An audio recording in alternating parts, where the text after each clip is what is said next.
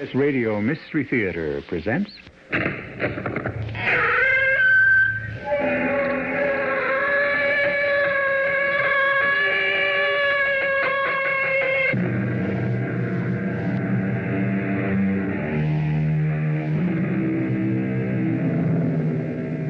Come in. Welcome. I'm E.G. Marshall. What is a fairy tale? Suppose we say it's a beautiful little story that could never happen. For instance, Cinderella. Impossible. Why? Because of suddenly materializing fairy godmothers? No. Because of pumpkins that turn into coaches and vice versa? Definitely not. All of these are perfectly reasonable. What makes the story a fairy tale is the fact that royal princes do not marry kitchen maids in real life. I want you out of this house at once. Oh, please don't. I have no place to go. That's no concern of mine. Get out before I throw you out. Oh, I hate you. Your feelings are of no account to me. I wish you a fate worse than death.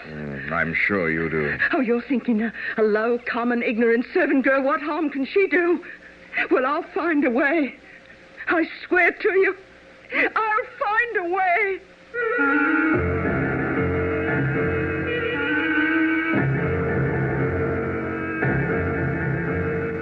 Our mystery drama, The Light That Failed, was especially adapted from the Rudyard Kipling classic for the Mystery Theater by Sam Dan and stars Mason Adams and Tony Roberts. I'll be back shortly with Act One.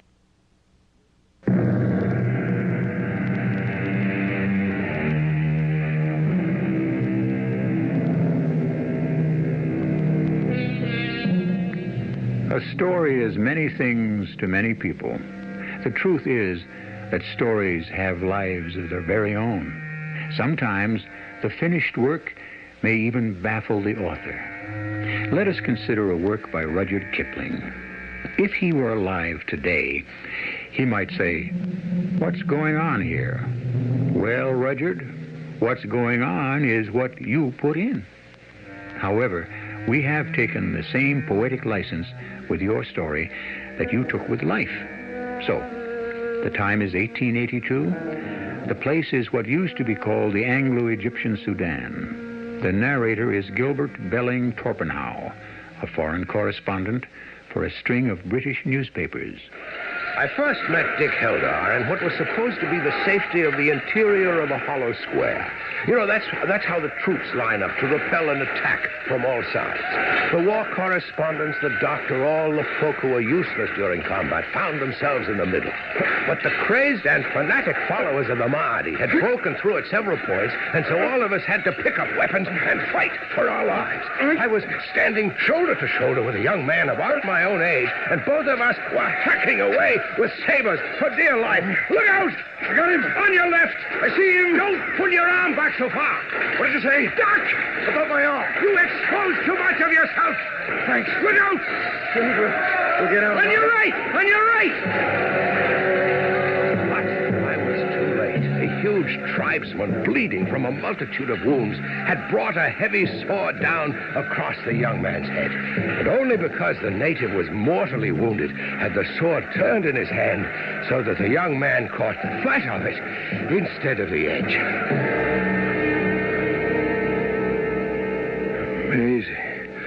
Maisie. Who's that, Maisie? Thank you, Maisie, for the drink and for tying up my head. Oh. Huh? What? You can thank me for the drink and the doctor for the bandage. Where am I? Where are you? Well, you're not back in dear old London, that's for certain. Oh, what happened? You are in the Anglo-Egyptian Sudan, near a hellhole entitled Suakin. What are you doing here? Gilbert Belling Torpenhow, special correspondent of the Southern Newspaper Syndicate. Oh, is it? Well, could they have a war without the likes of me?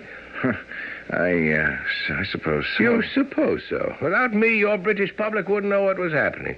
And what they don't know doesn't exist. Ergo, quod erat demonstratum, or whatever. Without me, the war wouldn't exist. Oh, you're the Gilbert Belling Torpenhow. Guilty as charged, but you must call me Torp. And what shall I call you? Dick. Dick Helder. Well, you're not a soldier. You're not a correspondent. What are you doing out here? I'm an artist. Well, then, why aren't you back in a studio in London drinking champagne with nude models? I want to paint the war. Oh, I hope my head's going to stay on. I wonder if I can get up. Well, the doctor says you shouldn't try for a while. Oh, there. Oh, it's still there. What? My bag. Look inside. You'll find some sketches. I looked, and I saw, for the first time, I was the first to see the war sketches of Dick Helder. I'm not a critic, far from it. But what I saw, I knew was good. Not just good, but great. The man was a genius, because this was the war. This was the truth. A star shell bursting above the camp. A slave now being captured by a British gunboat. A single soldier lying dead in the moonlight with his throat cut. Dozens, scores of sketches, drawings, watercolors, sanguines. It was the war and the men who made it. At rest, at work, drinking, fighting, killing, and being killed. Yes, this was the war.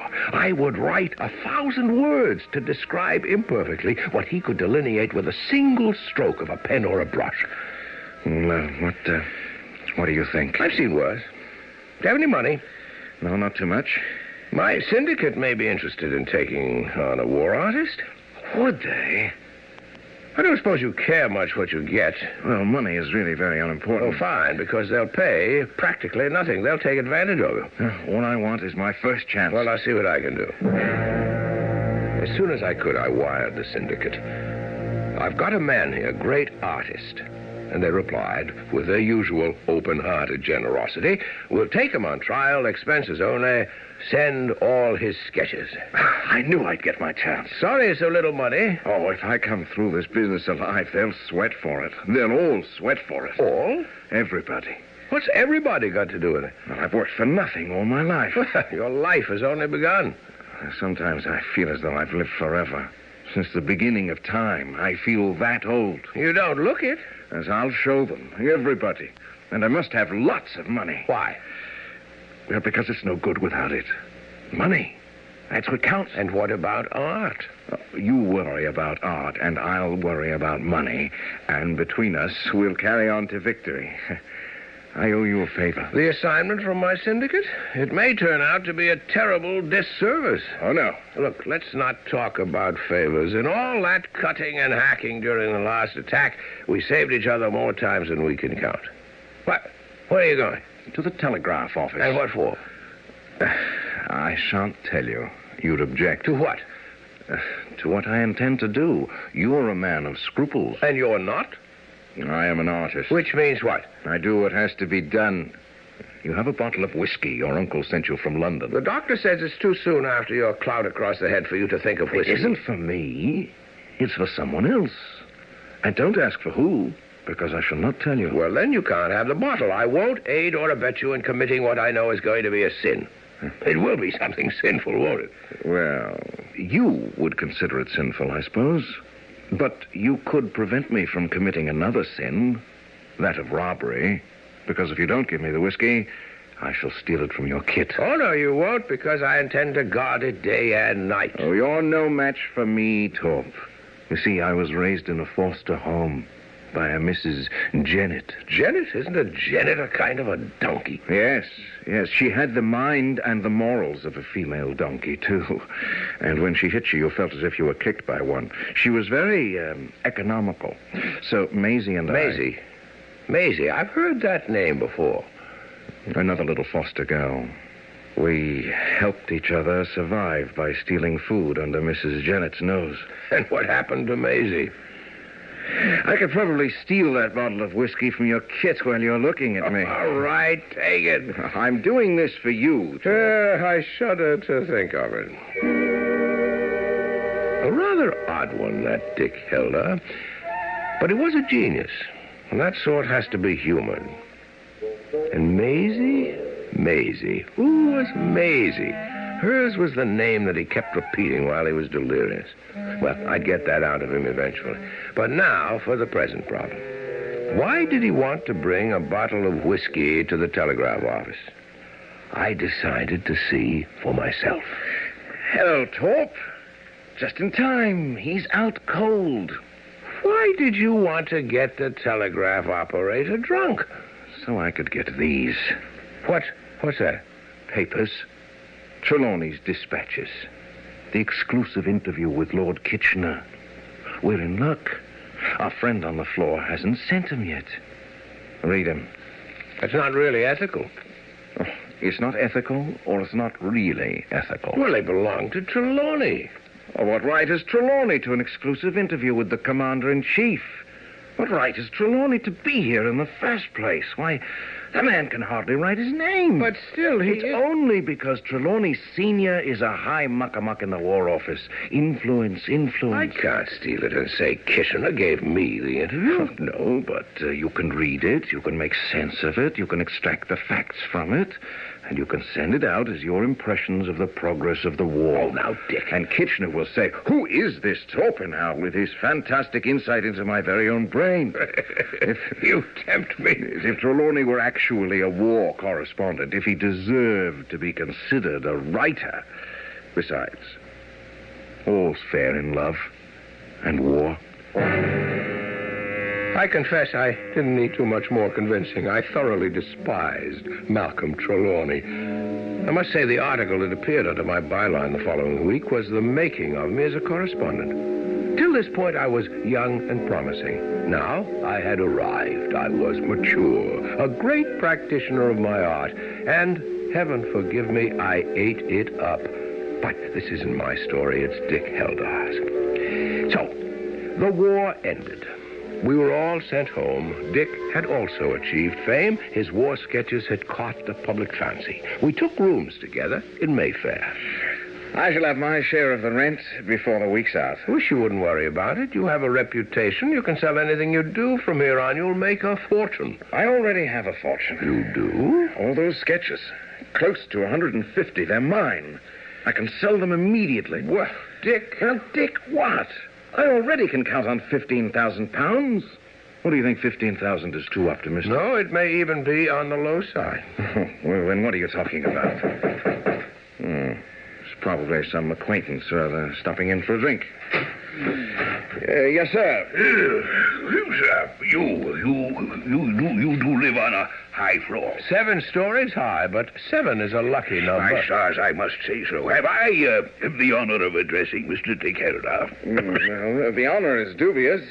Enter. My name is Hubertus Valdemar. I am the head of the Southern Newspaper Syndicate. Ah, a man I most devoutly wish to see. Have a chair, Mr. Valdemar. Valdemar, V-A-L-D. Yes, that's what I said, Valdemar. This is Mr. Torpenhow. Ah, yes. I also admire Mr. Torpenhow. How do you do?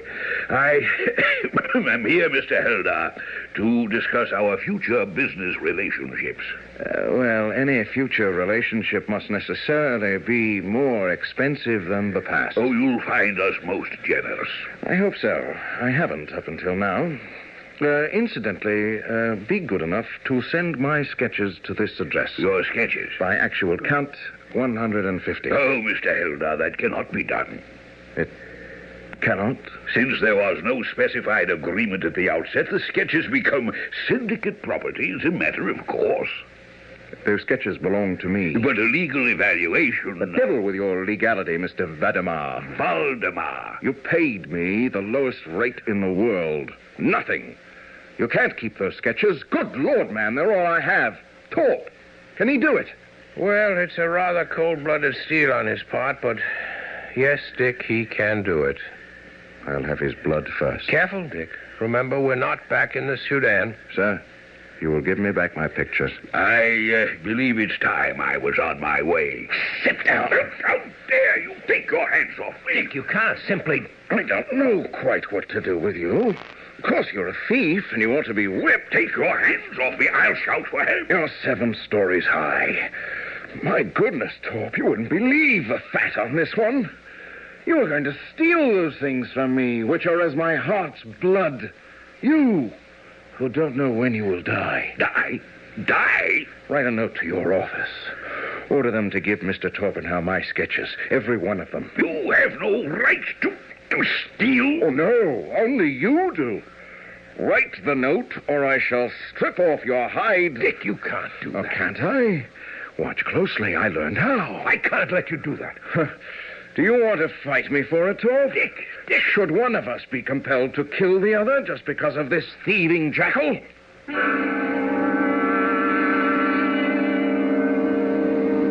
Who knows? But it's precisely on such random, unforeseen twists of fate that sudden violence and death flare up without warning.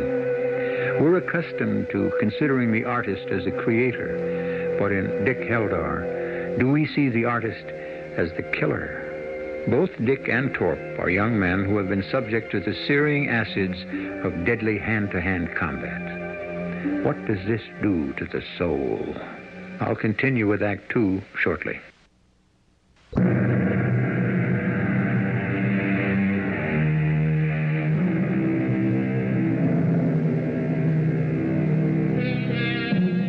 To whom does the work of art belong? To the man who made it, or to the man who bought it? This is a question that has occasioned considerable grief in this world, and is about to add a bit more as we resume our drama. Dick Heldar, the painter, wants his pictures. Mr. Valdemar, the publisher, claims he bought them. An old argument. But a razor-sharp knife has appeared in Dick's hand, and we may have a new solution to the problem. He'll kill me, this maniac. He'll kill me. I must remind you once again, Dick, we're not back in the Sudan. Oh, we're always in the Sudan, Torp. Here the violence is better bred, hidden deeper, camouflaged more cleverly. But where is the real difference? Torp, as a friend, you have to help me. I can't help you kill him. Oh, I can do that alone quite nicely, thank you. Don't kill me. Don't kill me. Oh, of course not. Hand him the pen and paper, Torp.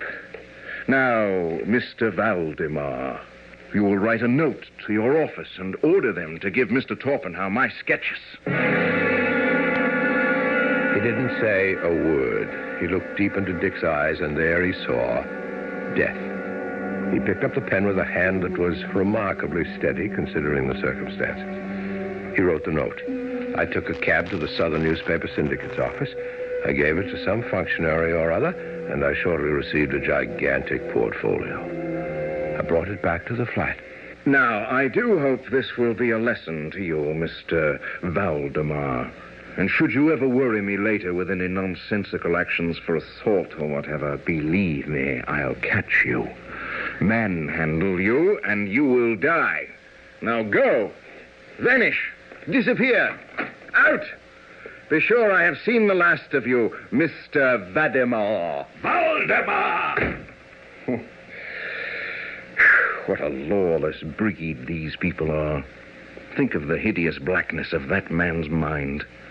Have you all the sketches, Torp? Exactly 147. Well, that's close enough. Dick, I must say you begin well. He was interfering with me, Torp.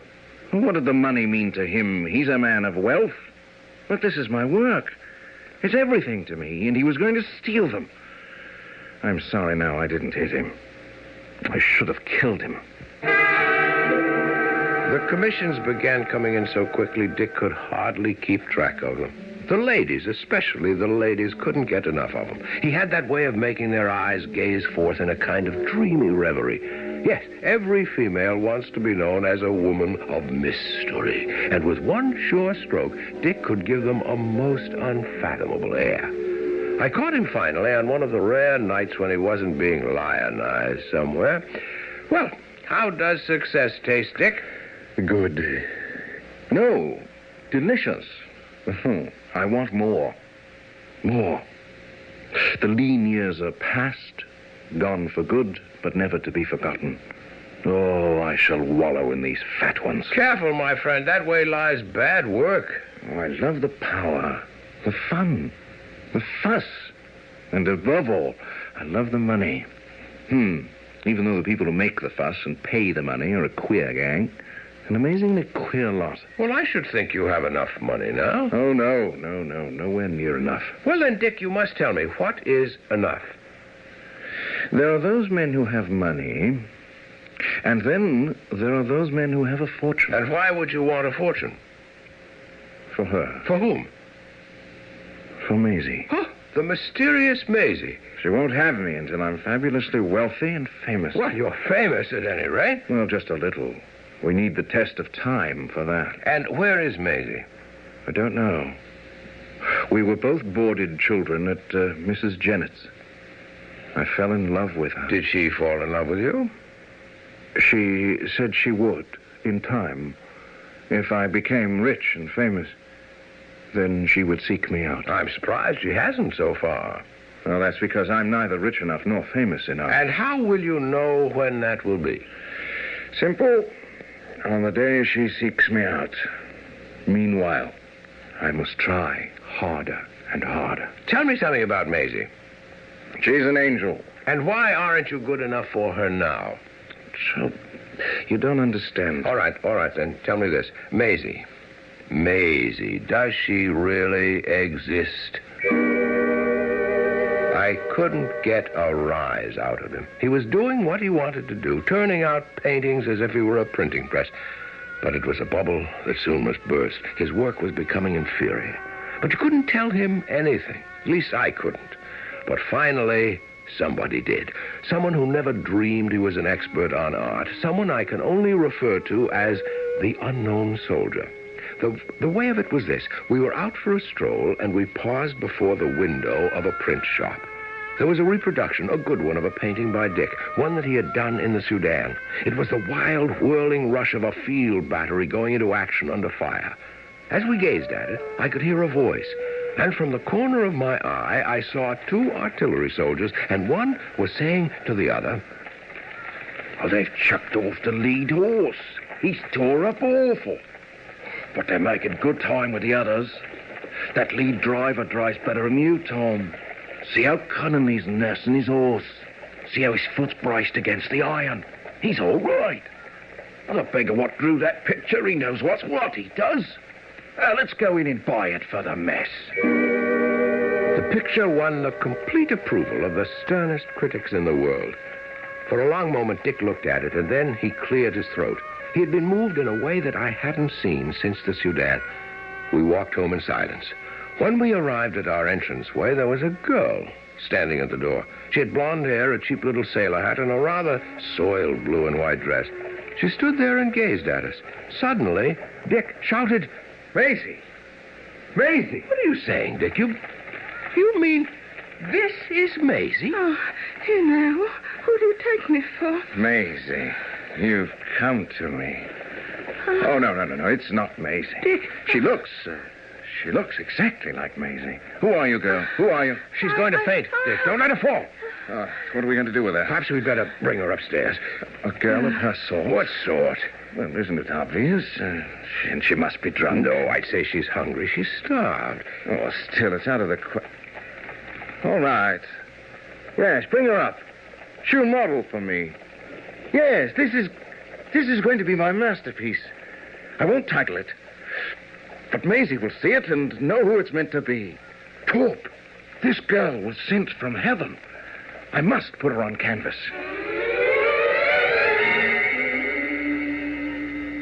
Are you feeling better? Oh, yes, thank you. There aren't many gentlemen that are as kind as you are. Thank you. When did you leave service? Oh, well, how'd you know I was in service? Well, you're scarred and chapped hands. Oh, I didn't like it. Turn your face to the window. What for? Because I say so. Listen to me. I'm an artist. I want to draw your head. What for? Because it's pretty. Huh? That's why you shall come here 3 times a week, and just for sitting still, I shall give you 3 quid each Friday. Just for sitting still? Nothing else? What's your name? Oh, Bessie. Bessie Broke. Stone Broke, if you like. Oh, what's your names? Oh, but no man ever gave me his real one yet. And the next time you come, Bessie, you needn't wear that paint. I have all the colors you're likely to need. Now, here's a sovereign to keep you. A sovereign? For me? Yes. And you be here tomorrow. Understand? Now, off with you. Yes, sir. Oh, yes, sir. You think she'll be back? Of course. She smells money. And Torp, you're not to think of her as a woman. She's my model. Nothing more. Oh, yes, sir. I will, sir. I said earlier that this is Dick Heldar's story. Well, it is. But part of it is mine. Bessie came back the next day, unpainted, clean. And when she found out that all she was expected to do was merely pose, a new light came into her eyes. And finally, one day she said, Oh, it's too much money for sitting and doing nothing. No, you just sit there quietly now. Can't I be doing something with my hands? Keep them folded in your lap. I know. I meant your socks. Yours and Mr. Torpenhow's. And that's where it all began. She not only mended our socks, she did our clothes, she dusted the rooms. Indeed, she hated to go home. She kept finding things to do. Dick treated her like dirt. That is, he never noticed her, except as a model. But I couldn't help noticing how attractive she really was. How tender, how sympathetic. Dick would finish painting and go for a walk, but I would be in my room, writing. She would knock timidly and come in, ask me questions. So wanted to improve herself. And something was happening. Happening to me. She's only a girl from the slums, no breeding, no education, yet I couldn't help thinking that no other girl had ever really moved me. She sensed it. One day we were alone in the house. She brought me my socks, and as she handed them to me, and her fingers brushed against mine, before I knew it, she was in my arms. We were holding each other tightly, and we kissed. Bessie. Oh, sir. Sir, it isn't right for me to let you, but I can't help it. You're so kind. Bessie, I do feel great affection for you. Oh, sir. But, Bessie, I could never... Mr. Torpenhow, I'm not asking you to marry me. I know my place, but couldn't you take and live with me till your very own Miss Right comes along? I'm only Miss Wrong, I know. I could never be anything else, but... Oh, I'd work my hands to the bone for you. I'm not ugly to look at, you know. I'm so lonely. Oh, please say you will. What? Come in here. I need you. It's Dick. Oh, what does he want? He wants to see me. Oh, tell him you'll see him later. Oh, don't go to him now. Please, he'll ruin it.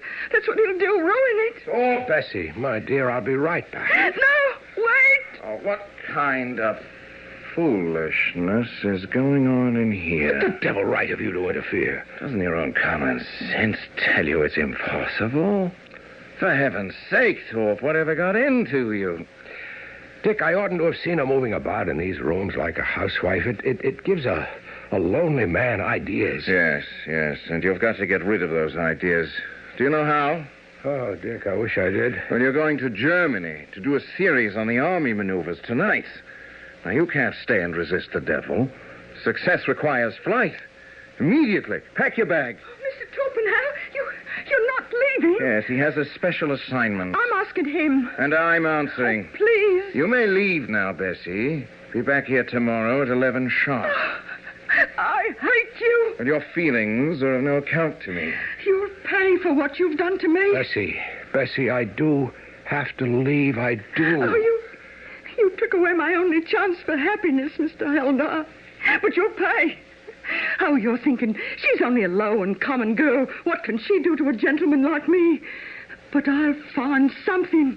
I'll do something. Something worse than death. It doesn't matter who or what the woman is. If she threatens vengeance, take her seriously. For women excel at this particular game. And before the third act is over, she will have found her revenge. A diabolical revenge that will be something worse than death. Let's all prepare for it. And I shall return with it in just a few moments.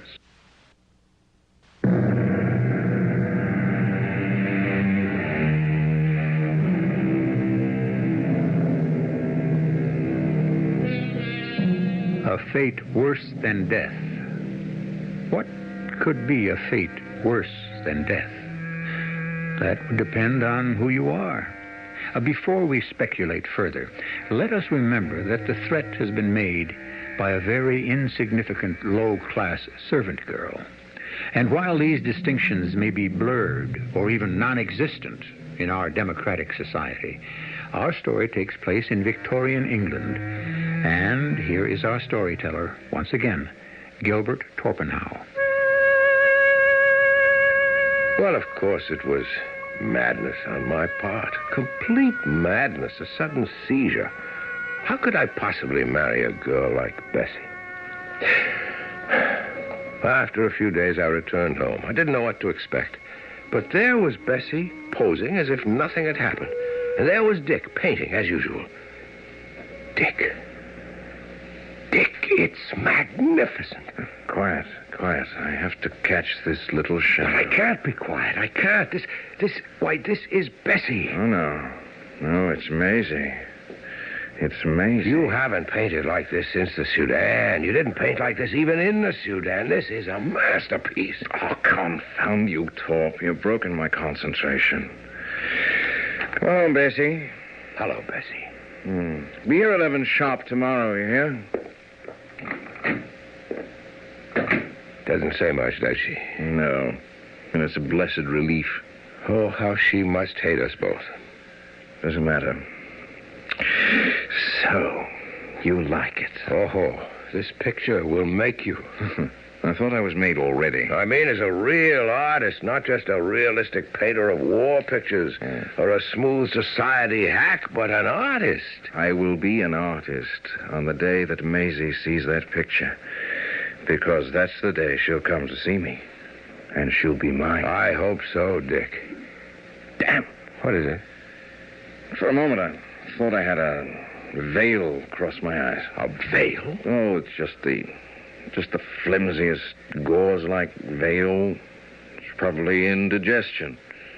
Indigestion does that. Hadn't you better see a doctor? I don't have time. Nonsense, man. You must make time. He would never have gone on his own, so I made an appointment with a doctor, a specialist.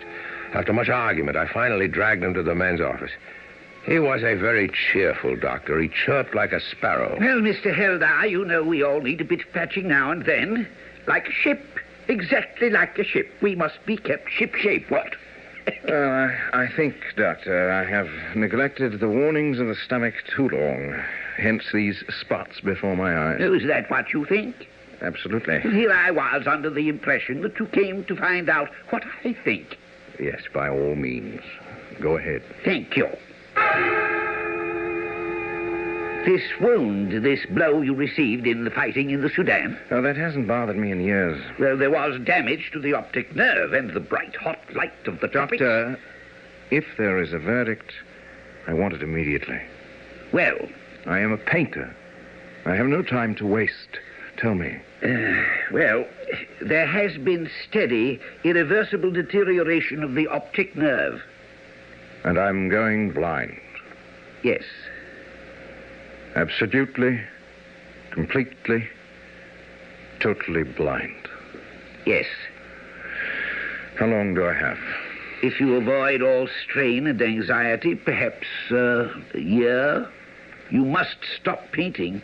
The strain of the close work it requires. I see. I must stop painting in order to keep my sight a little bit longer. Yes. What good is my sight if I can't paint? All the way home, we didn't say a word. We simply didn't talk about it. We couldn't. When we arrived at the flat, Bessie was waiting as usual, silent as usual. Dick picked up his brushes and began to work. Are you almost finished with it, Dick? Oh, yes, I have just enough time for that. It's simply a great piece of work, Dick. Oh, these past few weeks, it seems I've never seen color so clearly and line so sharply. I suppose It's like a candle which burns out.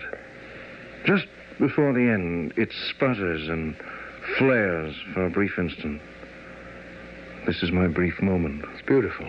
It's beautiful. And it's Bessie. No. It's Maisie. She'll see it. That's what I live for now. He painted for a few moments longer, and then he put down his brushes. His face had become lined with fatigue. Now I noticed the lines about his eyes. He tired so easily. He stood staring at nothing for a moment, and then... It'll be enough for today. Bessie, I want you back here tomorrow morning at 11 sharp. So, I think I'll lie down before dinner. How have you been, Bessie? Huh? As well as can be expected. I wonder that you came back after the shabby way both Mr. Heldar and I have treated you. Well, the wages are good. Girl in my position can't afford to be particular. He's going blind, ain't he? Yes. Well, he can thank me for it. Or curse me for it. You? I wished it on him. As I prayed for it to happen to him. What else could be a fate worse than death for an artist? I went to church and on my knees I prayed for it. I'm sorry to disappoint you, Bessie. It wasn't your doing. How do you know? I was there when it happened, in the Sudan. A blow across the head damaged the optic nerve. Yes? Well, I'll think of something else. You had better go, Bessie. I saw her standing there furious. Her face was ugly. Whatever the spell was she might have cast over me, it was broken, and for all time I was free of her. And soon, in a day or 2 or 3, Dick would be finished with the painting, and he would be free of her, too. I must tell you what happened. A week later, I was writing in my room when I heard him call to me. Torp, come in here, quick. Look, Torp. Look, it's finished. It's really finished. Oh, Dick, it is marvelous. It's your masterpiece. Oh, the colors. Tell me about the color. See for yourself. They're remarkably brilliant. I can't see for myself. I can't. Dick. I'm blind, Torp. I'm completely blind. I drew the last stroke of the brush as I signed my name, and the light left my eyes. The light failed. It failed me. Oh, Dick, how can I? No tears, only blindness. We've seen worse, haven't we, old friend? Will you sort of guide me to my room and help me to lie down? I'm not used to being without my eyes just yet. Oh, Bessie, we're finished. Torp, write her a check for £20. £20? Yes. She was a good model. Come, I have the checkbook in my room. Goodbye, Bessie. Goodbye, Mr. Heldar. Come, Thorpe. I must lie down. I'm so tired. Oh, that's it, Thorpe. Oh, I can stretch out. It's so good to know it's done. Now, look, tomorrow, you're to take it to the Stetson Gallery. Yes, of course, Dick. Word of it will get to Maisie. I'm sure. And cover the picture. Yes. Oh, wake me for dinner. We must celebrate. Champagne. Yes, of course. I left him sleeping on his bed and walked back into the studio. I stood in the doorway and looked at the painting. For just a moment, an isolated moment, I refused to believe what I was seeing. She was standing there with a bottle of turpentine in one hand and a palette knife in the other. She was throwing the turpentine onto the picture and scraping away with the knife. And then, like one awake suddenly from a trance, I ran to her. But it was too late. Even as I grabbed her hands and knocked away the bottle and the knife, I could see the painting was formless, scarred, a muddle of crazy colors. I was ready to kill her. You raise a hand to me, and I'll scream. Scream away, you slut! I'll scream what I've done to his precious picture. He'd like that, wouldn't he? Why, you... He must never find out, right? Never. could you do Why that? not? I said I wished him a fate worse than death. Well, maybe he don't know it, but he's got it. He's got it. And what have you got, you poor demented creature? Oh, you What'll couldn't. become of you now? You'll go back to the gutter. He said you was to give me £20. Yes, I will. And when that's done, I'll find another gentleman. will you? I'll still have my looks. Do you? Look. Look at yourself in the mirror. Go ahead. Look. Oh, no. What happened? What happened to me? What happened to the picture? A twisted, ugly mass.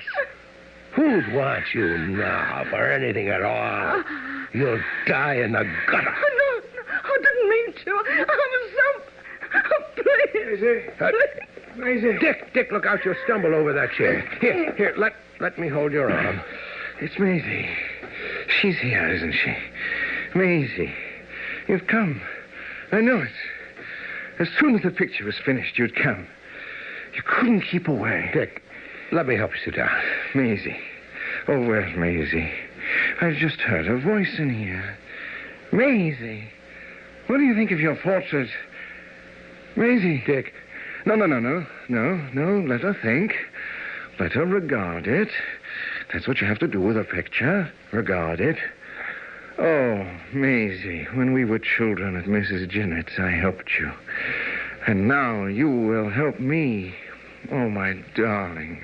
I have enough money. Enough to keep us happy for the rest of our lives. Maisie, I'll be so good to you. And you'll be so good to me. Maisie, speak to me. Say you will. Say it. Say that you've come to me at last. Oh, Maisie, I've waited a lifetime for you. I'd all but given up hope. But I knew if I poured out my soul over this portrait, you would come to me. Tell me you've come to me. Tell me. Yes, Dick. I've come to you.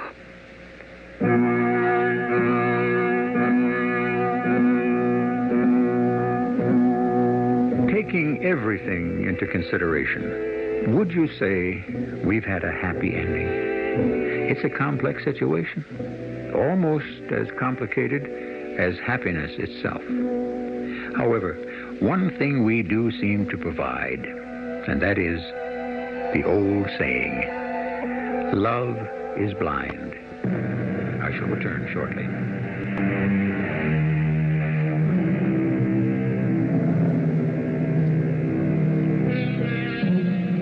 We said this would be a fairy tale, and it is. The handsome prince, and Dick was certainly handsome, and a prince of painting, at any rate. He did marry the little servant girl. At least I think they married.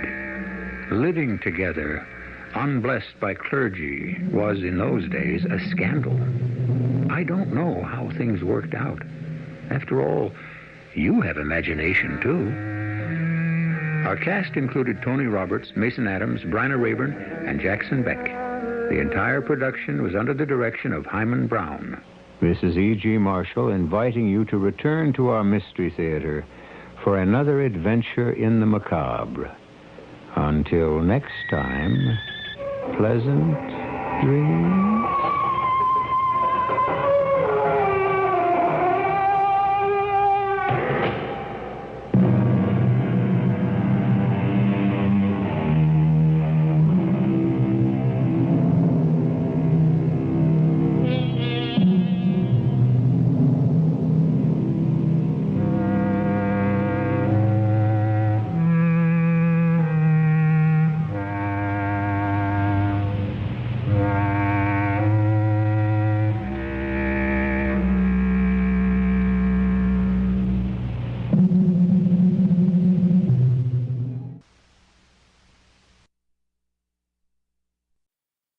The CBS Radio Mystery Theater presents...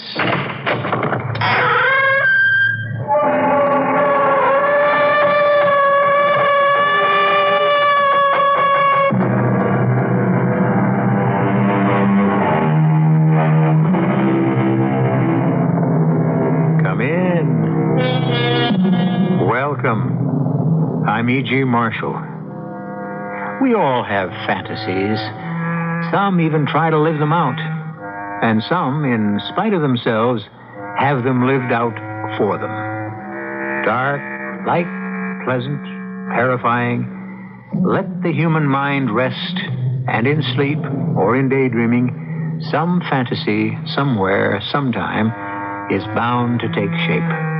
Pleasant or unpleasant. Few of them come true, but every now and again... Come on, Mervyn, you're not sore at me.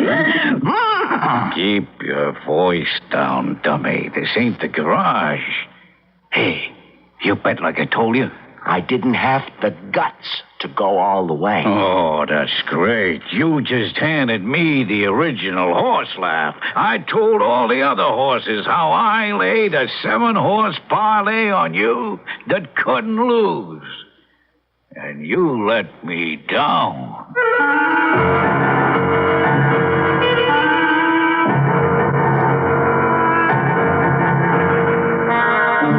Our mystery drama, Straight from the Horse's Mouth, was written especially for the Mystery Theater by Ian Martin and stars Robert Morse. It is sponsored in part by True Value Hardware Stores and Buick Motor Division. I'll be back shortly with Act One.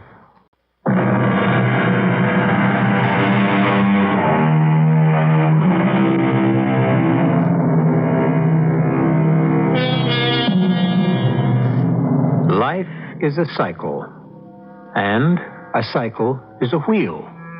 And if the wheel turns often enough, life can be rather dull.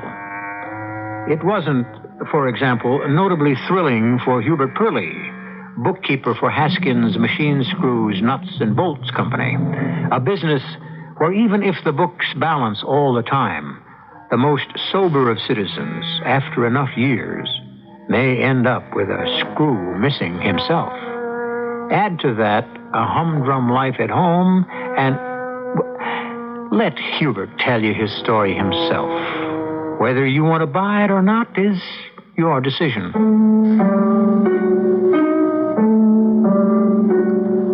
There's a saying in our business, stay bolted down in it long enough and you're bound to go screwy. I used to laugh at it when I first started in because I thought it was funny. All these years later, I wouldn't be too sure. Anyone who has someone like J.D. Haskins for a boss doesn't come up thinking anything is very funny. Hurley! Oh, damn it! Hurley! Miss Pratt, didn't I? Oh, there you are, Pearlie. Yes, sir, Mr. Haskins. Here I am. Well, come in. Where you been? When you called me, I was there, and I came right to here. Well, where's there? I was checking the inventory. Why? According to the Drisbone Company, they were short several nuts on the last order. Well, they're luckier than I am. On staff here, I have too many. That's quite funny, well, sir. I'm glad you think so, because I don't. Oh, if you don't think so, I don't either. I thought it was a joke, Mr. Haskins. Well, I don't make jokes, Pearlie. Now, you ought to know that by now. I guess I should. Well, I'm going out of town for a few days, and this weekend, to drum up some business so we can all keep body and soul together. I'll be missing a few days till Monday, and I am trusting you to keep your eye on things. Now, I'm leaving things in your hands. You'll take care of the payroll and the bank deposits, huh? Yes, sir. Yeah, and don't forget that Friday is a holiday. Thank heaven there's someone in this business I can depend on. Well, that's all, Pearlie. I'll see you Monday. Almost everything Mr. Haskins says is like a threat. Even just, see you Monday. Everybody is in awe of Mr. Haskins, even our foreman, Sid Wenzel. That loudmouth. So he's going to give our ears a rest for a couple of days, huh? Why, Sid, how can you talk that way about Mr. Haskins? You notice I keep my voice low and mellow so it don't carry? You didn't answer my question. Well, just today and tomorrow. Friday is a holiday, remember? Remember? It's the only one around here I remember since last Christmas. Do we get paid? He's authorized me to disperse wages. Never mind the fancy bookkeeper talk. Check or cash? Why, cash, just like always. Okay, now I can relax. Don't forget the combination of the safe now. Don't worry. I wouldn't dare go back to Beatrice without my pay. I was you, I wouldn't dare go back to Beatrice. At all. Ever. Beatrice is my wife. Well, what am I going to say? You got to understand Beatrice to love her. I found out. And her mother, Bertie, that's her mother's name, owns the two-family we live in. It's in Astoria. It's a semi-detached. I don't know why they call it that, since it's right in the middle of the whole block, and you have to drive around the ends down a very narrow driveway to get to the garage, if you got a car, which we don't. Bertie lives down, and we're up.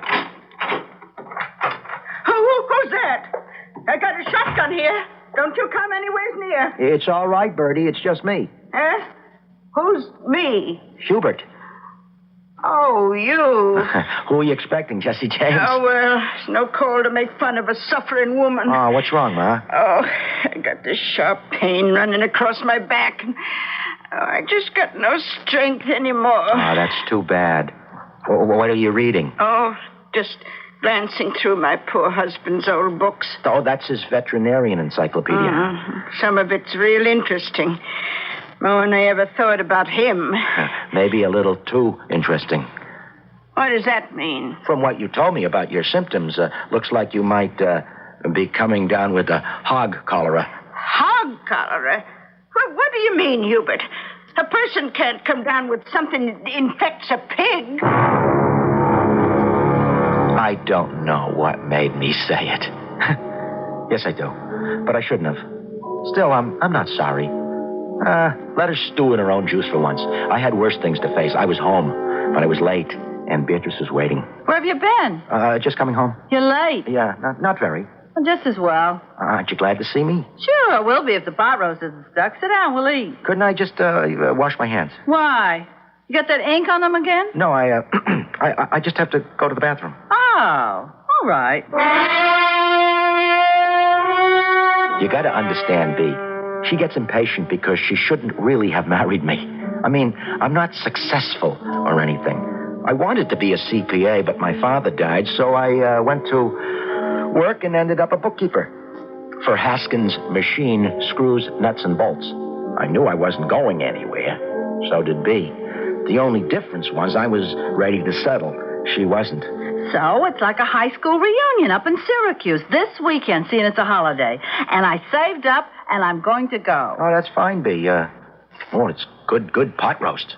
Tastes like it stuck to the pot. Well, we had to wait for Hubert. So did the potatoes. Oh, hush, Ma. It's not that bad. Now, listen. You get home on time Thursday night with your pay because I got to leave first thing in the morning, and I'll need the cash. Sure. When will you be back? Maybe never. You're kidding. Why? You'd like that? Oh, no. So, okay. Now, be a good boy, and you have nothing to worry about. I wish I could go with you. To a girls' reunion? That's why he wishes. Oh, hush, Ma. Now, honey, you know we got over 1,000 saved up in my bank account. We'll take a vacation soon, the two of us. And leave me alone? Oh, I'll stock up on TV dinners. You won't go hungry. Okay, so everyone's paid off. You all ready for the big weekend? After I close the safe. You said your wife was taking off for a couple of days? Yeah, I've got to get right home with my pay. What are you doing the rest of the weekend? You know, I don't play poker. No, I wasn't thinking of that. Or the horses. They ain't running tomorrow. But you used to go for the GGs before you were married. The horses, yeah. That was a million years. B cured me. I wasn't thinking about betting. Well, what then? Did you see the paper this morning? I don't read the racing. No. I meant the story in the journal. What story? Hume Pidgeot died. And today they're selling off all his racing stable. You know, pretty fancy boy went for $750. $750? What are you, crazy? $750,000. You're putting me on at auction? You said it. And another went for $400,000, and $350, a couple around $300. They were all like that. Boy, I would have loved to see any horses worth that much. Look, I was thinking the auction's still going on tomorrow, and it's open. So what do you say, you and me, if your old woman is taken off, we go have a couple of beers, watch the fun, and maybe dream a couple of dreams. Oh, what dreams? Hello, like you and me could put in a bid and maybe beat the game the way us small guys never do. What's that mean? Well, look, we can pretend maybe that we bid in on some filly, you know, or some 2-year-old. Then we have a ball watching the racing results and figure out how we might have become millionaires. What do you say? You want to take a whirl? Might be my only chance. Even my last chance.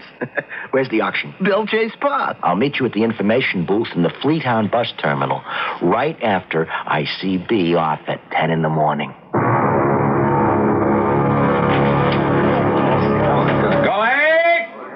Going, and go.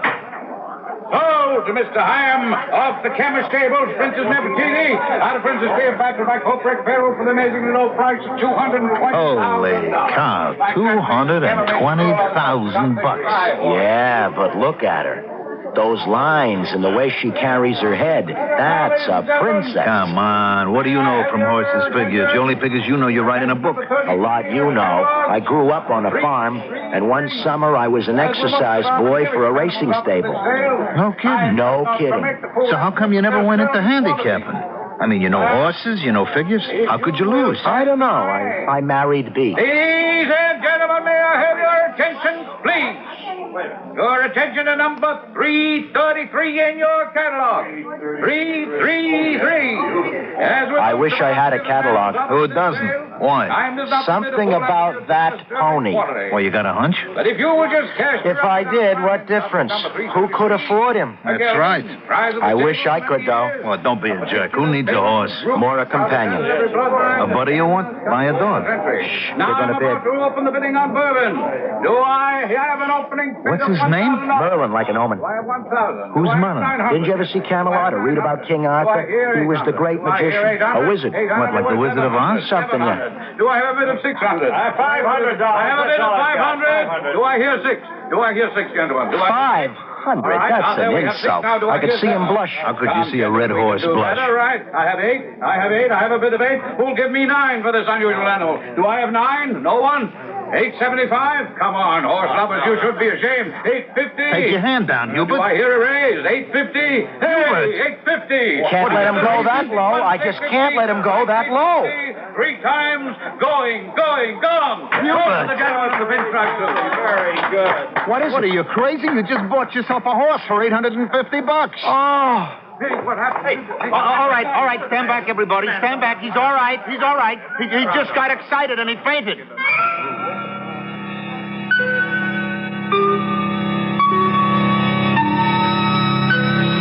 Who of us who have attended auctions have not had that irresistible urge to make a bid just for the vicarious thrill, feeling safe that someone will bid more?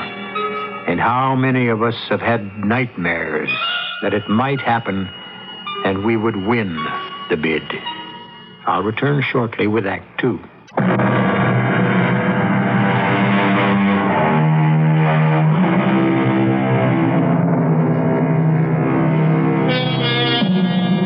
So here is Hubert Purley, bookkeeper, suddenly owner of some 1,200 pounds of horse, but what at the moment is an even more important figure, an ower of $850. Hubert Purley, who has fainted not only from his temerity, but from the sad but certain knowledge that his entire capital is $3.40 and 1 bus token. All right, everybody, all right. It's all under control now. Just give him some room to breathe, huh?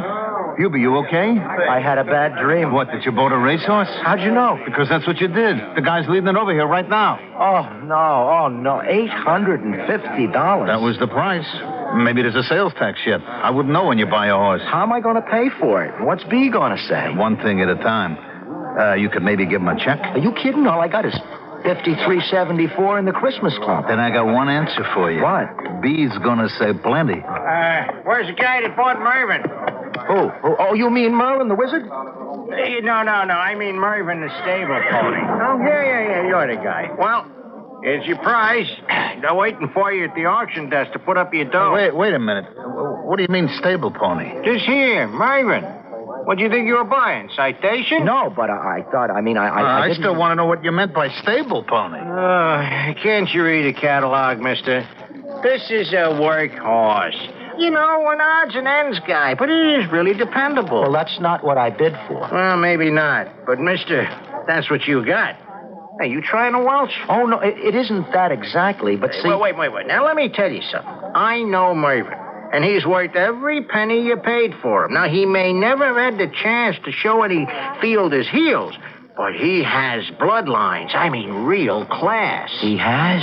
You ain't just a whistling Dixie. You know, you got a rig to pull him away? No. Well, you better hot foot down the stringers and hope he has a trailer left to hook onto your car. How much will that cost? How far you going? Just, like in the neighborhood. No sweat. I'll run Mervyn here back to the stables. Now, you get your transport arranged, you get your receipt, and I'll be all ready to help you load him, huh?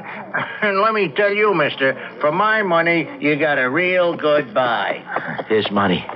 What am I going to do for... Hey, wait a minute. Sid, I got money. Hold down the fort. I'll be right back. I was clear out of my mind, of course, but suddenly life had thrown a challenge at me. And with B out of my hair, out of town, I wanted to live up to it. Besides, I was stuck. I had bought something for which I had to pay or suffer the consequences. I wasn't stealing Mr. Haskins' money out of the safe. I was only borrowing it. $1,000 to cover buying Mervyn, renting a car, a horse trailer, contingencies. I had that much in the bank. Well, not under my name because I'd given all my money to B. Still, it was my money. I wouldn't worry right at the moment just how I was going to explain what or why. I had spent it on Mervyn.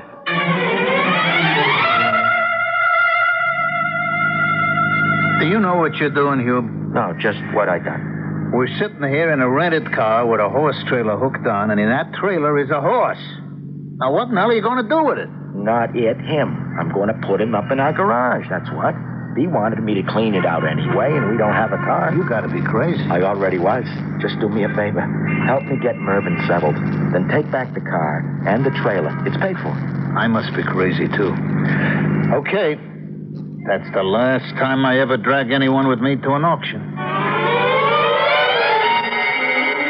I must say, Mervyn seemed to be taking it all in his stride. Honest to Pete, I swear he winked at me. I got the 4x8 plywood panels I used for a picnic cookout table to put on the concrete floor and a bucket to put some oats in.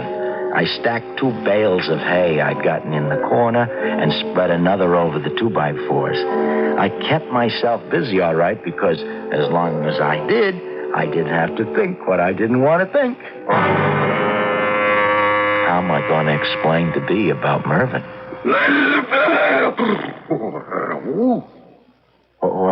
What'd you say? It's all beginning to get to me. I thought I heard you say something. Did you? Hubert?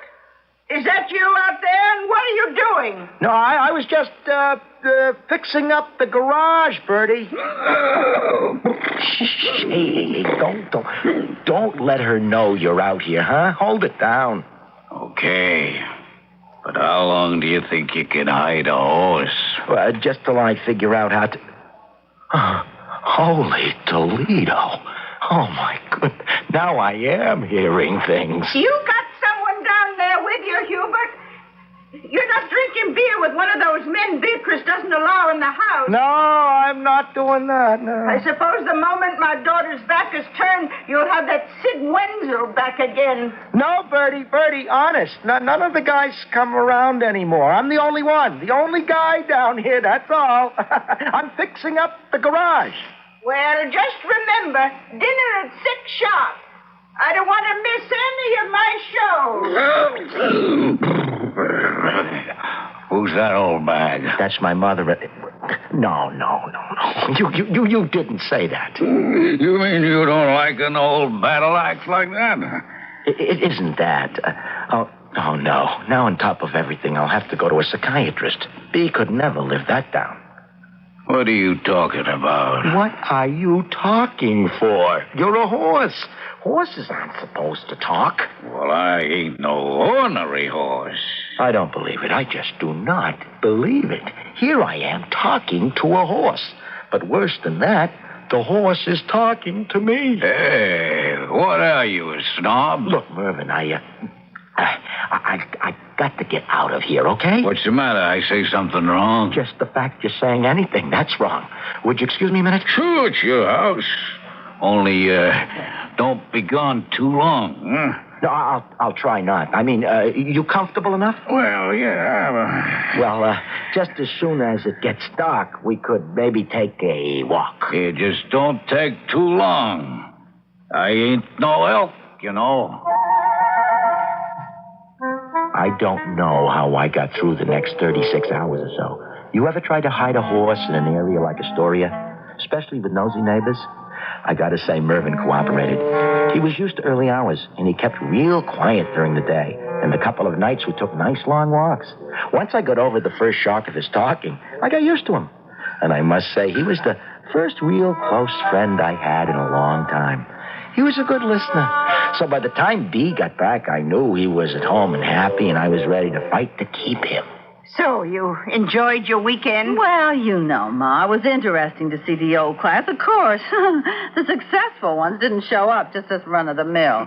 Why don't you ask her what she means by that, Hubert? I don't know what you mean, Bertie. Oh, you know what she means. She means my classmates who married well. Oh, like you didn't? I didn't say that. What did you say? I'm not arguing. I just say it was interesting. I wouldn't have missed it for anything. A special time. So, what went on here while I was gone? Nothing. Same as always, you know, more or less. More or less. What does that mean? Ask him. All the comings and goings in the basement. I gotta go watch TV. Thanks, Bertie. You don't ever get away with nothing with me around. What does she mean by that? Well, there's something I have to explain about this weekend. I knew it. You dragged in all that cruddy bunch of friends of yours you used to run around with drinking beer and... Could we just talk about this calmly?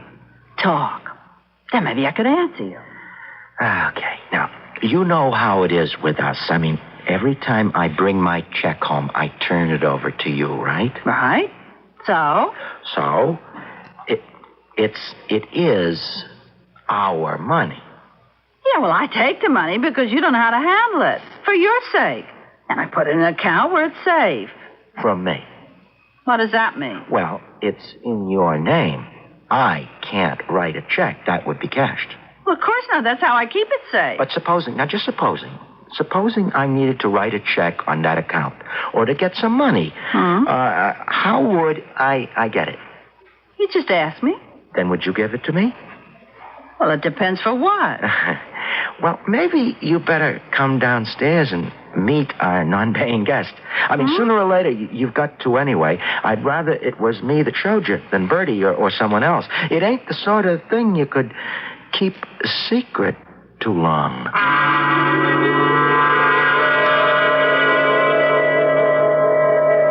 I can't believe my eyes. That's a horse? Well, strictly speaking, he's a pony. His name is Mervyn. Well, I don't care what he is or what his name is. But I wanted to introduce you. Introduce me to an animal? Are you soft in the head? Mervyn, I'd love to have you say hello to my wife. This is my wife. Mervyn? You have been drinking. Hubert, you know what you're doing? Just trying to have Mervyn say hello to you. Look, I want that dirty, smelly animal out of my mother's house by tomorrow morning. Now, just a moment. There's some problem. Like what? Well, like I bought Mervyn for $850. And yes, it cost pretty near $1,000 with transport, hay, and all like that to bring him home. What did you use for money? Well, yes, money. I borrowed it from the machine screw nut and bolt factory. $1,000. But I have to have it back there first thing Monday, tomorrow morning. And where are you going to get it? Well, you have more than that in the savings bank. And you expect me to give it to you? It's my money. I gave it to you. To invest, to take care of. Right. So Mervyn's an investment I made. I need it for him. I'm not going to give it to you. If you don't you... I'm going to jail. Oh, Hubert, I can't believe you. I can't leave you alone for a minute, but you get into trouble. I didn't mean to, but Mervyn was in trouble, too. He needed a home. Right, Mervyn? What are you looking at that dumb horse for? You expect him to speak up for you? I thought maybe... I think maybe you don't think. Oh, okay, we'll go to the bank tomorrow and draw enough to cover whatever you stole. Borrowed. What you took from your boss. Then we'll get rid of Mervyn or whatever his name is. I can't keep him? For what? He's a friend. We're companions, like. I'll give you a choice, Hubert. Me or that mangy horse. Now, don't stretch your brain. Just remember, at least me you can talk to. Don't feel too bad, Hubert. She don't know I can talk. Let me tell you something, Mervyn. I think you're a great guy, but you got your limits, too.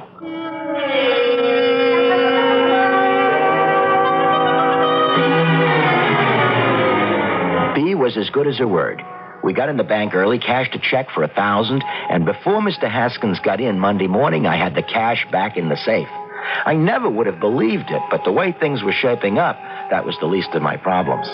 Now, what was I going to do about Mervyn? I took the most direct way, and at lunch hour, I went home to lay all the cards on the table.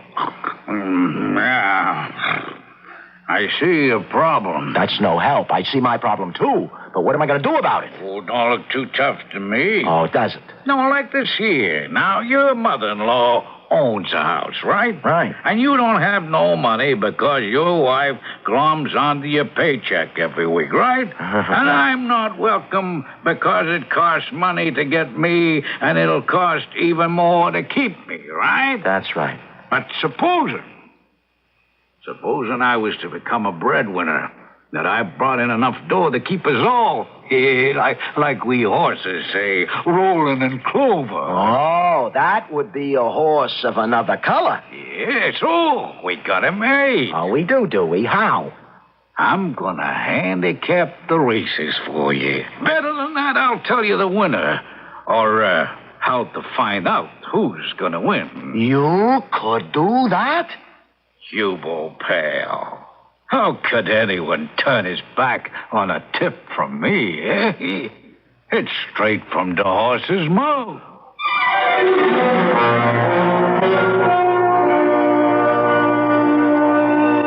So, Mervyn has suddenly turned from a liability to an asset.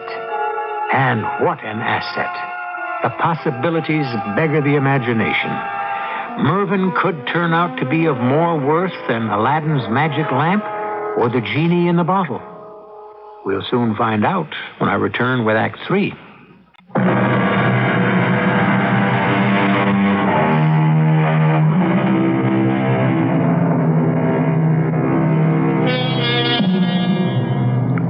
At Mervyn's request, Hubert has sneaked upstairs to find the morning paper, carefully avoiding Bertie's beady eye and his wife's more formidable nose for anything so wildly out of the ordinary as Hubert being home at midday.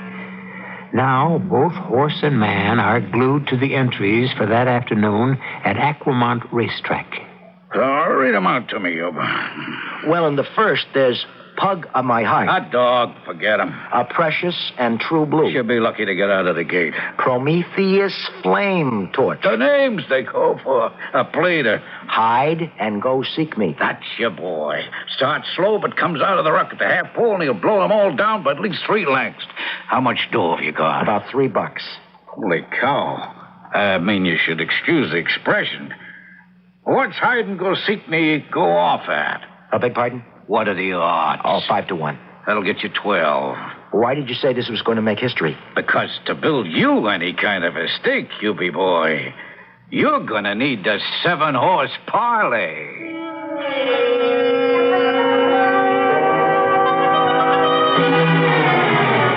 Oh, you got it all straight, huh? I guess. First race, I bet $2 on Hide and Go Seek Me to win. That gives me 12. Second race, I bet the 12 on Princess Handmaiden at 14 to 1. That brings me 180. Third, I go to the paddock. Answer it, and look for the horse with the blue and gold silks up. As he passes you, you say, Myven sent me, right? Then you tell him the name of the 3 horses I give you already. When you name the right one, he's going to give you a big wink and you know the fixes in. That's the horse you bet. I got it written down. Fourth and fifth and sixth. What's the matter? Well, you know how it is. I ain't been around the stables a few days. Now I ain't on the inside like usual, so maybe you should spread your bet. No. With you, let's make it simple. Pick any one of the three to show. It's a hedge, but you couldn't lose. And it'll hold your stake, even build it a little. Because for the seventh, I'm giving you a horse couldn't lose even if it fell down at the quarter pole. On 3 legs, it'd still get up and left the field. You sure you know what you're doing, Mervyn? I'm helping you win enough money to become like maybe a millionaire. Supposing I should lose. So what did you blow? A lousy $2. We could start again tomorrow. I left straight for the track, calling in on the way to the office and reporting sick. I was sick.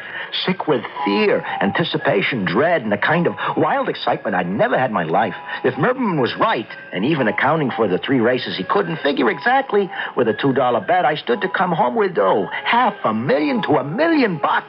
I want to tell you, that turned my blood to water. What would have turned my blood to water is if I had known what was happening back at Astoria while I was making the big fling. For heaven's sake, can't you give a person enough time to... Oh, officer. Something wrong? On a complaint of one of your neighbors. Said neighbor, by constitutional guarantee and local ordinance, not compelled to reveal his or her name, I am here with a plain summons for you, ma'am, to show cause what right you have to maintain livestock on these premises without a permit. You got one? One what? A permit to maintain livestock on these premises. If I don't? You're liable to fine unless you get it out right away. Officer, that's just what I want to do. But how do you get rid of a horse so easy? Well, how did you get hold of it in the first place? Oh, it's a long story. It was my husband's fault. He owns the G. No. As it happens, I do. I mean, he's in my name. I signed the check to buy him. Then you collect the fine. But I'm the one who wants to get rid of him, only I don't know how. Well, now, maybe you and me could make a deal, lady. I got me a cousin on me wife's side. You wouldn't believe what he does for a living. Well, I don't want to get mixed up in anything against the law. Lady, you're talking to a defender of the law. It's just that my cousin runs a horse and carriage by the Park Hotel. You know, so people could ride old-fashioned lovey-dovey stuff through Central Park. So? So he's got a sick horse, and he's looking to buy a new one. And you don't come by a horse all that easy these days. He lives right on the block. You want him to give your horse the once-over? Oh, well, I don't know. I mean, if you could take him off your hands now, I wouldn't have to hand you the summons. It could be a win all around. Why don't you come in, officer, and call your cousin? Maybe he could come right over. Like I say, I didn't know any of this because I was at the track. And after the second horse came in, I called Sid at the factory and told him what was up. I needed moral support. I mean, I was sick with excitement. And when he heard what was going on, he got sick too. And Mr. Haskins was out 2 employees. Sid met me, like I told him, at the $10 window just before the 4th race. Hey, Sid! Sid! Over here. Yeah. Hey, Rube, what do you say, old pal? How's it going? Oh, I can't believe it. Hide-and-go-seek-me came in first by 4 lengths, just like Mervyn said. What'd he pay? 5 to 1. Whew. I took my $12 and laid it on Princess's handmaiden on the nose. What were the odds there? They went up. She went off at 15 to 1. Wow, 12 times 15. Let's see, 12 times is 60. Rest your brain. 666 plus 12, 672. And then what? I held back $2 and rode the 670 on the next horse. And which one was that? That was Sandman Am A-Comin', like Mervyn told me to do. I got that from another horse. How was that again? Hey, the horses are coming out on the track. Oh, still plenty of time to bet. What'd you ask me? I said, how did you get a tip from another horse? Well, the way Mervyn told me to do. I went to the paddock, told this horse, Mervyn sent me, and asked him 3 horses which would win. He gave me Sandman Am A-Comin'. And he won? Well, he was the favorite, 7 to 5. Wow. So let's see, that gives you, you got 954 plus your bet. That makes 1,086. And you're only on your 3rd leg of a 7-horse parlay. That's why I needed someone for moral support. Why? The next 3 Mervyn couldn't handicap all the way. I mean, I got to bet to show. So even a horse could be wrong, and I could blow all I made. Right now, I'm even with the game. Yeah. But look, I'm looking here. If all 3 horses show, you figure to come out with at least $2,000. And the 7th race is at 90-1. You could become an instant millionaire. That's what's making me nervous. I mean, like, the first time. What are you talking? I mean, quit while I'm even. Like, tomorrow is another day, and Mervyn could handicap that for me, and I could get rich by easy stages. I don't know what it's... I'm superstitious, mate. Oh, you're yellow. Okay, all right. Wouldn't you be? I mean, in my place? I'm going to shut up. If I said go ahead and anything went wrong, leave me out of it. It's your decision. So I didn't have the guts. I mean, would you? I sat there like I was turned to stone and watched the last 4 races. All the horses Mervyn gave me won, placed, or were show. And in the 7th, you know, the long shot ran away with the field? I could have been a millionaire. But at least I had my first $2 and nearly 1,100 profit, and some of it sitting me blue on some beers, and then I went home. I'd called in sick to the office. I was sick, but I'd no idea just how really sick I was going to be. Well, I'd sure like to know where you've been, Hube. Phew, with a breath that's enough to knock over a horse. Don't mention horses to me. Where you going? Your dinner's burning up in the stove. I couldn't eat the way I feel. I'm going downstairs to see Mervyn. He's going downstairs to see Mervyn. Oh, my, isn't that a caution? He's going to see his boyfriend. What is that? What does that mean, Bertie? You finally blown your cork? If you think anyone's crazy around here, we all know who's the only one. You, talking to a horse. Who said I talked to a horse? You be? Well, I saw you trying to, and Bertie told me you were mumbling away down there talking to either the horse or yourself. Which doesn't make much difference. Just shows who's crazy and who isn't. For your information, that horse downstairs can talk. And if I'd had the sense to listen to him, we'd all be millionaires right this moment. Look, Hubie, maybe you better go to bed. Right to bed, and I'll get you a nice hot drink and call Dr. Schultz. I don't need Dr. Schultz or your advice or Bertie's sarcasm. First off, look, here's $1,000 to put back in the bank. Where'd you get that? At the racetrack, from one $2 bet, parlayed through 3 winners Mervyn gave me. If the both of you had only left me any guts, I'd have gone all the way and let him make us rich. I'm going right now to apologize to him. Wait a minute. Are you serious what you're saying? Today, that horse in our cellar could have made us millionaires. I didn't have the sense to listen to him, but you can bet your life I will not close my ears twice. Hold it, Hubert. No, ma'am. This is important. There's no sense going down there. Why? Mervyn isn't there anymore. Uh-huh. Well, I just wanted to stay out of trouble with the police. So I sold him. I called in sick again and headed into New York. 59th Street, just north of the plaza where all the carriages, rigs, and the tourists ride through Central Park and wait for business. It didn't take me long to find Mervyn. He was hitched up to a red and yellow hansom cab and chewing contentedly on a bucket of oats. His driver was off talking to some companion, so I could sneak up quiet and say, "Hey, Mervyn. Come on, Mervyn. You're not sore at me." Keep your voice down, dummy. This ain't the garage. Don't you want to come back? Tell you the truth? No. You sore at me? I ain't sore at nobody. The story just wasn't my bag, is all. You mean you like where you are? Sure. Easy work. Stroll through the park with a bird singing every now and again. Companionship. I mean, my own kind of people. And a lot of horse talk in between jobs. And a stable with my own kind of facilities. Sure. That suits me fine. Hey, are you in the box? You bet like I told you. Well, no, I sort of, I dropped out. I didn't have the guts to go all the way. You want to make me sick? I was telling all the other horses how I laid a 7-horse parlay on you, and you let me down. Oh, I wouldn't next time. You be pally, there ain't no next time. Anyone follows the G's knows that. For most, there ain't even a first time. So it's like marriage. You gotta figure our philosophies don't mix. Whether you go your way and I go mine. You wouldn't come back to Astoria. Hey, watch it, that crazy kid on the motorcycle.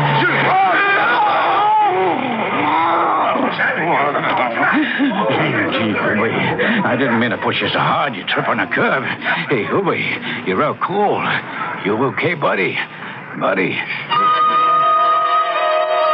Hubie, you okay? I had a bad dream. What, that you bought a racehorse? Yeah, how'd you know? Because that's what you did. The guy's leading it over here right now. Oh, no, $850. That's right. How am I going to pay for it? What's B going to say? Plenty, I guess. You the guy that bought Mervyn? You mean Merlin, the racehorse? No, I mean Mervyn, the stable pony. They're waiting at the desk for your dough. Hey, you tried a Welsh? It isn't that. I didn't mean to buy him. You put up your hand on an $850 bid, didn't you? Yeah, but I didn't mean to. If it was a misunderstanding, he'll go to the underbidder before you. But just between you and me, mister, you are making a big mistake. This here horse is worth every cent you bid, and then some. I'll take your word for it, mister, but count me out. It's like I learned my lesson, but good. Any horse I back is the wrong horse.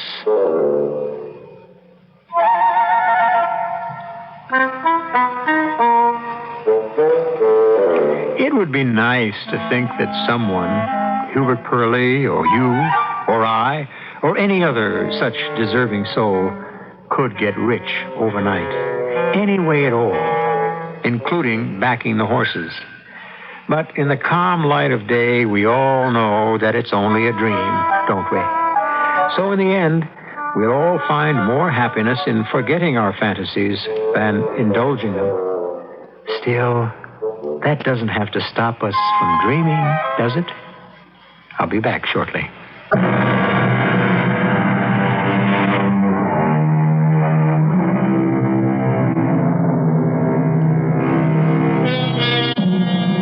Just by way of a parting thought, 'tis a good horse that never stumbles.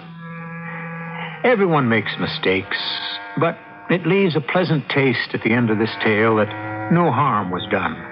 And if you are in New York and are looking for Mervyn, he's the one with the top hat and the red geranium behind his left ear. Why don't you try and engage him in conversation? Our cast included Robert Morse, Augusta Dabney, Bryna Rayburn, Ian Martin, Mandel Kramer, and Earl Hammond. The entire production was under the direction of Hyman Brown. Radio Mystery Theater was sponsored in part by Anheuser-Busch Incorporated, brewers of Budweiser. This is E.G. Marshall inviting you to return to our Mystery Theater for another adventure in the macabre. Until next time, pleasant dreams.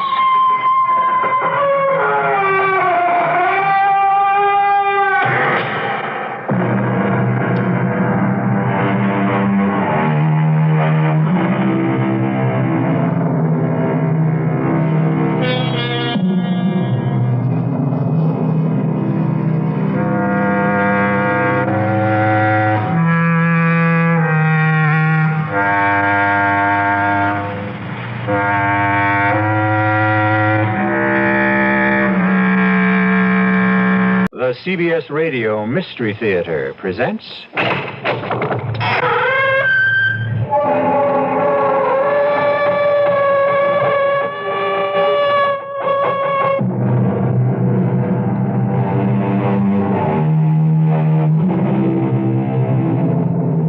Come in. Welcome. I'm E.G. Marshall. Come in, settle down and listen. For we're about to tell you a very important story. Have you ever looked at your children and wondered, what in the world are they thinking? What goes on in those tiny minds? You don't know, do you? Admit it, you haven't the faintest idea. Yet you were once a child. So why don't you know? I'll tell you why. You have forgotten, and try as you will, you simply cannot remember what it was like to be a child. I don't know the reason for this, but perhaps it's because being a child is not always the happy thing we think it is. Didn't you mind being shut up in that dark room, Bobby? All by yourself for such a long time? Was it a long time? 3 weeks. Is that a long time? What did you do, Bobby, all alone there? Oh, listen to the silence. Talk to the dark.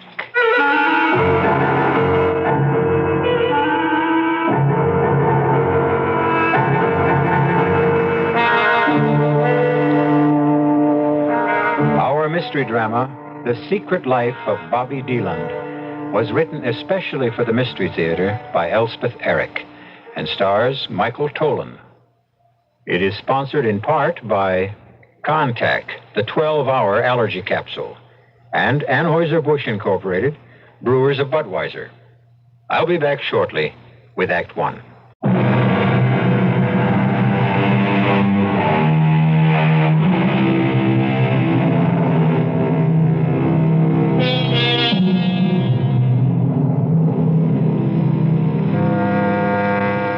We said earlier that this story is an important one, not because our small hero is an important figure. A boy of 10? How much time has he had to achieve importance in our world? No, we call our story important because it is our attempt to explore the inner life of one small child. An attempt which we admit may be awkward and incomplete because we have grown up, and in growing up, grown stupid. All right now, children, playtime's over. Everybody inside. Go with Miss Hamill and Mr. Garth. Now we can talk better. Well, Mr. Collin, have you finally made up your mind about adoption? I don't know that we want to go that far, Mrs. Appleton. Not just yet. You see, I thought if my wife and I could take one of the children home for a month, 2 months, see how it worked out. You see, our son died in an automobile accident a year ago, and Mrs. Carlin hasn't been really right since. Depressed, migraine, headaches, spends a good deal of time in bed. And I thought if there were a boy around the house, it might help her. Help me, too. You've been here several times. You've met all our children. There's one. I believe his name is Bobby. About 10 years old. Bobby Deland? That's the one. I looked for him today when I was walking around the playground. I didn't see him. He's still here, isn't he? Bobby's still here. Oh, thank goodness. He's such an unusual boy. I'm surprised he wasn't asked for before this. He was. Last year. It didn't work out. Can you tell me why? I can do better than that. I have a tape of the interview with the lady who tried to give him a home. It's a practice here to make tapes of the conversations with prospective parents. It saves confusion, possible embarrassment later, if there's trouble. Oh, you're being taped right this minute, Mr. Collin. I hope you don't mind.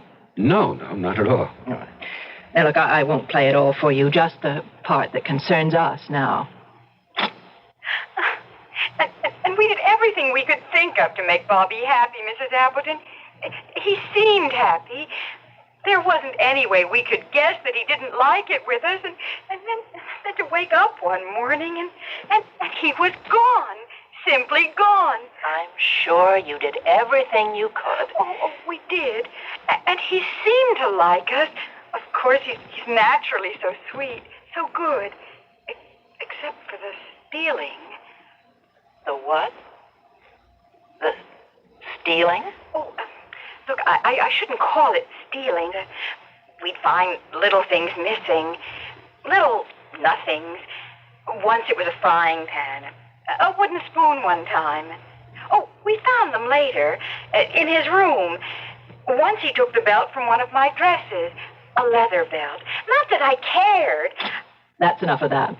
But I should tell you, Bobby's been guilty of petty pilferage like that here at the orphanage. A hairbrush belonging to one of the teachers. And Where did he go when he ran away? well, the police found him that same night, wandering along a country road. There was a full moon. They had no trouble. And when the woman came to pick him up, he wouldn't talk to her, wouldn't even see her.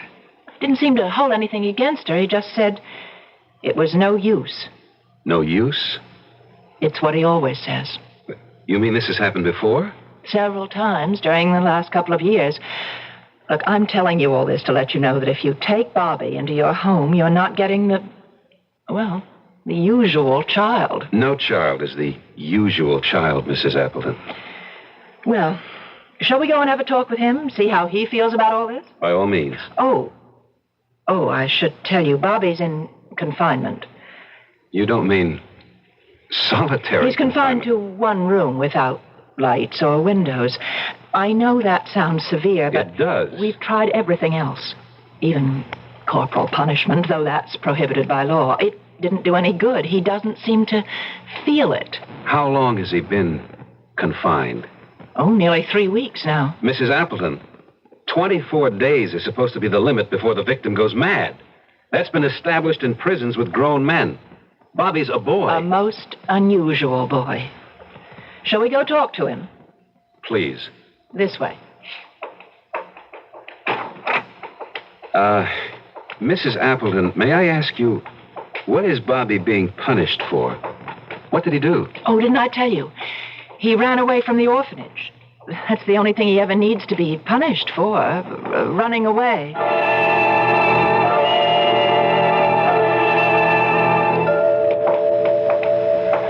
Mrs. Appleton, when Bobby ran away from here, was it at night? Middle of the night, as near as we could tell. Oh, here we are. Was there a full moon that night? I don't recall. Does it matter? It might. Oh, here's my key. Bobby? It's Mrs. Appleton, Bobby. Yes, Mrs. Appleton. He's all right. You can come out now, Bobby. The door's open. Can you see? Yes, I can see, Mrs. Appleton. Does the light bother your eyes? Not very much. You remember Mr. Carlin, Bobby. It's nice to see you. I'm very well, Bobby, thank you. I'm going back to the office now, and you two can have a nice talk. Thank you. You can join me there later, Mr. Carlin. Well, Bobby, I'm pleased you remember me. Didn't you mind being shut up in that dark room all by yourself for such a long time? Was it a long time? 3 weeks. Is that a long time? What did you do all alone in there? Oh, I listened to the silence. Talked to the dark. I see. Would you like to come and stay with me and my wife for a while? See if you'll like it. We have a big house. A very big house? Well, pretty big. With servants? We have servants, yes. And beautiful gardens and a big green lawn? Well, does it matter if it's a big house with a lawn? A big white house. And servants, does that matter? I don't know. I thought it did. I could sort of see it. Well, what do you say? Would you like to visit with us for a while? I think I would. There's a good school nearby if you'd like to go. I'm tired of memorizing things. Well, whatever you say. Now, why don't you go pack some clothes, and I'll go see Mrs. Appleton in her office and make the arrangements.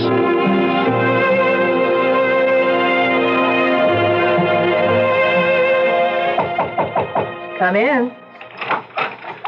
Mrs. Appleton, that's a remarkable child. Oh, close the door, will you, Mr. Carlin? Oh, yes. You've persuaded him? I'm convinced the reason Bobby can endure, even enjoy 3 weeks of confinement is because he's able to hypnotize himself. And not only hypnotize himself, but put himself into a deep trance. Almost anyone can be hypnotized, but only 1 in 20 can hypnotize himself. And I've never heard of anyone who could put himself into a deep trance state. Well, supposing he can, what's the advantage of it? Why, it means that he can reach his unconscious mind and perhaps unite it with his consciousness. A terribly difficult thing to do. And to do it alone, without any outside help, I never thought it was possible. Well, supposing he can do whatever it is you say he can, what of it? Mrs. Appleton, do you know what powers are locked in the unconscious? What forces, what instinctive knowledge, primitive memories? I've always thought of the subconscious as an untidy mass of very unpleasant emotions. It is untidy, but we've been taught the emotions are unpleasant because they lack morality and purpose, as indeed they do. Their only purpose being to express themselves. Most of us manage to live without expressing ourselves, Mr. Cole. Yes, but supposing you find one solitary human being who refuses to live that way. You mean Bobby?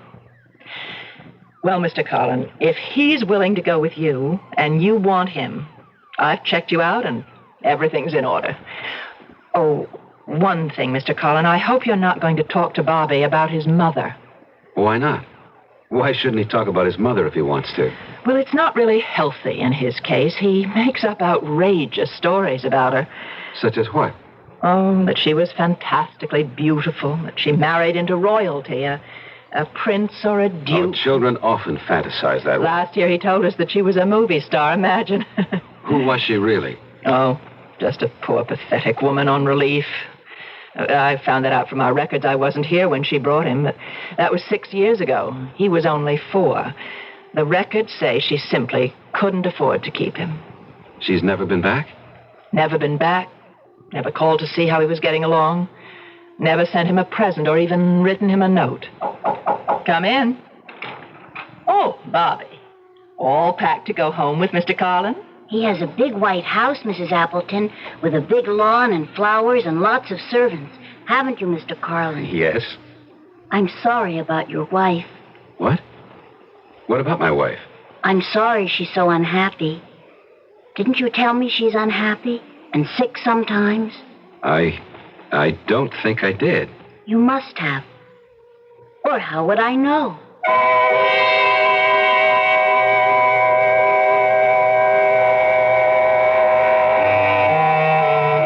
Do we really know only what we've been told, or what we've read, or heard? I hate to believe that, because then each of us is only a jumbled mass of information. And very often, we go about spreading this jumbled information for others to pick up and repeat.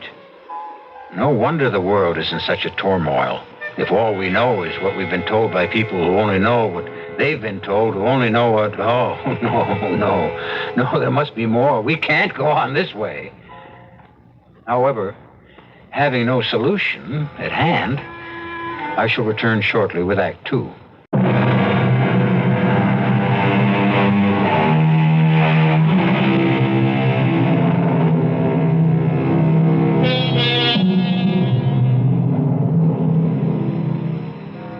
When one adopts a boy 10 years old, it is not only the 10-year-old boy who has been taken into the new home, it is also the boy who was once 9, once 8, once 7, and so on, clear back to the day an infant was born. And these early years are unknown, utterly unknown to the new parents. Just how unknown they are to the child is the subject of our story. We're almost there, Bobby. I know. You know? Well, I figured. You mean you felt it, that we were almost there? Something like that, I guess. Mental telepathy, maybe? What's that? Well, thought transference. I was thinking to myself, we're almost home, and the thought transferred itself to your mind. Is that what happened? I wasn't thinking about anything at all. It's when we're not thinking about anything at all that the thoughts of other people enter our minds. I'd like to think about that. Well?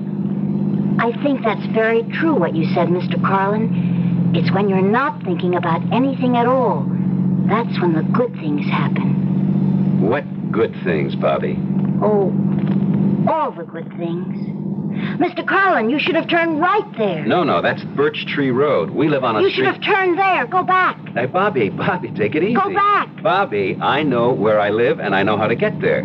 Your telepathy wasn't in good working order that time. Now, here is where we turn. To the left. We go about a quarter of a mile up this road, and then we're there. It's pretty. Is it what you expected? Kind of. It smells nice. You smell something? It smells sweet. Very, very sweet. I don't smell anything. Oh, we're coming to the privet hedge. That's the sweet smell. Imagine you picking it up way back there. Now we're coming to the house. It is white. I told you it was. And there's a lawn in front with flowers. I told you there would be. Well, here we are. But it's not a very big house. It has 16 rooms. And where are all the servants?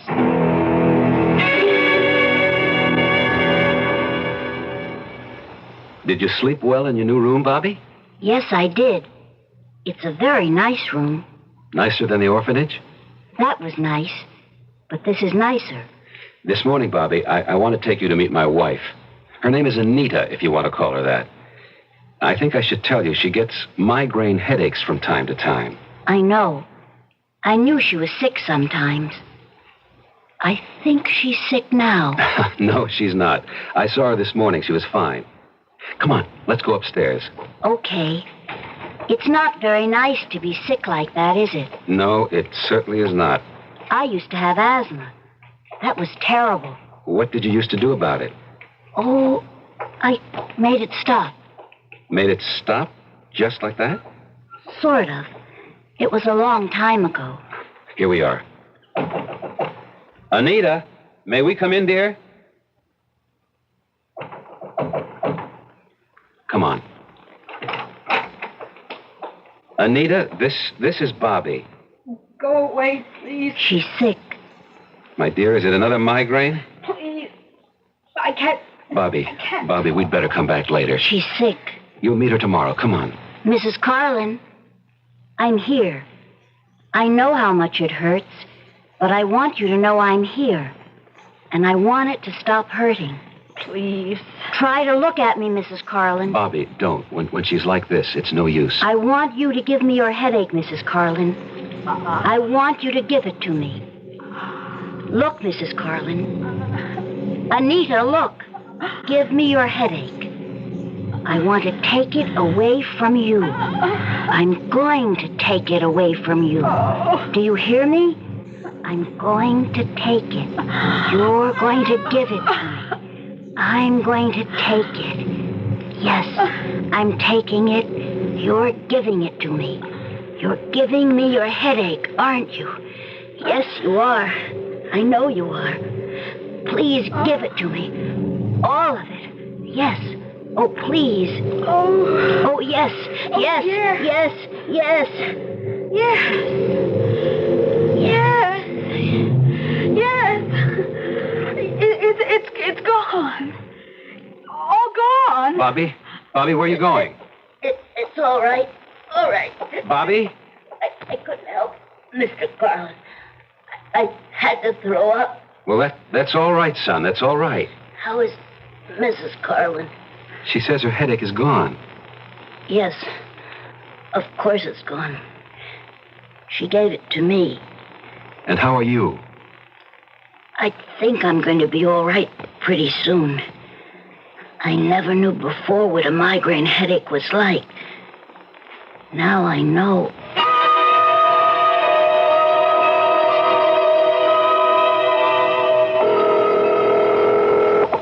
Mrs. Appleton speaking. This is George Carlin, Mrs. Appleton. I've got great news for you. Everything's working out? 3 weeks now, and everything's going wonderfully. He seems very happy here, and heaven knows he's made us happy. My wife hasn't had another headache since that time I wrote you about when Bobby cured her. Do you think he really did? Well, he did something to Mrs. Carlin. Perhaps he hypnotized her, I don't know.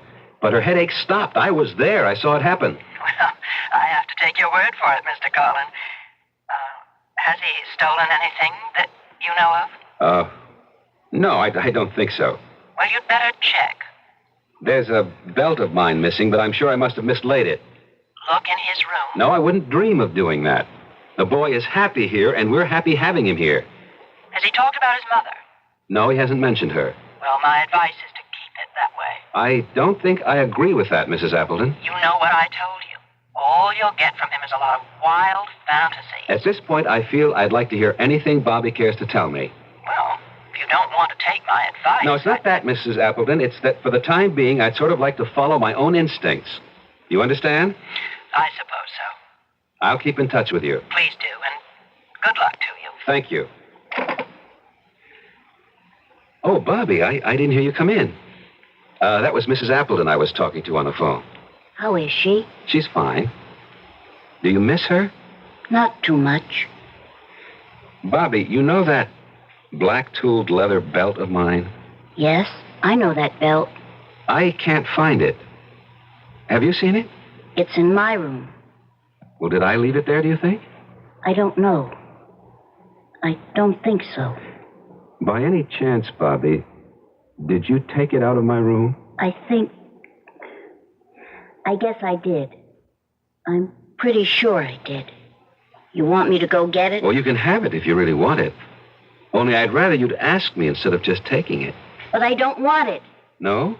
It's too big for me. Why would I want it? I don't know. I just saw it, and it reminded me of something. Reminded you of what? I was going to give it back to you. I didn't mean to keep it. I didn't even want it. All right now. It's all right. Just put it back in my room when you get a chance, will you? I'll put it right back now. No, in the morning we'll be all right. Bobby, do you ever feel you want to talk to me about your mother? My mother? Do you remember her at all? I know you were only 4 when she left you at the orphanage. She was very, very beautiful. What else? I'm not supposed to talk about my mother. Well, don't you want to? Not now, Mr. Carlin. All right. But if you ever want to, I'm here, you know. I know.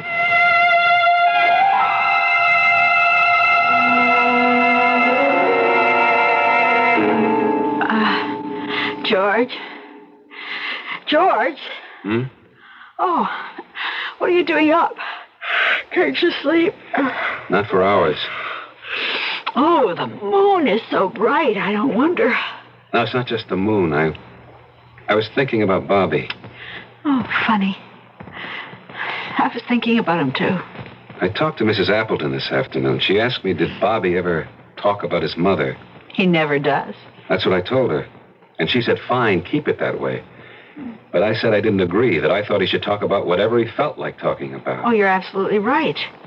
Bobby came into the room about that time, and I brought up the subject of his mother.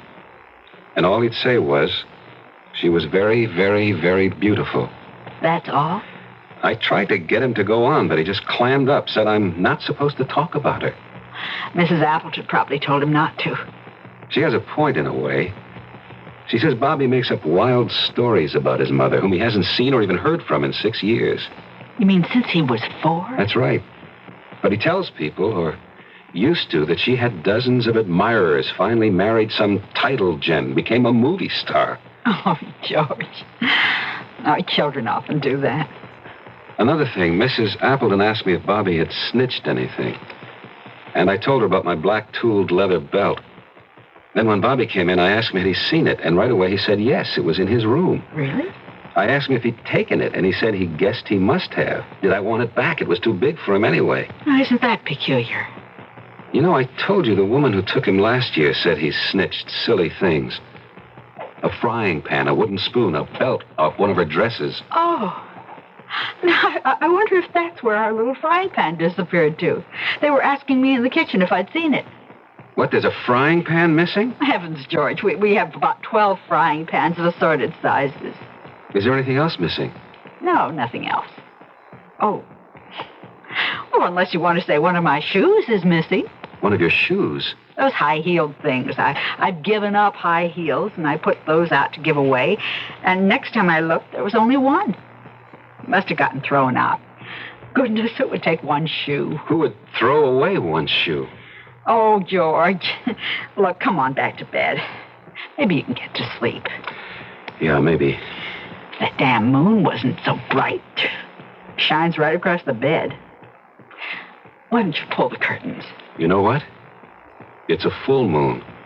Well, pull the curtains and go to bed. Can you see, or do you want a light on? Oh, I can see. What was that? What was what? Did you hear a door close? What door? It sounded like downstairs. There he goes. Bobby? Yes, and there's a full moon. George. Like before. Call him back. Go after him, George. No. No, I don't think I'm going to do that. Well, for heaven's sakes, why not? You can't just let him go wandering around all by himself. No, I don't think he's going to be just wandering around. You think he's going someplace in particular? Yes. Where? I don't know. And I don't think he knows either. But someplace.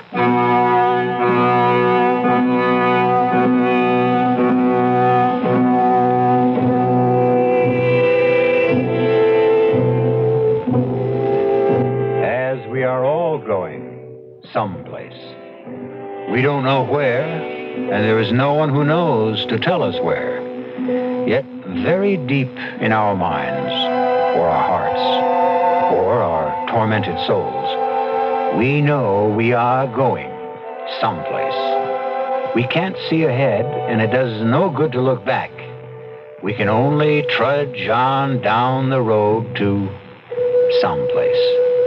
I'll be back shortly with Act 3.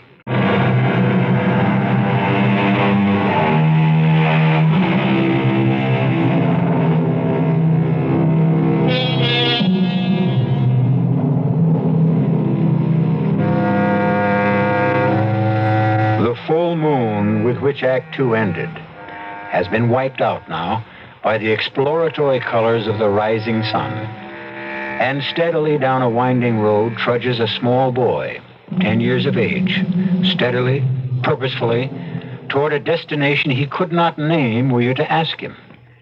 It is Bobby Deland. The thin little boy's arms start to wave wildly as a truck approaches.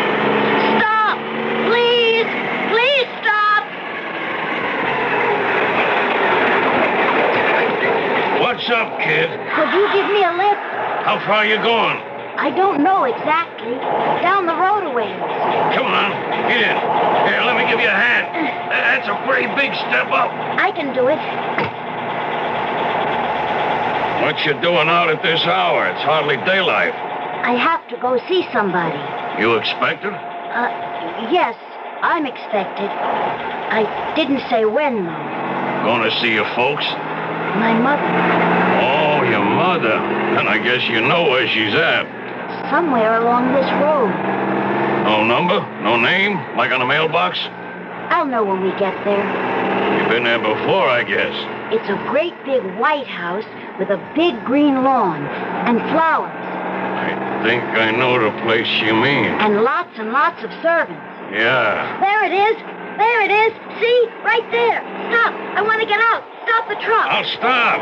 And it don't jump. Hold on. I'm stopping. Now, wait a second, kid. Thanks. Thanks a lot. Hey! You hadn't ought to go in there. Hey, you know what you're doing? You hadn't ought to...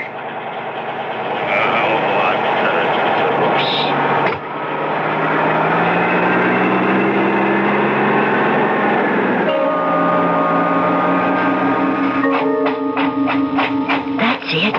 That's the house. This is the lawn. There are the flowers. But where are the servants? Where's my mother? You want to sit here, Baroness, under this tree. Is that all right? I'll fetch you some coffee, and I'll be right back. Excuse me. Are you my mother's maid? Yes, I am. Will you tell her I've come to see her, please? If she feels well enough to see me. What's your name? Bobby Deland. Would you tell my mother? And how did you get in here, Bobby? Somebody dropped me off. Before. I've been waiting till I saw all the servants come out of the house. Now, please, I'd like to see my mother. You mean that lady over there? Yes, my mother. Oh, I'm afraid that's not your mother, dear. That's the Baroness Hortha. Well, her name before was Mrs. Deland. Please tell her I want to see her, Oh, never mind. Hold on now, just a minute. Let go. Let me Not go. so fast, young man. Let go of me. Miss Copeland, what's going on? It's this boy. He wandered in here. He wants to talk to the Baroness. He's her son, he says. Well, then let him. Should I, Doctor? Why not? He may succeed where we failed. Go ahead, my boy. Thank you. Hello, Mother. I'm here.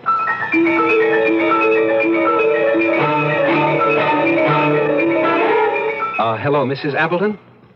George Carlin. I wanted to tell you Bobby's been found. Thank you for not calling the police.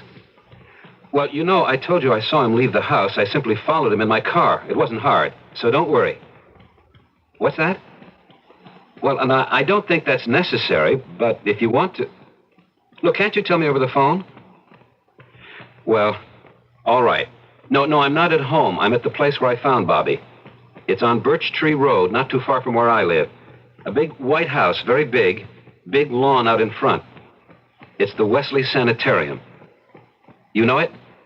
Well, I'm with Dr. Wesley right now. All right, we'll expect you. Mrs. Appleton's coming over, if that's all right, Doctor. Perfectly all right. She wants to tell me something, show me something. I don't know what. Tell me, Mr. Carlin, what made you think Bobby might come here? It was just a guess. But when I brought him home from the orphanage, he wanted to turn onto Birch Tree Road. Did he say why? He thought it was the road my house is on. Not that it had ever been at my house. All he knew about my house was that it was big and white, had a lawn with flowers and servants. He knew that because I told him. And I told him because he specifically asked. It seemed important to him, did it? Very. I was puzzled at that because he's not a snobbish sort of boy, quite the contrary. That insistence on a lot of servants. Now I begin to understand. Your sanitarium does have a lot of servants, as well as a lawn and flowers. But the boy's never seen the sanitarium, has he? He hasn't even seen his mother since the age of 4. Then how would he know? I suppose that when you dream about a certain person for such a long time and fantasize about that person the way he did about his mother... What sort of fantasies? Oh, wild ones. That she was much admired, much sought after, that she married into royalty, became a movie star. Hold on there. She did marry into royalty. You don't mean she's really a baroness? Yes, indeed. The Baroness Hortha. Well, I thought that baroness stuff was, part of her dementia. The Baron brought her here. The Baron pays her bills. He's not very high up in the royal lists, but he's a baron, nevertheless. The boy couldn't have known that. No more than he could have known Birch Tree Road. Now, about her becoming a movie star, the Baron told us that she made a motion picture a few years ago. Actually, that's where he met her. He put up the money. She starred in it. Well, that's impossible, isn't it? Someone would have known, seen the picture, recognized her. I don't know who saw the picture, Mr. Carlin. It was a pornographic film. No. The Baron has made a good bit of money on pornographic films, I'm told. She made the film? Starred in it. She married the Baron? He's devoted to her. Well, then what happened? About a year ago, she became severely depressed. It went further, into melancholia. Finally, she became very nearly catatonic, and he brought her here. She won't talk to him when he comes to see her. She's never spoken to any of us. It was about a year ago, as I understand it, that Bobby began to talk about a big white house with a lawn and gardens, and a lot of servants. Could he have known that she'd been brought here? To a place he'd never seen, didn't even know existed? It's a rare person who has a faculty to sense what is going on. But if there is a great affinity between two people, I suppose a telepathic communication is, it's possible. Was there such an affinity between Bobby and his mother? After all, she abandoned him when he was 4 and never communicated with him after that. Communicated with him? I'd say by all the evidence she communicated with him the whole time they were apart. She may not have known she was communicating, but her son was, on the face of it, so sensitively attuned to her and her existence, he could pick up waves that emanated from her that she knew nothing about. Come in. Dr. Wesley. I hope I did the right thing. What's that? Well, I left the little boy with the Baroness. Is that all right? I think so. The Baroness has never shown the slightest sign of being violent. Quite the contrary. Well, she does seem interested in him. I mean, she looks at him. Sounds like progress to me. So then I should just leave them together? Where are they? In her room? I'd say leave them together. But leave the door open. Yes, Doctor. It will be astounding if she recognizes him, accepts him. It could mean she's on her way back. Dr. Wesley, this faculty you talk about, this rare ability to sense things, what is it? It doesn't have a name. Anyway, not a name that appears in scientific journals, but some clairvoyants have it, some mystics have it, some saints, I suppose. Many poets have it. It's an ability to reach far into oneself, to make contact. Do you know the poem called The Labyrinth? W.H. Auden wrote it. There are 4 lines from it that I quote to myself all the time. The center that I cannot find is known to my unconscious mind. I have no reason to despair because I am already there. Nice, isn't it? What does it mean? Oh, come, Mr. Carlin. You know very well what it means. That if we only go deep enough into ourselves, we will find the center that will stabilize us? Is that it? Give us peace? Is that it? The peace that passeth all understanding, because I'm afraid understanding has very little to do with it. To think that a 4-year-old boy could hold fast to the image of his mother through all those years. What else had he to hold fast to? And then find her by his own effort. Which only proves again, Mr. Carlin, we get what we want if we want it enough. Come in.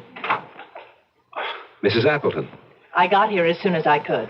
Mrs. Appleton, Dr. Wesley. Please sit down, Mrs. Appleton. Oh, thank you, Doctor. Now, the boy's all right, Mrs. Appleton. You're not to worry. He's with his mother. His mother? He found her here, Mrs. Appleton. She's the reason for his running away all those times. Mr. Collin, Dr. Wesley, I've brought something to show you. Something for you to hear. And what is that? Well, when you called me last night, Mr. Collin, I was so upset. Everything had been going so well, and then to have him run away again. Anyway, I couldn't get back to sleep. So I went down to the basement, and I rummaged around among the old files, and I found this. A tape? Yes. We keep tapes at the orphanage of all the interviews we have with prospective parents and with the people who leave their children for adoption. Well, this tape, this one goes back 6 years before I came to the orphanage. And it's a tape of... Oh, is it all right if I use this machine, Doctor? Oh, yes, go right ahead. All right. Now, I'll just play you the part towards the end. It's the tape they had running when Mrs. Deland came to leave Bobby.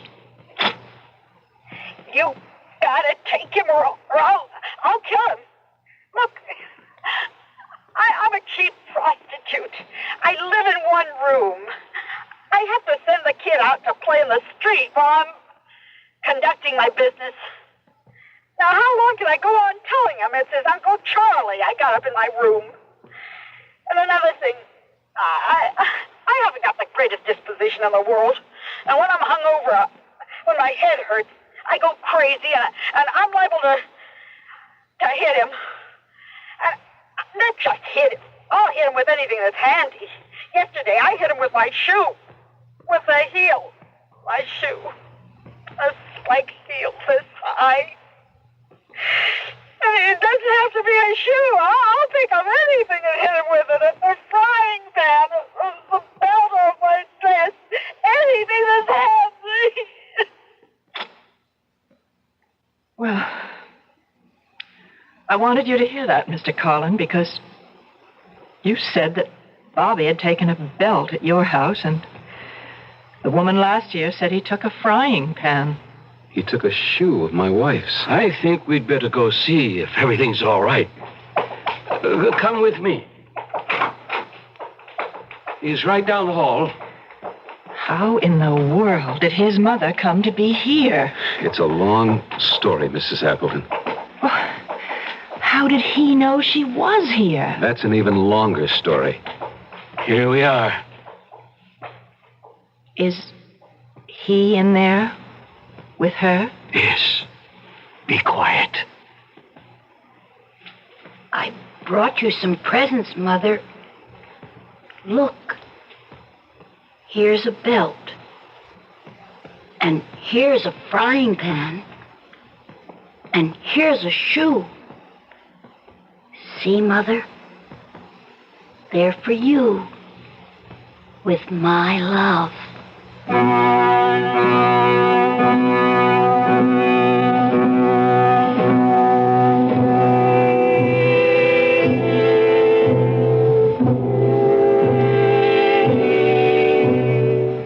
Mothers of the world, rejoice, for you are loved.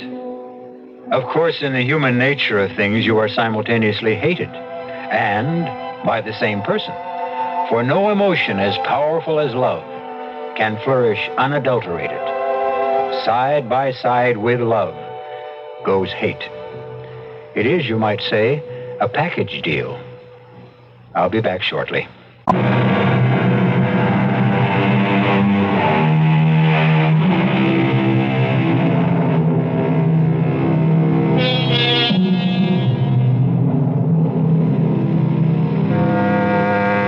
Isn't our real life lived within ourselves?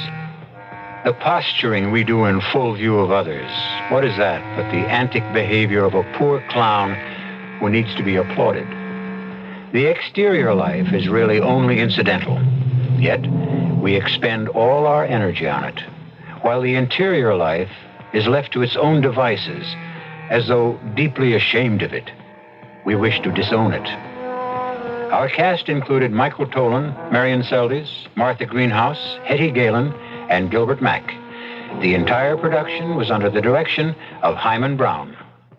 Radio Mystery Theater was sponsored in part by Buick Motor Division, the Kellogg Company, makers of Kellogg's Special K cereal, and new sugar-free Diet 7-Up.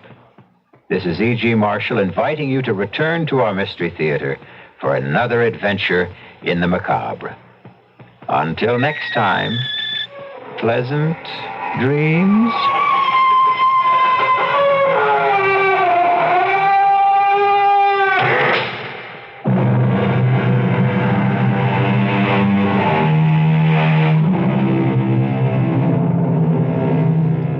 Be sure to listen to Mystery Theater again tomorrow night. Same time, same station.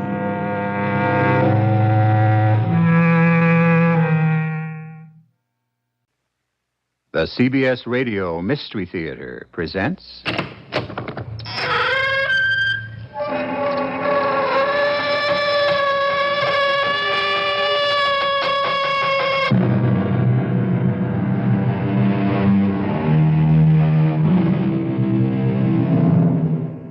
Come in. Welcome. I'm E.G. Marshall. If you think you're being sympathetic when you tell someone, I know exactly how you feel, think again. Most people will come right back with, you don't know how I feel. How could you know? I'm different. It's good to express one's individuality, but to insist upon being different can bring about unbearable loneliness.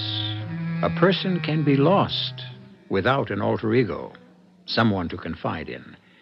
And it is not always easy to find a confidant, especially for men who are far from home, such as those we are about to meet aboard a sailing ship.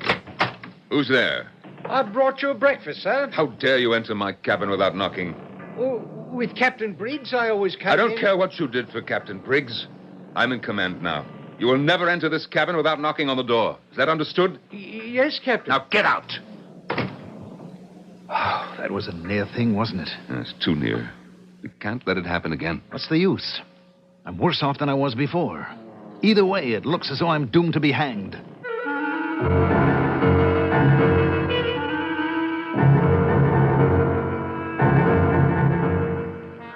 Our mystery drama, The Secret Sharer, is from a story by Joseph Conrad, adapted especially for the Mystery Theater by Elizabeth Pennell, and stars Norman Rose and Mandel Kramer.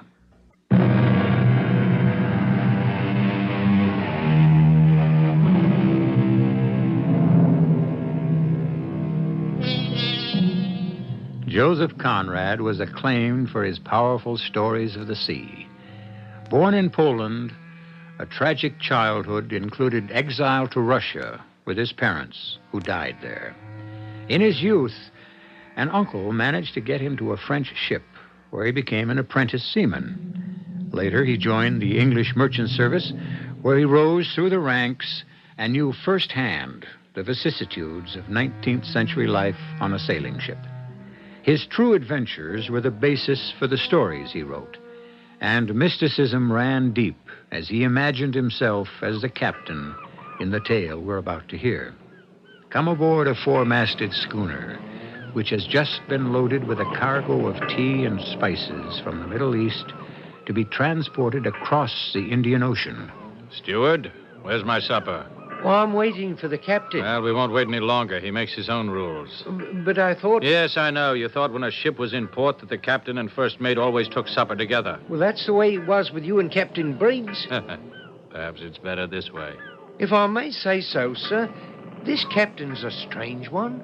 Oh, a young fellow like you should keep his mouth shut. I'll keep my eyes open. I hope you can figure him out better than I can.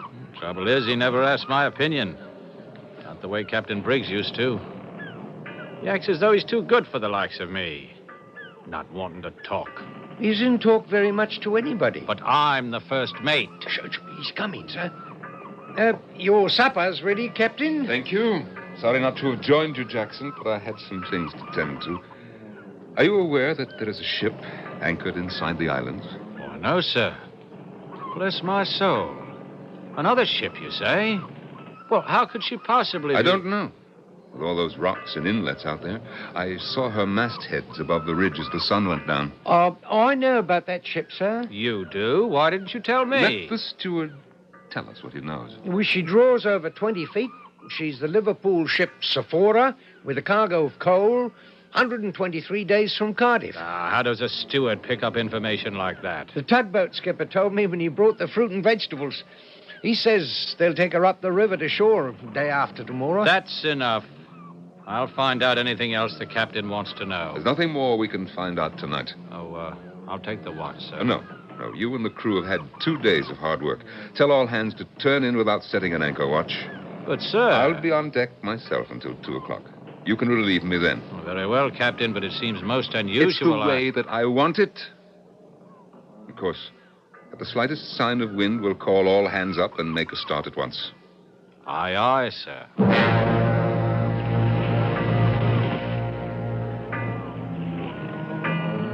It was good to be alone on deck, away from the chatter of that dim-witted first mate. The riding light in the fore-rigging burned with a clear, how symbolic flame in the mysterious shades of night. I was master of my soul, but not of my ship. The appointment had been too sudden. They summoned me when Captain Briggs was carried ashore with a fatal illness. I'd been in command for only a fortnight. We were still in the harbor. The crew had traveled together for 18 months and resented the newcomer. I moved to the rail and lit a cigar. Oh, damn. A roped ladder was dangling over the side, no doubt left by a careless crewman when the tugboat came by. I started to haul it up, but something long and pale floated very close to the base of the ladder. In a faint flash of phosphorescent light, I saw the naked body of a man. Oh, a pair of feet, long legs, a broad, livid back, immersed up to the neck in a greenish, cadaverous glow. One hand clutched the bottom rung of the ladder, complete, except for the head, A headless corpse. There was a splash.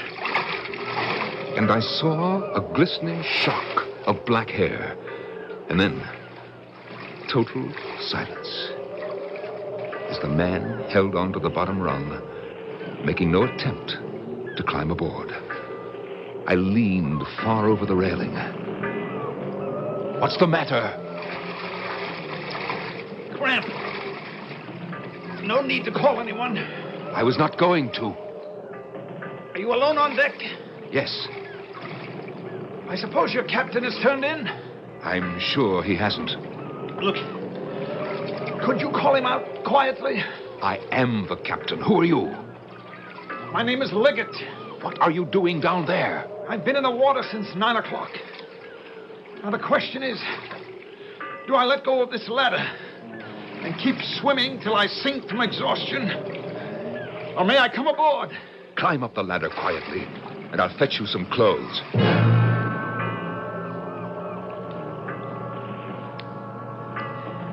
Tell me, Captain. Keep your voice down. No reason to summon the crew. Here. Put this on. You must have been expecting me. These pajamas are just my size. They're mine. Now, tell me what you're up to. Well, it's an ugly business. There's a ship over there about a mile away. I'm aware of that. The Sephora. Yes. I'm the mate of the Sephora. At least I was. I can only assume that something's gone wrong. Very wrong. I've killed a man. What? You deliberately took a man's life? I didn't deliberately do anything. And to call him a man would be... No, calm down. If you cause a commotion, I'll have you put in irons. Well, it's obvious that I'm at your mercy. I have little use for a man who gives way to fits of anger. As do I. Anyone trained at Conway learns how to curb a temper. You are a Conway boy? Yes. Well, I learned discipline at Conway, too. Although it must have been several years before your time. Then you know. I know that murder is a very serious charge. Now, you'd better tell me your story from the beginning. Our creaking old ship was caught in the teeth of a devouring gale. A hurricane tore the canvas and howled like 1,000 fiends. Pull on the sheets before the mainsail's torn away! They'll have to haul in more than the mainsail, Captain. The mast should be bare as posts in a sea like this. You there! Tend to the shrouds! Captain, the foresail. We'll have to reef it or she'll keel over for sure. The sea is gone mad! Every man for himself! We're lost! There's never been such a sea! Sailor, give me a hand. I'm not going out there in a wind like this. Do as I say. Grab hold of this halyard. No, there's a bigger one coming. A wave a mile high. All hands to the rigging! I repeat, all hands to the rigging! Don't let go until we make it fast. You heard the captain? Pull! Damn you, I ought to put this rope around your neck. Now that it's tight, I'll take care of you in my bare hands. Here she comes. Look out! You down below! Look out! Hang on, everybody! Hang on for dear life!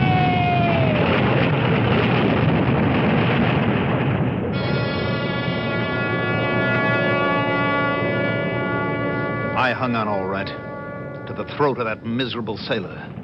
And when the big wave crashed, it was as if the sky had fallen. Everything but the mast disappeared, with the poop awash in a smother of foam. Down below, the two of us were pounded against the forecastle, and the sailor got it head on. I loosened my fingers and gazed in horror at a face that had turned black.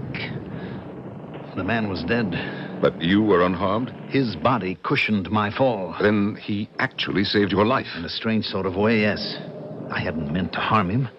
But if that foresail hadn't been hauled in, the ship would have gone down. But between the two of you, it was reefed in time. I did it. No thanks to the crewman. If he'd obeyed my orders, we'd both have been up in the rigging. What happened next was an accident.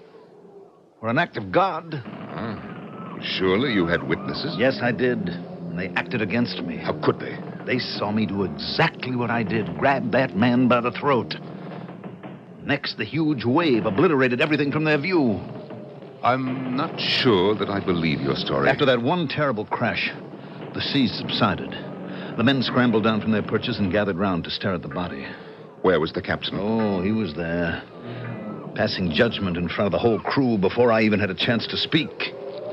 Mr. Leggett, you've killed a man. You can no longer act as chief mate of this ship. He was quite alive when the wave struck, sir. Well, I saw it all. It was murder. We could both have been killed. We were crushed against the bulkhead. Maybe so, Mr. Leggett. But you attacked that sailor. Captain, the man refused to obey an order. I'm the one who gives the orders. Cold-blooded murder. Hang him! Hang him! Be quiet! Quiet! That's up to a jury. In the meantime, Mr. Leggett, you will be confined to quarters. So they threw you in the brig? No. I was just locked up in my own filthy cabin. The captain knew full well I was responsible for saving the ship. Well, then why didn't he support you? Captain Archbold is a sick old man, afraid of his own shadow. That is your judgment. I gave him a chance to make it up to me. I'm a powerful swimmer. When we were passing through the Straits of Java, I asked him to let me escape. You must be crazy to think you could run away. You're only making matters worse. What could be worse? First, accused of murder. And now you're an escaped prisoner. That's double trouble. Unless you help me. My duty lies with my own ship and crew, not to the disgraced mate of the Sephora. You let me come on board. I'm wearing your night clothes, and you haven't locked me up. Well, so far, all I've done is to rescue a drowning man. Small chance of my drowning. I have a gold medal for swimming. And a diploma for arrogance. I'm the last person you should have come to for help. For 3 weeks, I've been shut in that small cabin. Tonight, we finally reached our destination. Next step is to take me on shore to face the music. And that is exactly what they'll do. Ah, but they won't, Captain. I feel in my bones there's a reason why fate has brought us together. I have not said that I'll help you. But how did you get away from the Sephora? This evening, when the steward brought my supper, I ate it all. Then I made a discovery. Miracle of miracles, he left the door unlocked. I crept out on deck, wanting nothing more than a heaven-sent lung full of fresh air. And then sudden temptation. I kicked off my shoes and plunged over the side. I started for shore, but that meant capture. So I shifted course and swam underwater until I reached the shadow of some rocks. There I pulled off my clothes and set them adrift, hoping they'd think I drowned. And then? There was no place to go. I didn't like the notion of swimming round and round until I gave out, and I didn't mean to go back. I saw your light and swam toward it. Then I saw your ladder. What luck! Imagine a ladder hanging over at night on a ship anchored out here. You are a fool. Don't you know that they'll come looking for you? Of course. Captain Archbold will have a search party out at daybreak. Yes, and I am the first person he'll come to see. Sign me on as a member of your crew. Aren't you about ready to take off? You are out of your mind. My crew is complete, and we can't weigh anchor without a breeze. Why, we may be here for days. Then my goose is cooked.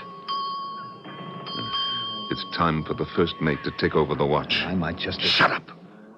Hide in that passageway. I'll join you in a minute. Did you say something to me, Captain? Oh, why, yes. Jackson, come over here. I want to show you something. Yes, sir. Take a look at this. I found a ladder hanging over the side. Oh, bless my soul. Must have been there since morning. I'm sorry about that, sir. Well, don't let it happen again. I'll speak to the second mate. He's the one who's never in charge. mind. Never mind. Just haul it in. Yes, sir. As soon as it's light, I'll take a sharp look at that ship you say is anchored nearby. You do that, Jackson. Good night. Good night, Captain, sir. Come along. Follow me. And don't say a word. Our captain has decided to keep his unexpected passenger hidden from the crew. This is a dangerous move, which could make him an accessory to a crime. Even if he believes no crime has been committed, a captain's duty does not include taking the law into his own hands. But somehow, a power beyond them seems to be irresistibly intertwining the destinies of these two men. We'll learn more when I return with Act 2.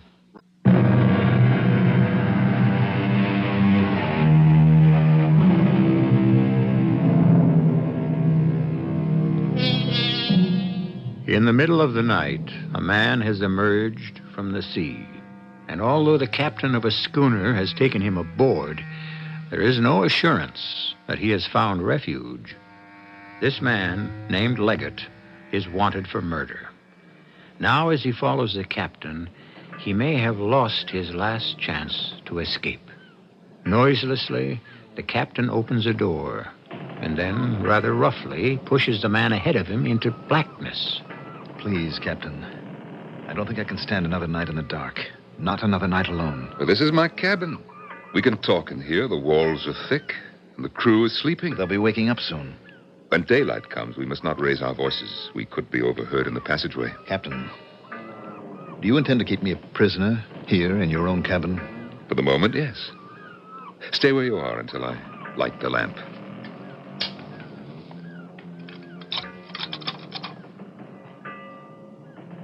Say, I've never seen a cabin like this. Well, this is 10 times bigger than anything on the Sephora. Or on any other merchant ship. As big as a ballroom. And certainly no place to hide. Oh, the perfect place to hide. Observe that the cabin is shaped like an L. But everything is so open.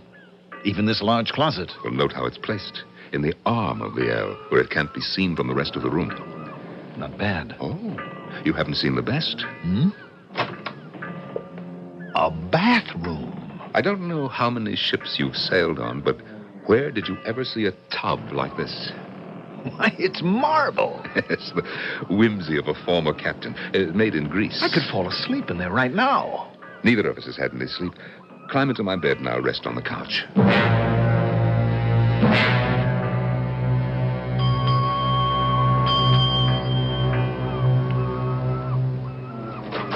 Who's there? I brought you breakfast, sir. How dare you enter my cabin without knocking? Captain Briggs always permitted me to I don't care what you did for Captain Briggs. From now on, you will never enter this cabin without knocking. Is that understood? Yes, Captain. Now, get out! Whew. That was a near thing, wasn't it? It's not for you, hidden behind those curtains. But within moments, the word will be all over the ship that I was found sleeping fully clothed on the couch. Well, you can do what you want. You're the captain. Well, this is my first command. When I bark at the crew, it's because I don't know what else to do. And you don't know what to do with me, do you? Now, you have made everything much more complicated. Here, you can finish my breakfast. I'm going on deck. The steward will find me when he comes to get the breakfast things. He will, unless you find a better place to hide. Your bathroom, of course. The towels are changed every day. Well, then what am I to do? I've got to leave you to your own devices. Oh, there's still the closet. In back of the clothes or behind the chest.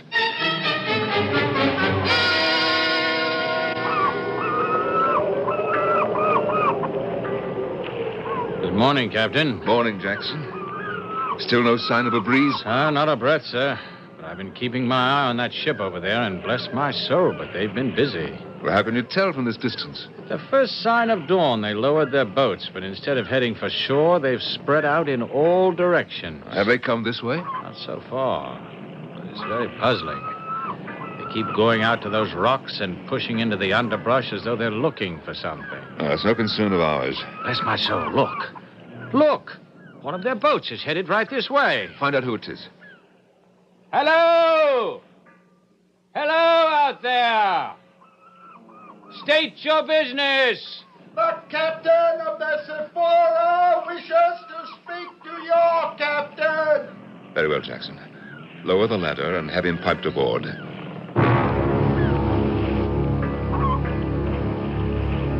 Captain Archbold of the Sephora. Welcome aboard, sir. You are captain of the ship? At your service. I would have expected a much older man. Oh, well, unfortunately, my predecessor, Captain Briggs, is dead. Oh, yes. Captain Briggs. I've heard about this ship. One of the prides of the fleet. Well, I'm honored to meet you, sir. You honor us with your visit. Although I must warn you, Captain, that we are ready to move at the slightest suspicion of wind. Well, be grateful that the elements are kind. The storm we've been through is enough to sink a battalion of ships.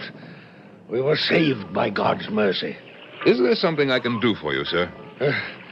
Take me to your quarters where we can speak privately.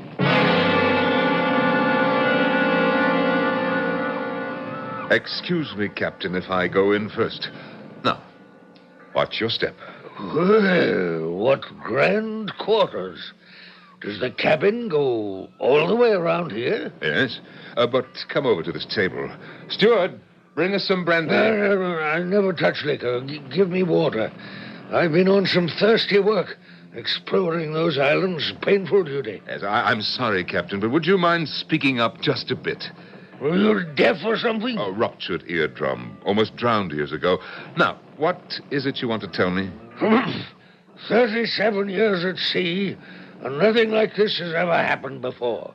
Are you sure that you won't have some brandy? I told you no. If I'd been a drinking man, I'd have taken to the bottle weeks ago. But the storm is over. Well, it was a rampaging monster that sought to destroy us. Yes, but obviously you survived. Only because I ordered the reefing of the topsail. How was I to know that the devil incarnate was not in the sea, but aboard my ship? I don't understand. At the height of the storm, there was murder, most foul. Murder! On a ship under my command.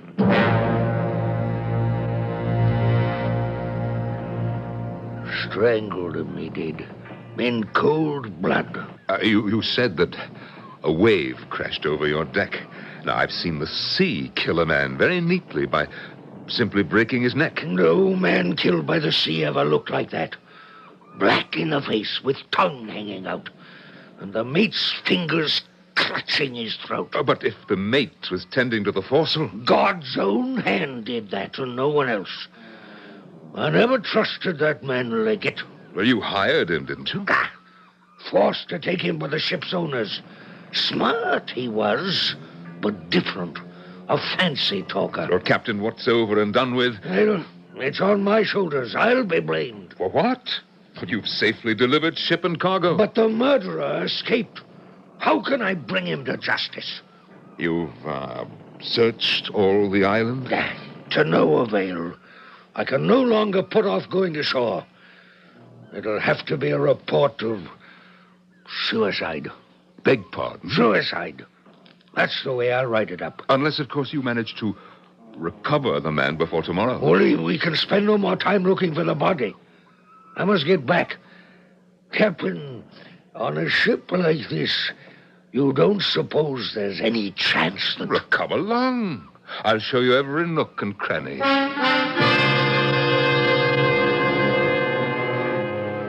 I took him everywhere, without once giving him a chance to pose the question I was sure he meant to ask. And at last, he was boosted over the rail and started down the ladder. So far away!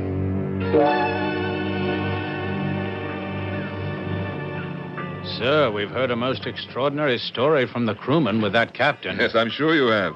A horrible affair, isn't it? Yes, it is. These fellows had some idea the man was hidden aboard our ship. Did you ever hear of such a thing? No, it's preposterous. They said there's a price on his head, a reward for turning him in, and punishment for anyone withholding information. Oh, naturally. Tell the steward I'll be in my cabin and must not be disturbed. I'll see you at dinner. Leggett, thank the Lord it's you. I'm so cramped from that closet I can hardly move. Why didn't you turn me over to Archibald? You meant to, didn't you? That was never my intention. Didn't I get him to speak up loud enough for you to catch our whole conversation? Everything. Especially when you said I could be captured alive. What better way to throw him off the scent? Had he asked me straight out if I had seen you, I could not have lied. I'll be damned. But if you lied to me, I admitted the man was dead and my hand was around his throat. You also said you gave the order to reef the topsail. I swear I did. Archibald may think he gave the order, but he never did. He stood there and whimpered about our last hope. Whimpered. With the sea gone mad like the end of the world. Something had to be done. Shh. Someone's coming. Captain! Captain, sorry to disturb you, sir, but I think there's enough wind to get underway. Call up all hands. I'll be on deck as soon as possible. If there's really a breeze... If there is really a breeze, we'll all be very busy. And I'll be more of a prisoner than ever. Steward, where are you going? To make up your cabin, sir. Forget my cabin. Get below to make sure everything's fast in the galley. Well, I've already checked. Well, check again and stay there until we're out at sea. Yes, Captain. Ah, there she blows! Right out of the southwest! Looks like everything we asked for. Weigh anchor! Oh, she's a beauty! Unfurl the top mainsail. Hard to starboard.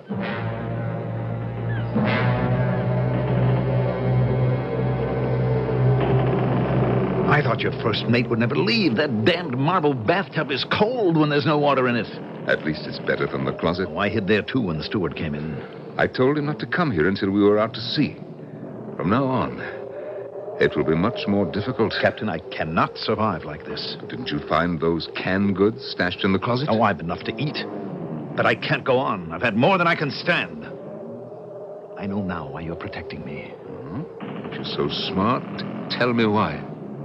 We are both Conway boys. Plenty of men are trained for the sea at Conway. Yes, but they're all in the Royal Navy.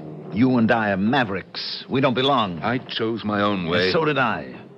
I didn't invite you to swim to my ship. But you let me come aboard. Only I didn't know You found out.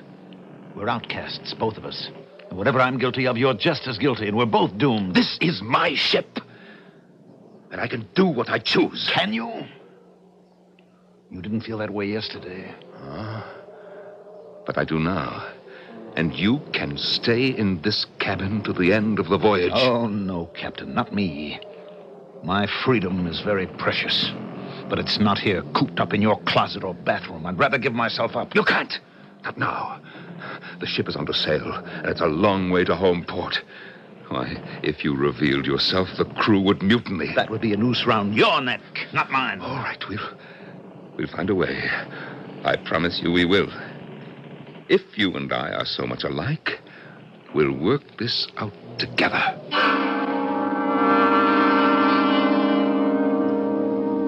Now, here's a provocative situation. Two men are caught up in a drama where each is totally dependent on the other. Remember what I said at the beginning about people who try too hard to maintain their individuality?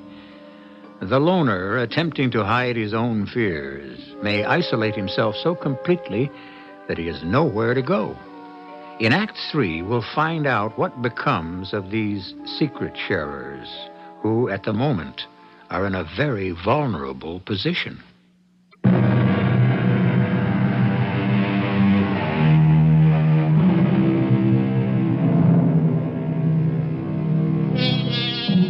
For the next 4 days, the captain was a happy man, dangerously happy. For the first time in his life, he had a close friend, a man he could talk to. In their whispered conversations, they found much in common. They argued, they agreed, they recalled their dreams. At first, it was just at night, but now the captain spent more and more time with his double. The two men even looked alike as their dark heads bent over the table in concentration. It's your move. I know. And you're not going to like it. I'm prepared to lose that bishop. Who cares about your bishop? When my queen comes over here, you are in check. Oh, not again. Shh. Someone's in the passageway. Oh, you're getting edgy. They're all at their posts. Well, they may be spying. I overheard something today that you should know about. Don't tell me that you left the cabin. Not on your life. But I opened the far porthole, and the first mate was directly overhead talking to some of the crew. Oh? And what were they saying? Old Bless My Soul tried to reassure them that you are in good health. I never felt better in my life. They asked if you'd caught the sickness from Captain Briggs. Why, that's outrageous. And what did Jackson tell them? He said you're a thinker. He'd seen all your books, and that was the reason you spent so much time in your cabin. Bless my soul. Shh. Get away. Someone is coming. Yes, what is it? The steward, sir. What do you want? I have your jacket, Captain. You left it by the binnacle. Oh, thank you. I'll take it. Oh, but it's just been pressed. I'll hang it up in your closet.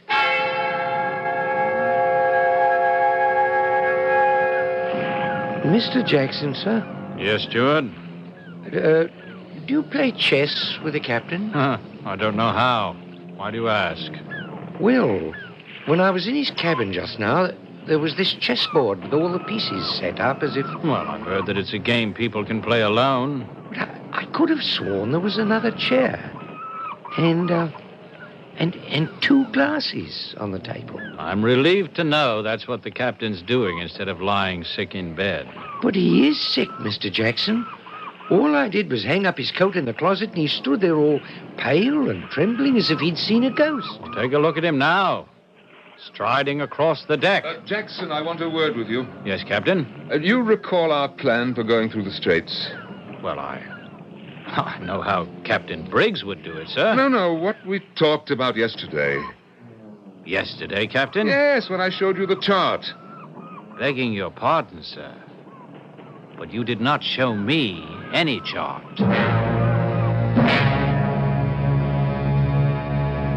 And then I remembered it was you who studied the chart. I've been over it all again. And the place for me to be marooned is an island off Quintano. Marooned? Oh, you've been reading Daniel Defoe. Remember, I've been drowned. It would never do for me to come to life again. Only you're very much alive. I was brought up on the Bible. And I've been driven off the face of the earth. As I came at night, so shall I go. It's impossible. You can't. Not naked like a soul on the day of judgment, dressed in your sleeping suit. And I am a swimmer. The last day is not yet. I must leave tonight. It can't be done. At least not until tomorrow night. I knew you'd understand. But the ship is on the offshore tack, and the wind may fail us. No, we're still much too far out at sea. I'll manage. Not without my help. I'm counting on that.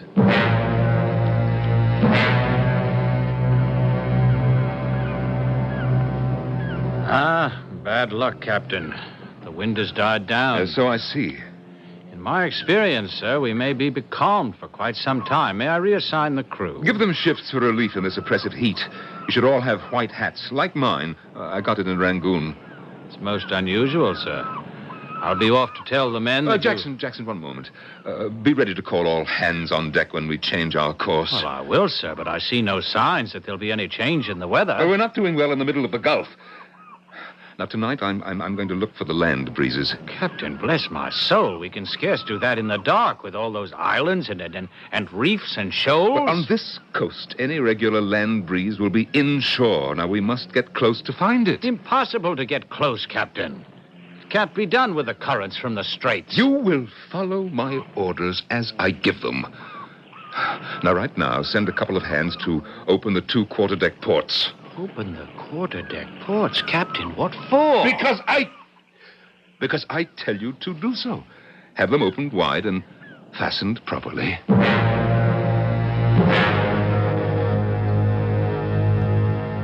By now, the whole ship must think you're out of your mind. You've gone too far. This plan of yours is much too dangerous. I shall stand as close in as I dare and then put her round. What will I be doing? Presently, I'll smuggle you out of here into the sail locker where there's an opening. A sort of square for hauling the sails out. And it is never closed. Someone is sure to see me. Just before tacking, when the ship is dead still, you'll have a clear road to slip overboard through the open quarterdeck port. Now, use a rope's end to lower yourself into the water so there'll be no splash. Promise me not to go too close to shore. You talked to me about duty. Now you're risking ship and crew. Yes. Oh, here. Take these sovereigns. What? I have 6. 3 for you and 3 for me. What would a swimmer do with... You never know what you need. Now, here. Tied in this handkerchief. They can be fastened to your belt. Now, I must join the men at the supper table and try to pretend that I am perfectly sane.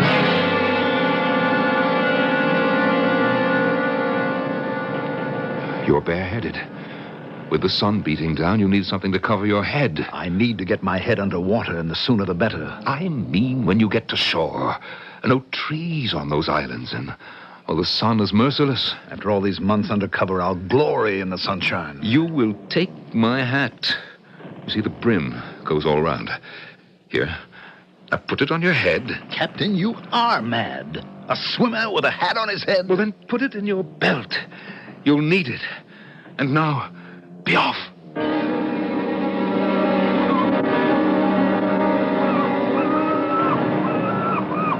We're drawing in fast, Captain. The land is close. I've never seen that hill of coal ring before, not without the glass. Keep a good full ahead. You're going on? Straight on, that full. But, Captain, sir... The helmsman heard me. Straight on, that full. Merciful heavens, we're about to go aground. The captain's gone mad. He must be stopped. Call the second mate. Steady as she goes. I can barely see the sail. We are sailing straight into the jaws of hell. Jackson, turn up all hands. Where are we? We're lost. Be quiet. What are we doing here? Looking for the land wind. Oh, I knew it would end like this. Are we done for, sir? We're too close to shore to come about. She'll drift ashore before she's come around. She's ashore already. Ready now. Ready to come about. She won't make it. We're too close. Go forward, Jackson, and tend to the head sheets. Shake them out. Helmsman, hard alee.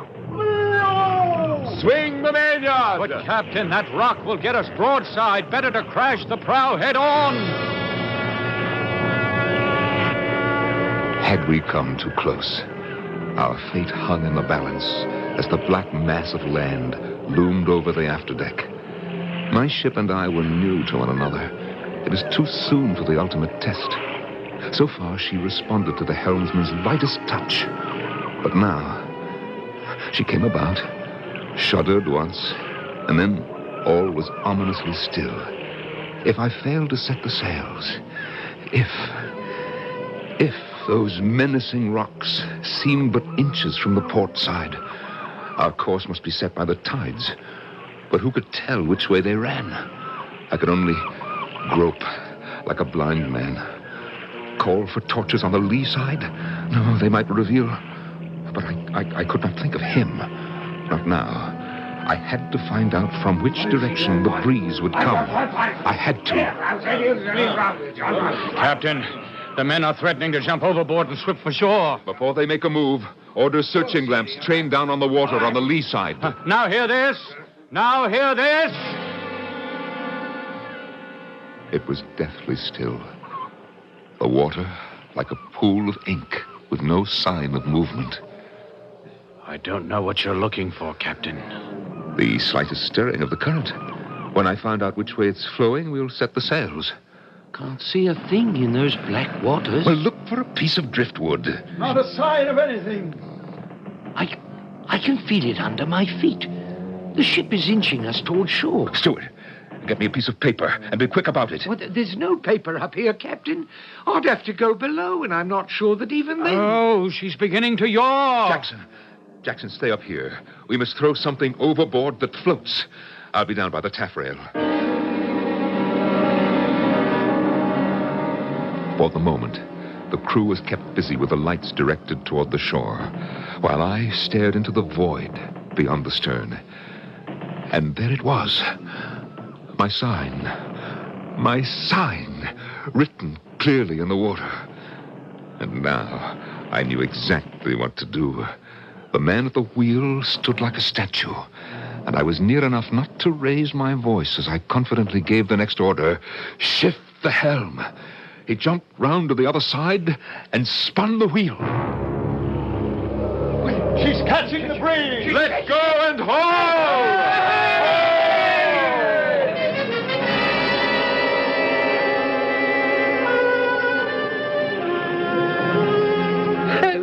We did it. You did nothing but make a nuisance of yourself. But you didn't think we'd make it.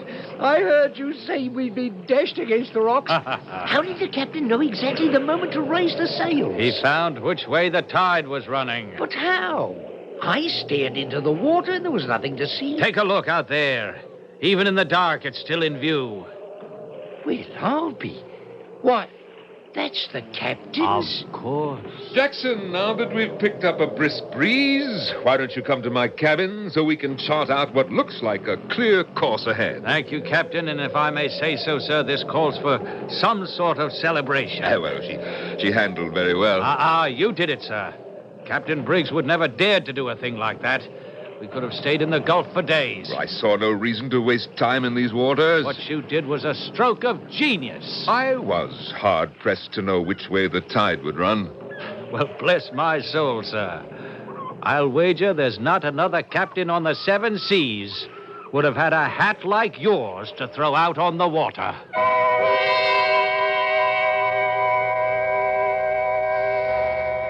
Was the secret sharer still wearing that hat?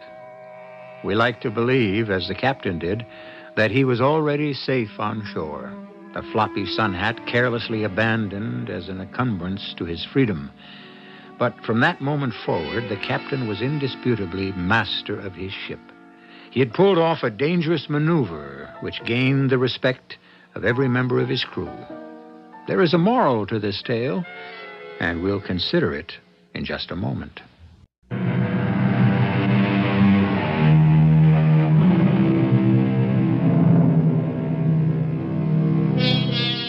How often, I wonder, does a human being understand but one facet of his own personality?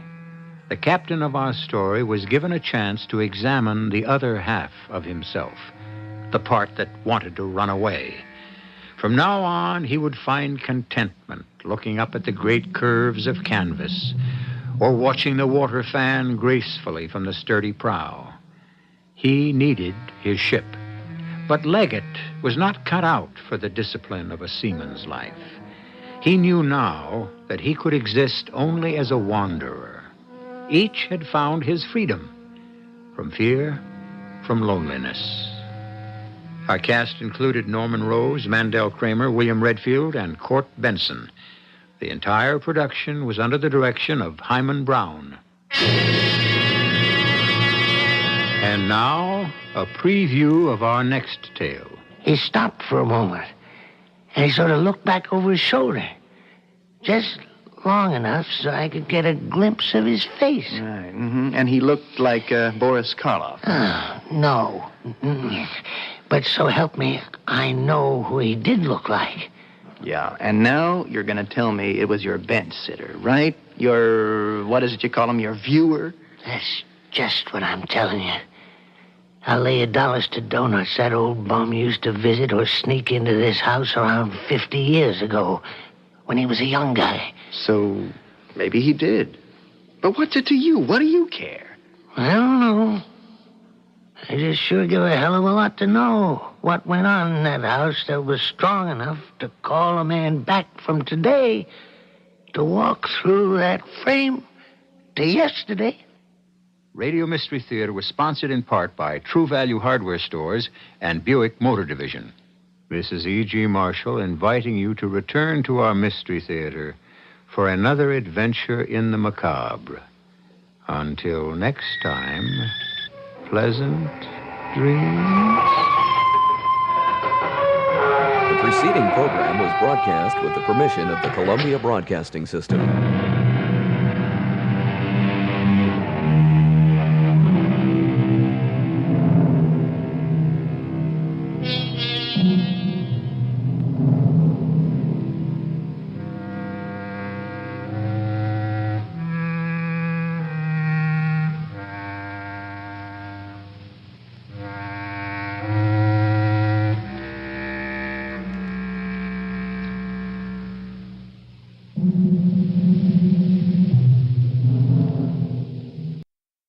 The CBS Radio Mystery Theater presents...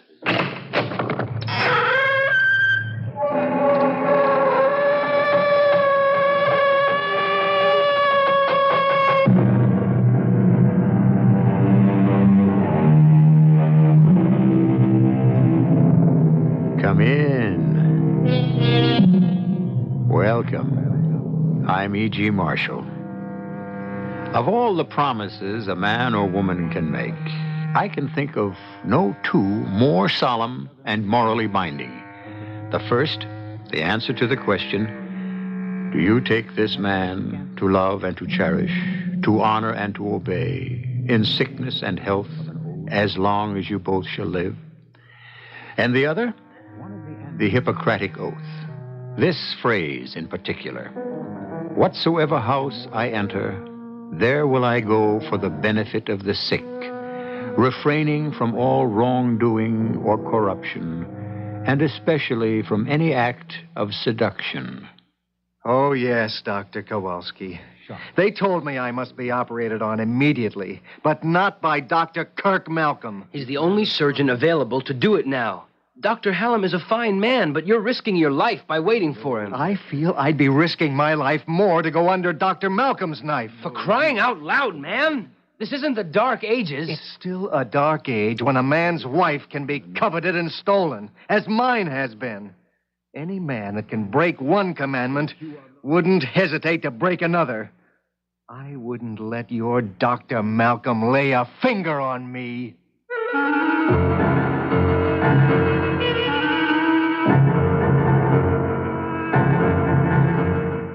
Our mystery drama, The Edge of the Scalpel, was written especially for the Mystery Theater by Ian Martin and stars Terry Keane and Gordon Gould.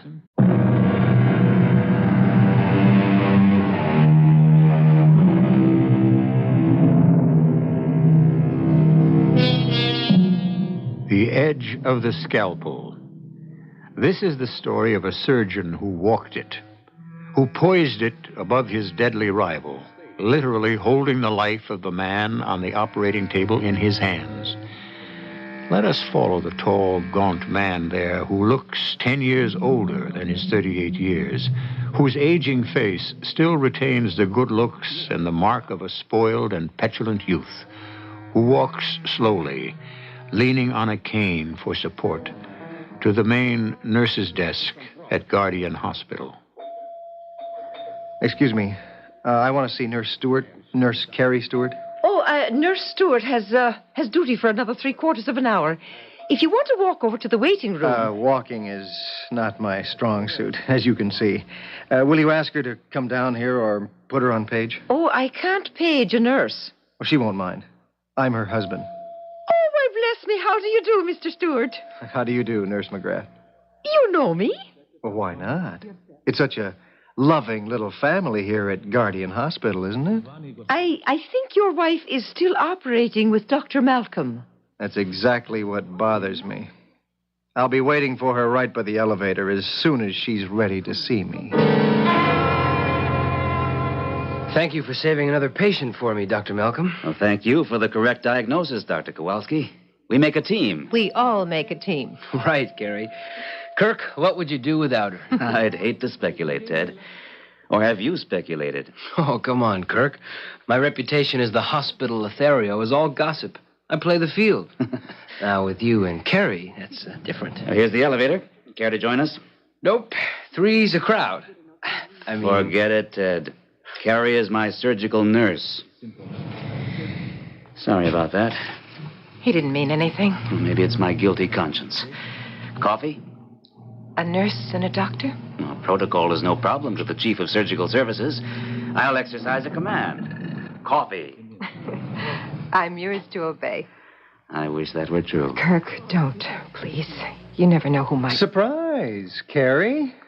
Your loving, if lame, husband. Joel, what brought you here? A question maybe I should be asking. Hello, Mr. Stewart. Nice to see you again. Oh, Dr. Malcolm. At the moment, I feel like the usual third wheel. Obviously, you are happy about something special. The most fantastic operation, Joel. Kirk, Dr. Malcolm just saved a man from certain death. I don't think your husband is interested in hospital small talk. Small talk? It was a miracle. A miracle? Oh, I hope I'm not interfering with it. The miracle has already taken place. I was just asking your wife to my office to have a cup of coffee. Won't you join us? I'm afraid I can't. Unless it's for some special consultation.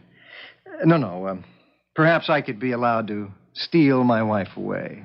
You can scarcely steal what is your own, Mr. Stewart. If you'll excuse me. Certainly. Did you have to go out of your way to be rude? Was I? Oh, I didn't notice. Could I sit down for a moment? Of course you can. You shouldn't be on your feet this much anyway. What brought you out here? Loneliness. Sick of looking at nothing but four walls. So I took a bus and ended up downtown feeding the pigeons. Well, it's a nice thing to do, but not to the point of exhaustion. I feel they're my kin. They walk as clumsily as I do. Only they have wings to spread and fly. Joel, why do you fight the operation that could help you? Dr. Malcolm tried to explain. I'd like to forget Kirk Malcolm. And he'd be the last person I'd be likely to tell I'm scared out of my skull of an operation. Carrie, drive me home. I can't. I'm still on duty. Well, can't you beg off? No way. We're shorthanded. Back in the same old circle.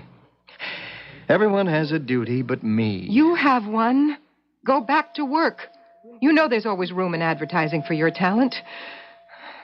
Joe, please, I should be back on the operating floor. Why did you come here? Not to spy on you, Carrie. Whatever you think. Just that my legs gave out. I couldn't face the bus ride home. Excuse me, Carrie, but OR just called down for you. Emergency. Oh, thanks, Mac. I'll be right up. Oh, I'm sorry to chuck it in your lap. Joel, here are the keys. You take the car. I'll take the bus. If only we could go back to where we started, Carrie. It was good, wasn't it? Yes, Joe, but... Look, I cannot talk now. I've got to go. A busy little breadwinner. But just hang on to one thought, lover. I'll never be satisfied with the crumbs.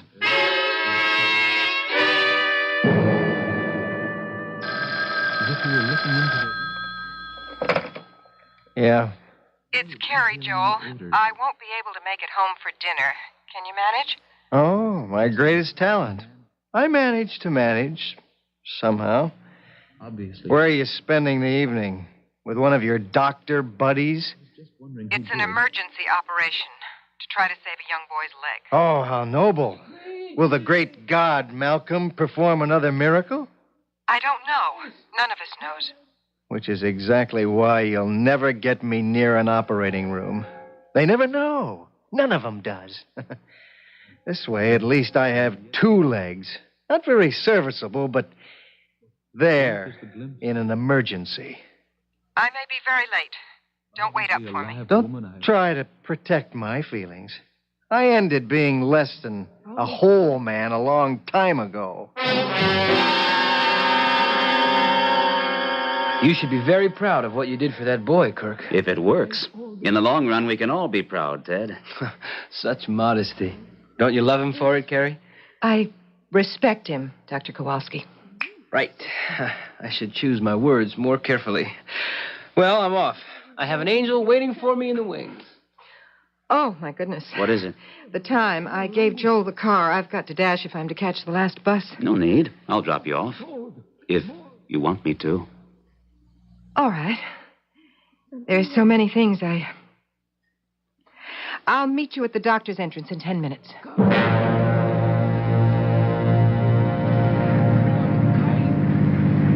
I thought inviting you to dinner might help you understand the way things are. You mean with Joel? What can you do with a man who refuses to take advantage of what surgery might do for him? Convince him that it can. He's scared, Kirk. He needs to find somebody he can place all his trust and faith in. I'm scarcely the man for that. Oh, you almost managed to convince him last night. Is that the only reason I was invited? You know it wasn't. Oh, Carrie, darling. Kirk. I'll lay it right on the line, Carrie. He's afraid he wouldn't be able to hang on to you if you knew he didn't need you anymore. He has every right to hang on to me as long as he wants. Isn't that a little masochistic? I was driving the car when he first got hurt. That has nothing to do with his condition now. He has Larisha's syndrome, a deterioration of the lower aorta. I checked it out with Hallam. And who's to say that wasn't an aftermath of the back injury? But that... Anyway, there are other reasons, Kirk. I made a vow when I married him, in sickness and in health. I can't break that. Somehow, in this day and age, it seems... I love you, Carrie. And I know you love me. Yes, I do. But I guess, Kirk, I'm just, old-fashioned. Well, I suppose the timing couldn't be more perfect. You're home. Thank you for delivering me right to my door. You're an important package. And the best-loved surgical nurse I've ever had. Professionally, we make a team. You were wonderful tonight. You are wonderful. Oh, how I wish... Carrie.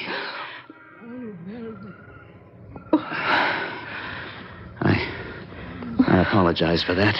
You should. It has no future.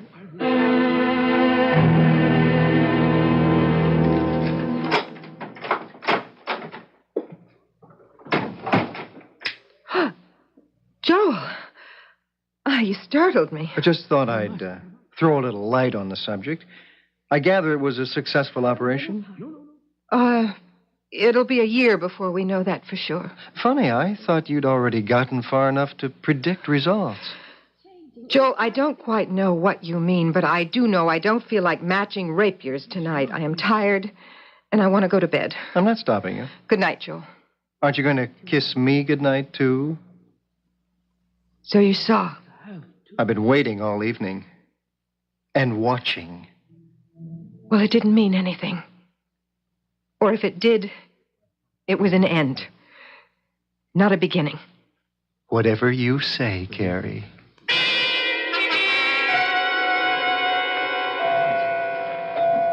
Morning, Nurse McGrath. Any problems? Oh, nothing I can't handle, Dr. Malcolm. How's the little boy? Well, so far, he's holding his own. Oh, and we have an identity for him now, I understand. Well, his name is Fenton. Tim. His parents are waiting in your office. All right. There's some reporters waiting to see you, too. Why not? You're famous. Morning, Mac. Morning, Dad. Good morning, Dr. Kowalski. And indeed, you are Dr. Malcolm. Oh, you must be very proud of what you accomplished last night. Well, it balances out. Oh, Mac, has Nurse Stewart checked in yet? No, she called in earlier to say she'd be delayed. Her husband isn't feeling well. Oh? Anything serious? Oh, she didn't say. Any message we can give her? Why, no, it's a personal matter. I'll be in my office with Tim's parents. Now, what kind of a personal matter would you suppose exists between Carrie and Kirk Malcolm? Sure, if it were common knowledge. It couldn't be very personal now, could it? Meaning mind my own business, huh? You said it, Doctor, not I. Well, it is sort of my business because Dr. Malcolm is my friend. Mac, you know the hospital better than anyone. You've been here longer. But I came with the cornerstone. Are there rumors going around about Carrie and... But I didn't plant the grapevine, and I feed it no nourishment. All I'm worried about is that any hint gets to the Iron Duke upstairs. If old Hadley up in administration noses out what's being whispered around, we could lose Dr. Malcolm and Carrie. I wouldn't want to see that. Oh, nor me.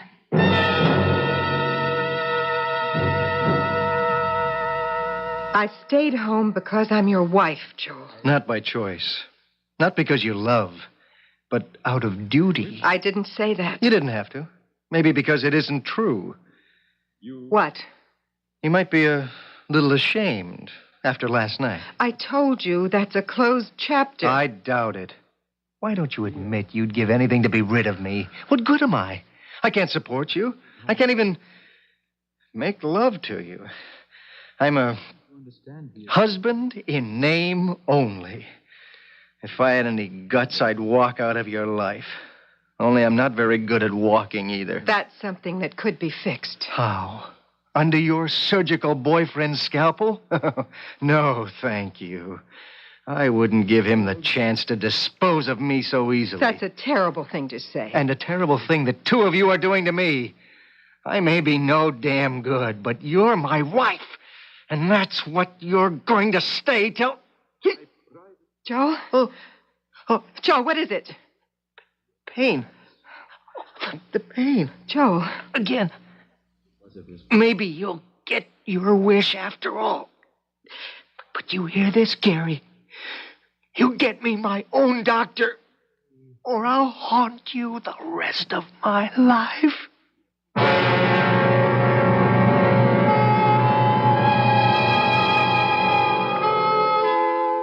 An intriguing situation. A woman struggling desperately to live up to her marriage vows, committed by her conscience to a man she does not love, and a surgeon in whose hands may be placed the life of this man. There are gathering factors which could end his career as he found himself accused not only of negligence, but murder. I'll return shortly with Act Two.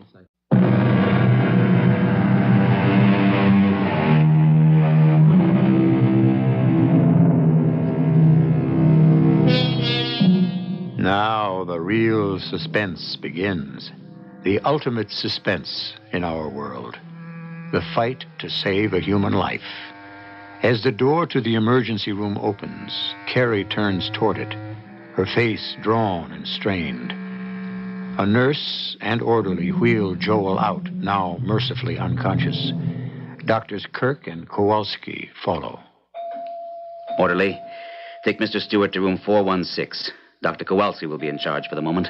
You want him prepped for surgery? Did you get through to Dr. Hallam? Yes, he sprained a wrist 2 days ago playing squash. He can't handle it. Who else do you want? I don't know anyone Now, else, hold the but... prep, Ted, till we settle on a surgeon. Make sure there's an OR available and a surgical team. Can do. But, Chief, I don't think You're you keeping the patient waiting, Dr. Kowalski. Yes, sir. Let's go inside for a moment, nurse. Better sit down, Carrie. Been a rough morning for you. You don't know how rough. He'll never forgive me. I'll never forgive myself. It's hardly your fault he had this attack. Isn't it? After last night? He saw us, you know. Oh. I'm sorry about that. Yes, so am I. I can't help thinking I'm responsible. Maybe we'd better stick to fact. Medical fact. Have there been any other acute attacks like this? No, just chronic leg cramps. Nothing like this. You can guess what it might be, can't you? A thrombosis? Probably. Or an aneurysm. An arteriogram would show that. Does it matter? Either means an operation. Yes, it's indicated. However, if it is a clot, he might pass it. But the trouble with the Lariche syndrome is how much it has narrowed the whole Y junction of the terminal aorta and the iliac arteries. It could cut off the blood supply to his legs? Mm-hmm. To keep him from losing them, we'd have to go in and put a shunt past the blocked area. That's what I tried to explain to him the other night. I wish you'd convinced him. So do I. Hasn't his own doctor ever recommended surgery? He's been trying to get him to let Dr. Hallam do it for the last 3 years. There are other effects from a Lariche syndrome. Well, to put it as simply as possible, doesn't he ever want a child? I don't know. Do you? Yes, but not... Oh, it's so many things. The way I was brought up, the accident with the car, everything Joel gave up for me. What did he give up for you? His mother wanted him to marry somebody else. She's a vindictive old woman. She cut him out of her will and refused to see him after we were married. He sounds well off without her. Well, that's just the trouble. He was very well off with her. I didn't know that when we were married, that most of his income was an allowance from her. He never dreamed she'd cut it off. But all of this doesn't matter. Joel's health comes before anything. Kirk, with Dr. Hallam out, I don't know who else to call in. He suggested Dr. Roth. But No, he's too old for this. And there's nobody else here at the hospital but Dr. McNeil, and I think he's awfully young for this. He wouldn't want the responsibility. Nor would I allow him to take it as chief surgeon. So, will you operate? Well, let's see how it goes. If the situation is an emergency, and you can convince him to sign the waiver for me to operate, I'll perform it.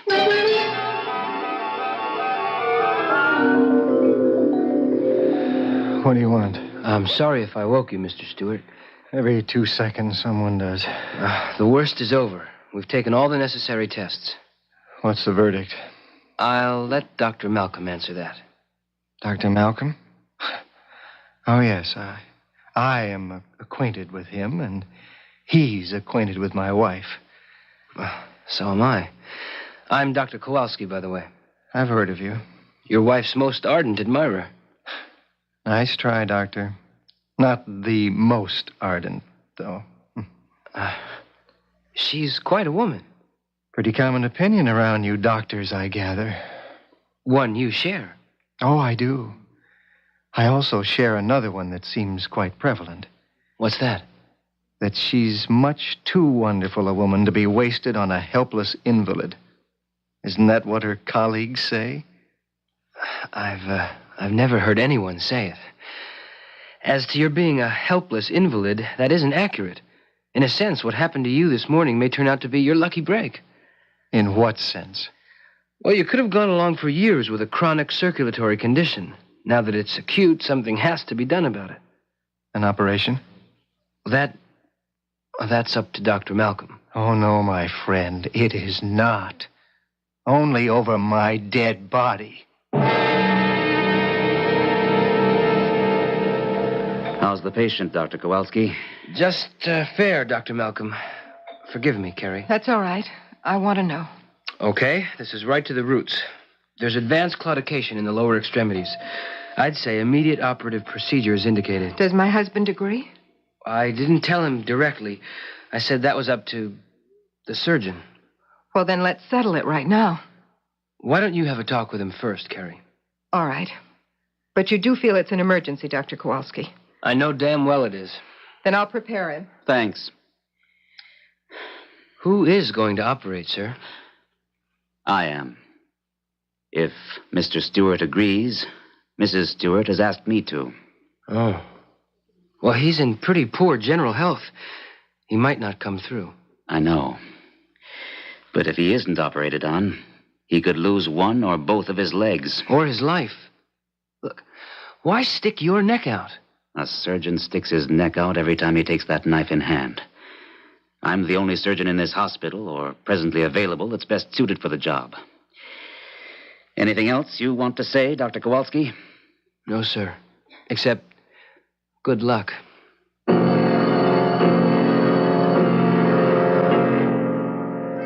What will they do, Carrie? Stop the pain, or can they really put me all the way back to what I was before? There's every chance they can. You sound pleased at the prospect. Why wouldn't I be? Joel, I want to see you healthy and complete. So you can walk out on me at last? You should know me better than that. Okay, you win. But first, if I agree to an operation, do you promise never to leave me? I promise. Then let's get Dr. Hallam and get this over with. Hallam? Isn't he the surgeon? He sprained his wrist. He's not available. Well, then who else? The finest surgeon you could want right here in this hospital. Malcolm? Yes. You think I'd let him touch me? The man who wants you every bit as much in the world as I want you? Joel, where a surgeon is concerned, there are no emotions involved. But where love is concerned, there is nothing else. I can only judge this by myself. And I tell you, if I were in his spot and had the chance, the pain, I can't. Help me, Carrie. Oh, I am in such terrible pain. Help me.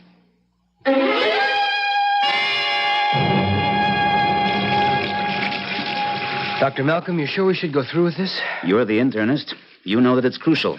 And the time is the main criterion. Well, suppose you lose him. Why should I? The actuarial figures are 5% mortality under normal conditions. But with complications. I'm a surgeon, not a mathematician. You'll need a little briefing on this one, Dr. Kowalski, and the rest of us who are scrubbing up. It's an unusual operation, so we will put it on closed-circuit TV. I don't think I have to go into any details here. We'll wait for the operating theater.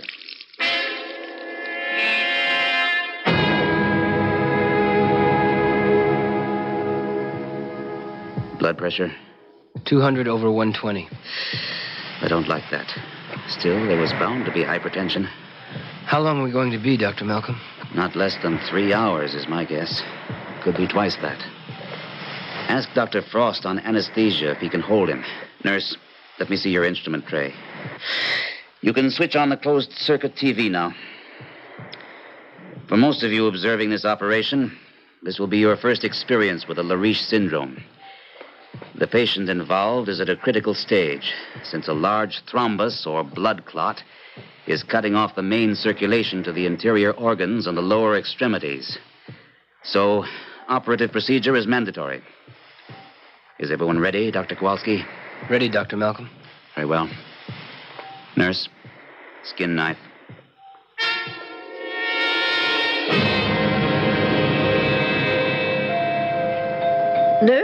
I am Mrs. Choate Stewart. My son is being up. You? Hello, Mother Stewart. Yes, me at the same old stand. Never mind you. What about Joel? Is he all right? He's on the operating table right now. How could you allow it? It wasn't a matter of allowing it. He has a thrombosis. It's his life. He had a life before he met you. Who is the surgeon, may I ask? Dr. Hallam? Dr. Hallam had an injury. He wasn't able to operate. Well, didn't he suggest a replacement? Yes, but... But what? Mother Stewart, please... Look, come with me to the nurse's lounge just down the hall. I'd like you to see just what it is that's involved. I am less interested in that than in who is handling things. I thought you didn't care about us anymore. Substantially correct. I don't care about you. But when my only son is at death's door, I feel I had to return to make sure he was getting the best of care. How did you know about Joel? He called me to say he was in excruciating pain and was being taken to the hospital. He was afraid for his life. What does that mean? Exactly what it says. Who is operating? And now that the superimposed thrombus has been removed, we can see the poor condition of the That's Dr. Malcolm on the TV. The best surgeon available to save Joel. But the one person my son called me and begged me to save him from... The patient has been unable to Why, walk any more than short distance. He'll kill him. Oh, that's ridiculous. Other effects Kirk, will have been... Dr. Malcolm will do everything to save his life. Including possible... Did Joel sign an agreement to have Dr. Malcolm operate? To return the patient to normal but life... Who did? Not be enough to close... I did. You? He's in the best of hands. Well, we'll see about that. Mother Stewart, I wish you would... Quiet. An aneurysm. Oh, something's happening on the television. Ready to pop. We'll ligate above it. Stand by with suction. We've run into a complication. A break in the intima, or the inner wall of the artery, is letting blood under pressure into the media. If this should rupture the outside wall, the patient could be lost. What do you plan to do, Doctor? I've heard and seen all I need. Now I'll tell you what Joel told me.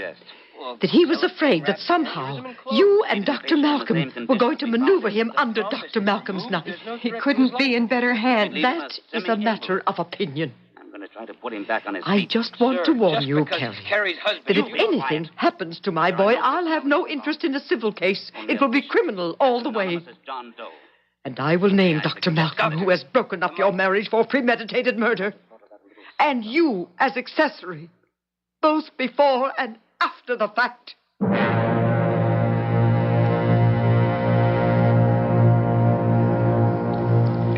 In the operating theater, the drama of life and death is played out according to established rules. Or is it? And watching the drama, two women are as completely involved as if the instruments were in their hands. I'll return shortly with Act 3.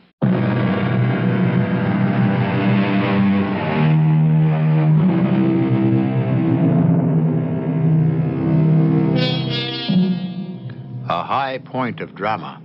Suspense piled upon suspense. Conflict on conflict. Watching on closed-circuit TV are the wife of the patient, whose life rests in the hands of the surgeon, and with her, the patient's mother, to whose biased, bitter, horrified mind her son appears to be helpless. I want it stopped. You can't do that. This is Joel's chance to become a whole man again. Or a dead one. I want it stopped. There is no way we can now. Shh. Now be quiet and listen. After consultation, we have decided to continue with the operation. The object now is to bypass the degenerated arteries by means of artificial ones. I am aware that there is some risk to the patient. He admits it? But as surgeon, I assume that risk as justified in the overall picture. If you kill him, I'll make you pay. Scalpel. I am now making the incisions in the wall of the aorta to receive the plastic ducts that will bypass the degenerative condition observed earlier. A condition which, of course, we cannot repair. I'll make you both pay. You mark my words.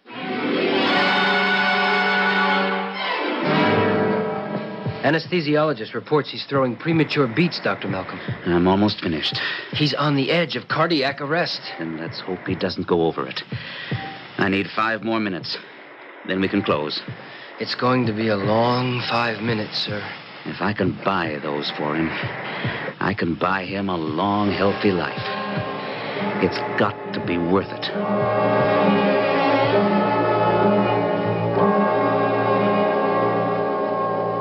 How much longer do I have to wait here till someone tells me whether my son is alive or not? Mother Stewart, you know he's alive. You saw on the monitor and heard the end of the operation. He looked more dead than alive after all that. Joel came through it. He lived. And he's going to be everything he ever was before. Then why isn't someone down here to tell us so? Because it takes a few minutes for the surgeons to clean up. The first moment he can, I'm sure Dr. Malcolm will be down to give his report. Kirk? Nurses call doctors by their first names. So Joel was correct.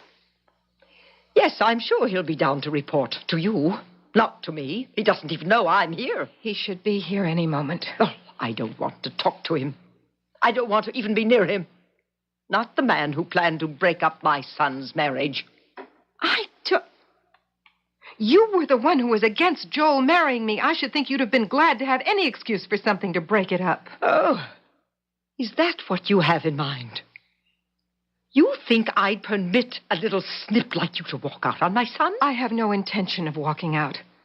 As long as Joel wants me, I'm his. If I know Joel, he'd never allow you to make a fool of him.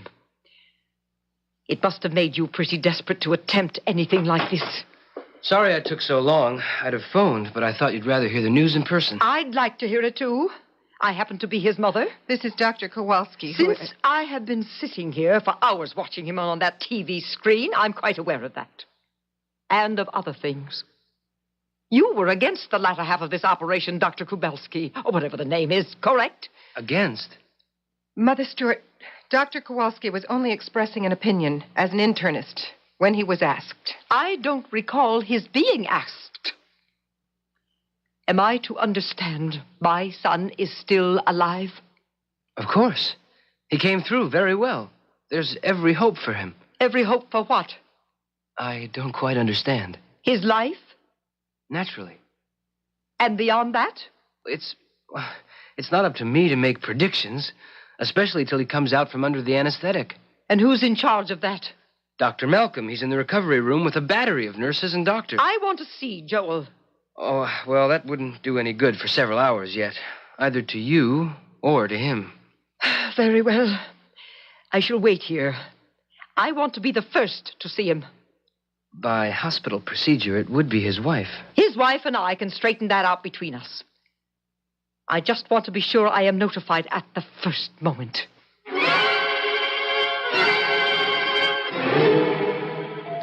A whirling witch, Mac. I kid you not. Just because I'm an elder citizen around here, Doctor. Stop trying to get me mixed up in what doesn't concern me. Mac, we both love Kirk like he was your son and my big brother. It was a hell of a risk he took. Was it for the patient? For Carrie? Or for himself?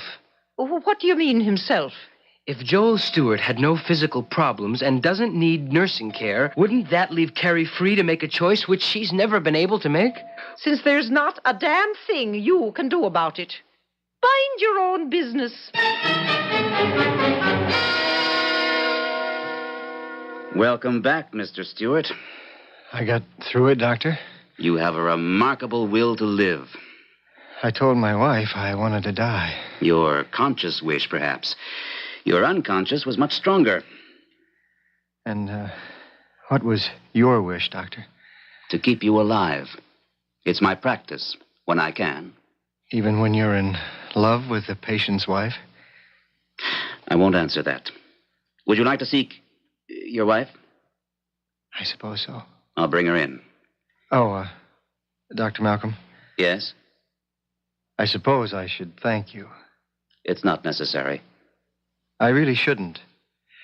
You'd have done all three of us a favor if you'd made sure I didn't survive.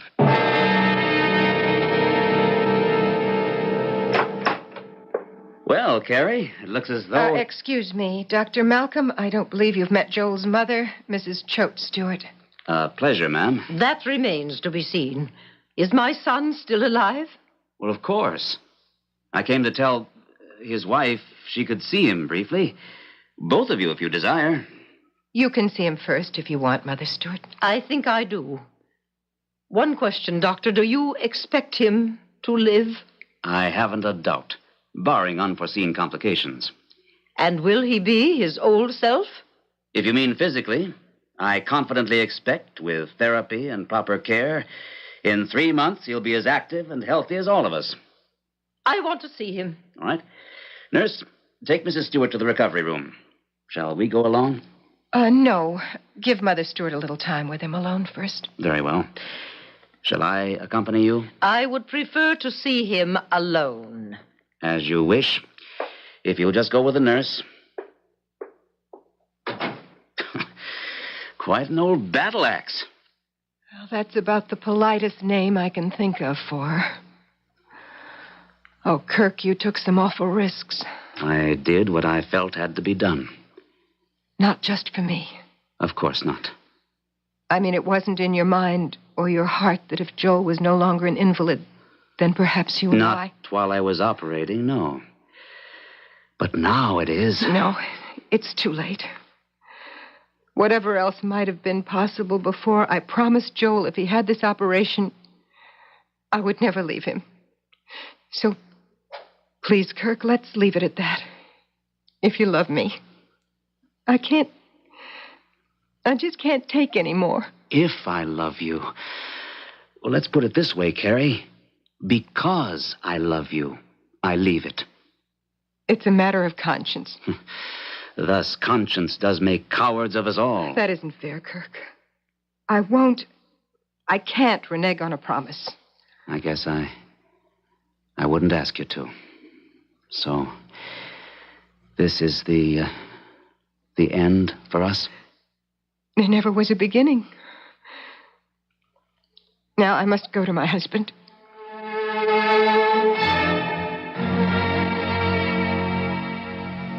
Please don't pretend, Carrie. I'm not pretending. You can hardly wait to start nursing me again, hmm? Does that mean I still have a wife? Yes. For better or worse, in sickness and in health, or always? Would you promise? I promise. You had your chance, Carrie, you and your surgeon. You should have lost me. What did you save me for?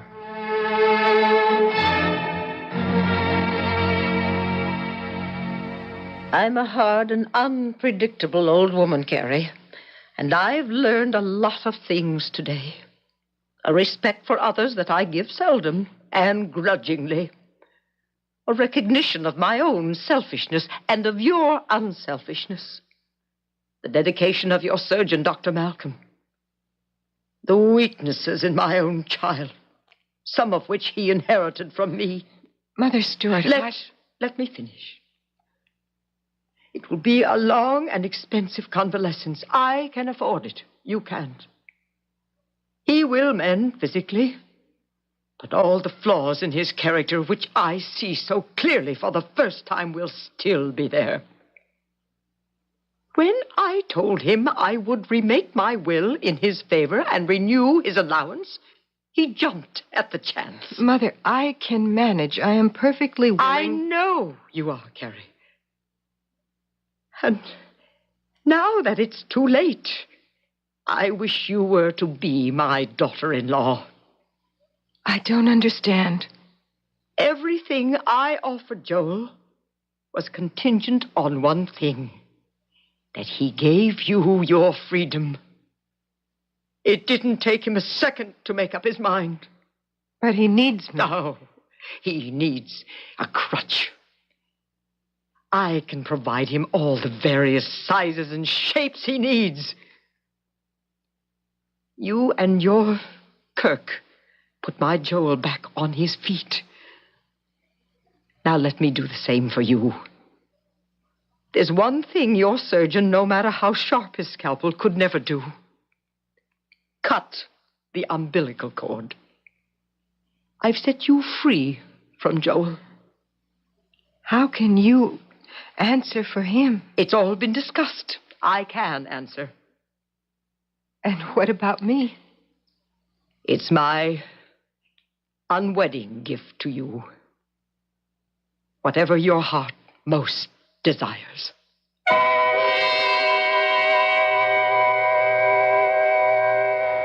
It was a quiet wedding 6 months later for Dr. Kirk Malcolm and the former Mrs. Joel Stewart.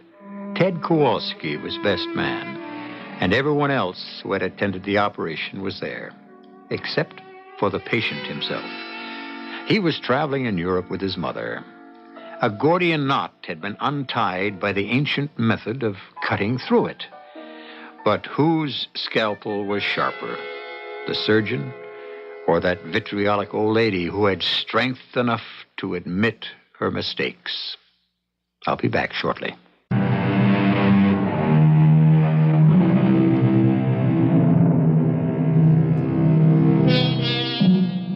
One last quote from the Hippocratic aphorisms, which seems fitting to close this case history. Life is short and art is long. The crisis is fleeting. Experiment risky. Decision difficult. Not only must the physician be ready to do his duty, but the patient, the attendants, and external circumstances must contribute to the cure. Our cast included Terry Keane, Gordon Gould, Don Scardino, Robert Caliban, and Joan Shea. The entire production was under the direction of Hyman Brown.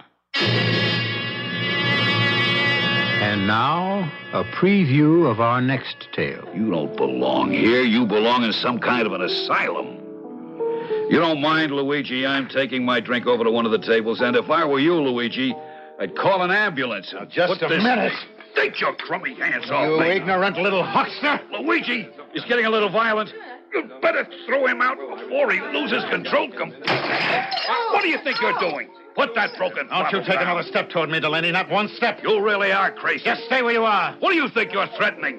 No! I can't see! Push that broken bottle into my face! Hey, you pushed Delaney over. He hit his head. He's out cold. And his face and head are all covered with blood. I didn't mean to. Maybe you better send for a doctor. Mr. Quaylen, you can't leave now. Don't try to follow me, any of you. Where are you going? Where none of you will ever find me.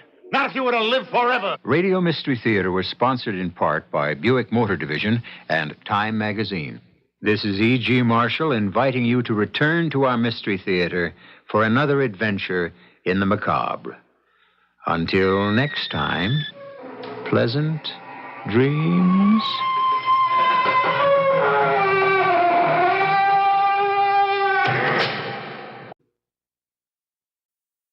The CBS Radio Mystery Theater presents...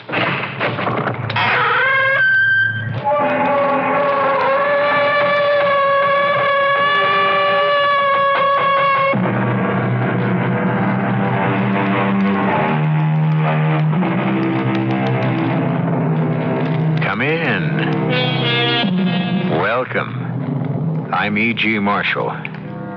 This is our bicentennial year, a time to pause and count our blessings. And among the greatest of these are the men and women of letters who flourished in our native land, who created a literature that was both typically American and universally admired. After all, it was our own Edgar Allan Poe who invented the kind of stories you hear on this program, and our own Mark Twain who carried them to the most sublime heights of fantasy and fun. At this time, we propose to give you an exhilarating taste of one of the most exciting stories of fantasy, mystery, and suspense the world has ever known. Tell the king that if I am not released from this dungeon immediately, I shall cause a mighty calamity to befall this realm. Oh, please, sir, have mercy. Tell the king that I can call forth my magic powers and destroy the sun. Destroy the sun? But what? Well, how can a man destroy the sun? It cannot be done. Clarence, my boy, look at me. Do I look stupid? Oh, no, sir. Then, if it can't be done, why would I be willing to bet my life I can do it?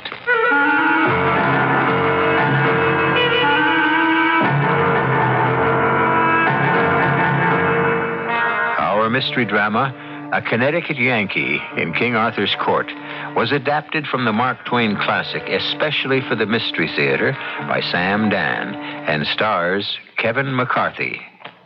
It is sponsored in part by Buick Motor Division and Luden's Medicated Cough Drops. I'll be back shortly with Act One.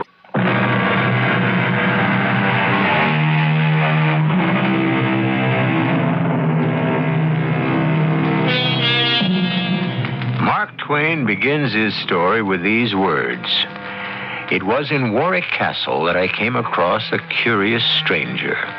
He attracted me by his candid simplicity, his marvelous familiarity with ancient armor, and the restfulness of his company. I thought I would tell you my story, but I've kept a journal. Oh, how long ago that was. Do you know about transmigration of souls? Do you know about transposition of eras and bodies? Ah, well, read and learn. He was gone. I examined the sheaf of papers he had left with me. Most of it was parchment, yellow with age. Old, incredibly old. Carefully, as I feared they would crumble within my fingers, I began to turn the pages. And now begins the stranger's story. I'm an American, born and reared in Hartford in the state of Connecticut. A Yankee of the Yankees. My father was a blacksmith. My uncle was a horse doctor. And I was both at first. Then I went over to the great arms factory and I learned how to make everything. Guns, boilers, engine, just about any and every kind of machinery you can imagine. I had a couple of thousand men working for me, but although they were under my jurisdiction, they refused to be under my thumb. You there! Shut that machine down. Who says so? I say so. Well, who do you think you are? I'm the boss. Well, why didn't you go soak your head? I'm giving you an order. I don't take orders from you. How about this kind of an order? Now, shut that machine down. Well, you see, you couldn't explain to him he was doing the wrong thing and wasting company time and material. So I had to develop other methods of communication. Well, that worked out pretty good for a while. But as the good book says, he who lives by the fist. We had a big, sulky fella named, aptly enough, Hercules. A surly brute he was. Everybody left him strictly alone. I should have left him alone, too, but I had to prove who was boss.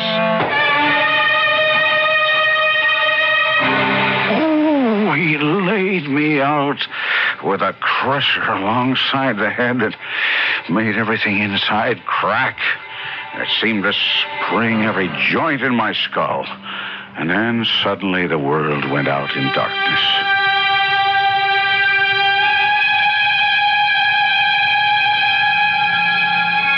When I came to, I was sitting under an oak in the midst of a broad and beautiful country landscape. And there was a fellow on a horse looking down at me. A fellow fresh out of a picture book. In old-time armor from head to heel, with a sword and a shield and a prodigious spear. His horse had armor on, too, with red and green trappings that hung all around him. Oh, it was all gorgeous to look at. And then this apparition spoke to me. Fair sir. Fair sir, will ye joust? Will I which? Will ye try a passage of arms? Will I what? For land or lady or knightly honor? What are you giving me? Get along back to your circus before I report you.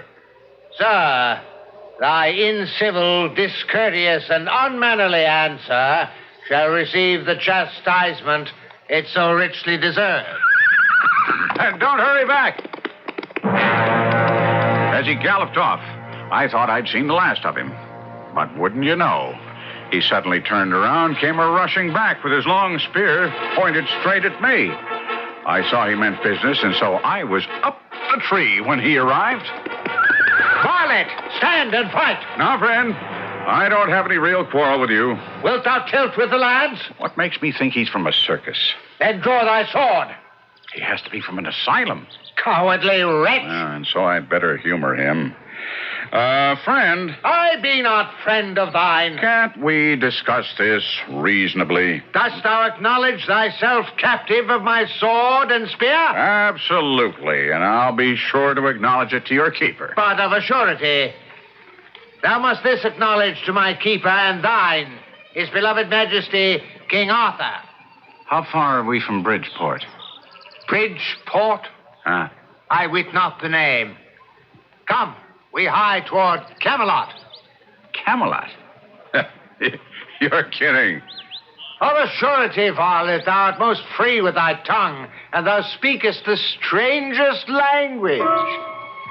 Camelot. Camelot. I repeated the word over and over. Camelot was probably the name of the asylum from which this lunatic had escaped. Well, I walked along beside his horse, hoping, expecting at any minute to see a familiar sign. And without warning, there stood in front of me a huge castle with flags and banners flying from the towers. I stopped. I was almost petrified with shock, because I could see the place was filled with people dressed in the most outlandish costumes. And when they saw me, they were almost struck dumb with fright. Fear not, gentlefolk. This dark and evil magician can do no further harm. I have vanquished him in terrible combat. Let us now throw him into the dungeon to await the pleasure of the king. And they did it. Into a damp, dark, foul-smelling cell. And I didn't know what to think. Yes, I did. This could only be a dream that I had actually been somehow hurled back in time into King Arthur's court, a place I had hardly ever thought about or, to tell the truth, cared very much for. And then the cell door was opened, and in came a slim young fellow in shrimp-colored tights that made him look like a forked carrot. The rest of him was all blue silk and yellow lace. He looked at me, and he said, I have come for you. I'm a page. Go along. You ain't more than a paragraph. Indeed, thou speakest a foreign tongue. What is thy name? From whence dost thou come? And thy raiment. Such outlandish clothes. Well, friend, do me a service. Do you belong to the asylum, or are... Fair sir, me seemeth That'll do. You're a patient. Oh, if I could just see the head keeper for a minute. Just for a minute. Head keeper? Oh, but that is a passing strange way to refer to His Majesty. Clarence. I am called Amias Le Poulet. Well, I'll call you Clarence for short. You look like a good-hearted fella. Yes, 'tis true. And it shall be my undoing. For I was born in an unlucky year. Oh, there's no such thing as an unlucky year. Oh, indeed there is. 13 is most unfortunate, and I was born in 513. Wherefore, it is well known... Oh, wait. Clarence. Hold. Stop. Say it again, and say it slow. What year was that? 513. 513? You, don't look it. Now, come, my boy. I am a stranger and friendless. Be honest and honorable. Are you in your right mind? Forsooth. Never mind that. Either I've become a lunatic or something just as awful has happened. Now tell me, honest and true now, honest and true. Where am I? In King Arthur's court, and it please you. And it pleased me. Oh, well. And according to your notions, what year is it now? 538, 19th day of June. No, it can't be. Do you mean to tell me that I'll never see my friends again? Never again? Perhaps the divine will shall permit thee to. Well, how? They won't be born for 1,300 years. Please, good sir, be of merry countenance. Oh, merry countenance. Do you realize... Wait, Clarence. What virtue are we Yankees celebrated for throughout the civilized world? Mayhap I have not heard. Thrift, Clarence. Thrift. Now, your true Yankee never throws anything away, because you can never tell when it'll come in handy. I happened to read one time that the only total eclipse of the sun during the first half of the 6th century occurred on June 21st, 538 A.D. at exactly 3 minutes after noon. Eclipse? Good sir. Yes, sir, Clarence. Eclipse. Eclipse. Is it peradventure something good to eat? Now, ask me how I intend to use that seemingly unimportant, insignificant, no account, irrelevant little fact. Ask me. If it please you, sir. You say this is the 19th of June, 538? Well, Clarence, I say it's the 19th of June, 1879. What magic dost thou speak, sir? In either case, the day after tomorrow has to be the 21st. No eclipse is scheduled at all in 1879. Therefore, if we do have one, it's no dream, Clarence. It's no dream. Come, sir. It is the signal that the dinner is done at the round table, and my master and thine, Sir Kay, desires to show thee before the king in the court. Sir Kay? Yes, sir. And what plans does Brother Kay have for me? Oh, sir, jest not. No humble monk is he. Sir Kay is foster brother to our liege King Arthur himself. He will have thee kept here till thy friends ransom thee. Clarence, none of my friends have been born yet. Oh, sir, speak not such madness. All right, let's go. Get the exhibition over with. And what if I am among lunatics? I'm smart enough to become boss of the asylum. Boss? Is that thy name? Sir Boss.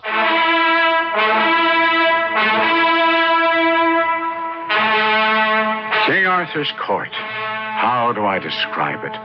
An immense place filled with loud contrasts, a babble of sound, a rainbow of color. The place was a madhouse, and at the center, a round table. And around it sat a great company of men dressed in splendid hues.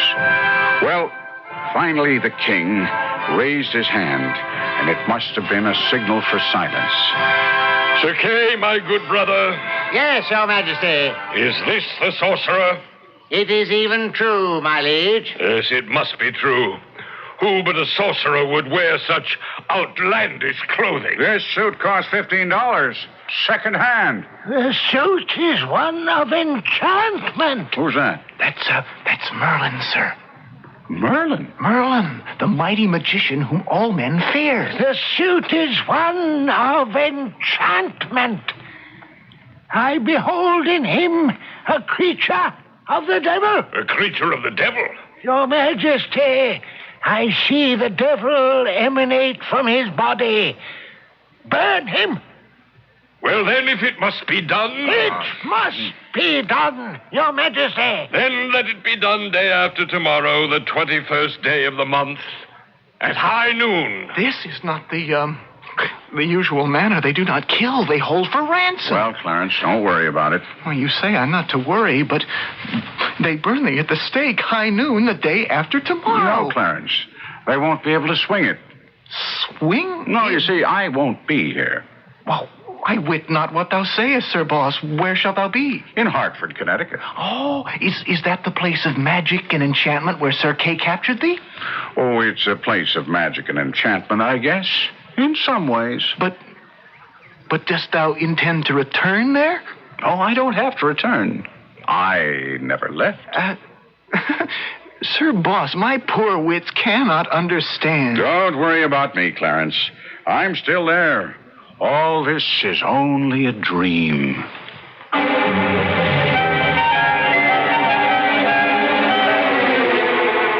And I read on in the stranger's ancient manuscript, where he says he was carried off to a dark and narrow cell in a damp and filthy dungeon, with some scant remnants for dinner, some moldy straw for a bed, and no end of rats for company. And we must leave him there until it is time to return with the second act in just a few moments.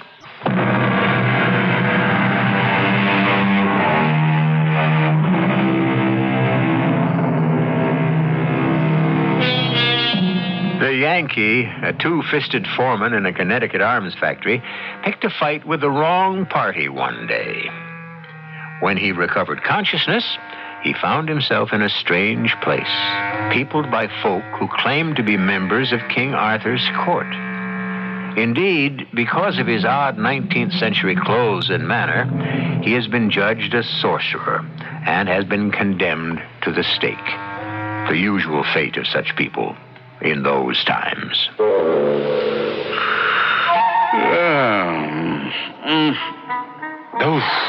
What a dream. What an astonishing dream. Well, I've waked just in time from being hanged or burned or drowned or something of that sort. Now what I think I'll do is nap again till the factory whistle blows, and then go down to the plant and have it out with Brother Hercules. I give you good morning, Sir Boss. What? You still here? Go along with the rest of the dream. Come on, scatter. Oh, thou art indeed most merry, Sir Boss. Thou canst laugh in the face of dire peril. All right. Let the dream go on. Now, I'm in no hurry. Prithee, Sir Boss, what dream? What dream? Why, the dream that I'm in right now. The dream that I'm in King Arthur's court, a person who never existed. And the dream that I'm talking to you, who are nothing but a work of my imagination. Oh, indeed. And is it a dream that thou art to be burned tomorrow noon? Answer me that. Clarence, I need you. Aye, Sir Boss? Clarence, the only friend I have. Now, don't fail me. Help me devise some way to escape this jail. Escape? Yes, escape. Oh, do but hear thyself, Sir Boss. Escape?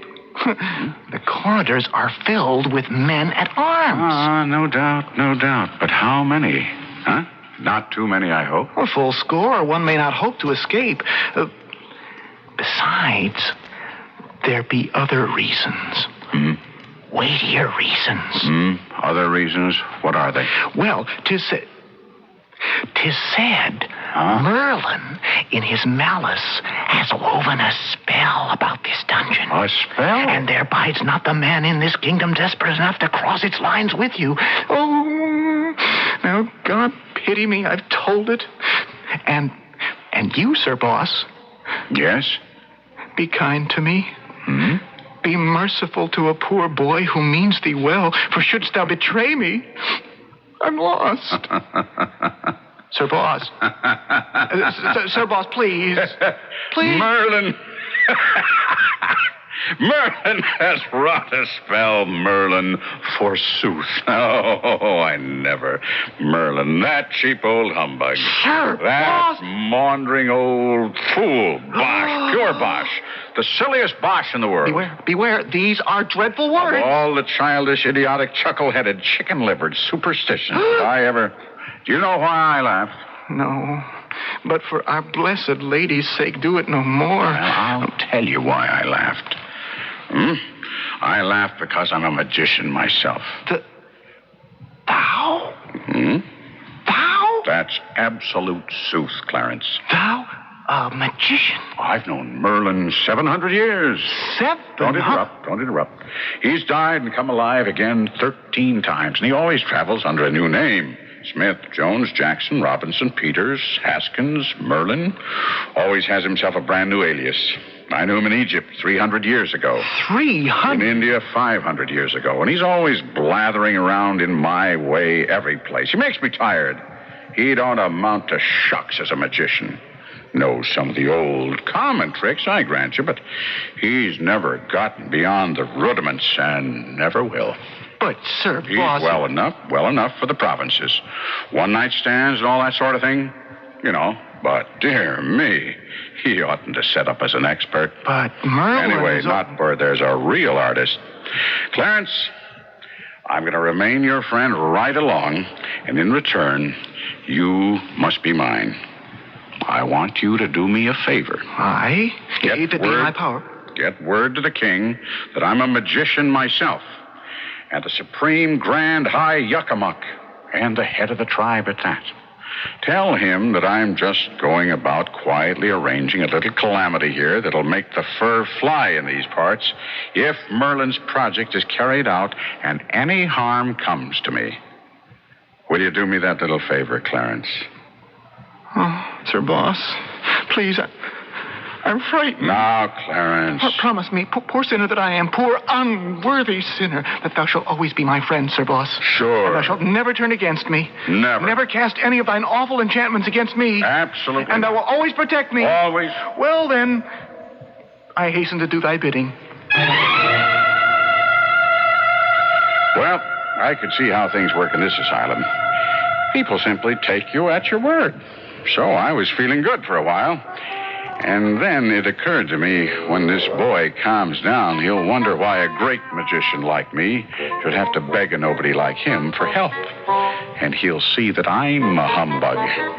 But then I reasoned, these lunatics can't really think. So I felt better. But then I got frightened again. I had sent the lad to scare his betters with a threat. Suppose they called my bluff. What could I do? Should have thought about my calamity first. Well, maybe the threat itself will be enough. Maybe.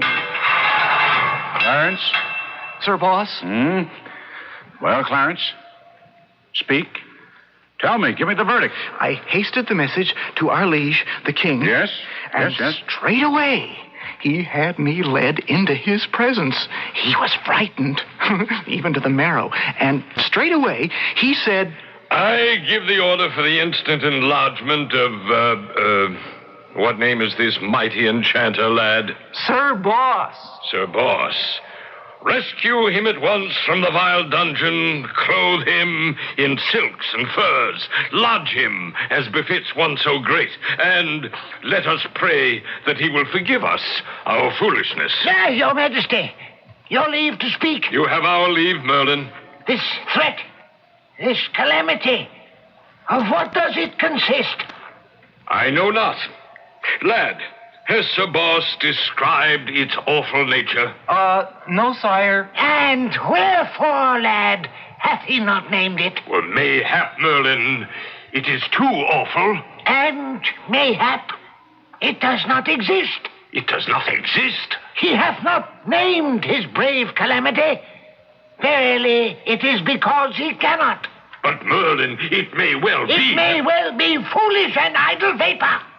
Do we dare provoke one of such great magic powers, Merlin? Let him prove his brave words. If thou sayest so, Merlin. Lad. Your Majesty? Return to, Sir Boss, and in all courtesy prevail upon him to consider all the factors in this perplexed case, and name the calamity, also the nature of it, and the time of its coming. A sellout. I could have had a sellout if not for Merlin. Oh, Sir Boss, delay not. To delay now were to double and treble the perils that already encompass thee about. Oh, please, be thou wise. Be wise. Name the calamity. Is that all? Just name the calamity? Oh, yes, Sir Boss. Oh, yes. Name the calamity. Yes. For one of thy mighty powers, a calamity should be but the work of a moment. Well, you just don't pull a calamity out of thin air, Clarence. Now, if I could get out of here and collect some materials, some wires, some gunpowder, some... Sir Boss, to delay is fatal.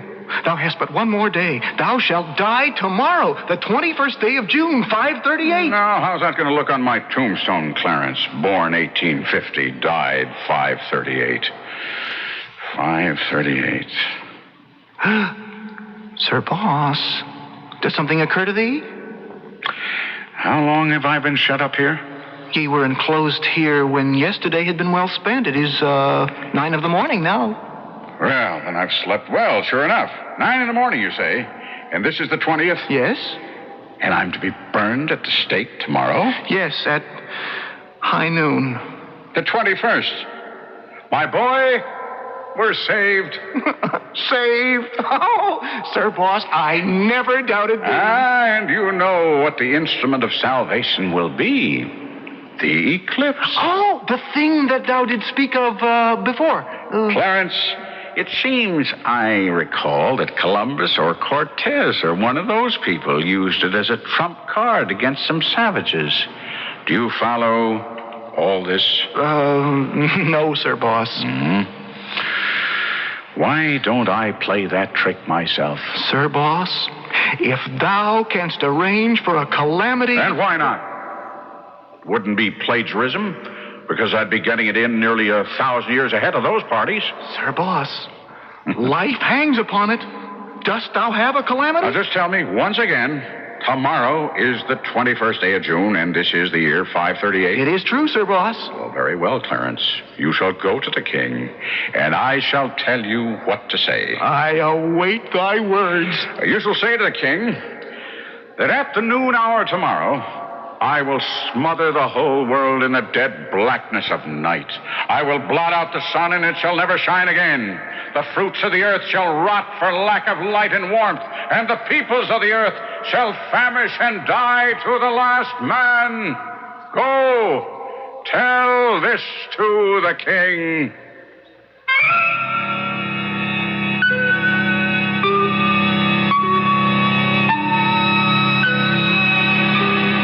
And when the threat was made, when the sought-after calamity was described, as the stranger wrote in the faded parchment document, poor Clarence turned pale and collapsed with fright, and the Connecticut Yankee had to carry the boy out of the cell and hand him over to the guards.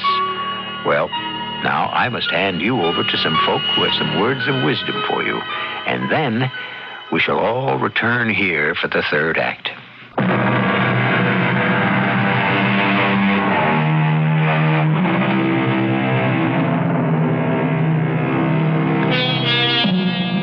Where is Mr. Mark Twain's misplaced Connecticut Yankee? Is he actually in King Arthur's court? There's only one way to find out. Wait and see if there's an eclipse. The eclipse, as you probably know by now, shall perform a double duty. It will set the date beyond all shadow of a doubt, and it will also save our hero's life. Clarence? Did you deliver my message? Oh, yes, Sir Boss. And? All were struck dumb with fear and dread. Let this be a lesson to you. Never lose hope, do you hear? I hear, Sir Boss. Even when it's darkest. It is even so. Now, tomorrow I could have submitted meekly, given way to fear and terror.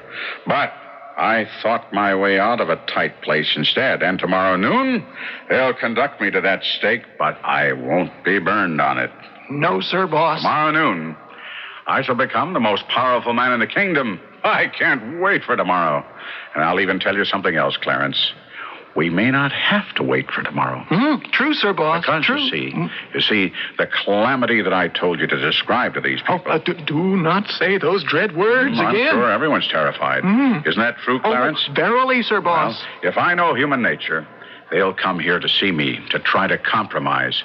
And Clarence, listen, even as I mention it, it's the compromise on its way.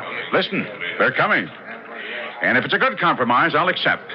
But if it isn't, I mean to stand my ground and play my hand for all it's worth. Sir Kay, and to what do I owe the honor of this visit? The steak is ready. Come. The what? The steak. Oh, but there's been some mistake. The execution is set for tomorrow. The order has been changed and set forward a day. But today Look, No, it has to be tomorrow. It has to be. Come, it is almost noon. Hasty. Lost. I was lost. There was no help for me now. I was done for good. I was dazed. I was stupefied. I had no command over myself. The soldiers took a hold of me and pulled me along with them out of the cell and along the maze of corridors and finally into the fierce glare of daylight in the upper world. And as we stepped into the vast enclosed courtyard of the castle, I received a shock. The first thing I could see was the stake. We see before us one who has threatened to destroy the sun and thus end for all time all life on this earth. I say he speaks falsely. I say he is an impostor. Merlin, speak thou more gently. Mayhap he does plan something magical? There is no need to placate this false magician's heart. Soon we shall see if he can save himself. I scarcely heard Merlin's gloating voice. I knew now.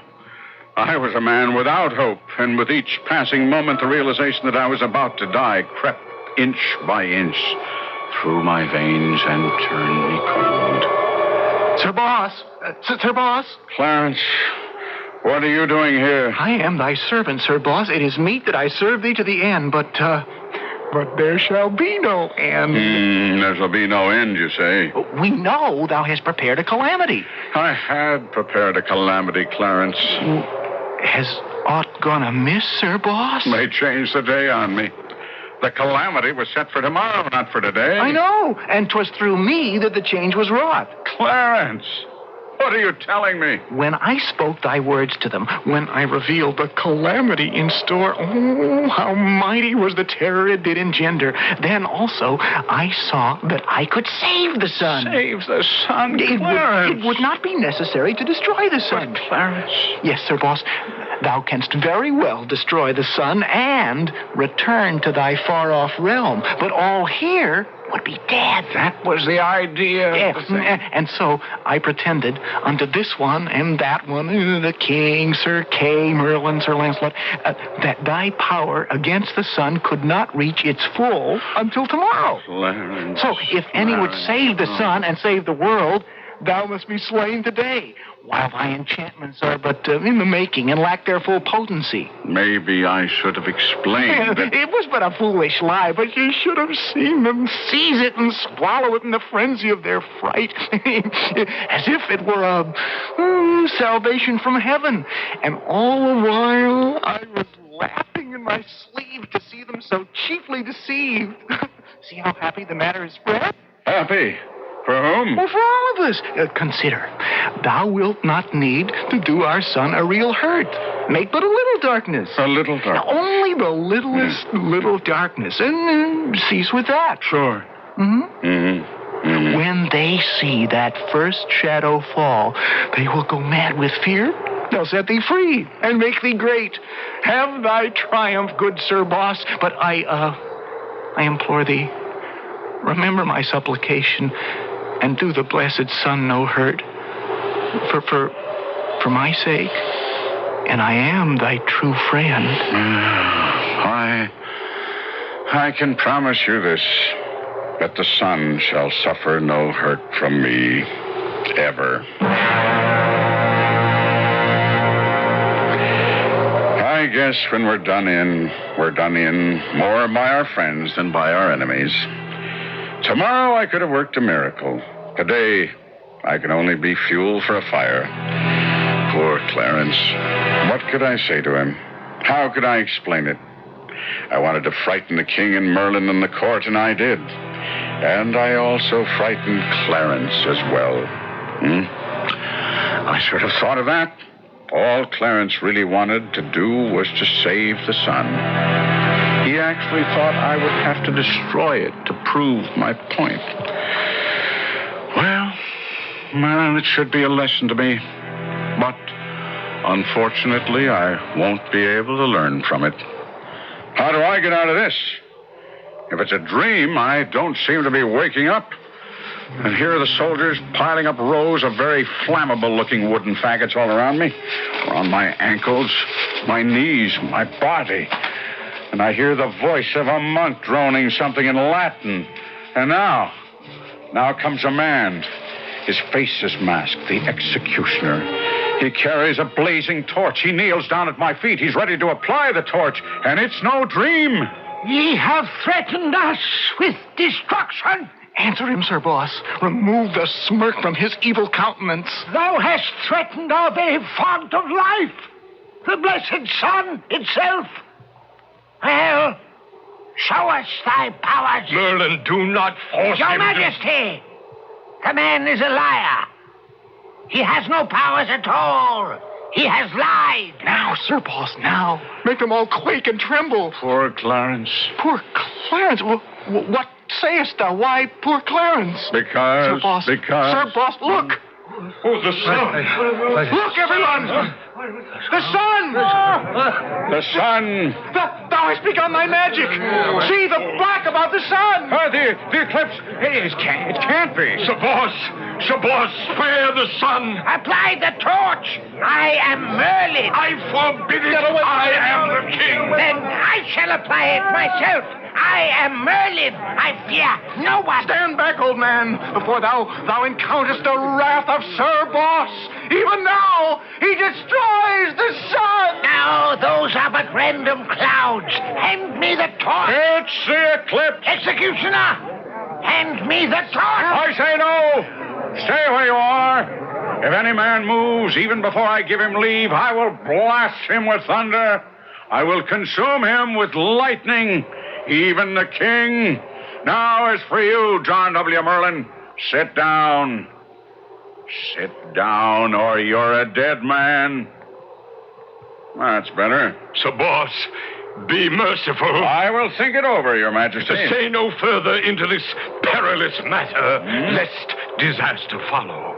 It was reported to us that thy full powers could not attain their strength until tomorrow. You think these are my full powers? I'm feeling very weak today. Name any terms, fair sir, even to half of my kingdom. Oh, but stop. Oh, stop this gathering darkness. I should like to, Your Majesty. Believe me, I should like to. Thou shouldst like to? But once begun, these calamities are difficult to untrack.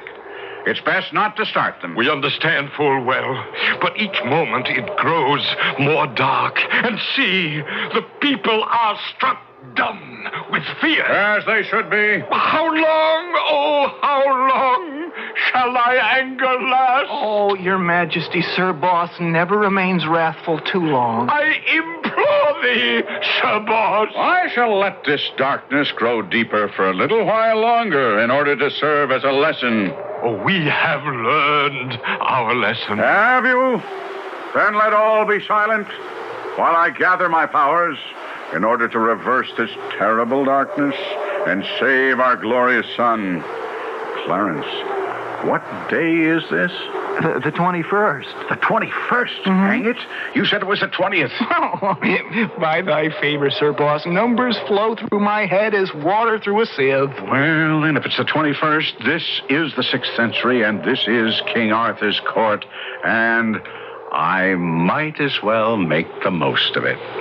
O King, I have reflected. Whether I blot out the sun for good shall rest with you. These are my terms. You shall remain king over all your dominions. You shall appoint me your perpetual minister and executive. Oh, yes. Oh, verily, yes. Pay me 1% of such actual increase of revenue over and above its present amount as I shall succeed in creating for the state. Anything thou wilt demand. And if I can't live on that, I shan't ask anybody to give me a hand. Is it satisfactory? Anything. Now, please, good Sir Boss, restore the sun. Very well. First, you must untie my hands that I may use them in this business. Away with his bonds. Set him free. Do him homage. He is the king's right hand. His seat is on the highest step of the throne. And now, good sir, sweep away this creeping night. Bring us light again, and let us bless thee. I would say that you have all had just enough. Let all stand. Let all look toward the heavens. And now I declare, let the enchantment dissolve and pass harmlessly away. Oh, the sun! Look, the silver rim of the sun emerges! The sun returneth!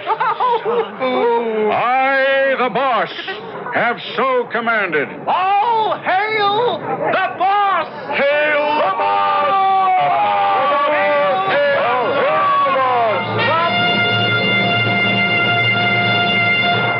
And so he became the boss.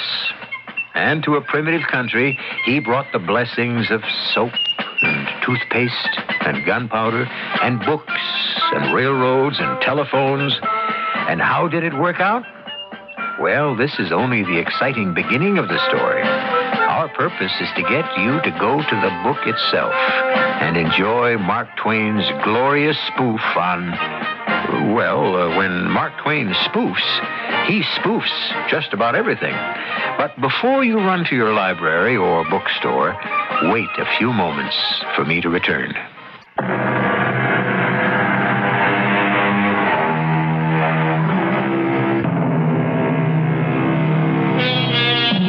A Connecticut Yankee in King Arthur's court. All we could hope to do in the limited time allotted us was get him there. You, of course, should follow his progress. And in this bicentennial year, what could be a happier celebration than several hours with the most American of all writers, Samuel L. Clemens, or, as he would have it, Mark Twain.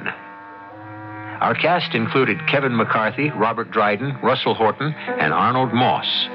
The entire production was under the direction of Hyman Brown. And now, a preview of our next tale. Lawyer Wilson. What could he have said? Hay, feed, and grain merchant Wilson. What could he have said? Go down the list. Robert Titmarsh, Ella Fallett Weeks, Archibald Wilcox, Ingoldsby Sargent. What could he have said? I want to know. What did he say? What could he have said? It was the only topic of conversation. The 19 Incorruptibles, starting with Banker Pinkerton on top and ending with poor Edward Richards on bottom, walked about with white and drawn faces, as if each of them was feverishly figuring out a way to get at that money. A head of steam was building higher and higher and fiercer and fiercer. Sooner or later, it would have to bust. Radio Mystery Theater was sponsored in part by True Value Hardware Stores and the Greyhound Ameripass. This is E.G. Marshall inviting you to return to our Mystery Theater for another adventure in the macabre. Until next time, pleasant dreams.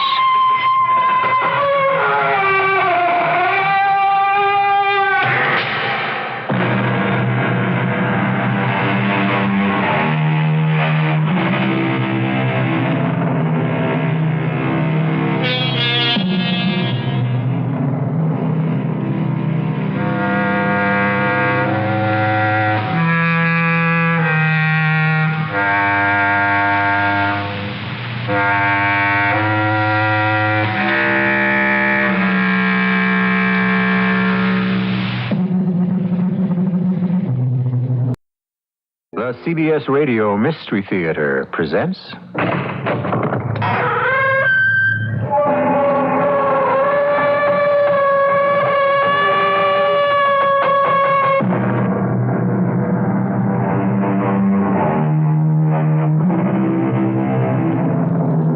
Come in. Welcome. I'm E.G. Marshall, moderator of these mystic meanderings. As you must surely know by this time, certainly we remind you of that fact often enough, the detective story was invented by our own Edgar Allan Poe. For all the good it did him, Poe died virtually of starvation. Arthur Conan Doyle, an Englishman, took all of the principles laid down by Poe and proceeded to make a fortune with Sherlock Holmes. Whoever said life was fair? This irked Mark Twain no end, and so, determined to strike a blow for America, he wrote a satire to put Conan Doyle in his place. And in this battle between the Titans, all of us are the winners, as you are about to hear. Inspector, I've been robbed. Of what? An elephant. An elephant? A white elephant. Well, what do you want us to do? I want you to find him for me. Find an elephant on the streets of New York City, and a white elephant at that? Well, I realize the difficulty. If you lost a dog or a cat or even a pet mouse, well... I'll offer a reward. This will tax our resources to the utmost. With so many places of concealment, how does one find a stolen white elephant? Is this task beyond the powers of the New York City Detective Force? Sir, nothing is impossible for a New York detective.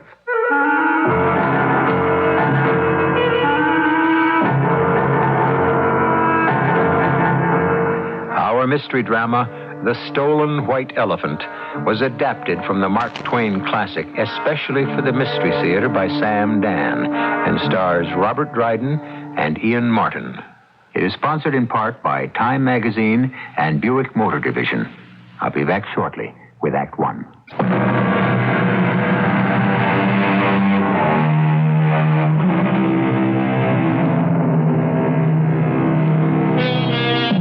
Mark Twain, being duly sworn, deposes as follows. This curious history was related to me by a chance railroad acquaintance.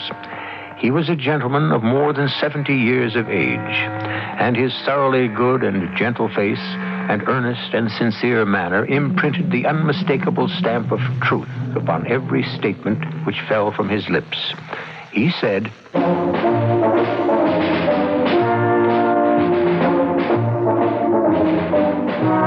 It was in the year 1878, or was it 77? Oh, no matter. I was a major in Her Imperial Majesty's Bengal Lancers in India, you know. And one morning, I suppose it was at lunch, or it might have been in the evening. Anyway, I was summoned by my commanding officer, Colonel Chumley Hogan Yale, or had he been recalled, then it's no matter. As I say, I was summoned...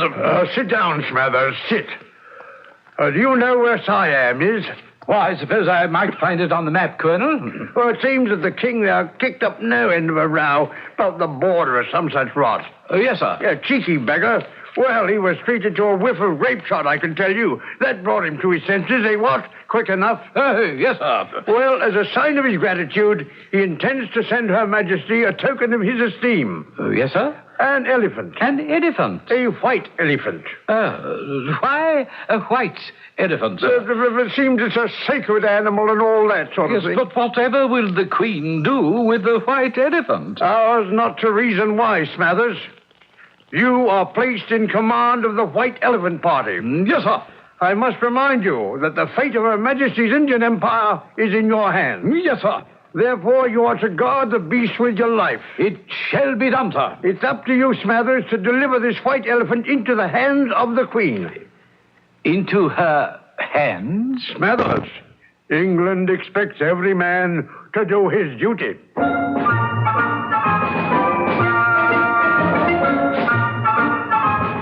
Well, sir, a ship was fitted out for me, and my servants and all officers and attendants of the elephant. And together with the elephant, we sailed across the Pacific and landed at San Francisco. There, a special train awaited us, and we crossed your great country, arriving a week later in the city of New York. En route, I had come to know my charge rather well. We spent many happy hours together. He was rather an intelligent elephant, take him by and large, but he did have a somewhat limited vocabulary. Well, we arrived in New York, and I placed my charge in admirable quarters while we awaited the boat that was to take us home again to England. I, meanwhile, was enjoying the sights of your fine metropolis, little realizing the catastrophe that lay in store. And then, Late one night, my slumber was disturbed by my agitated servant. Sahib, leave the land of dreams. Arise, come awake. Sahib, there is news. Ganga Das? What is it? What? Ominous news, Sahib.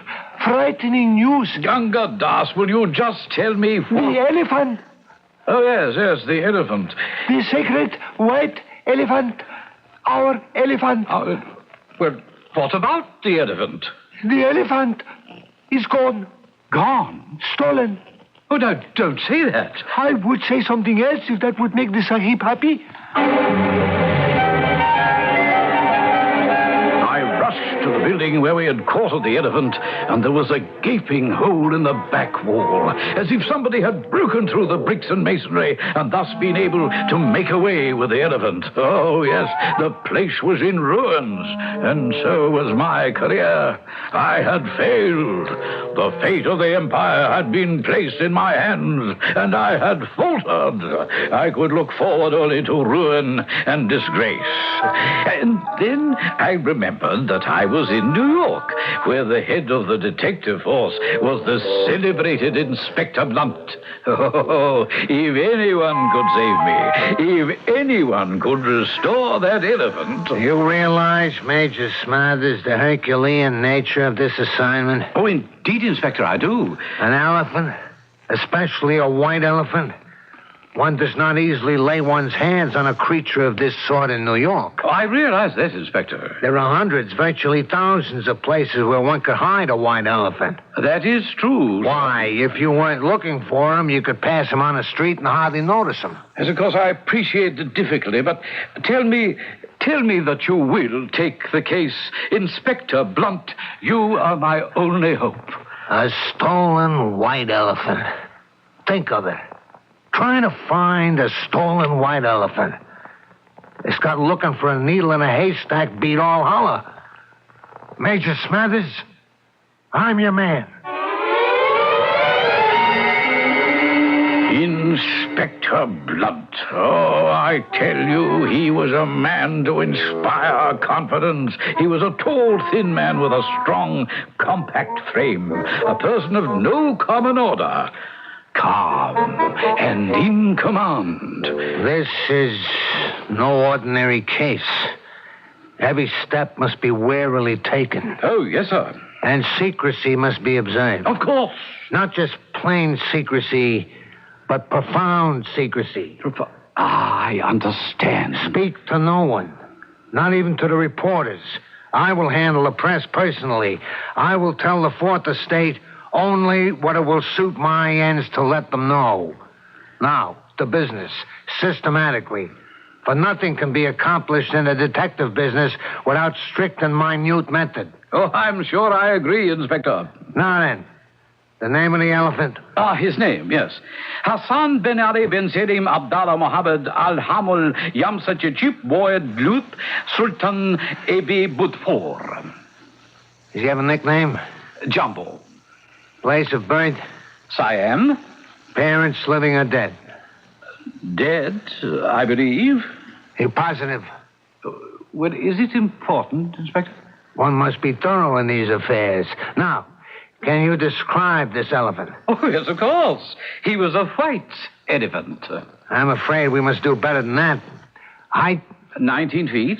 Length from apex of forehead to insertion of tail? 26 feet. Length of trunk? 16 feet. Length of tusks? 9.5 feet. Any distinguishing marks? Distinguishing marks? Well, now, it would seem to me that... My dear Major, this minute detail may be boring to you, but the fact is, the more closely we can describe the elephant, the easier he'll be to identify. Well, I don't know about marks, Inspector, but you might also add that he likes to squirt water on people. Through his trunk, of course. Oh. Well, we'll be able to identify him now beyond a shadow of a doubt. Halloran! Have 50,000 copies of this description printed at once and mailed to every detective office and pawn shop on the continent. pawn shop, Inspector? A favorite destination for thieves with stolen merchandise. Ah, I hadn't thought of that. Now, it'll be necessary to offer a reward. What sum would you suggest, Inspector? To begin, $25,000. $25,000? Well, it's an intricate, difficult case. There are 1,000 avenues of escape and unlimited opportunities of concealment. And these thieves have friends everywhere. These thieves? Then you do know who they are. Never mind about that. I may not. It'll be necessary to describe this elephant further. Describe him further? I thought we'd given a fairly detailed... We haven't scratched the surface. If he has any peculiar eating habits, say, that'll make him easier to notice. What does he eat? What does he eat? Oh, well, he eats anything. He must be more precise. Well, then, Inspector, he will eat a man. Yes? He will also eat a Bible. You can say he will eat anything between a man and a Bible. I'm afraid that's too general. Details are what are needed in our business. Now, as to men. How many men will he eat at one meal or one day if they're fresh? Oh, he wouldn't care if they're fresh or not. At a single meal, he would eat 5 ordinary men. 5 men. Here, let me write that down. What nationalities would he prefer? Well, as to that, he's completely indifferent. So much for men. What else will he eat? Well, he would eat bricks, bottles, clothing, cats, oysters, ham, sugar, pie, potatoes, hay, oats, everything really except boarding house rice pudding. What does he drink? Anything that flows, milk, water, whiskey, molasses. It's no use to go into particulars. Whatever fluid occurs to you, just to set it down. Oh, of course, he will drink anything except European coffee. Thank you, Major. You've provided us with excellent clues. Karl-Erich! Detail Detectives Jones, Davis, Halsey, Bates, and Hackett to shadow the elephant. And detail Detectives Moses, Dakin, Murphy, Rogers, Tupper, Higginbotham, and Bartholomew to shadow the thieves. The thieves? Ah, then you do know. Oh, this is uncanny. Karl-Erich! Place detectives at all terminals and docks and all roadways leading out of the city to watch for the stolen white elephant. Dispatch detectives as far north as Canada, as far west as California, as far south as Florida. And remember, it must all be done with the utmost secrecy. That'll be all. Oh, Inspector Blunt, I marvel at how much ground you've covered in so short a time. Well, one does these things by instinct, Major Smathers. Yes. Is there anything I can do to help? Yes. You must maintain secrecy. Ah, of course. So far, no one knows of the theft except the thieves, your servants, yourself, and I, and my men. I shall see to it that my servants say nothing at all. Good. Inspector Blunt, you realize the international crisis that can be created if that elephant isn't found soon? Yes. Then, can you give me some hope? Major Smathers, I am not given to boasting. It is not my style. But we shall find your elephant.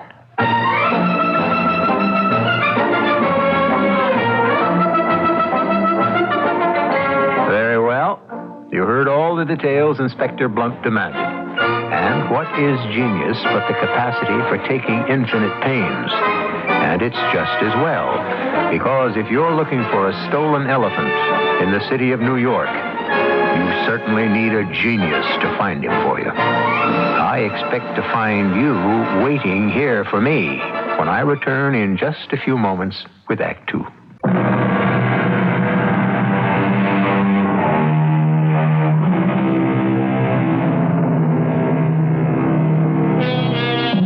Major Smathers of the British Army in India. He has been entrusted with a sacred white elephant to bring home as a gift to Queen Victoria. While stopping over in New York, the elephant has been stolen. But Smathers has every reason to be hopeful. After all, the search is in the reliable hands of Detective Inspector Blunt, than whom, well, let us pick up the Major's story. Awake, awake, Sahib. What? It is only I, thy servant, O protector of the poor. What? Does the heaven-born wish to read the newspapers? Oh, it's you, Ganga Das. Oh, what a dream. What a dream. Inspector Blunt has sent them. Inspector Blunt? Who is Inspector Blunt? The police, Sahib. Oh, then it's no dream. It happened. The elephant has been stolen. Oh, yes, I remember now. And I did talk to the world's greatest detective, Inspector Blunt. If the center of the universe will deign to look, it is in all the newspapers. Well, how could it be in the newspapers? Inspector Blunt said that it must be kept secret. It was the mighty police Sahib himself. You see what it says in the papers? Let me see. Inspector Blunt, confident stolen white elephant will be recovered. Huh? Inspector Blunt expects immediate arrest. Blunt says international intrigue behind great white elephant theft. Blunt says elephant was stolen to effect succession of British throne. Oh, wait till I see that man.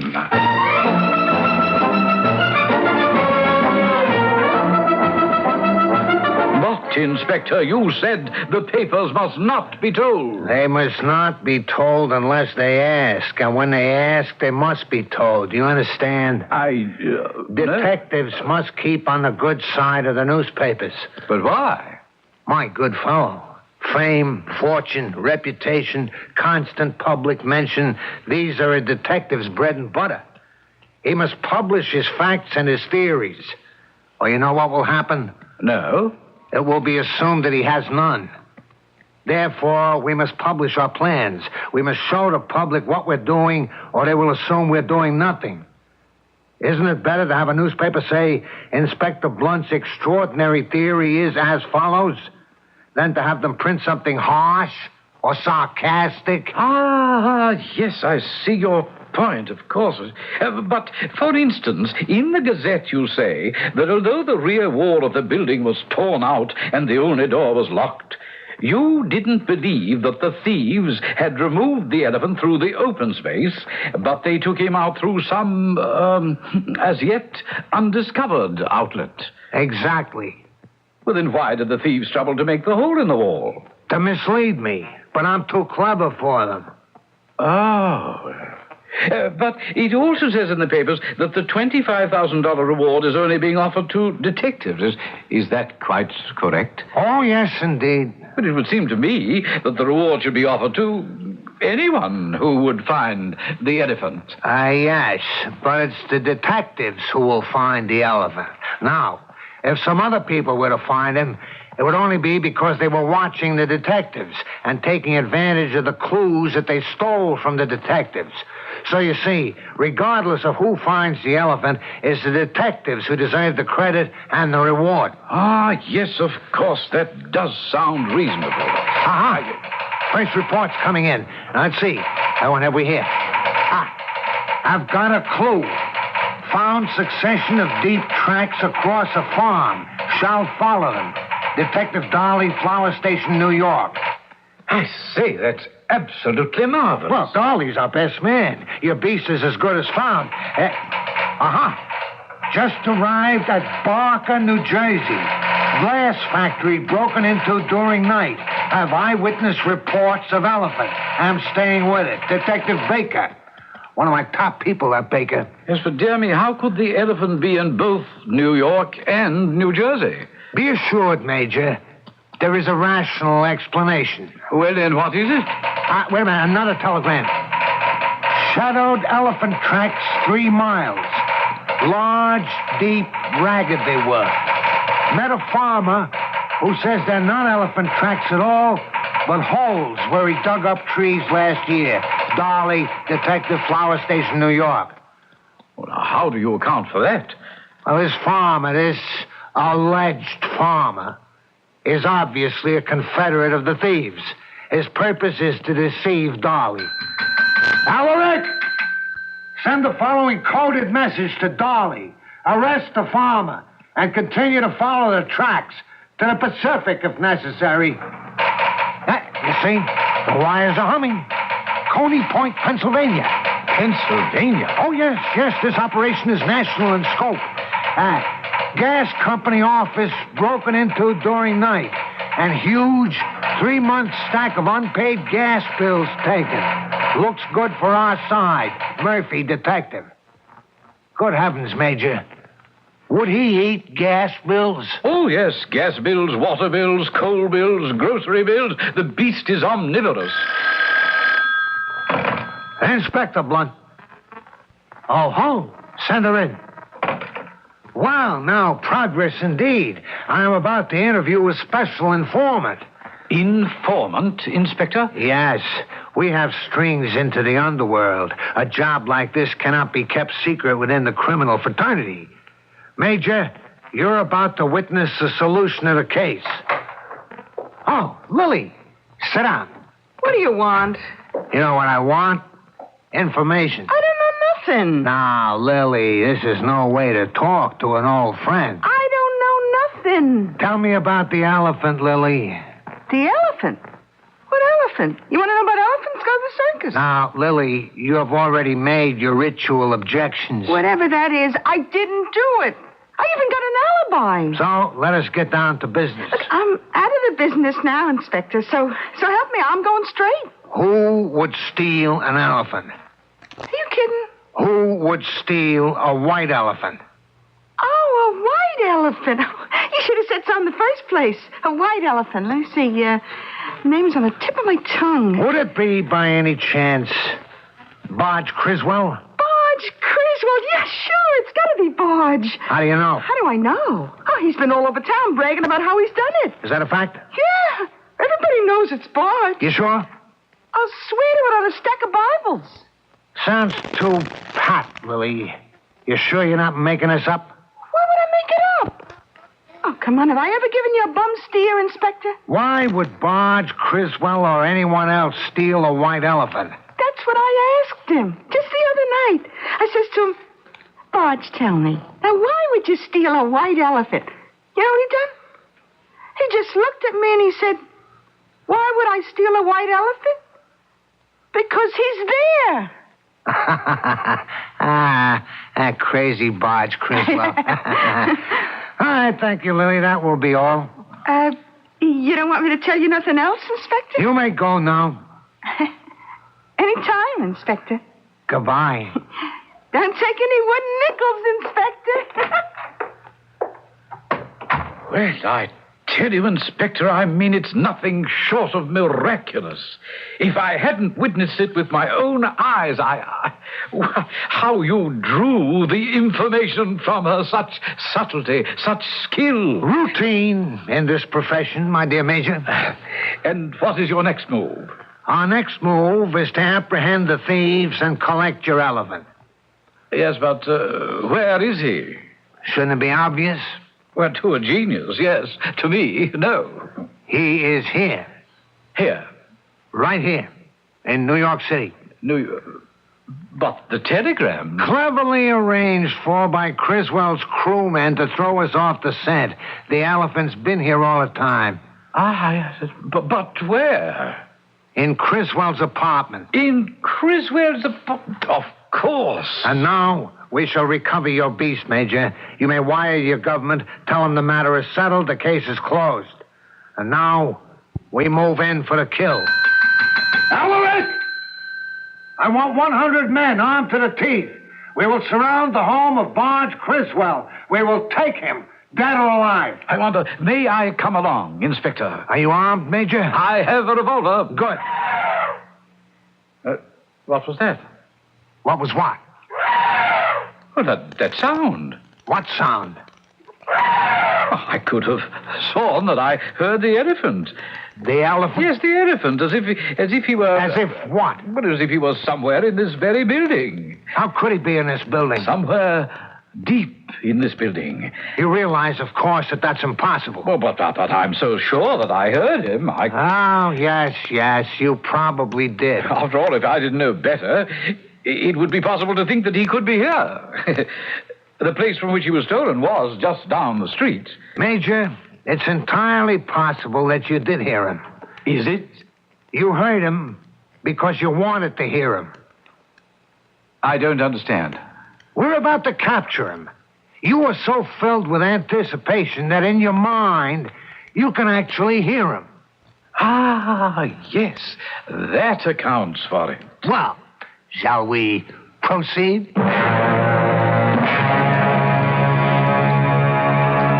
The sight of a task force of New York City detectives about to spring a trap on a band of desperate criminals is awesome indeed. As a military man, I had nothing but praise. In just a few hours, every detective was in his place. The house was surrounded, the neighborhood sealed off, and we were ready to move in for the kill. Be careful, Major. Keep under cover. Yes, but I intend to take an active part in this operation. Very well. Barge, Criswell! Barge! We know you're in there. The house is surrounded. There's no hope of escape. Barge, come out. He ain't here. A likely story. Barge, send out the elephant. What elephant? You know what elephant. Barge, send out the elephant, and then come out with all your men. Barge ain't here. The elephant ain't here. Ain't nobody here but me. Barge, I'll count to 3. And if you're not out here by then, we'll come in and get you. 1. But I tell you, Barge ain't here. 2. He ain't here. Barge, I said 2. Barge ain't here. The elephant ain't here. Ain't nobody here but me. Very well, Barge. If you want to hide behind a woman's skirts, it won't help you. I'll count to 3 again. 1, 2, 3. All right, man, let's rush the house. Come on!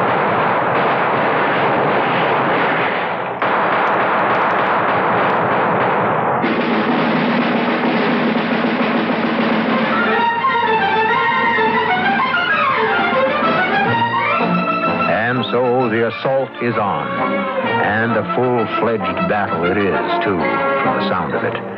A dangerous business, this, being a detective, especially when the quest is for a sacred white elephant. Inspector Blunt has woven a tight tapestry of clues and deduction. Surely success should crown his efforts at last. Well, wait for the third act, which I shall bring here in just a few moments.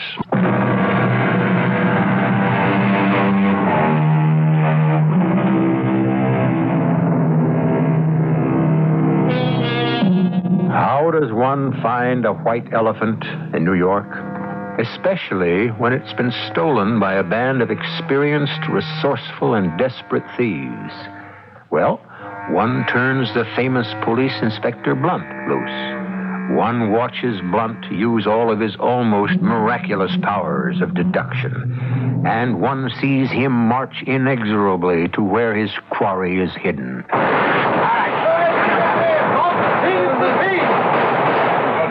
Cease firing! Have we any casualties? 5 men dead, Inspector. But, Inspector, how was that possible? We were the only ones who fired. No shots came from the house. Being a detective is the most hazardous of all professions, Major. But what do we do now? Men, cover me. I'm going in there myself. And I shall go with you.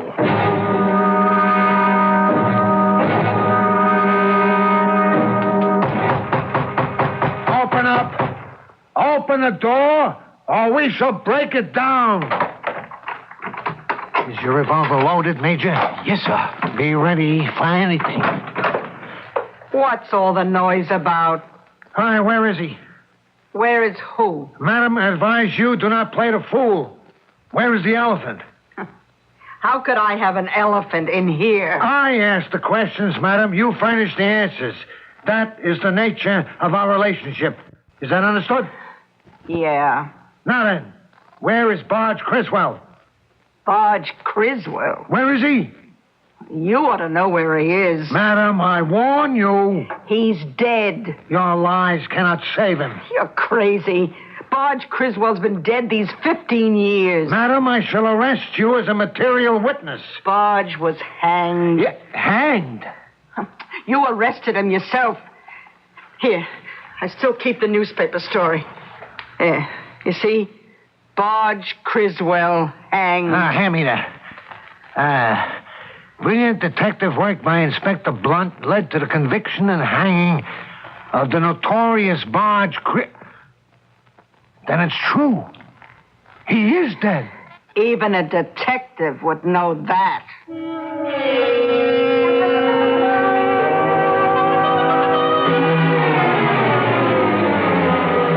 But all the clues led to...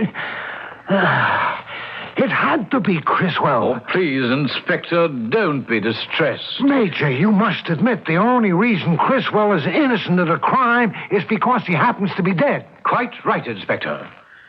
Do you still have faith in me, Major? Oh, my faith is not some fair-weather trust to be dispelled by the first cloud.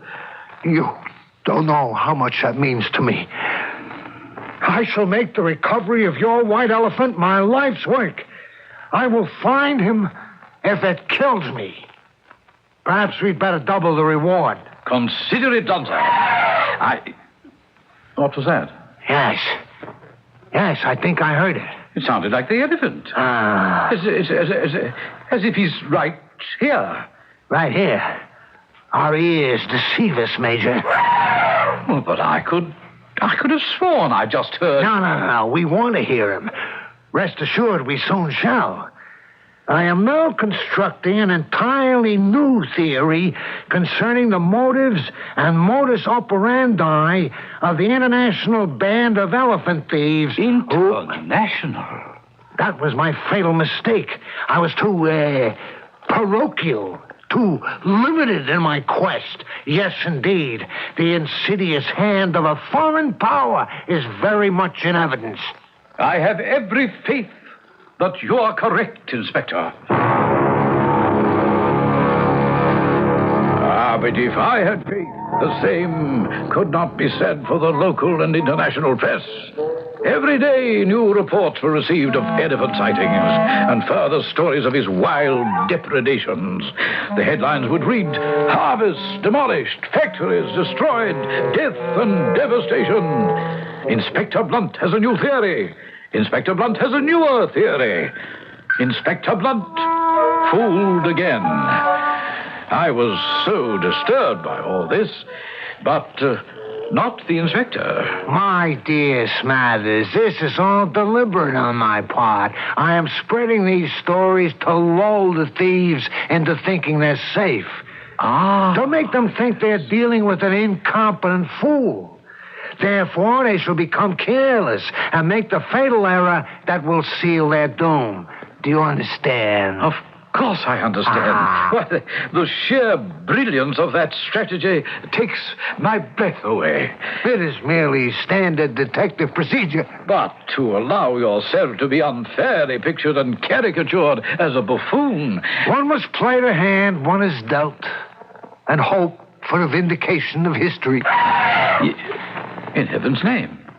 Did you hear... Imagination. Sheer imagination. But I could have sworn it was the elephant. No, pay no attention. A message from Dolly, Hogansport, Ohio. Elephant passed through half hour ago, creating panic. Raids through streets, killing 2 plumbers, a traveling salesman, and a sheriff. And this is from Gloversville, New York.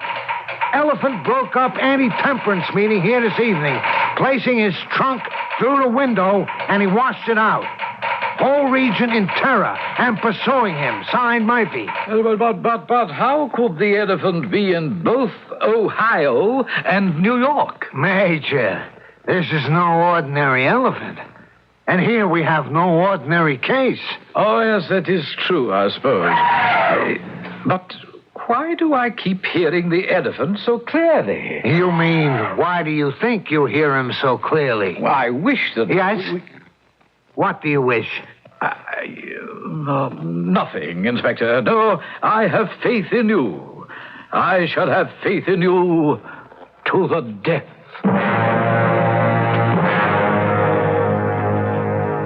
The protector of the poor has a visitor. Oh, dear. Who is it, Gunga Das? A highly placed person. The British ambassador. Well, what are you waiting for? Show him in. If the center of the universe will permit. I have never seen a more angry Sahib in my entire unimportant existence. Oh, dear, but I can't help it, Gunga Das, so show him in. Rotten show, Smathers. It is indeed, Lord Churlish. No end of a flap, you know. I understand. Well, where can the beggar be hiding? Well, that's the problem. Queen wants her elephant, dear boy, don't you know? Well, I'm sure she does. Every day she asks the PM, Mr. Gladstone, where's my elephant? I am sorry about that, sir. And, of course, all he can give her are excuses. And she looks at him, she says, well, I'm sure dear Mr. Disraeli would have no trouble finding my elephant if he were Prime Minister. It's reached that point, sir? Oh, yes, government's about to fall any day. Where is that bloomin' elephant? Well, we are making progress. Inspector Blunt and the New York police. Of course, Smathers. Well, it's your show, but I've taken the liberty to sound out Sherlock Holmes. Sherlock Holmes? He would be willing to take ship for New York and find the elephant within 48 hours. I see, sir. Am I being ordered to dismiss Inspector Blunt and hire Mr. Sherlock Holmes? No, my boy. You are being advised. Well, then I shall think it over. Oh, yes, I would do that. Because if the elephant is not found immediately, you shall be court-martialed, dismissed from the service, tried for treason, and either imprisoned or hanged. Is that clear?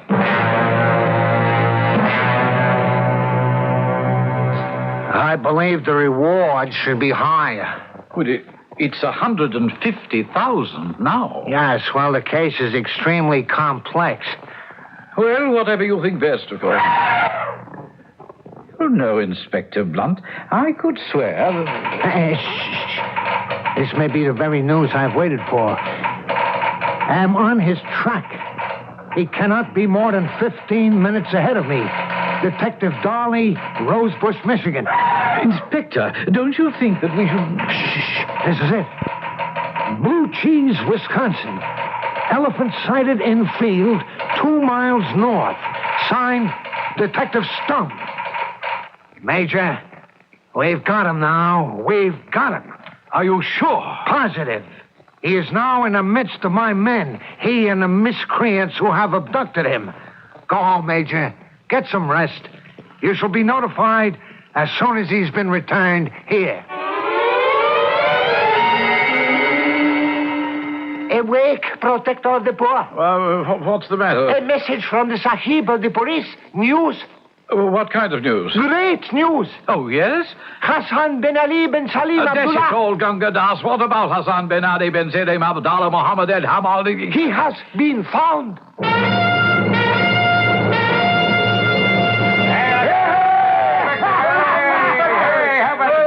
All right, quiet, boys, quiet. It is now my pleasure to divide the $150,000 reward money among all the fine men who cracked this case. Inspector, I came as quickly as I could. All right, quiet now, boys. Let's hear it for Major Smathers, who never lost faith. Hey! You found him? Where is he? In a cellar. The cellar? The cellar of this building. But... Hurry. Oh, my stars, it is Hassan bin Salim. You want to know how we found him? Yes, oh, please. I revisited the scene of the crime, hoping, of course, that the burglars would do the same thing. They do that, you know. Hassan. Sometimes they revisit the scene of the crime. Hassan, say something. I noticed hairs on some of the broken bricks. And then in a sudden flash of intuition, I saw the whole thing. Hassan had broken a wall himself. You suppose he's asleep? No, he's not asleep. Oh. And then I noticed footprints in the ground. And I followed those footprints. Why is he lying there so quietly? He's dead. Oh. The footprints led through the alleyway. Yeah. Oh. And there was a hole in the wall in the back of our building. And he must have fallen through it down here to the basement, and he couldn't get out. Hassan dead? died here of starvation. Poor beast. Hey, Inspector Blunt, I hear a telegram from Detective Darlix from Monroe, Utah. Have followed the elephant's track. Ah, that Dolly. One of the finest minds on the force. Alaric! Have him return and get his share of the reward. Well, Major, we found him for you. Oh, yes, Inspector. You found him.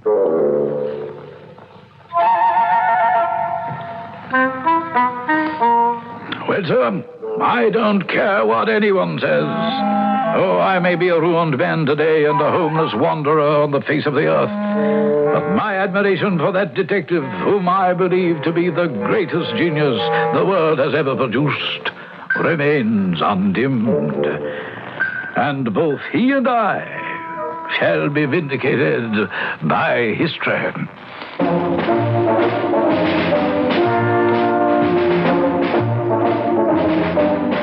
And thus ends Mark Twain's story. And while the cynical may sneer and the scoffers may doubt, who is to say what verdict shall be returned by history? Perhaps a greater plan, a mysterious design, did not wish for the elephant to reach the queen. Do we know? Of course not. But if this were the plan, could two better men than Major Smathers and Inspector Blunt been selected? I'll be back in just a moment.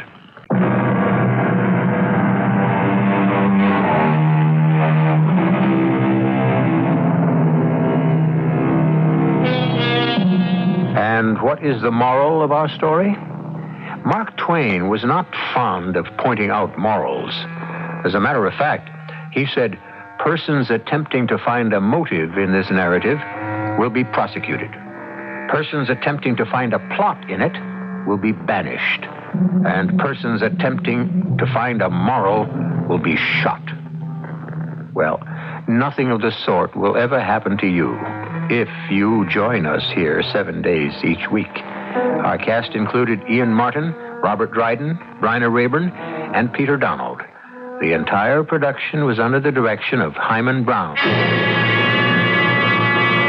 And now, a preview of our next tale.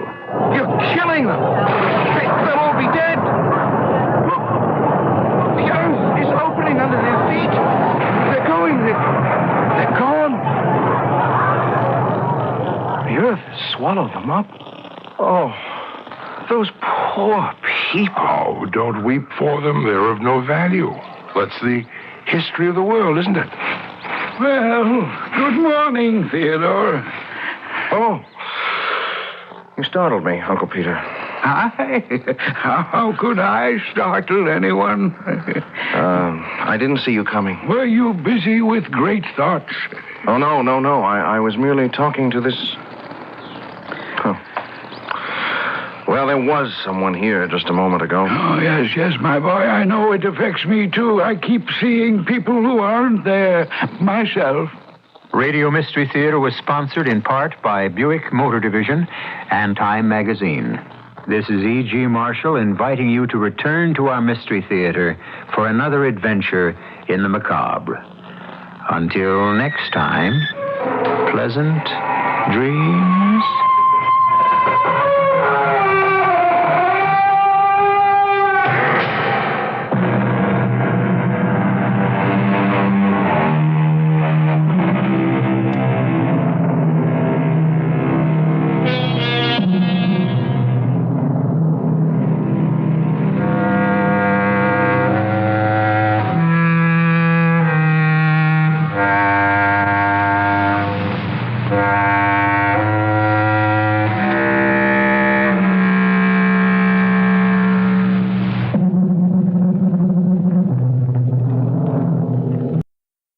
The CBS Radio Mystery Theater presents...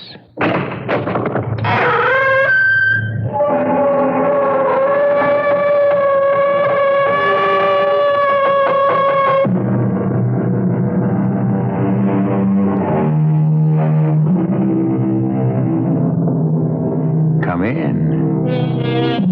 Welcome. I'm E.G. Marshall. I'd treat with the devil, give promise or pact, to make all my fantasies turn into fact. Thus spoke the poet. Look at the world you live in today. If we are worried, troubled, it is because the megalomaniacal fantasies of 3 men became actual, hideous reality. Consider a certain half-mad Austrian house painter, a bombastic Italian journalist, a sleepy-eyed Russian bank robber. Karen, what is the matter with you? Karen, are you all right? Yes, Heinrich, I'm all right. Something's wrong. Your cheeks are flushed. Let me feel your pulse. You mean you want to touch me? Karen, it's me, Heinrich. Oh, no. I know now who you are. You're God.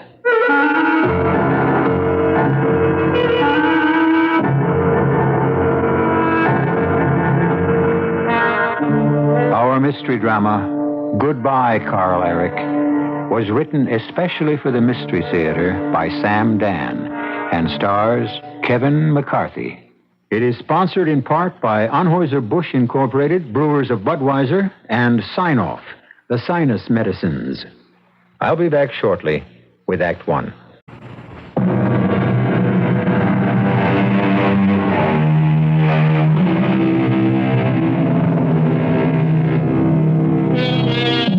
When we wish to learn about history, we turn to the writings of historians. 500, 1,000 years from now, how will people look back at the arch-villains of our times? Who knows? We're about to meet a historian, a diary keeper named Heinrich Stammler. When he first started his diary many years ago in the city of Hamburg, Heinrich Stammler, doctor of medicine, was very thin, very blonde, very German, and still rather young.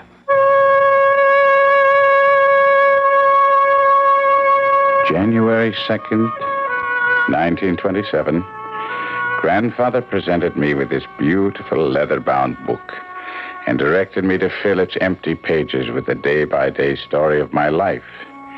My promise to keep a journal would not have survived had it not been for Frau Müller. And who is Frau Müller, you ask? In the 2 years that I've been resident in the hospital, Frau Müller has been a wispy, white-haired wraith of a woman, constantly on her knees in the corridor, scrubbing brush clenched in both fists, as she performed her ceaseless ritual to some goddess of cleanliness. We never spoke.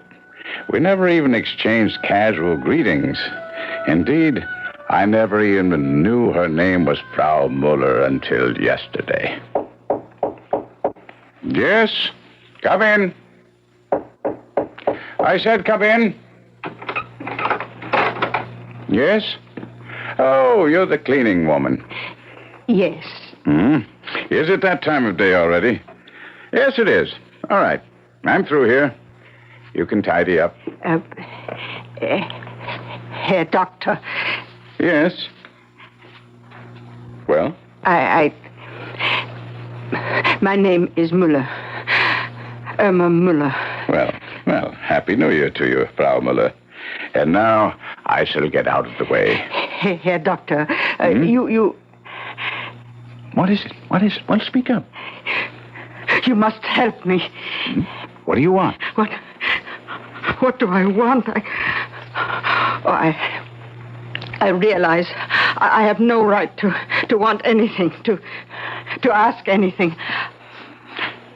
I know I'm forgetting my place, forgetting who I am. Well, don't be forgetting what you want to ask me. They say that you are a kind man. Well, I'm a poor woman. I have no friends, no money. I have no family.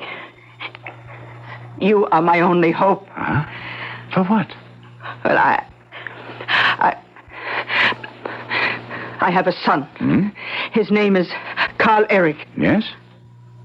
I know I impose upon your kindness. No. Stay with Karl-Erich. You must help him. What's wrong with him? He's unable to speak. He doesn't speak. Because he cannot? Or because he will not? He stopped speaking suddenly when his father died. And whatever you do to or say to him, he will not utter a single word. Sometimes he makes sounds in his throat, but he doesn't speak. All right. Bring him here to the hospital and we'll have a look. Now, Frau Muller, you must excuse But me. Karl-Erich, he cannot come to the hospital. Why not? But he refuses. He can't afford to take that attitude. He won't go anywhere. I can't get him to set foot out of the house. Then, Frau Muller, there's nothing I can do. Could you come to see him? No, Frau Muller, I could not. Oh, please, I know I haven't the right to ask. I wouldn't, because he himself must be interested enough to come here. But he's stubborn. Further, stupid. I am not permitted to treat patients privately. Oh, please, dear doctor. I'm sorry, but you have heard my final word on the subject. But she hadn't. She wanted to hear more. Do you know this woman was waiting for me very late last evening outside the Schauspielhaus, where I had gone to see the play by Bertolt Brecht. She was standing under a lamppost in the falling snow. Here, doctor. What is it? Who? Oh, you are Frau Muller. Oh, forgive me. You see, you are my only hope.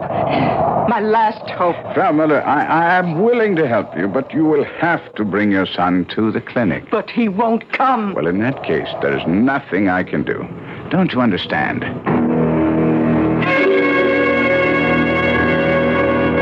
No, she doesn't understand. She waits for me everywhere. Outside the hospital, outside the restaurant, the theater, nightclub, my apartment. This frail, obsequious woman begging, pleading, imploring. Oh, please, here, doctor. I'm old, tired. Pity me. I can only live a little while longer. And then what will become of my little Karl-Erich? What's to become of him? There's no escape. Her voice follows me. Her face haunts me. There's no getting rid of her. This clinging, unshakable leech of a woman. And people are starting to notice. You've been keeping something from me, Schatzi? Taxi! Who is she? Taxi! A former flame? Please, Karen. And now that she's grown old, you refuse to recognize her. Will you stop this ridiculous chatter? Why is it ridiculous? 15 years ago, you were still a very young student. She might have been a very handsome woman. Taxi! Of course. She was your very first mistress. Now, Karen, I've had enough of this. Ah, isn't there still a tender spot? There's a cab. Taxi! For the old sweetheart who initiated you into the beautiful mysteries of love. Here we are. Oh, give her something for old time's sake. You don't know what this is all about. Well, if you won't give her something, I will. Here, Mother, a 5-mark note. Now, look here, Frau Muller. Enough is enough. If you don't stop following me, I'll report it to the director of the hospital.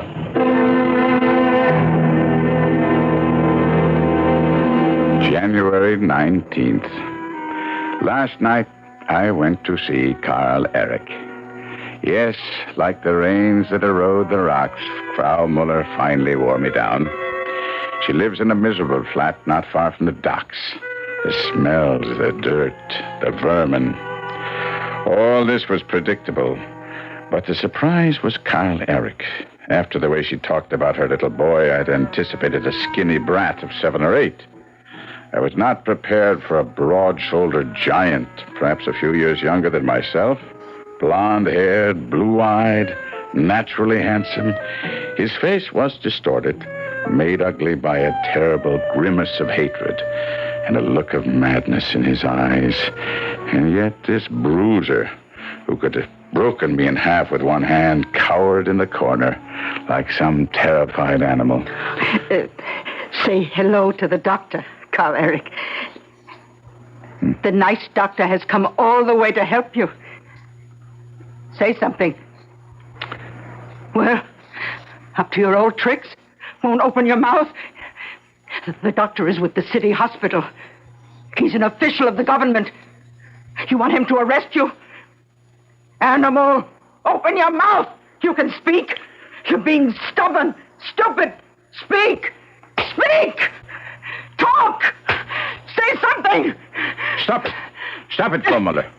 Don't strike him. He's a murderer. He wants to kill me, worry me to death. Wait. Please, now. Sit down, Frau Müller. I said sit down. Yes. Yes, Herr Doctor. Karl-Erich. Very happy to know you. My name is Dr. Heinrich Stammler.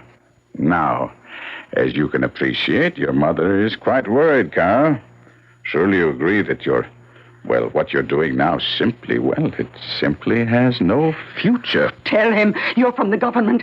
If he doesn't speak, if he doesn't go out and find a job, you'll arrest him. I'll tell him no such thing. I'll tell him the truth. Karl-Erich, I want to help you. Help make you happy. Surely you cannot be happy here, shut away from everything and everybody. Now then, the first thing I would like you to do is to have you open your mouth so I can take a look. Open your mouth. Please, Frau Müller. Open your mouth. Look at him sit there. Frau Müller, you must not interfere. Are you telling me how to handle my own son? There's only one language he understands. A smack across his ugly face. Stop it. I cannot help you if you persist in striking him. Karl-Erich, I'll come again another night when you feel like talking. No, you're going. How can you leave? There's nothing I can do tonight. You won't come back. I know you won't come back. Wait. What is he doing? Answer the doctor. He's talking to you. What is he doing at that table? Oh, the table. I should throw it out. No. What's on it? Looks like a helmet, a bayonet, a soldier's belt. All sorts of military equipment, the way he picks up each article. Oh, he's not a little boy. He can't play with soldiers' toys anymore. No. He's not playing, Frau Müller.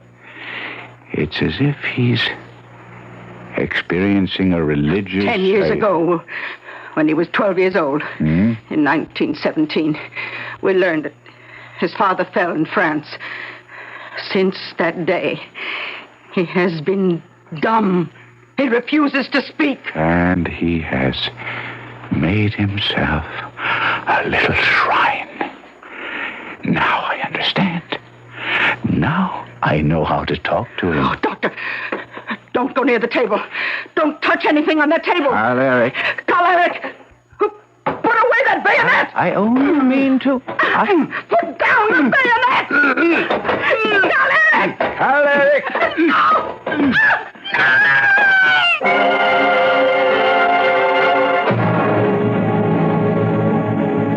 Well, the therapy of Dr. Heinrich Stammler may be rather short-lived. A furious Karl-Erich is stabbing away at his tormentors with a World War I German army bayonet. Some of you are probably saying there's really nothing to worry about since we would never kill off a central character in the first act. Well, there's a great deal to that philosophy, but remember, like everyone else, we hate to be taken for granted. We may just surprise you in a very few moments.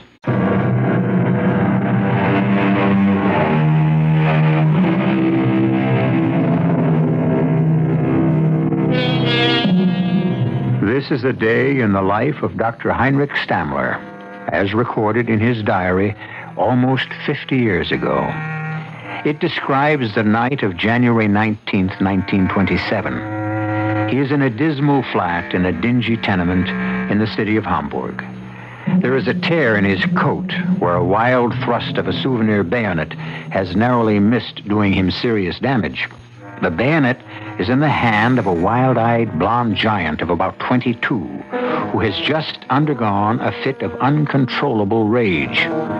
He has been subdued by his frail and wizened mother, who is now beating him without mercy. How dare you! Frau Müller, let him alone. Hold on! Frau Müller, I order you to be quiet. Stop it. Oh, yes.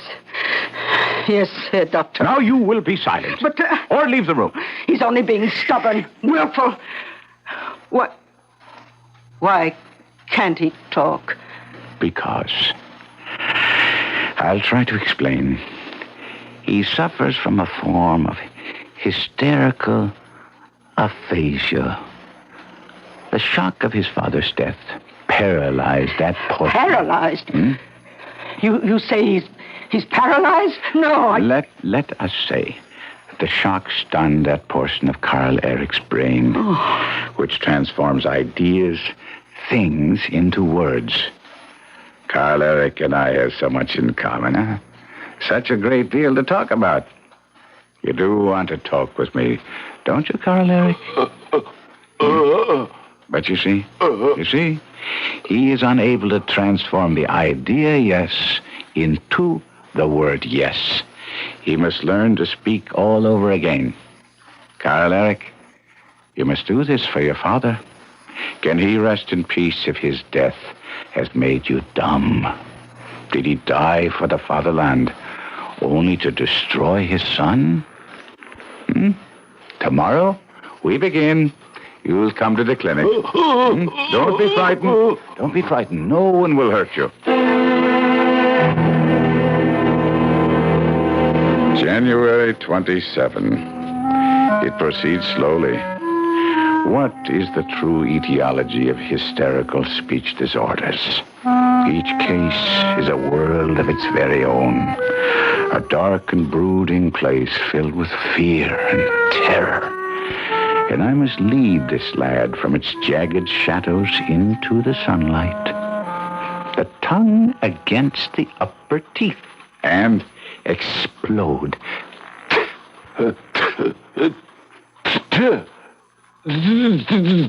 Now? All of them? Stay.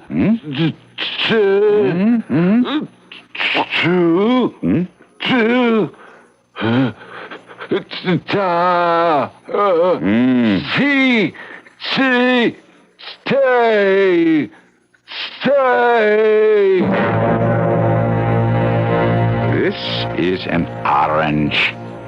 Try to say it. Orange. It has a color, a shape, a flavor. Look. Feel. Taste. Huh? Collect all these things into your mind and say orange.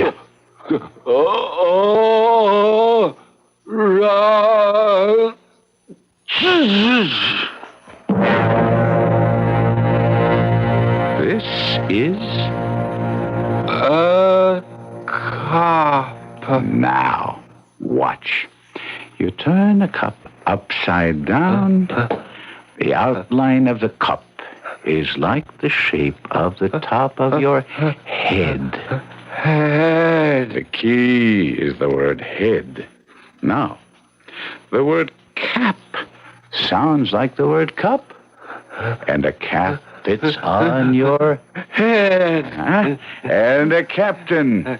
Captain. Where do you find a captain? At the head of... Forward!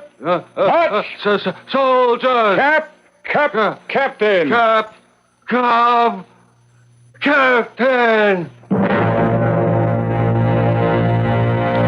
pear can be two. A pear can be fruit. To pear is to cut. May 18th. The boy is so quick, so bright, he almost frightens me. He eats knowledge the way a starving man devours food. Slowly but slowly, the words are coming back. And many words are words he never knew. Karen said something about it. I took Karl-Erich out to dinner with us. Later on, Karen asked me, How does it feel to be God? Why ask me? Because you have just created a living creature in your own image. I have. Karl-Erich. Oh, he studies you so closely. He talks almost the way you do. Oh, it's all in your imagination. The boy is being grateful. No one was ever really kind to him before. He's showing gratitude to a big brother. This isn't gratitude to his brother. This is worship to his God. Promise me something, Heinrich. Anything. I'm serious. You must never fail him in any way. You are his God. Then I must fail him in the end. All gods have feet of clay. If he finds your feet are of clay, it will destroy him. June 11th. Today I told him he would have to take his first test. And the look that I thought had vanished forever suddenly reappeared. The look of the terrified animal. No. I'm afraid. You must do this. I can't. You must go out into the world finally. No, I know. I know what'll happen. I know. I'll be standing in line. I'll be waiting for my turn. Fraulein Baker will say next, and I'll be next. I'll just stand there, and she'll say, well, speak up. What'll it be? And I'll just stand there. A lump. A stone. No, you won't. I will. I'll forget the word for bread. You'll remember. I won't. It's happened before. I can't go out there. I would like for us to have a loaf of bread for our dinner. No. Do me a favor. I can't. Please go around the corner to the bake shop. No. If you forget the word for bread. See, even you're saying I'll forget it. If you forget, just stand there and think. They'll laugh at me. If anyone laughs, turn to them, look at them, say to them slowly, distinctly, calmly, why are you laughing? What's so funny about a human being in distress? Now go. Please, Dr. Heinrich. Please. His please was a cry that almost broke my heart, but the time comes when the cord must be cut. I followed him downstairs, up the street, around the corner. I saw him enter the bake shop. His face had the look of agony, of a man being led to the scaffold. I stood just outside the door. I peered into the shop. One by one, the customers in front of him were served, and then... All right. Who's next? I guess it's you, young man. Well, what do you want? Are you deaf? What do you want? You've been standing there 5 minutes waiting your turn. Couldn't you decide? So, say something. Speak up, stupid. Look at the comical faces he makes. He ought to be at the theater. Why are you laughing? What's so funny about a person in distress? Well? Oh, Lord. Forgive me. I want a loaf of bread. Do you hear me? I want a loaf of bread. Bread with a crisp crust. He stood there, proud and tall, with fire in his eyes, as if he were a hero of legend. And to the half-dozen people in the bake shop, he was a hero. A man who had performed a titanic feat. And I knew then that he could stand alone. My work was finished. I could let go. I could say goodbye.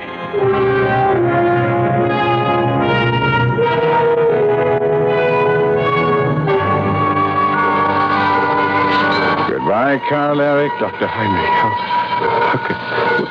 what can I say to you? I only did my duty as a doctor. No. Did you say goodbye to your mother? Oh, yes. She made a scene. Munich is so far away, but it is time for me to leave. I know the job doesn't pay much, but it's a start. I'll work hard, I promise. And meet a nice girl. What's this? You're blushing. I've already met her. You've been holding out on me. Who is she? You laugh at me. I'll only laugh at you if you deserve it. What's her name? Lisa Reinmuth. Lisa? Are you... Am I what? Crazy? No, do you mean Lisa Reinmuth, the film star? I see. What do you see? A foolish clod? No. That's why she's there. On the screen, so idealistic young men can fall in love with her. I know it's hopeless. Hopeless? Is anything hopeless for a true German? Look at what you've done already. Look at what you've won. Why not Lisa Reinmuth? Yes. Set your sights high. Yes, you make me feel that anything is attainable. You did from the very beginning. Work hard. You've got the stuff. If I have, it's thanks to you. No. Now stop that. I admit that I've given you a splendid gift. The magnificent gift of language. But you are the one who must use it. Promise me. Promise me. You will use it wisely and well. I promise. Dr. Heinrich. Goodbye, Karl-Erich. Goodbye.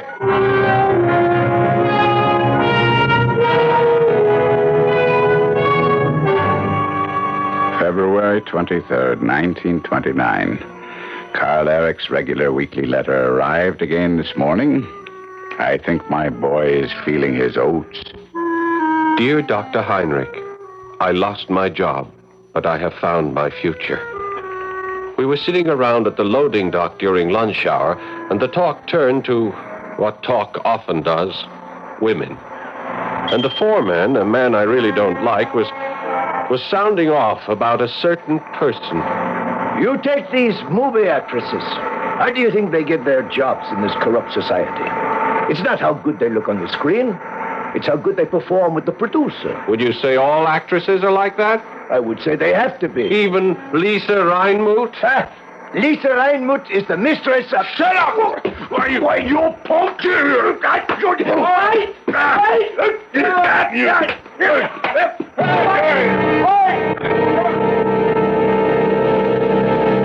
Hey, Karl-Erich! Hi, Fritz. Oh, you're going to have one beaut of a black eye. You should see Meyer. What happened? I got fired. It figures. He starts the fight, you get canned, yeah?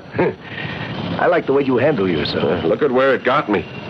What are you going to do now? Well, look for another job. You and a million others, huh? Got any money? Just this week's pay. Tell you what. Move in with me. Oh, well, I wouldn't want to do that. Oh, we got plenty of room. We? A couple of buddies and me. Oh, but you don't even know me. What is there to know? All good Germans are brothers.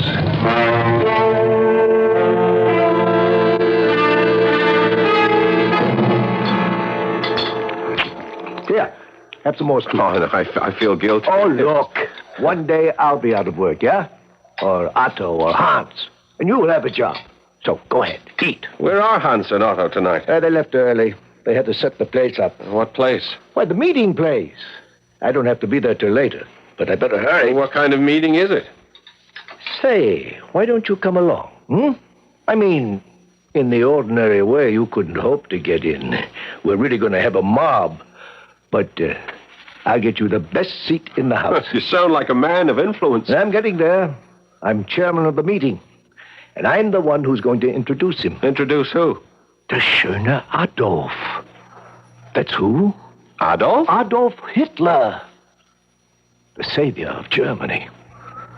And tonight, you're going to shake his hand.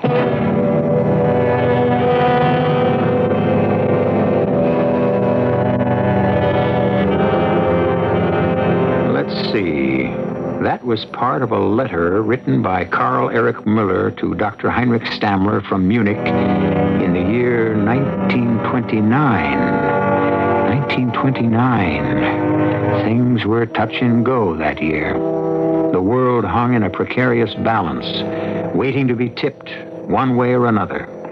And some of the people who helped to tip it, finally, will be heard from when I return in just a few moments with Act 3.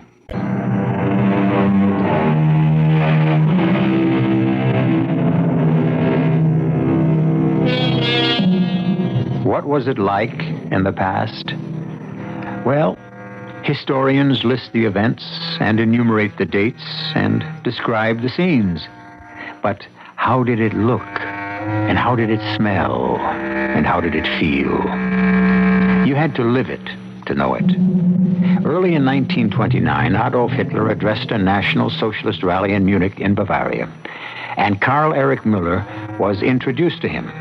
And now, Karl-Erich tries to capture this fateful moment as he writes to his adored Dr. Heinrich Stammler.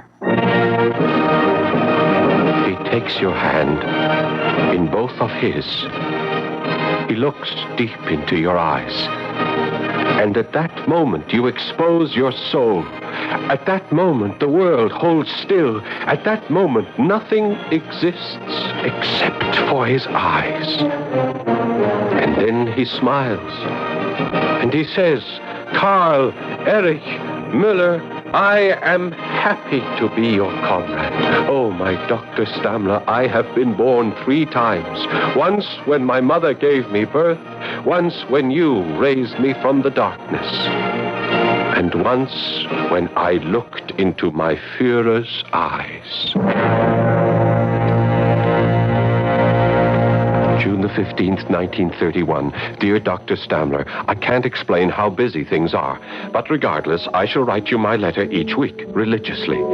I must share all this with you. After all, if it weren't for you, I know how uncomfortable I make you with my thanks.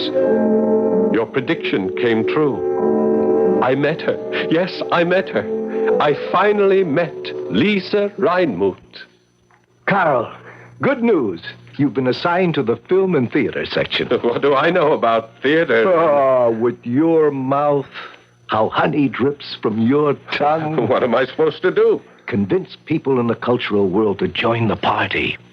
It'll keep you busy day and night, but everyone knows you're a bear for work. When you're talking about work, I have to find a job. Karl, you've got a job. Oh, I mean a job that pays. You're on the payroll now. The party can give you a good salary. Take money from the party? The party raises money to pay people like you and me, so that we may devote all our time to our work. Now, start calling the names on this list.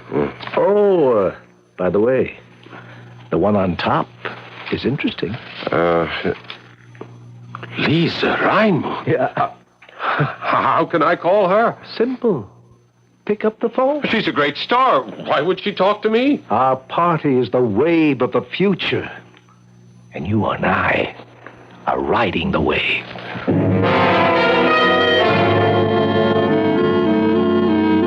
Oh, but I'm a completely unpolitical person. Life is politics, Fraulein Reinmuth. You have such a masculine smile. Our country has a rendezvous with fate. Fate? Yes, I believe in fate. It's fate that brings a man and a woman together. Every year, the National Socialist Party grows stronger, more numerous. Join us now. Stand with us now. Now, when we need you. I need you, too. You, Karl-Erich. I need a man of strength, a man of ideals, a man of spirit. Oh, how hard it is for me to meet up a man. What are you saying? Millions of men would throw themselves at your feet. Oh, what real woman wants a man who would kneel to her? Karl-Erich. Yes? How I have waited for you, longed for you. January 3rd, 1932. Sometimes I wonder if I even bothered to keep this diary. Oh, well. I suppose it's become a habit. Not that it wasn't an interesting day and evening. But how could they fire you, Schatzi? They need doctors. They didn't fire me. They simply didn't reappoint me. For what reason? I'm not a member of the party. Is that the way the wind blows? That's the way the wind blows.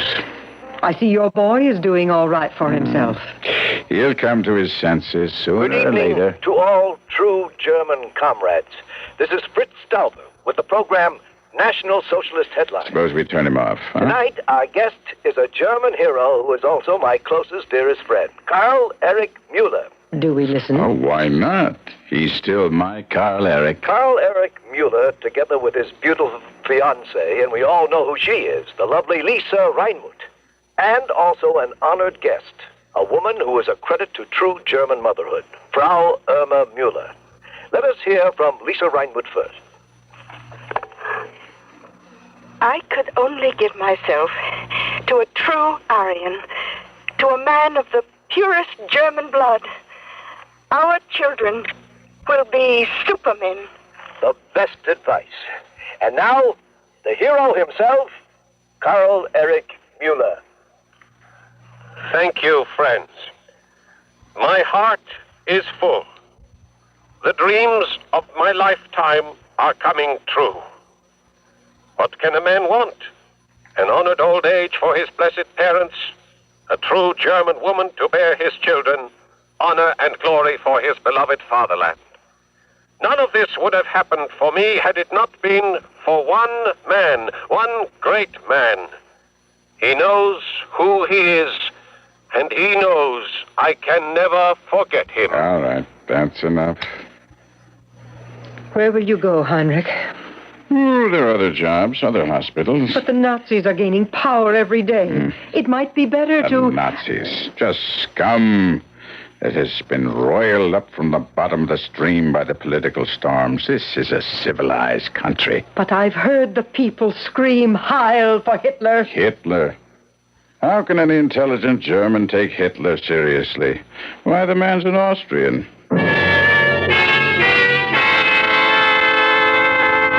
March 23rd, 1933. I saw Karl-Erich today for the first time in 4 years, for the first time since I put him on the train to Munich. And what a day to see him on. March 23rd. The day the Reichstag will vote full dictatorial powers to Hitler. Oh, well, there are bands playing the streets and uniforms and cheering crowds everywhere. I'm walking down the avenue, and there's this tall, blonde giant of an SA officer with the most heavenly-looking redhead clinging to his arm, and then suddenly I'm seized in a powerful grip. Doctor! Dr. Heinrich! Why? Karl-Erich! You're Karl-Erich! Lisa, this is Dr. Heinrich! Oh, Doctor! Karl-Erich never stopped talking about you. Well, what are you doing? Where are you going? Wait, here's cleverness. Let's go in for a drink. But Karl-Erich, You have to what? Go somewhere, do something? Forget it. Take his arm, Lisa, and in we go. We shall sit here. Waiter, we shall order champagne, the very best. This is a celebration. Waiter, quickly, champagne. Now, talk to me, Dr. Heinrich, please, Talk to me. What can I tell you? Everything. What is everything? Well, I haven't heard a word from you in over 2 years. At the hospital, nobody knows what happened. What did happen? Your clothes, look at you. Did you ever wear a rumpled jacket? I never saw you in a wrinkled shirt. Well, what? That's how it goes. Oh, no. That's how it went. You once saved me. How thankful I am that I can save you. From what? You know, Fritz Stauber is my best friend. I heard. Fritz Stauber was with Hitler in the 1923 putsch. Stauber introduced me to Hitler. I read. But don't you know what this means for you? No. You're ill. But we will nurse you back. Lisa and I, won't we, darling? Of course. You will become the most powerful man of medicine in all of Germany. I don't think so. Please listen to me, Dr. Heinrich. Ever since the day we met, I prayed, if only I could thank you someday, if only I could perform a service for you. It's so good to see you again. Before I leave. Where are you going? To America. America? Decadent America? How can you leave Germany now? Burma? No, never. Why? Because I committed a crime. For a moment you had me scared. A crime. What kind of a crime? Whatever it is, forget it. It's fixed. As of this moment, it is fixed. One word from me, and that crime is wiped from the books. Not this crime. Any crime. I don't care what it is. You are talking to me, to Karl-Erich Müller. Well, what kind of terrible crime could you have committed? I was born a Jew. You were... Karl-Erich! Karl-Erich, what's the matter? Why do you make such faces? What are you saying? Speak! Speak! Don't make those faces. I'm frightened. Oh, Doctor, do something. I'm afraid I can do nothing. Oh, say something to Karl-Erich. You are his god. Yeah, I know. And he has just seen my feet of clay. Oh, say something to him. Goodbye, Karl-Erich. Goodbye.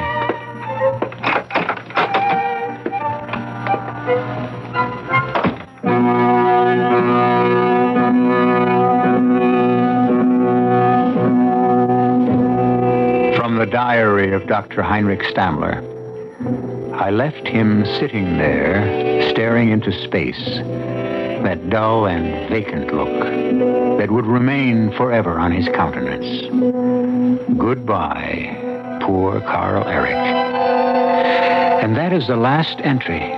The book is closed. I still have another page, and we shall read it together in just a few moments.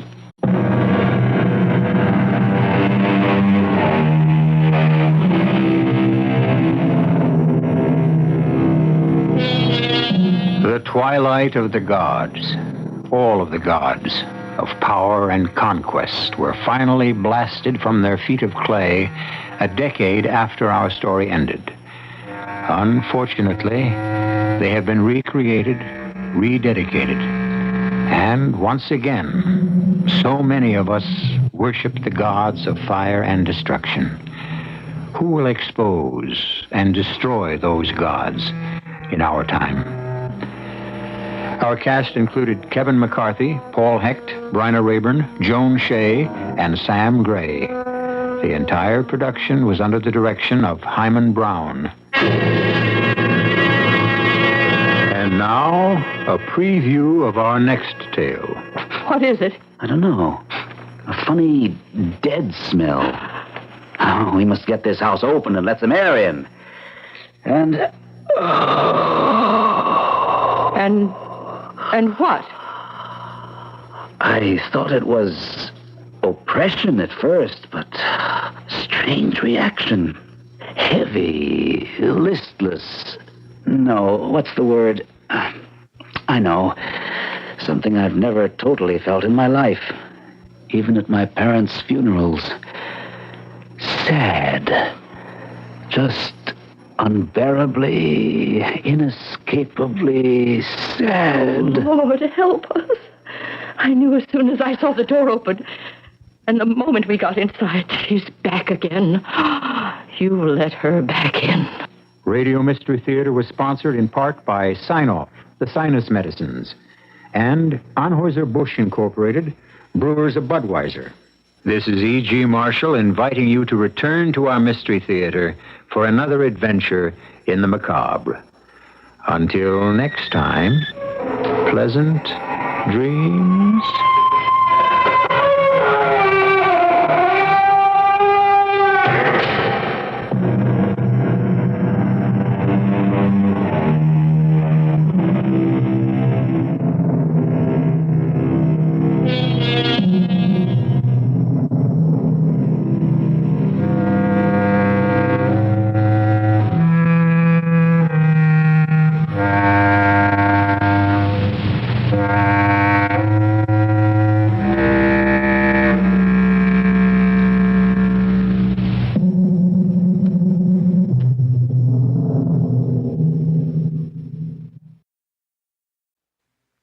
The CBS Radio Mystery Theater presents...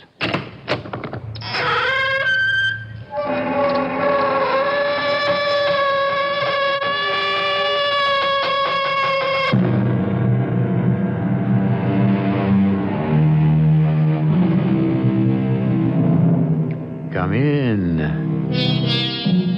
Welcome. I'm E.G. Marshall. If we know anything at all, it's the fact that we probably don't know anything. In medicine, yesterday's cure can become today's killer. In life, yesterday's villain can become today's hero. What can you depend on? Whom can you trust? Yourself? Who are you? What are you? Follow these questions to their logical conclusion, and you may get the shock of your life. Would you please tell the court, what do you do for a living? I'm unemployed. And what is your profession, your trade? Isn't it a fact that you live by picking up lonesome middle-aged women, take them home, and then rob them? No, that's a You're lie. also able to blackmail them. It's not true. Unfortunately, in this case, Mrs. Wilson's husband came home unexpectedly. No. And you had to kill him. Now, look, I'm being framed. Can't you see that, Your Honor? I'm being framed. The state rests.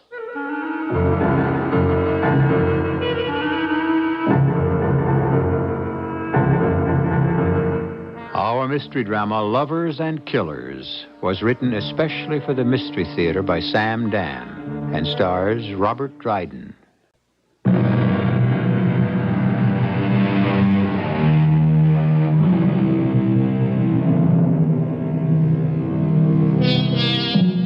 Nothing, said Benjamin Franklin, is certain but death and taxes. Of all the founding fathers, he was the wisest. But he should have known better. It's all very well to nod wisely, take a philosophical pull at one's pipe, and to compare truth to a quicksilver that can never quite be grasped. But there are, unfortunately, basic truths and complete certainties which have to be arrived at, especially if you are required to decide the question of life or death. Ladies and gentlemen of the jury, you have heard the charge. You will now retire to consider your verdict. As foreman, it's my suggestion we begin by taking a vote and see how we stand. Now, to just write down on a piece of paper, innocent or guilty, and pass them up here. Now, let's see. I've got 3 innocents, 3 guilties, 6 don't knows. Well, I guess we got to talk about it. We'll go in order. I'm juror number 1, but I'm foreman, so we'll start with juror number 2. That's you, Mr. Miller. What would you like to say? What would I like to say? I'd like to say goodbye. That's what I'd like to say. Goodbye, farewell, adios, so long. What am I doing here? Where do I come off being on a jury? Who needed this? I'm a chump. That's what I am. Mr. Miller, what do you think? I pass. So the vote's 3-3, 6 undecided. I'll wait to see which way it goes. Do I vote guilty? The guy can get life. Maybe the chair. And suppose he's innocent. What if I vote innocent? He goes free. And what if he really is guilty? I don't need this. Vicky, I just don't need this. Yes, you do, David. I need this like I need a case of jaundice. Oh. Vicky, I don't want any part of jury duty. Why not? I don't have the time. I'm going to get out of it. David, it's your duty as a citizen. Oh, hold it. I'll put on a record of the Star-Spangled Banner. David, listen. Hello, Chuck. Yeah. Listen, Chuck, do me a favor.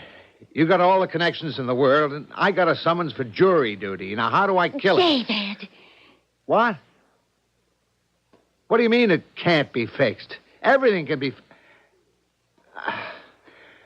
All right. Okay, look, you'll have me in tears. Yeah, sure. Bye. He says I've got to get out of it myself. David, tell me why. Oh, for crying out loud. Do I have to explain it to you? This court where I have to report, they try murder cases. I could get stuck for weeks, months. Look, David, I'm going to say this once. Each of us is something more than what he does for a living. Each of us is part of something that's more important than any of us. Part of a society. And we have to pay our dues to that society. Hey, word for word, the second act curtain speech you did in Lovers and Killers. Oh. Honey, you can still get that dark, rich quality in your voice. Come on back. Do a play. I won't say another word. Vicky, I just can't spare the time. You can get out of it, all right? When they question you, you can say you've been influenced one way or another. 100 things. You can get out of it. And, baby, I will. Oh, but please, David, don't. Oh, honey, there's things that all of us simply have to do. Or nothing will matter anymore. David Michael Miller, El Chumpo. That's me. On account of her, I played it straight. 20 years an actor's actor. Now I have a chance to make a fortune, something brand new, a singing act, a booking in Las Vegas. And where am I? In a jury room. I ask you, is that fair? Why don't we all take a break and relax over a cup of coffee? Dave Miller? Oh, yeah? Yeah, I'd like to talk to you on the QT. Dave, last vote was 6-5, one undecided. That's you. I know. Now, you can decide here and now how long this trial's going to run. Me? Yeah. It's a funny thing. It's all psychological. You know what I mean? No. Well, if you make it 7-5, we'll have a majority. And more important, a majority philosophy. See what I mean? A couple of the fives could have gone either way. Now, when they see a wind blowing steady in one direction, we could be 8-4, 9-3, even 10-2 by supper time. Tomorrow morning, we could wind it up. You see? Yeah. Now, on the other hand, you make it 6-6. You could establish a deadlock philosophy. People get hardened in their attitudes, and we can be here forever. You want that to happen? No. The first thing you got to realize, you got to move off the undecided. Yeah, I realize that. You got to get off the fence, Now, the defendant, is he guilty or innocent? What do you really think? What do I really think? I don't know what I think. Well, you go through that transcript again. You got to make up your mind. Maybe it can be changed later, but you got to come to some decision. Okay, I'll try to figure it out somehow. Maybe if I go through it all over again.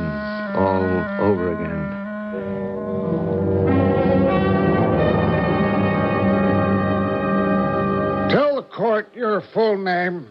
Richard Frederick Lenz. You're a police officer attached to the North Precinct? Yes, sir, I am. And can you tell us where you were at 11 p.m. on the night of the 24th? Yes, sir. I was driving a squad car on regular patrol. I received a radio message to proceed immediately to 81 Brentwood Lane. There was a report of a fight in progress. How far were you from that address when the message arrived? Less than 2 minutes. I pulled up, got out of the car, and I heard a shot. Open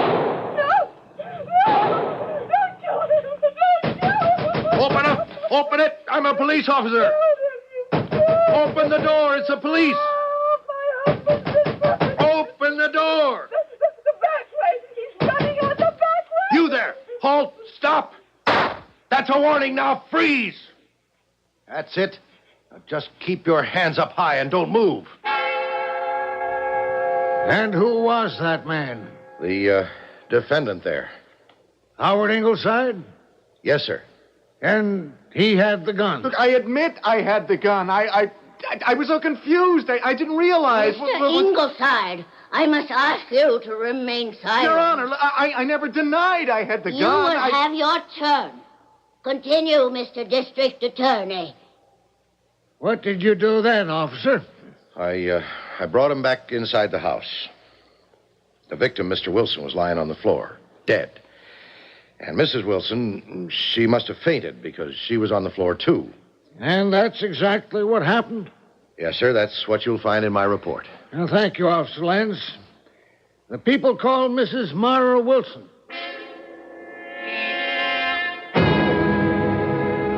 Mrs. Wilson, what happened the night of the 24th?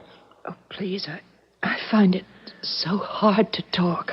Yes, we realize that, Mrs. Wilson. We know it's difficult, but it's necessary. We shall be as brief as possible. The night of the 24th. That night of the 24th. That night I was alone in the house, and I wasn't accustomed. Well, you see, Gerald, my husband, my late husband, he'd never leave me alone because I'm frightened. I can't help it. I'm a person whom everything frightens. I've always been that way. Maybe it's a sickness, but I just have to live with it. Well, I was sitting in the living room, reading, and I thought my heart would stop. I was so frightened. It was a noise, but I thought I'd have to scream or call for the police, but suddenly the phone rang. Hello? Myra? Oh, Gerald. Oh, Gerald, darling. Myra, what is it? There's someone in the house. Myra, are you sure? Are you sure it's not your imagination? Oh, I don't know. Now, don't be frightened. I'll try. Look, this was an extremely important meeting. Oh, I understand. And it's just winding up. I'll be through here in a little while. Darling, you're just going to have to learn to cope. Yes.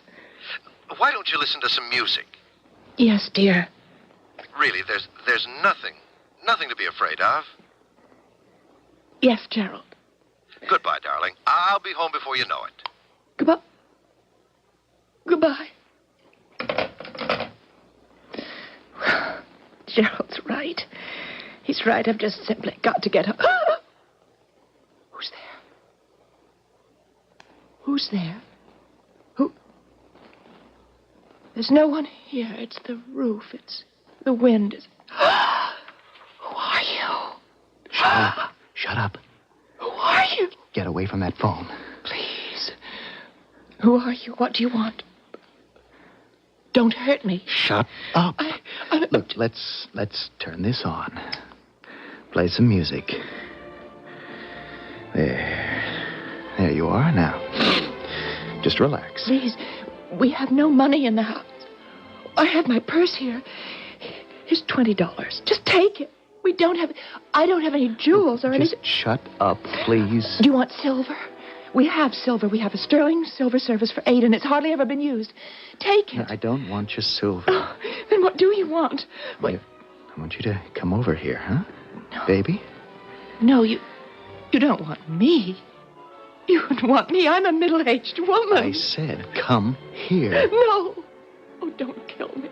Please. I don't want to kill you, baby. I'll die of shame. Will you calm down? Please. Relax. My husband, he's on his way home. He carries a gun. He'll kill you. Nothing to be scared of. If he finds you here, he'll kill you. So get away. Please, get away. Will you shut up? No. Let go of her. Gerald. He was going to... I'll kill him. Look out, Gerald. Be careful. Drop that gun, buddy. Drop it. Help me, Myra. Help me. Now we'll see who killed... Oh! I'm... Don't kill him. Don't kill him. Open up. Open up. It's a police officer.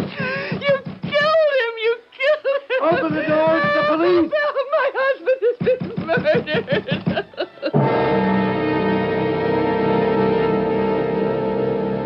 And then, Mrs. Wilson? He ran out the back, and I screamed, and That's all I know. Look, she is lying. That's not how it happened. Your Honor, I didn't break into the house. You will have your turn on the stand. Your Honor, she picked me up in a bar near where they live. Order!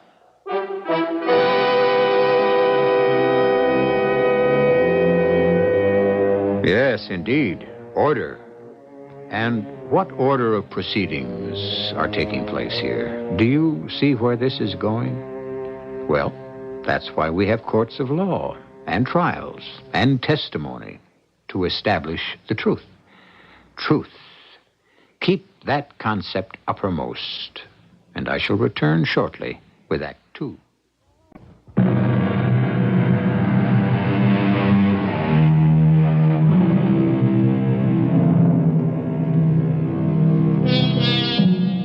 Justice, it is said, is truth in action.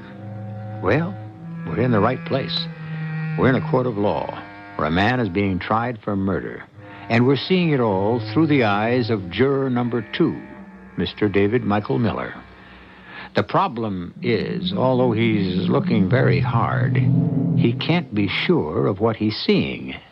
Miss Wilson, prior to the time the defendant broke into your home, had you ever seen him before? Him?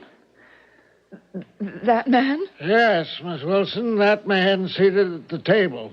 The defendant, Howard Ingleside. No, I never saw him before in my life. Thank you, Mrs. Wilson. We can all appreciate how difficult this must be. I have no further questions.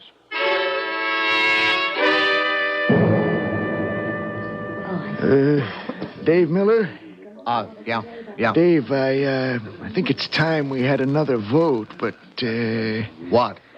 Well, I've been sounding out the others. It's still 6-5, so unless you're willing to move off dead center, there's no use. Mr. Foreman, I just started reading this transcript again, and, well, why don't you have everyone read it through again? All right, Dave. Nobody's pushing you at this time. Why don't I vote one way or the other? Everybody's looking at me, waiting for me. If I vote, no matter how, I can break this jam. We can be out of here in a day, 2 days tops. Why don't I vote? Because I don't know how to vote. I just went over her story again. Let me go over his story again. I just happened to stop in at this bar. It was kind of crowded, you know. And, I saw her. That is, I saw a girl sitting all the way over at the end of the bar. She gave me the eye, so I moved in. When I got close up, I saw maybe she wasn't such a girl, but good looking enough. The kind that's out for a little fun, you know. So I said, hi. Hi yourself. What do you say to a little drink? Hello, little drink. Ooh. You know all the answers. You know all the questions. Come in here often? First time. First time for me, too. Bartender, same way again. What's your name? Myra. Miss Myra or Mrs.? Ms. Call me Howard. Howard. Myra and Howard.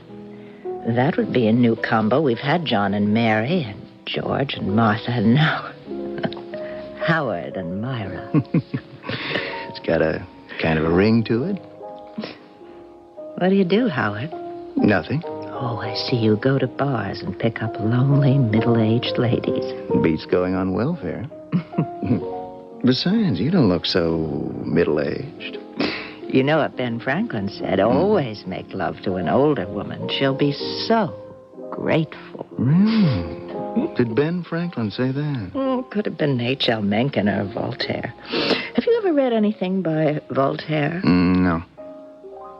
Ever read anything by anybody? Not an awful lot. Oh, good-looking fella like you. You should have gone to college. You might have gone far. Oh, I did go to college. I went there to play football. Oh, and were you a hero? Didn't get the chance. See, I broke a leg. It was never the same afterwards. Oh, and then what did you do? Hitch in the Marines. And after that? I took this job, picking up lonely middle-aged ladies in saloons. What do you think of this place? It's crowded. Noisy. I think the guy cuts the booze. We deserve better. What'd you have in mind? Come with me.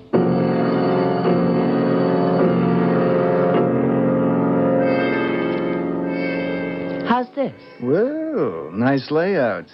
You like classical music? Whatever turns you on, baby. Hey, drink up.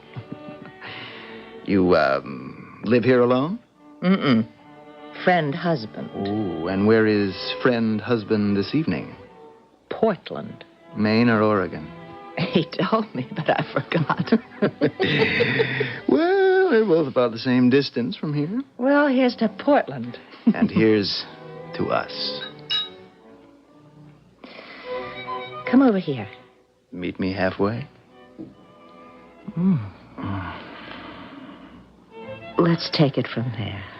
And, friend husband? Not due till Friday night. That's 3 days from now. Or maybe Saturday. I forget which. I just hate to have him walk in, you know? You could break friend husband in half. That's not the point. Oh, but it is the point. Oh, yes, indeed. It's very much the point. You see, what I'm stuck with is Melvin W. Milquetoast.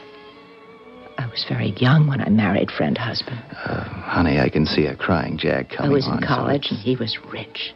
Very rich. Yeah, baby, why don't we just leave him in Portland? My mama said to me, dear, you'll have everything your heart desires. Money, clothes, beautiful house, servants. Yeah, servants. Incidentally, where are they? Servants. Maid's night out. She and I both take Thursdays off. I don't know where she goes. And I can tell you, she doesn't know where I go. Well, bottoms up. You know who I am? Mm-hmm. I'm Myra Wilson. I'm Mrs. Gerald Prescott Wilson. I am the president of the United League. I am the secretary of the Willard County Poetry Society. You know I write poetry? Is that a fact? I am very active in every imaginable community project. And do you know why? Why? It's his fault. No, it's not his fault. He can't help himself. It's my mother's fault. My mother convinced me to marry him, and after I did, I said to her, Mom, there's no excitement with him. Yeah, I know and what Mama you mean. Said, she said that sort of thing isn't really very important. Oh, I need a drink. Hey, baby, you may have had enough. Howard, please believe me. I believe you, baby. No, you don't. I haven't told you anything yet. You've told me everything. Friend husband isn't exciting, so what can you do for excitement? You have to take it where you find it, right? But I'm not like other women who sit around in a bar. Oh, of course not. Don't make fun of me, Howard. Why did he marry me if he wasn't interested? If he didn't care about that? Well, baby, why did you stay with him? Well, that's a good question. But what else is there for me to do? Get a job. But at what? You know what it is to be my age and unmarried? No, at least this way I'm Mrs. Somebody. Howard. Howard, could you love me? Honey, I can give you references. Satisfaction guaranteed. Oh, no, I mean love me, Howard. I don't mean just tonight. Oh, Howard, I need somebody. I need somebody so badly. Sure, baby, sure. Hold me in your arms. Of course. Am I attractive? Oh, baby, you're beautiful. Am I desirable? You don't have to say anything. You don't have to say another word. Howard, let me confess something later, to you. Later, This baby. is the first time I ever... It doesn't matter. Oh, it matters. I've gone to bars, you know, every Thursday night, and I'd sit there. But this is the first time I ever brought anyone home. Sure, I understand that. Howard Oak, love me. Love me. What the devil is this? Jerry. Jerry. Hey, ain't you supposed to be in Portland? Gerald, this is, This is you. This is up to your old tricks. Well, folks, three's a crowd. I decided not to go to the convention. Yeah, see you folks around. Oh, no, Howard, don't go. Don't go. You'll kill me. Well, sure, please, but I can't really... Please, Howard, don't Young go. man, I don't know who you are, and it doesn't make any difference. I have nothing against you. You could have been anyone. It isn't your fault. I don't even blame you. That's pretty broad-minded. I must ask you to leave. Yeah, that's a great idea. Well, good night. Please, don't let him kill me. Look, he's not going to He kill you. will. No, He you'll will. be He said okay. he would. He said the next time. The next time? What? You mean he's come home unexpected from Portland before? Young man, leave this house at No, once. please, Howard, help me. If you want to watch this. Watch what? Watch me shoot my wife. In that drawer, he keeps a gun. Gerald, Hey! please. Well, young man. Look, mister, hey, one of those things can go off and kill people, you Yes, know? of course. Don't, Howard. I don't want to die. Look, mister, Stay mister, here. we ought to talk it over. What? Right? Talk what over? She's trash and you know it. Well, still, Don't, no, Gerald, please don't. You deserve it. I'll never do it again. Oh, I've heard never, that before. Never. I'm sorry. No, I'm not. I'm glad.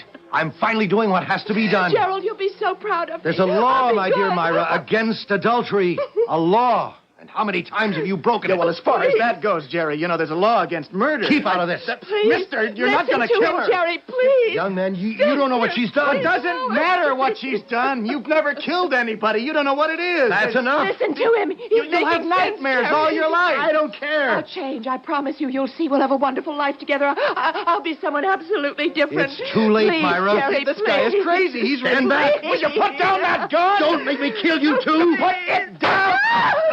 No, don't kill him. Don't kill him.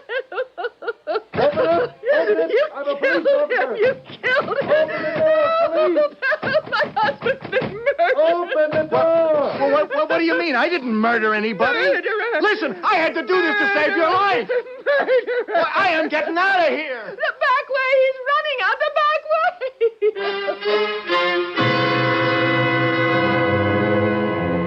Well, we've heard the last scene told 3 times. Once by the police officer, once by Myra Wilson, and now by Howard Ingleside.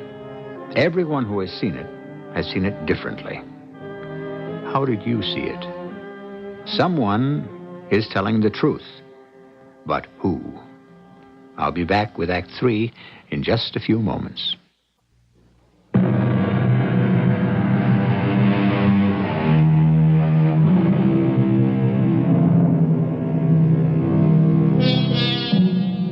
You know the ancient story of the blind men and the elephant? Well, this is not an elephant. It's a murder case. And the people are considering the facts in evidence. And all of them can see. But what are they looking at? Where is the truth? What is the truth? Can truth even exist? And so, Mr. Ingleside, you'd have this court believe that you picked Mrs. Wilson up in a bar and she invited you to her home. That's what happened. The bartender testified that he cannot remember seeing you or Mrs. Wilson that night. Well, look, the place was jammed. I'm not a regular. How could he remember me? Well, then really all we have is your own word. Your word against Mrs. Wilson. Well, my word's as good as hers. Is it? I wonder. That's for the jury to decide. Dave, you finished rereading all the testimony? I guess so. You ready to vote? No. Well, then you better be ready to argue. Argue. There were those who said innocent and those who said guilty. But I couldn't say anything.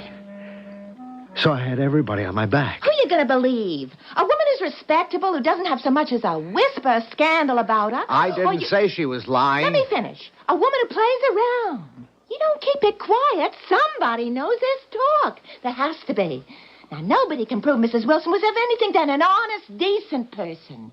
But on the other hand, who's a man? A bum. Well, no, just hold on. Who says he's a bum? He does. He admits to preying on women. Well, he's not preying on women. He's only offering a certain service women are willing to pay for. And that doesn't make him a bum. Well, even if it does, that's not what he's being tried Now, for. let me tell you what happened. He's broke. He was prowling around this wealthy neighborhood. He saw a chance to steal something. So he managed to get into the house. But when he saw her, she aroused him. How do you know? Were you there? Nobody was there. We got the evidence. What evidence? Here you have a sex-starved lady? Just because he says so? That's how the arguments went. He said, she said. There were 12 of us in that room. 11 had already decided one way or the other. But I could tell no one was really married to his decision. Somehow, everyone had turned to me. I was the undecided one. For some reason, they believed that when I would finally make up my mind, that would be the right decision. What was I doing here, anyhow? I told Vicky, I told her, damn it, I don't know enough to be on a jury. David, what do you have to know? Well, something about law and rules of evidence, that sort of stuff. No, the lawyers worry about that. The lawyers and the judge. You only have to decide who's telling the truth. But I'm not qualified to do that. Oh, you're as qualified as anybody else. Vicky, I still say I ought to get out of this thing. All right, go ahead. But I warn you, David, don't you ever complain to me about anything for the rest of your life, about justice, the courts, politics, the government. Okay, don't make a production out of it. It is a production, the most important production we have. I said I would do it. And I did. What do I do now? There was a lot of legal gobbledygook, motions, objections, opinions, rulings. Well, that was all for the lawyers. Vicky was right. All we had to do was decide who was telling the truth. And I couldn't do anything. When I listened to Myra Wilson, I believed her. I was alone in the house, and I thought I heard a... Oh, who are you? Shut up. Don't hurt me. Calm down. Do you want silver? We have silver. Come over here. No, you don't want me. Why would you want me? I'm a middle-aged woman. Don't kill me. I don't want to kill you. Die. I'll die of shame. Let me go. And when I listened to Howard Ingleside, I believed him. What's your name? Myra. Call me Howard. Howard. Myra and Howard. That would be a new combo.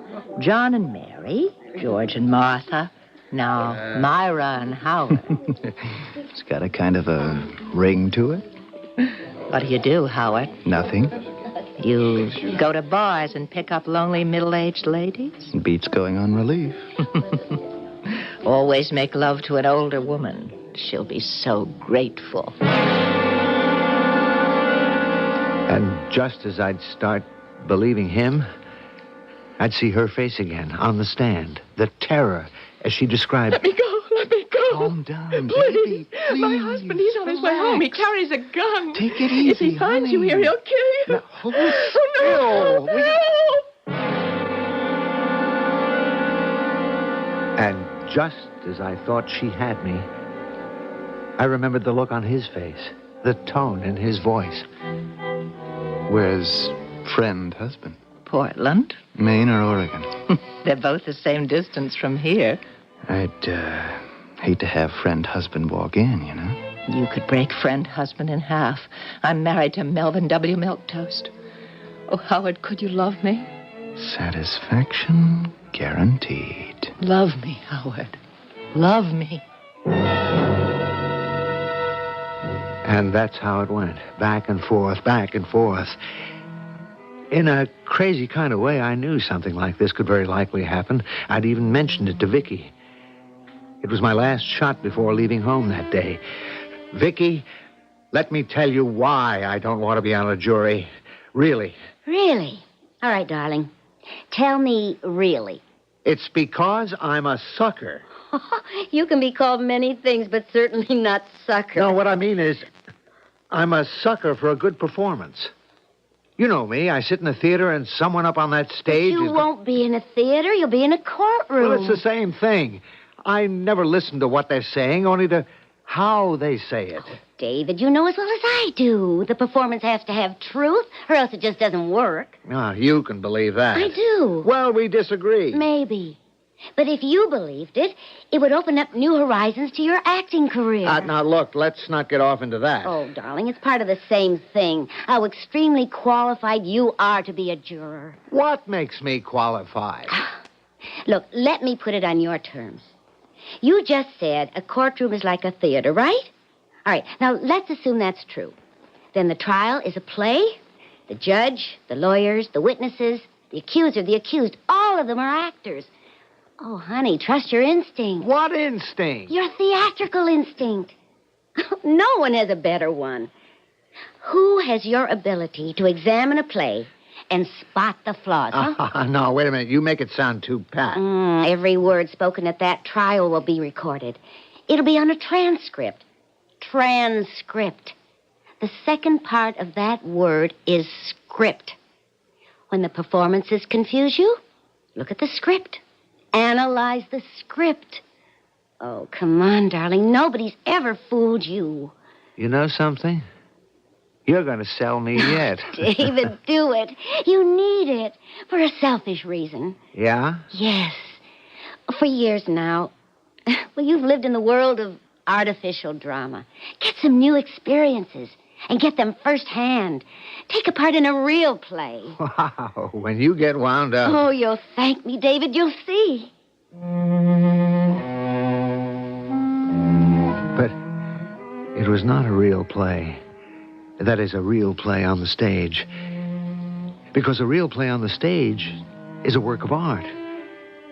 And you know all about art. You yourself told me every great work of art has a tiny flaw. Something to contrast with that perfection.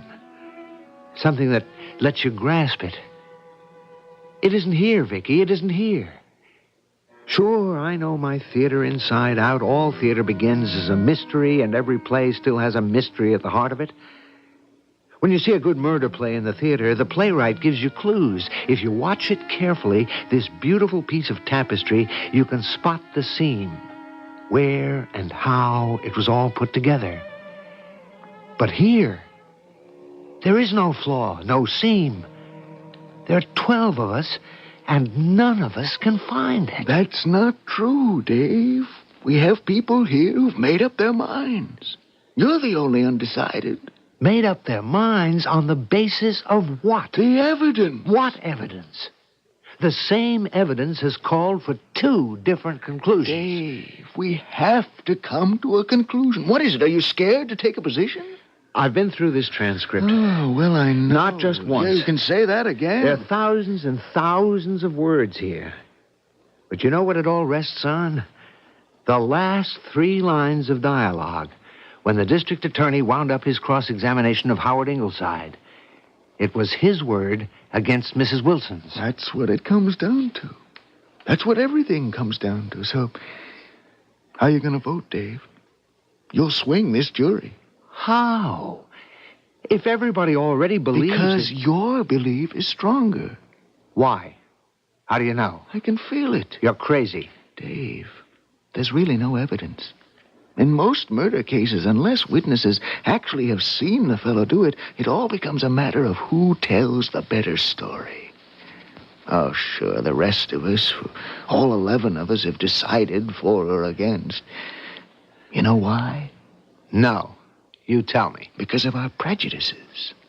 Who we are, how we think, what we would like to be true.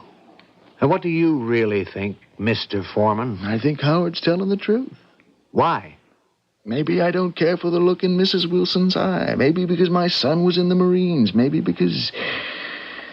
Well, I wish I were his age again. Picking up women. And that's why he's innocent? For me. You know why he's guilty for Mrs. Perkins? I heard what she said. Mrs. Wilson's spotless reputation. Did you watch her face during the trial? She kept looking at the defendant with... it was fear. Maybe disgust in her eyes. What was she thinking of? Dave, get us out of here. We believe you. We trust you. We don't know either. We need a leader. You're the leader. I'm just a foreman. You're the leader. We trust you. Why? Beats me, Dave. But we need your vote. Decide. One way or another. Suppose I say he's guilty. Suppose I believe it. We could accept that. And what if later it should turn out he was innocent? If that's what's bothering you, vote to acquit him. No. That'd mean I voted for it because I was scared. Well, then let's find him guilty. Oh, what a way to administer justice. Dave, is there a better way? The truth is, I just don't know. You want this thing to end in a hung jury? They'll only have to do it again. Okay, that's the way out. In other words, you don't have the guts. It isn't that. You have a war record. You went. Maybe you didn't like the idea of it, but you went.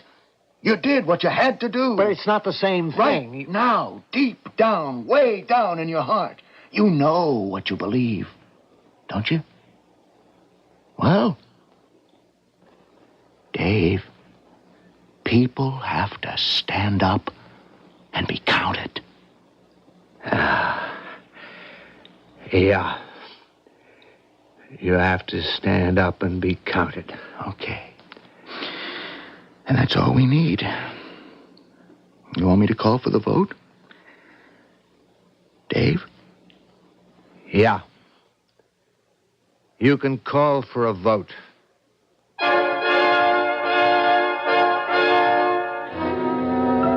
And they voted. And by the end of the day, they were unanimous. And they returned to the courtroom with their verdict. And what was the verdict? Well, what was your verdict? You know everything they knew. You were the rest of the jury. How did you vote? Whichever way, be sure to vote for me, for I shall return shortly.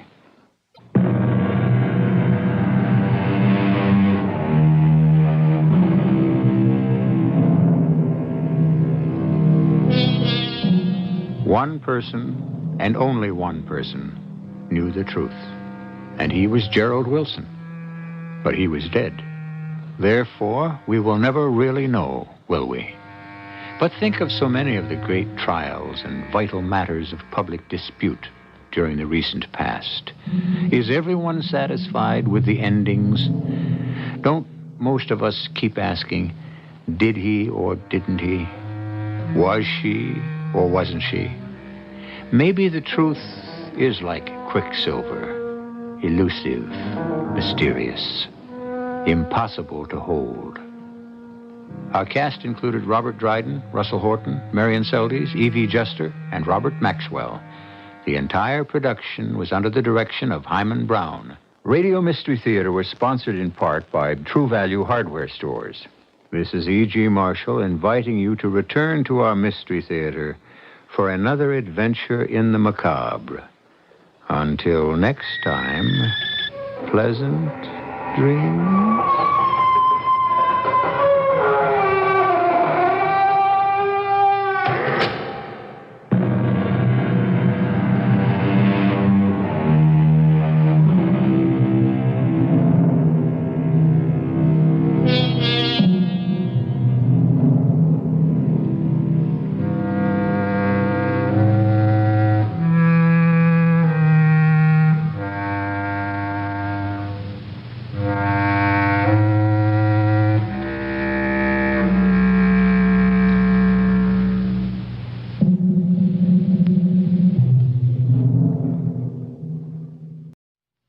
The CBS Radio Mystery Theater presents...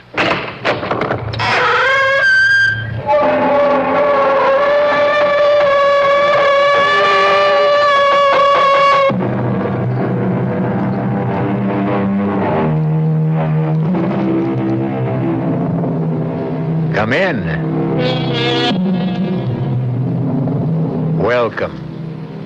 I'm E.G. Marshall. Welcome to the exciting world of your own imagination. The lithe body, muscles rippling, seems suspended in air, twisted in its last agony. the goat legs flexed in their last spring. The beautiful boy's face transformed by a snarl of agony as the arrow bites through the back flesh to bury itself deep in the heart. This is a legendary bronze statue called the Dying Fawn. Legendary in more ways than one.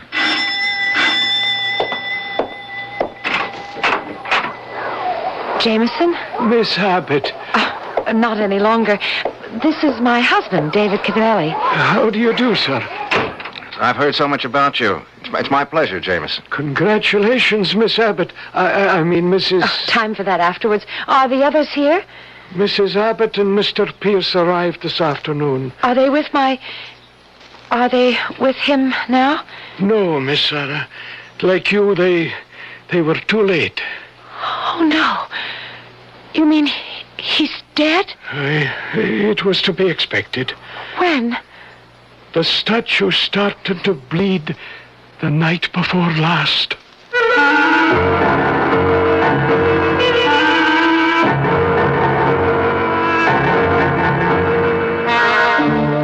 Our mystery drama, The Bleeding Statue, was written especially for the Mystery Theater by Ian Martin and stars Patricia Elliott and Tony Roberts.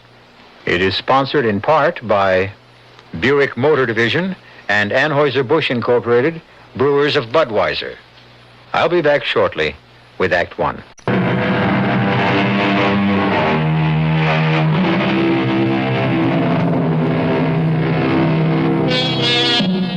What is more mystical than a statue?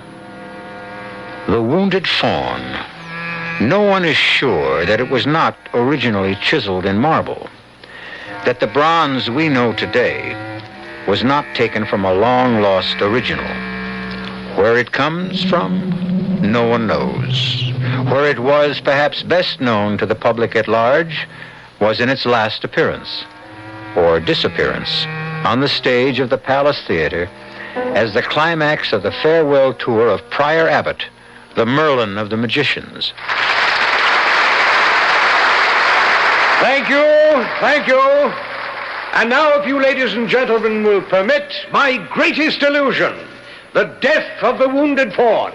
Part the curtains, please. There he is for the last time on any stage. I beg your pardon, dear audience, the second last time.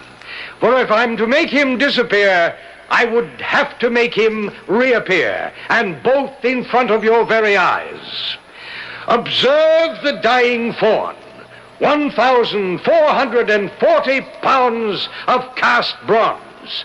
I invite any member of the audience who questions this assessment of weight to join me on the stage.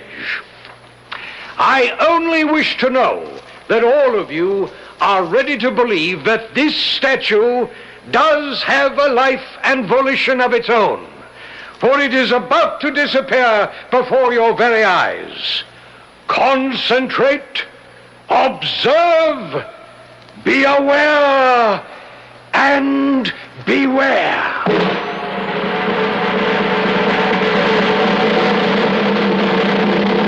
That was back in 1936, David. 15 years before I was born. 18 for you.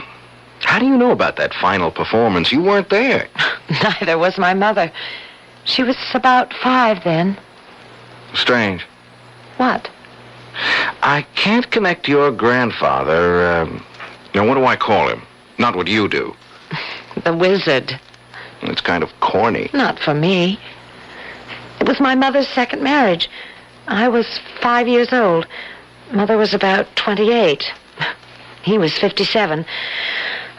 Much as I loved him and as full as life as he was, I never could call him Dad, and Grandpa would have been an insult. So, because of all the marvelous tricks he did, he became the wizard. Oh, David, you never saw anyone so young as the wizard, in body as well as in mind. That's why I can't believe... Easy does it, baby. You've done your crying for him. Oh, it's awful to think of him lying in that coffin, dead. I can't believe it isn't just another illusion. And when we go down to dinner, that he won't have escaped like Houdini and be sitting waiting for us with a big smile. I'm afraid even the wizard can't spring himself loose from this one. Oh, I'd better get my best bib and tie on to greet your relatives. I wouldn't worry about them. Well, I don't want to make too bad an impression. Your stepbrother's a pretty important man in my life. Because he's president of Abbott's Tool and Machine. Oh, Pierce is just a figurehead. Now, there's only one man who could... Come on now, Sarah. I just can't believe he's dead. He was... Oh, David, you just had to have known him to understand. He was indestructible. Darling, he was going on 76. But he didn't look or act more than 50. Well, you hadn't seen him in more than 2 years. Well, yes, you're right, of course, but even then, even with a heart attack and my mother dying... You don't have to tell me, Sarah. God knows he was a giant to me. But not as a magician, as an industrialist, an inventor, an innovator. I never knew all that came from being a... Well, it sounds crazy to put it this way, but a plain magician. Oh, he was no plain magician. I've seen blueprints of some of his illusions, and they're more complicated than splitting the atom. Hey, it's almost 7:30. Now, look, I've got to have at least a clean shirt. Yes? Excuse me, madam, but dinner will be served in half an hour. We'll be right down, Jamie. He's always so formal. Well, he kind of gives me the shivers. What was that bit about the statue starting to bleed? Oh, that's a silly old legend. You want to tell your silly young husband what? Well, I think the wizard probably made it up for the act. Well, I'm persistent if nothing else. Made up what? Well, it's a very old statue, you know. Quite priceless. Well, since it happens to be my hobby, I know as much about it as you. It's either fired from a mold of a Greek original in marble, or else it was commissioned by Cosimo de' Medici in the early 1600s and is possibly by Benvenuto Cellini himself. Right? Right. But impossible to authenticate? That's right. But it did belong at one time or another to the de' Medicis and to some later kings of France, they say. Whoever they are. And what exactly do they say? That whenever the head of a household to whom it belongs is marked for death, the statue starts to bleed.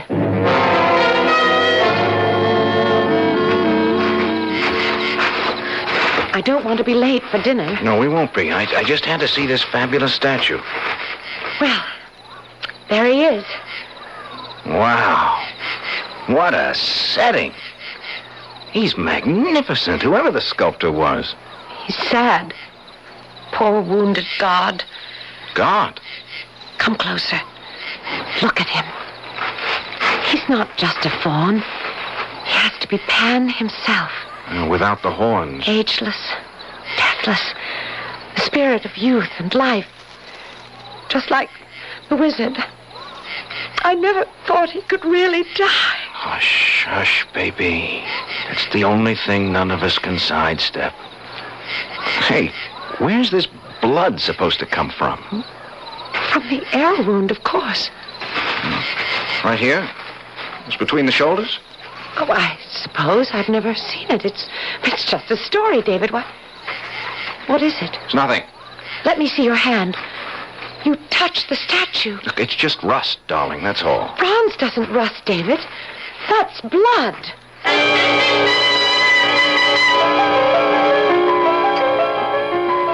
Are you sure this is sherry, Pierce? As advertised, and as always, nothing but the best. It doesn't taste right somehow. I doubt if anything will until we all find out just where we stand. It's upsetting that he died so suddenly and unexpectedly. You don't suppose he could have left everything to Sarah? He couldn't do that to us. Suppose he has. I'll fight it tooth and nail. I'm his daughter. Daughter-in-law, to be exact. I'm the last best hope. At least my father, your husband, was his son. I hope he's recognized that in the will. And how do we handle this new husband Sarah has sprung upon us? I've no idea. It's too bad the wizard didn't know about him before he kicked off. I doubt if he'd have reacted too well to some European opportunist who wanted to pick up a nice American girl with a lot of money in the family. Well, he isn't here to react. It's up to us. Pardon me, madam. Yes, Jemison, what is it? Mr. and Mrs. Cavelli have returned from the garden. Dinner is served. Thank you, Jemison. We'll be right in. Well, shall we start reacting? Kiss the bride and meet the groom?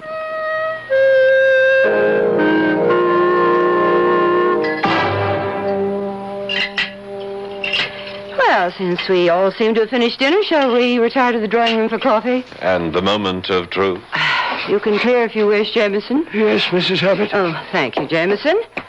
I can pour the coffee, and Pierce will serve the liqueurs. And, Jameson, Very well. you can make your arrangements about the tape, whatever they are. Very good, madam. Will we have to come to the study to hear it? No, madam. There are speakers in every room in the house, and I was instructed by the late Mr. Abbott that the tape would activate itself at exactly 9 o'clock this evening. Activate itself? Aye, Mr. Cavelli. You see, I don't know where it is. You never knew my father, Signor Cavelli. In his later years, he was somewhat eccentric. Will you escort me to the drawing room? Of course, Mrs. Abbott. Nutty as a fruitcake, she means. Don't talk about the wizard like that. You know, Sarah, you weren't around in the past few years. I saw him 2 years ago. Well, Well, that was right after his heart attack, and Mother's death right on top of that. Naturally, he was knocked out. But nothing could ever keep him down for long. that's what you think. He buried himself alive here with Jameson. None of us saw him since the day you went back. But he wrote me in Italy. That's more contact than Mother and I had with him. It's a pity you went back to the art school. Don't make me feel any worse than I already do. He made me go. I thought you were the apple of his eye. I also happened to be a carbon copy of my mother. And the reminder was too poignant. You think I'd have gone back to Italy otherwise? There seemed to have been other attractions. You mean David? I hadn't even met him then. I wish you never had. I'd always hoped... I think the wizard hoped, too, that you and I... Why, Pierce, you're my older brother. Not quite. Not by blood, just by accident of the wizard's many marriages. Older, yes, guilty as charged. Is 16 years, or whatever it is, all that important? Oh, come on, Pierce. Oh, it didn't matter a hoot to the wizard and your mother. It was damn near double that with them. It hadn't anything to do with age or family. Just choice. Well, all right. Oh, well, let's go in, and on our way, why don't you tell me more of the man you did choose? I suppose we really should have had espresso for you, Signor Cavelli. No. Plain American coffee, Mrs. Abbott. Oh, really? I thought all Italians like... Mrs. Abbott, I'm not Italian. Oh? Sarah met you in Rome. Florence. Well, Florence. And your name is Cavelli? Well, that's right, but Italian-American. My father and I were both born in this country. Oh, how nice. But you lived in Italy. Well, my father was an engineer with United States Motors. 2 years ago, while I was studying to be an engineer at MIT in Boston, the company moved him to their plant in Torino. When I graduated, I went over to join them and met Sarah. You said in Florence? Yes, at the Piazza della Signorina, looking at the statues. You knew, of course, who Sarah's father was. Well, I knew who Prior Abbott was, but I never guessed that Sarah was his daughter. Stepdaughter. The wizard actually only had one child. Your husband, which makes you Prior Abbott's daughter-in-law. What time is it, David? It's just about 9. Well, people, the moment of truth is almost upon us. I don't know about the rest of you, but I think I could do with something to calm the nerves. Brandy for anyone? I have my coffee. I don't know. Oh, why don't you, darling? I might join you. Why not? Oh, Signor Cavelli, would you Look, help... Since we are family, may we make it David? Very well, David. Help Pierce get the brandies. I'll pour the coffee. As you wish. Tell me, Sarah, did the wizard know about this hasty marriage of yours? It wasn't all that hasty. Except at the last moment. You haven't answered my question. No, the answer is no. But let me explain exactly what... Ah, 'tis the witching hour. Pierce. Well, the whole thing is a bit spooky, Mother. Within seconds, all of us are going to face our futures, just where each of us is going, and all manipulated like puppets from beyond the grave. I wonder what particular trick the wizard has up his sleeve this time.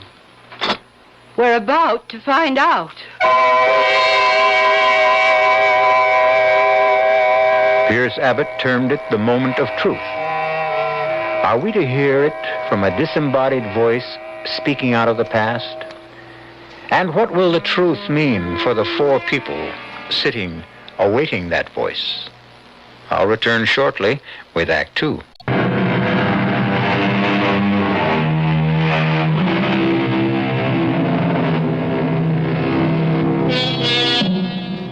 Built in the late 20s, Abbott House is a Gothic castle perched on a promontory that juts out into the mouth of the Connecticut River.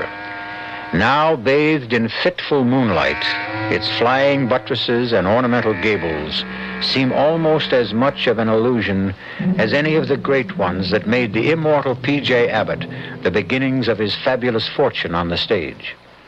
An illusion of immortality fostered at this moment as his voice speaks from the grave. Good evening, dear family. It almost seems like the good old days when I stepped out behind the footlights. Of course, in those days, I never dreamed that I would one day exercise my powers from beyond the grave.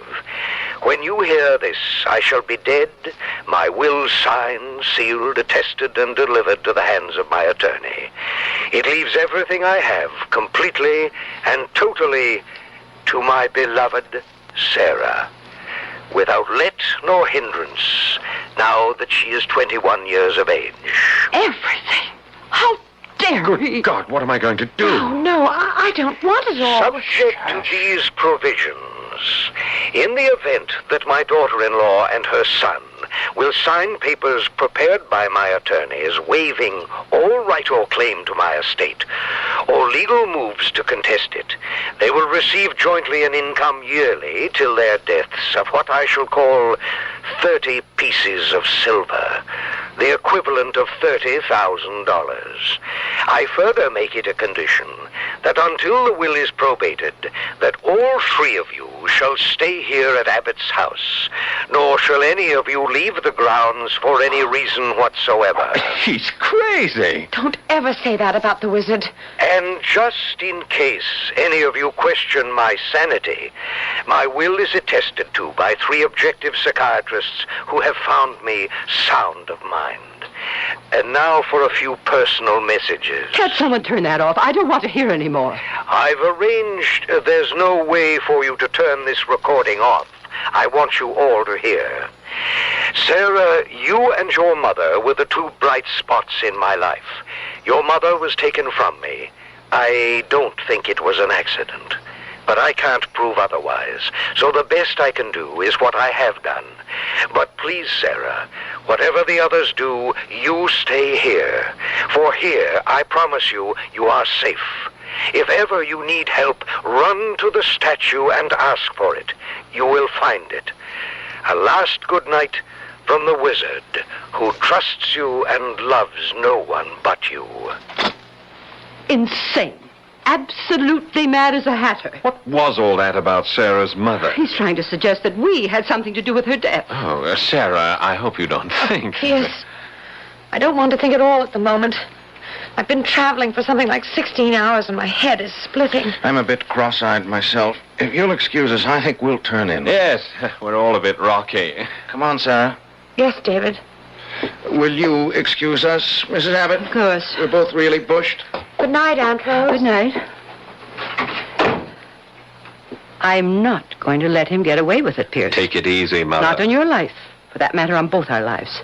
That's what we're going to have to fight for, baby boy. Oh, would you please stop that? I'm sorry, Pierce, silly habit, but you're all I've ever had. Well, let's not start down that road. No, you're quite right. That isn't what has to concern us at the moment. That little witch, that someone from nowhere, just like her mother. She's not going to take away Abbott's house and the business and everything else from us without a fight. It's ours. Not if the wizard left the will he said he did. Wills can be voided. I wouldn't count on it. I'll take odds his can't be overturned. He's sure to have covered every angle. Except one. What's that? The heir has got to be alive to succeed to the estate.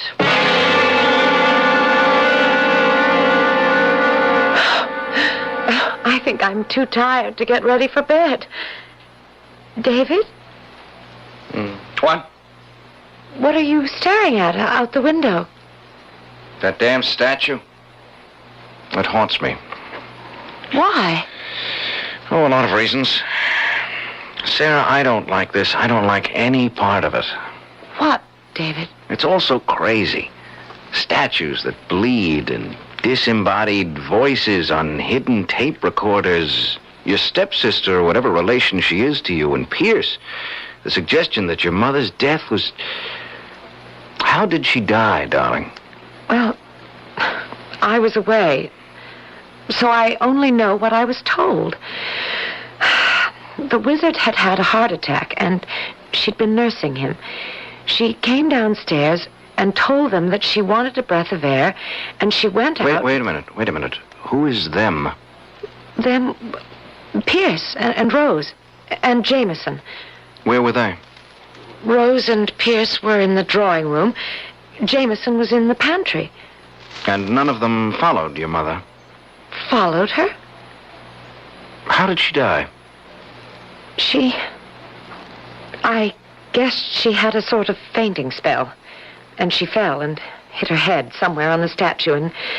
And while she was unconscious, she drowned in that little pool behind the statue. You're sure of that? Well, what else could have happened? There was a coroner's inquest and a lot of newspaper stories, of course. Then what do you make of your father's obvious accusation that they were responsible? I don't know.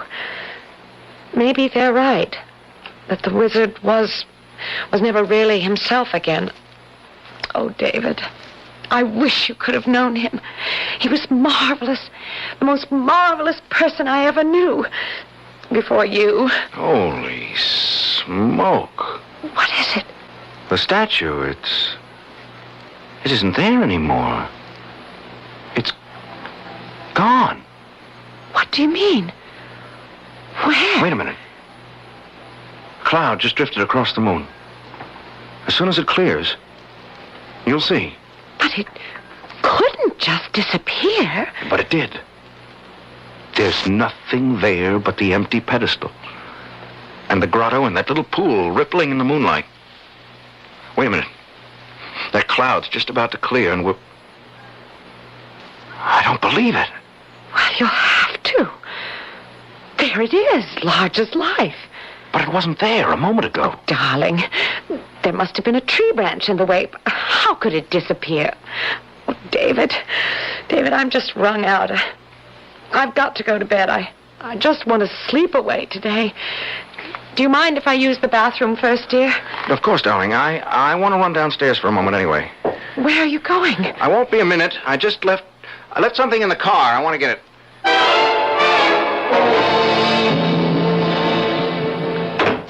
Oh, thank you for bringing me upstairs, Pierce. That's all right. What are we going to do about Sarah? What do you mean? Oh, now, don't play games with me. Are we just going to sit still for her taking over everything? What else can we do? We didn't when we thought it was going to be her mother. Look, we got away with it once. We're not going to get away with it again. We're going to have to. And within the next few days if we're going to. Not here. We don't have any chance anywhere else. The girl has got to die. What good would that do us? The estate would go to her husband. Her husband?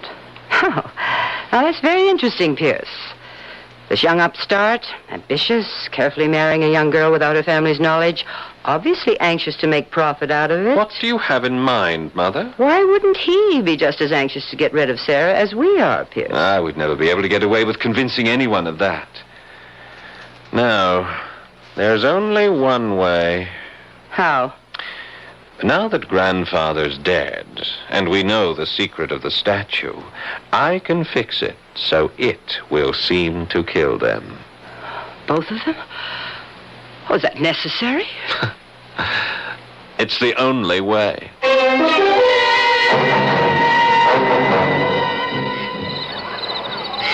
There's nothing there now. Heaven knows it seems solid enough. I wonder... This is Who's that? You know they're... It's Jameson, sir. Miss Sarah was asking for you. Oh, yeah, sure. I'll be right in. Jameson. Yes, sir? You've been with the family a long time. With Mr. Abbott, I was, sir. Nearly 55 years. I started out with him as an assistant in his magic days. He was about the grand illusionist of all time, I guess. No one better, sir. He was beyond peer. And this statue was one of his better ones, huh? Before it got cemented into place here at Abbott House, that's nearly 40 years ago. But he used to make it disappear right on stage, didn't he? Well, in a manner of speaking. Well, what does that mean? An illusion, don't you see? It never moved. It took 11 tons of mirrors and 14 helpers to make it happen. That was the old days. They won't come again. Magic's all gone. Well, what about the rigmarole of the statue bleeding? That's something else again, sir. That's way out of the past. Well, I don't know. I thought I found blood by the arrow wound earlier tonight. It's dry now. It's been wiped off. I don't know by whom, sir. What shall I tell Miss Sarah, sir? You don't have to tell her anything. I'll go in with you.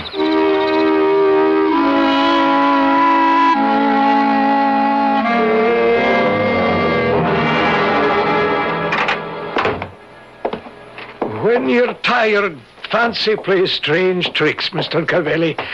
I was thinking of making a toddy for Miss Sarah, if she'd like it. There's nothing better for putting you off to sleep. I'm sure I don't have to ask her. She'd love it. And yourself, sir? No, I'll skip the hot drink. Maybe you'd like to join me in a nightcap, David. Where did you spring from? The wall?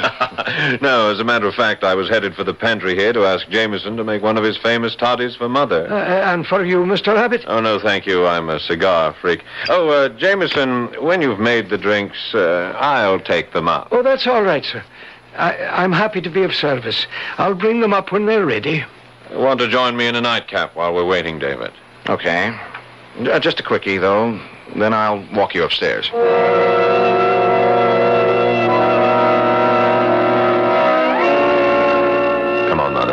I took the rest of the powder out of the sleeping pills for Jane. Well, it's right here, Pierce, but how are you going... Sheer luck. Jameson is making a hot toddy for both of you girls. With this, I can fix Sarah's so she'll never wake up. We can't get away with it. Leave it to me.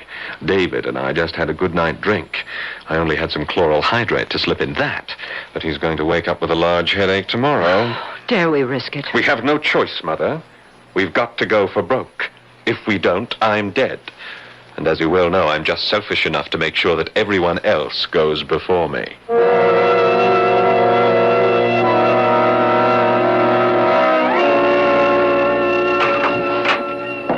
David? Oh, thank the Lord it's you. Come here, darling, quickly.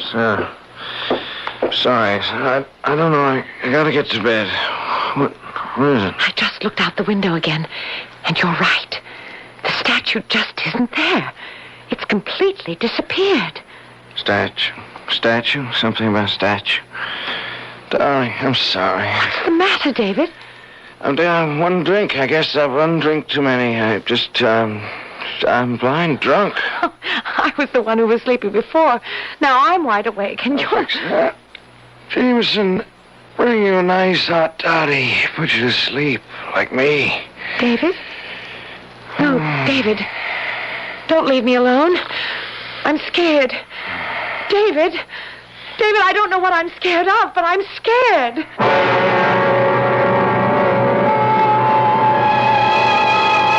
And well, she should be scared. For with David's collapse, the forces of evil, real and unreal, swarm about Sarah, threatening her very life. Perhaps most terrifying of all is the absence of the statue. For with it gone, and David drugged in sleep, where can she run to for sanctuary? I'll return shortly with Act 3.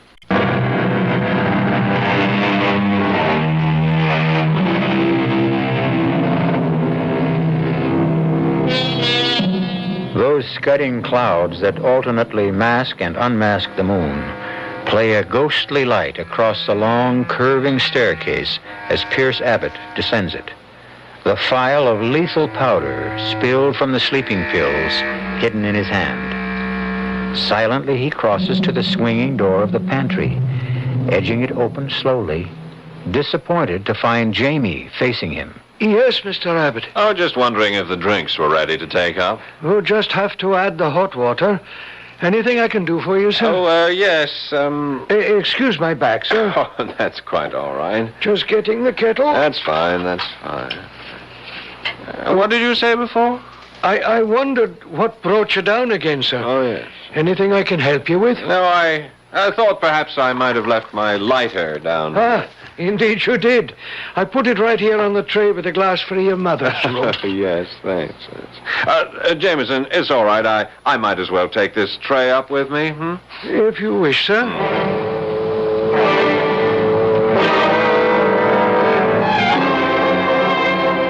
All set, Mother. Here you are. What is it? One of Jameson's nice, uncomplicated toddies mixed by his own hand. As of this moment, he's delivering the same to Sarah. The same? He couldn't testify otherwise. His back was turned when I salted it. With my barbiturate? Enough to kill a gorilla. We can't get away with drowning them the way we did her mother. We won't even try to. No, they'll die quite differently. How?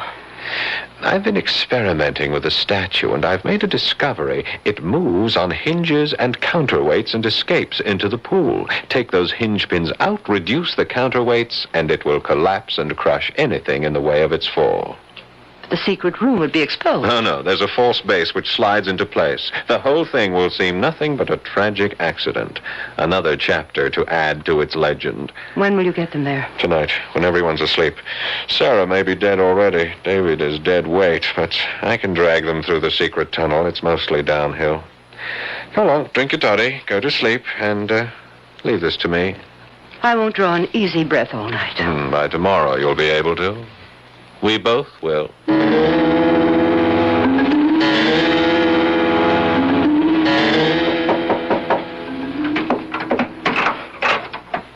Oh, it's you, Jamie. I thought you might like a little toddy before you turn in, Miss Sarah. The Scottish panacea? Not exactly, but it does make for a long, peaceful sleep. I could use that tonight. Your new husband didn't want any. No, he's sound asleep already. Well, see you tomorrow, Jamie. You'd better, or the old wizard would never forgive me. I only wish he were here. So do I, Miss Sarah. But don't you worry. Wherever he is, he's looking out for you. Turn the key in the door after I leave. You'll sleep sounder. Maybe I'll do that. Good night, Jamie. Good night, Miss Sarah.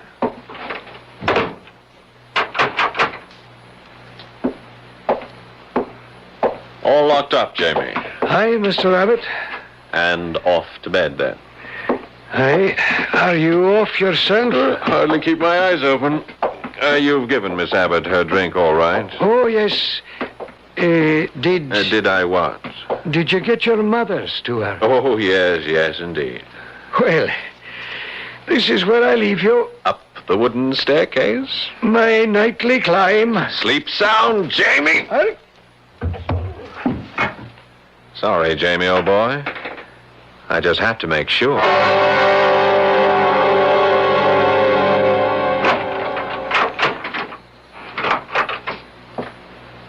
What? Who is it? Don't turn on that. Pierce, what are you doing with that pillow? What are you doing awake? Keep away from me. Pierce, keep away. I'll scream. Won't do you any good. There's no one to hear. David! You might as well try to waken the dead. Oh, no. He's not. He's not. Not yet, just knocked out, but he will be. You must be crazy. Only desperate. It's the same thing. Keep away from me. Keep away. Sorry, Sarah. I have to.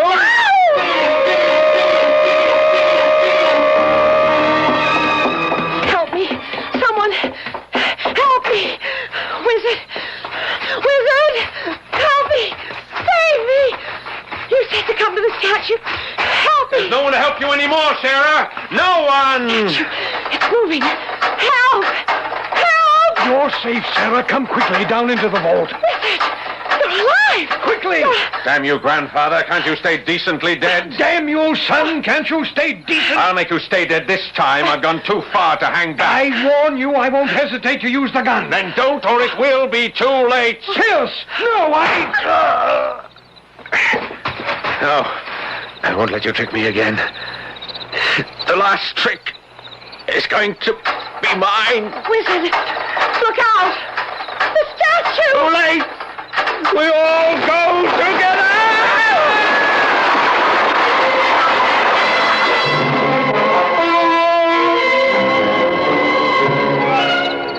There isn't anything I can do, Sarah. I can't budge it. Oh, my head. Are you all right, darling? I'm still woozy and my head is splitting, but... Oh, here comes Jameson. Jamie, did you get the police? Hi, Miss Sarah. They're on their way on an ambulance. How's Mrs. Abbott? I'm afraid she's... Oh, poor Rose. I wouldn't spare her much sympathy. She only got the drink that was meant for you. Thanks to Jamie. I switched them. Is Mr. Abbott? He's alive. Pierce is dead. Sarah. Yes, Wizard? I'm here. I have a lot. Apologies to make. Don't worry about that now. Police, doctors, they're coming. Too late. No. Look, David, Jamie, if all three of us try, we can... You couldn't move it an inch. I know it well, this old statue. Once I could move it with the flick of my hand. Make it appear, disappear. The magic's gone. This arrow, the wrong end, buried as deep in me as in the old wounded fawn.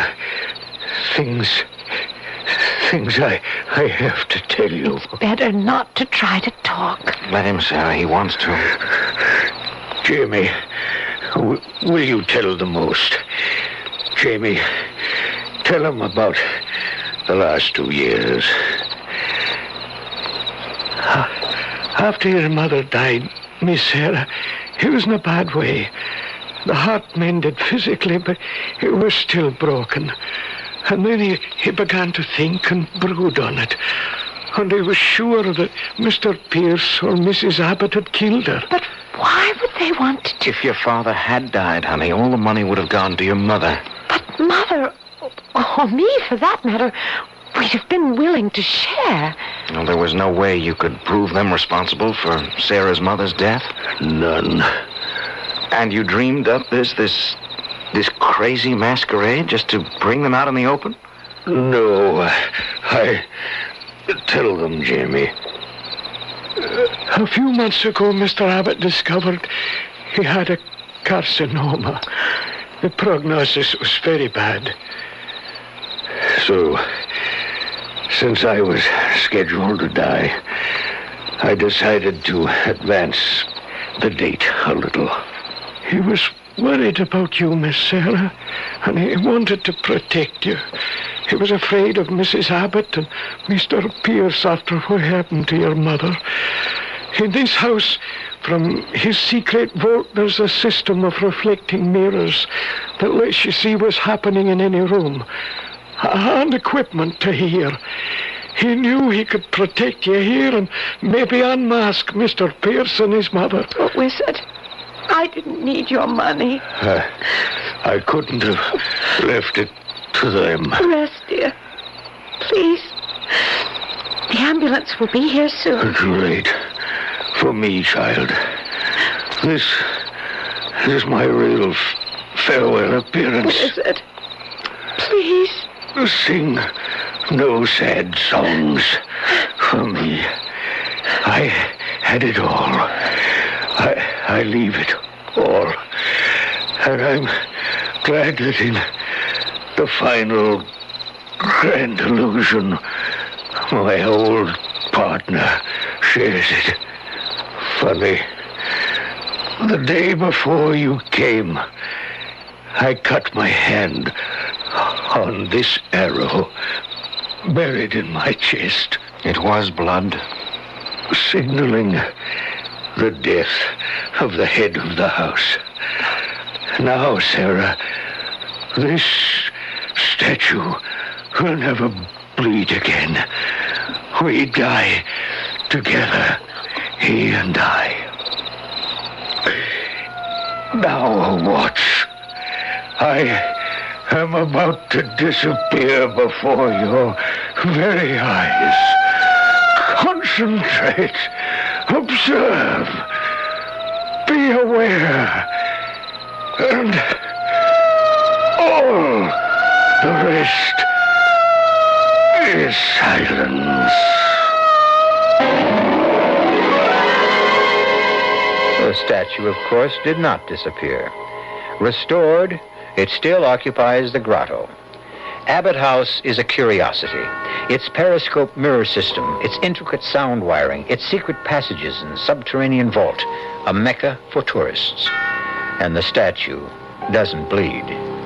Enough blood has been let, one hopes, to still the legend forever. I'll be back shortly.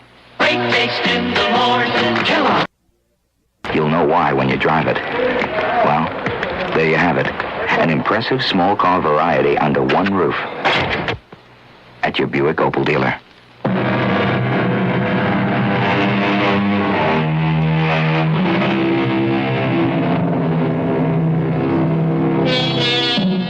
On sober reflection, one can't be too sure, of course, that a legend will die. They tend to persist. But since the head of the Abbott household is now Sarah, and she has at least 50 years ahead of her, few of us will be around to find out. Still, circa 2025, if you have nothing better to do, you might visit Abbott House. Our cast included Patricia Elliott, Tony Roberts, Grace Matthews, Kurt Benson, and Paul Hecht. The entire production was under the direction of Hyman Brown.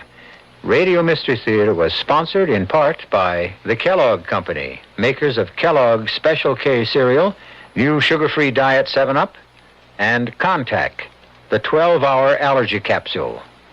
This is E.G. Marshall inviting you to return to our Mystery Theater for another adventure in the macabre. Until next time, pleasant dreams.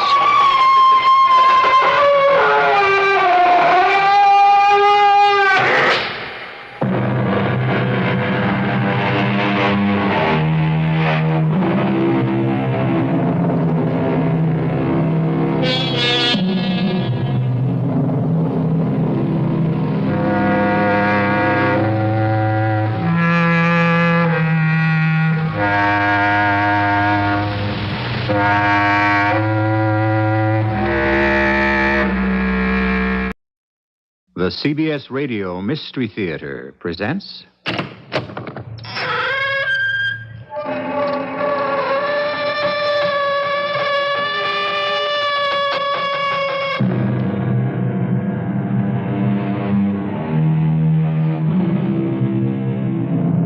Come in.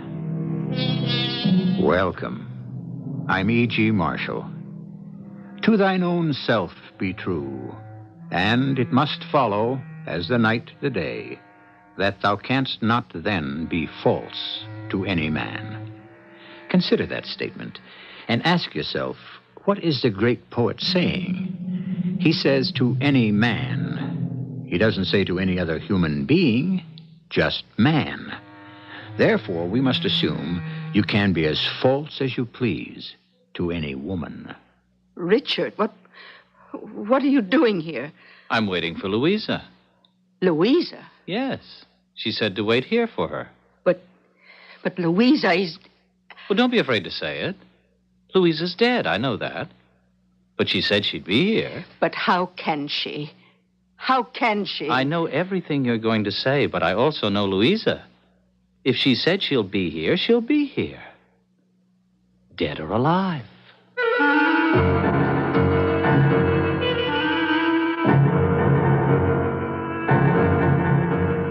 Our mystery drama, The Golden People, was written especially for the Mystery Theater by Sam Dan and stars William Redfield.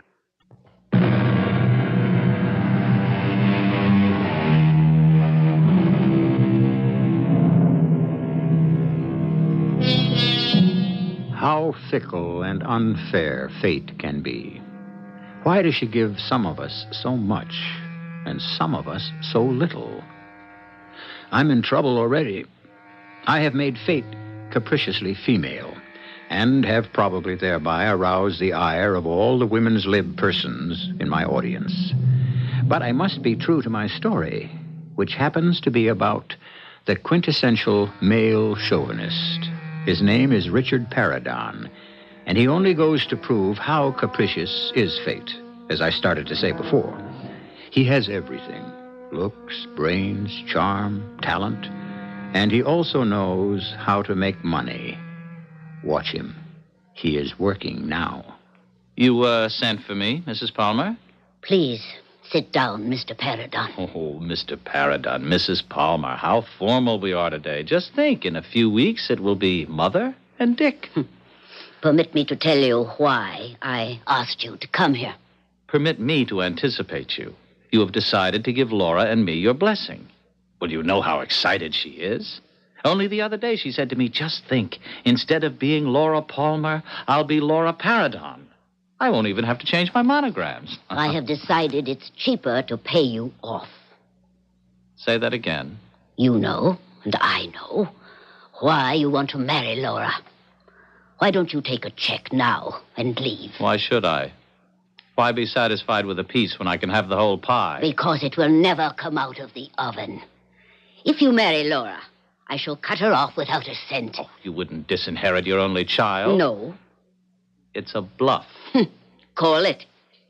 I have a check here for $50,000. When you cash it, I will have the canceled check as my receipt. I shall present it to Laura as a sort of love letter from you. Mrs. Palmer, you're a clever woman.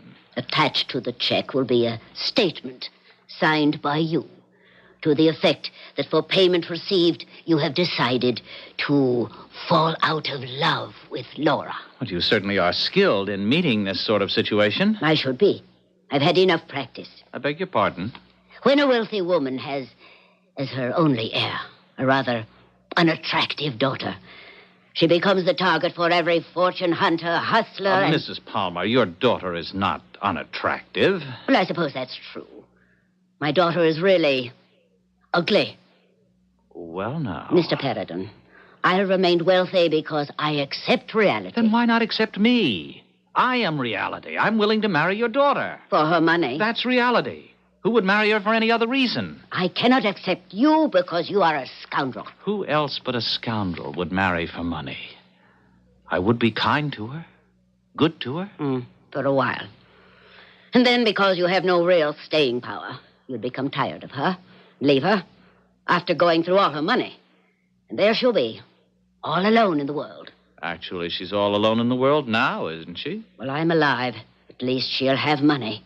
Hardly a warm comfort on a cold evening. It's all a matter of what you're used to. I have here a pen. Shall you sign the agreement and pick up your check?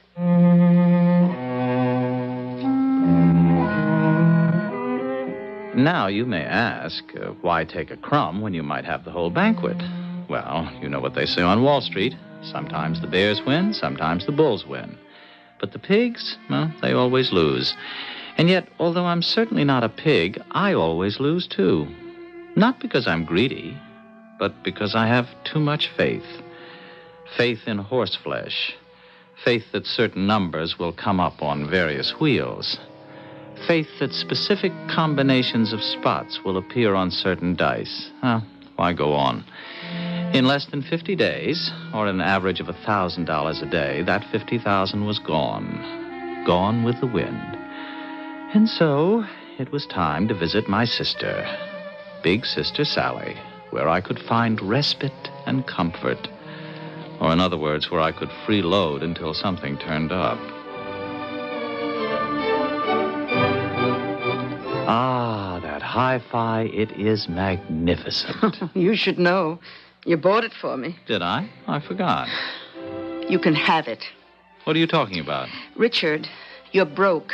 Now, what makes you say that? Because you're here. You mean a man can't just come and visit his sister? Oh, look, you could get $300-400 for it, Richard, and you need the money. Do you think I would sink so low? You've sunk lower. Sally. Look, I'm short on cash right now. But, Sally, I don't want it. The tuition went up at the college, and the twins can't earn very much money.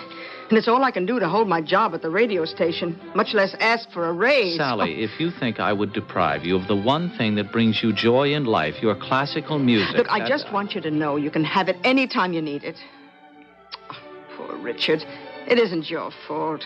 What isn't my fault? I'm to blame also. For what? You know how old I was when you were born. Yes, of course I know. 15. And Mom and Papa, they were close to 50. And then suddenly there was this little baby in the house, like a beautiful doll. Everyone made such a fuss over you. Sally, what does all this have to do with my... We petted you, we coddled you. Oh, we worshipped you. You were so handsome. And you knew it. We were clay in your fingers. What are you trying to tell me?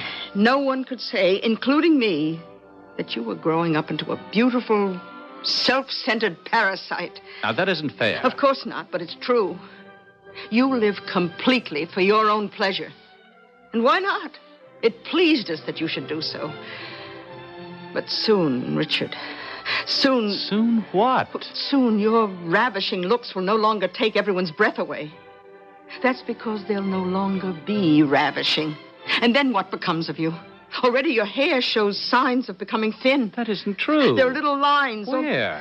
And you're over 40. You're starting to look it. What are you saying? Richard, please, let me help you. Well, fine help you are talking this way. If I could only convince you to settle down, find a job, a wife, and stop being a bad boy. Well, thank you for that most encouraging and inspiring vote of confidence.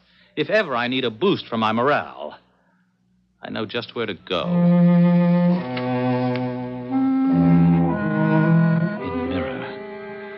What she said wasn't true. Or was I lying to myself? Were all the little signs there, and was I afraid to acknowledge them? Suddenly, I realized that even if they weren't there now, it was only a matter of time. I couldn't look young forever. I couldn't remain handsome forever. There are moments which we recognize as decisive, and I knew that one had arrived for me. I knew I'd have to determine the future course of my existence.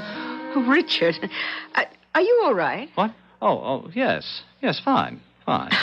You know what you need is fresh air to clear your head. My head is perfectly clear. Well, why don't you go for a walk?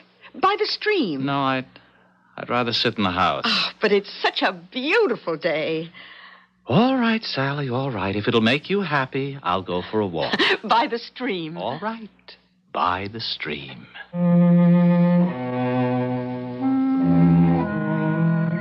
Actually, the walk was rather a good idea. The air was like sparkling wine. I was so busy thinking of how glorious all nature was that I didn't see her standing by the edge of the stream. I almost knocked her into the water. I'm so sorry. That's all right. Oh, no, it isn't all right.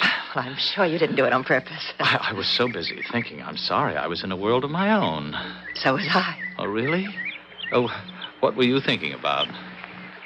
Well, in that stream is an entire swarming universe. Vast worlds made up of trillions of creatures, most of whom we cannot see. I would say that's rather deep. What were you thinking about? I was thinking what fun it would be if I could meet a beautiful girl and take her to lunch, and I just met her. Well, I'm not a beautiful girl. I'm not even pretty. The truth is, I'm rather plain. I think you're beautiful. I think you're kind. Lunch?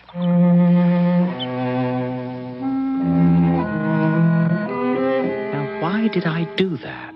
It had to be a reflex action. I see a girl and I have to score, even if I don't want her. And who would want Louisa Curran? She was right. She was plain. Her figure, just adequate. her dress just this side of dowdy. Oh, you didn't have to be ashamed to be seen in public with her. But that's about all I can say in her favor. Of course, if she had $1 million... But I soon found out. I'm just a school teacher. Oh, that sounds exciting. Why? Oh, the thrill of molding young minds and so forth. No, I find it dull. Oh, well, then why don't you leave it? Why bother? Wherever I'd go, I'd just be an old maid school teacher. Oh, you have such a low opinion of yourself. Perhaps. But it's the only one that can be justified. It's all in the mind. You can be anything you want to be. You can say that. You know why? Because you're one of the golden people. I never knew that. Who are the golden people? Oh, they're born with looks and luck. And everyone's attracted to them. Everything works for them. You ought to meet my sister. Oh, I know Sally. We're old friends. Oh. Then I didn't pick you up. No. Oh, what a blow to my ego.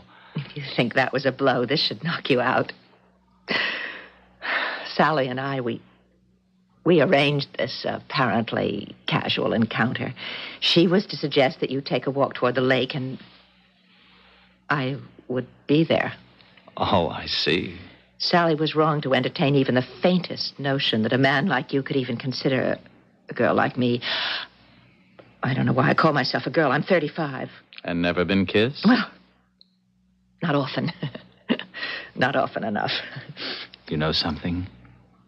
You're about to be kissed right now. But what? You can't kiss me in public. Oh, fine. You don't object to being kissed. It's just the time and place. Oh, please, Richard, everyone will see. It's a very wholesome sight. Richard, Shh. Oh. Richard. Oh, Louisa, it's crazy. Oh. How does it happen? But here and now, and suddenly, for the first time in my life, I'm in love. Louisa, I'm in love with you. Oh, Richard. Oh, I'm frightened, Louisa. I'm very frightened.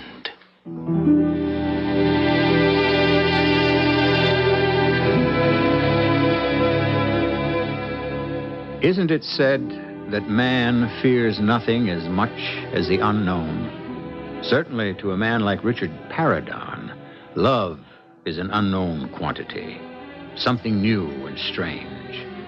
No wonder he's apprehensive.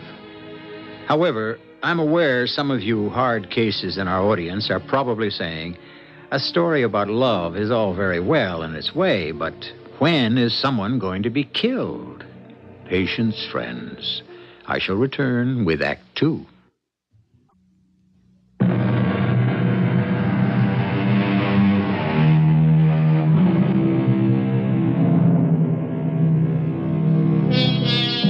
Love. It has been likened to a blossom that matures and flowers like the fruit of a tree. But then, of course, we have all sorts of fruits. We have the beautiful fruit that nourishes and pleases, and we also have the beautiful fruit that poisons and kills. How do you tell them apart? Sometimes the only way is to taste. Ah, but you say that's dangerous. Well, if you're looking for safety, keep away from love. Richard, cut it out. Cut what out? You know what I'm talking about. Louisa Curran. Now, cut the line you've been handing her. She's not like the others. It isn't a line. If you break her heart, I'll never forgive you. Now, wait a minute, Sally. You are the one who arranged for me to meet Louisa Curran. You are the one who worked up a cute little plot so that I could encounter her by accident. You are the one who brought us together. Now that your strategy has worked... I was wrong. I sometimes lose myself in fantasy. I saw you as a man who, deep in his heart, wanted the love of a wonderful woman. And you're right. I need that love. Like a shark needs a mackerel.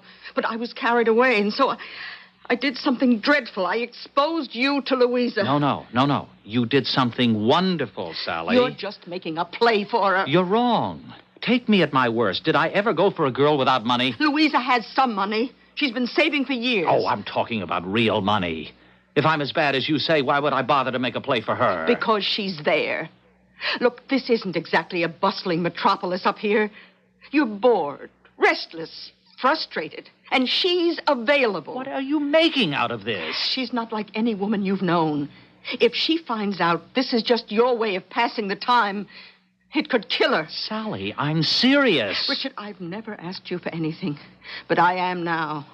Please, don't break her heart. Has it ever occurred to you that she might be breaking mine? Richard, you don't have a heart. As recently as yesterday, I might have agreed with you. And then this strange, wonderful thing happened. I don't believe you. Maybe it's something else. Maybe I looked closely at myself for the first time.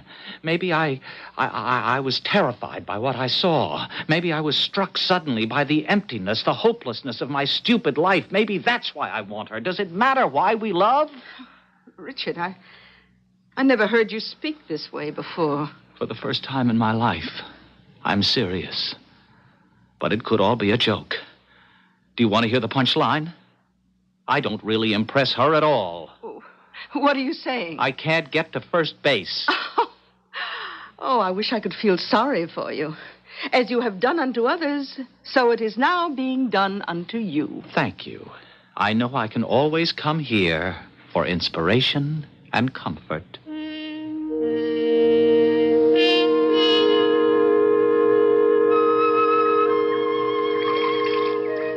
You don't have to paddle. Just let the canoe drift.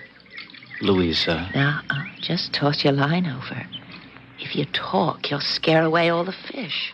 But, Louisa... Fishing is a time for silence and contemplation. Now, why do you dangle that stupid line in the water? You've already caught the biggest fish in the lake. Please, Richard. Please, Richard, what?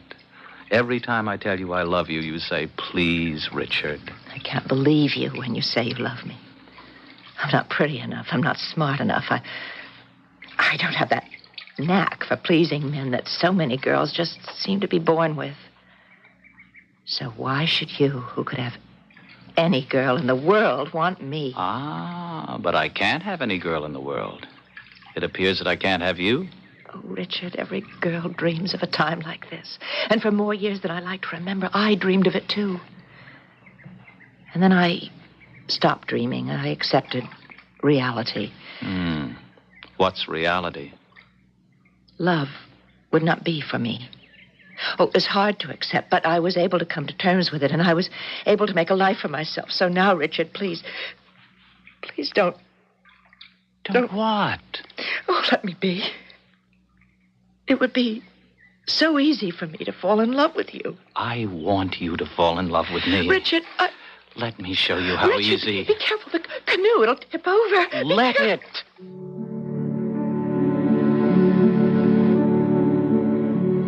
Well, it didn't.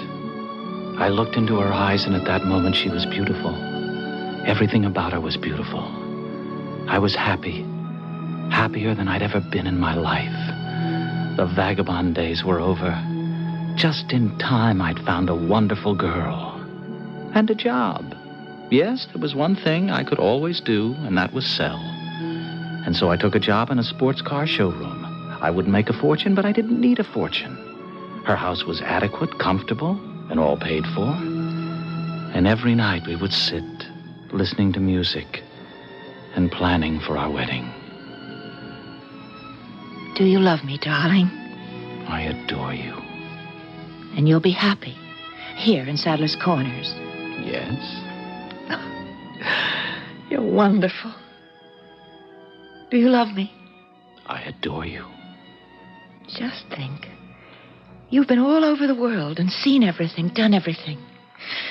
And now you're satisfied to be here. Just with me.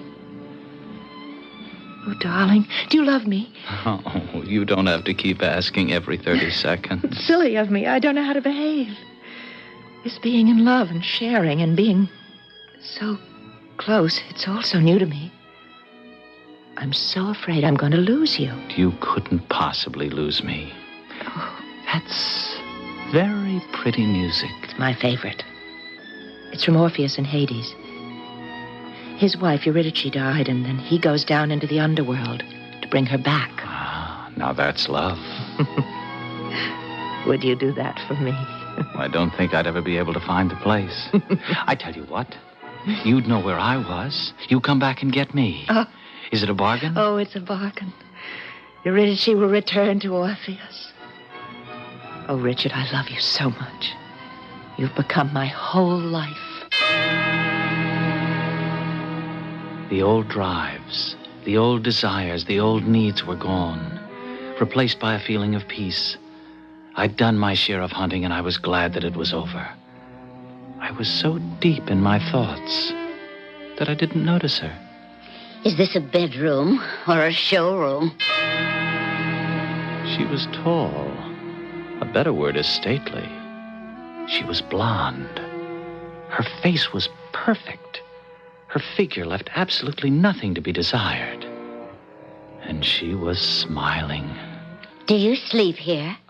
No, I dream here. I dream that the most beautiful woman, the most charming woman... The most wealthy woman. That would help, but please, this is my dream. Continue. Will come in here and say, I would like to buy a Rosetta Marchetti 8-cylinder XL Rally Coupe.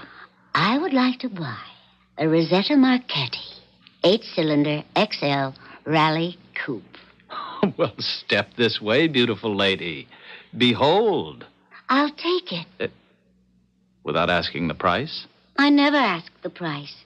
Never? Of course not. Because whatever it is, you see, I'm always willing to pay it. The car is $18,500. Stripped. That sounds almost obscene. How much more would it cost to make her decent? Oh, another 6 or 7. Attend to that little detail for me, please. Will you take a check? Oh, of course. Oh, and there is some clerical work. The bill of sale has to be drawn up. Oh, I'm sure it must. Can someone here do it while you take me to lunch? What hit me? I couldn't tell you. I was in a daze. I was a man in a dream. I took her check and the papers into the sales manager's office. No one buys a car that way. But even if it was a hoax, she was so beautiful. She took your breath away. We went down the street to a little restaurant where the food is superb. To this day, I couldn't tell you what I ordered. I know you'll enjoy the car. Oh, I'm sure I will. You know, I had this argument with the sales manager. He didn't think it was the model that belonged on the floor at first. Did you come in because you saw it in the window? No. I came in because I saw you through the window. Me? Buying the car was just an excuse to meet you. And you would spend $25,000 just for an excuse? What's $25,000? I felt a chill. I looked into those brilliant blue eyes. Was I mistaken, or was there just a hint of madness? Nobody could be that cavalier about $25,000. Well, okay, she was crazy, and this was a joke, but she was so beautiful, there was really no harm in it. And then the waiter came over and said I had a telephone call. It was from Dolly, the sales manager's secretary. Richard, do you know who that woman was? Yeah, some nut. The check's no good, huh? Oh, you know who she is? She says her name is Jane Clark. She's the Jane Clark. The Jane? Richard, she has $100 million. 100? Well, so maybe it's 50. Does it matter? She's the one who just inherited all the Clark money. You're joking. Oh, what a sale you just made. What a sale. There was a mirror near the phone. I glanced into it. I was shocked by what I saw. I looked so young, so fit. A new Richard Paradin. Or, I should say, the old Richard Paradin. Richard the Hunter. And the adrenaline was pumping because my quarry was in sight. And ready to be taken. No bad news, I hope. It was the office. When will my car be ready? Not for a couple of days. Oh, I must be back in the city by this evening. Well, we can have it delivered. Will you drive it down yourself? I think the sales manager would rather have it done through he's beginning to bore me, that sales manager of yours. Why don't you quit your job? I would if I could find another one. How would you like to work for me? What would I do? Help me spend my money. That's not as easy as it sounds. It took my family 200 years to amass $50 million. I want to get rid of it. Well, why not just give it away to the poor? Why? What did the poor ever do for me? Now, I'm 41 years old. Oh, you don't look it. And I think I'm good for another 25. By that time, I want every nickel to be gone. That's why I need your help. Why me? I'm in love with you. Love? I know what love is. I've been married 6 times. I saw you sitting in that showroom next to that heap of scrap metal. Oh, now, you can't call a $25,000 custom bill. I have $50 million. I can do anything I please. And it pleased me to fall in love with you.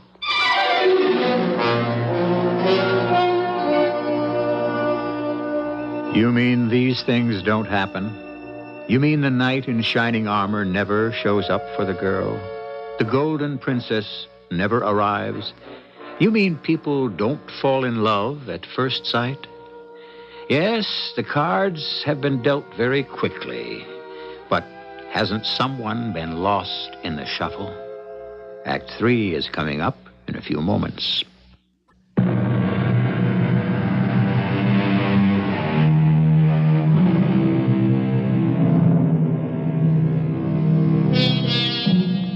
What we have here is a love story. And as we review it, we see that it seems very short on sweetness and truth. Well, what can we do? We have to report the facts as they exist. They say love is blind. That's why we have all the problems. If love could only see. As our story unfolds, we're listening to an argument. Richard Paradon is arguing with $50 million. How long do you think such an argument can last? And who do you think is going to win? I can do anything I like, Richard. I suppose you can. I can have anything I want. And I want you. But what? But what indeed? What was I arguing about? This is what I had dreamed about all my life. To marry a fabulously wealthy and beautiful woman. This is what I had trained myself for. And now it was about to come true. Oh, there was a little detail, Louisa, a loose end, but I would just tell her that... No, better not, no. I'd write her a letter. Yes, that would be the kindest thing in the long run.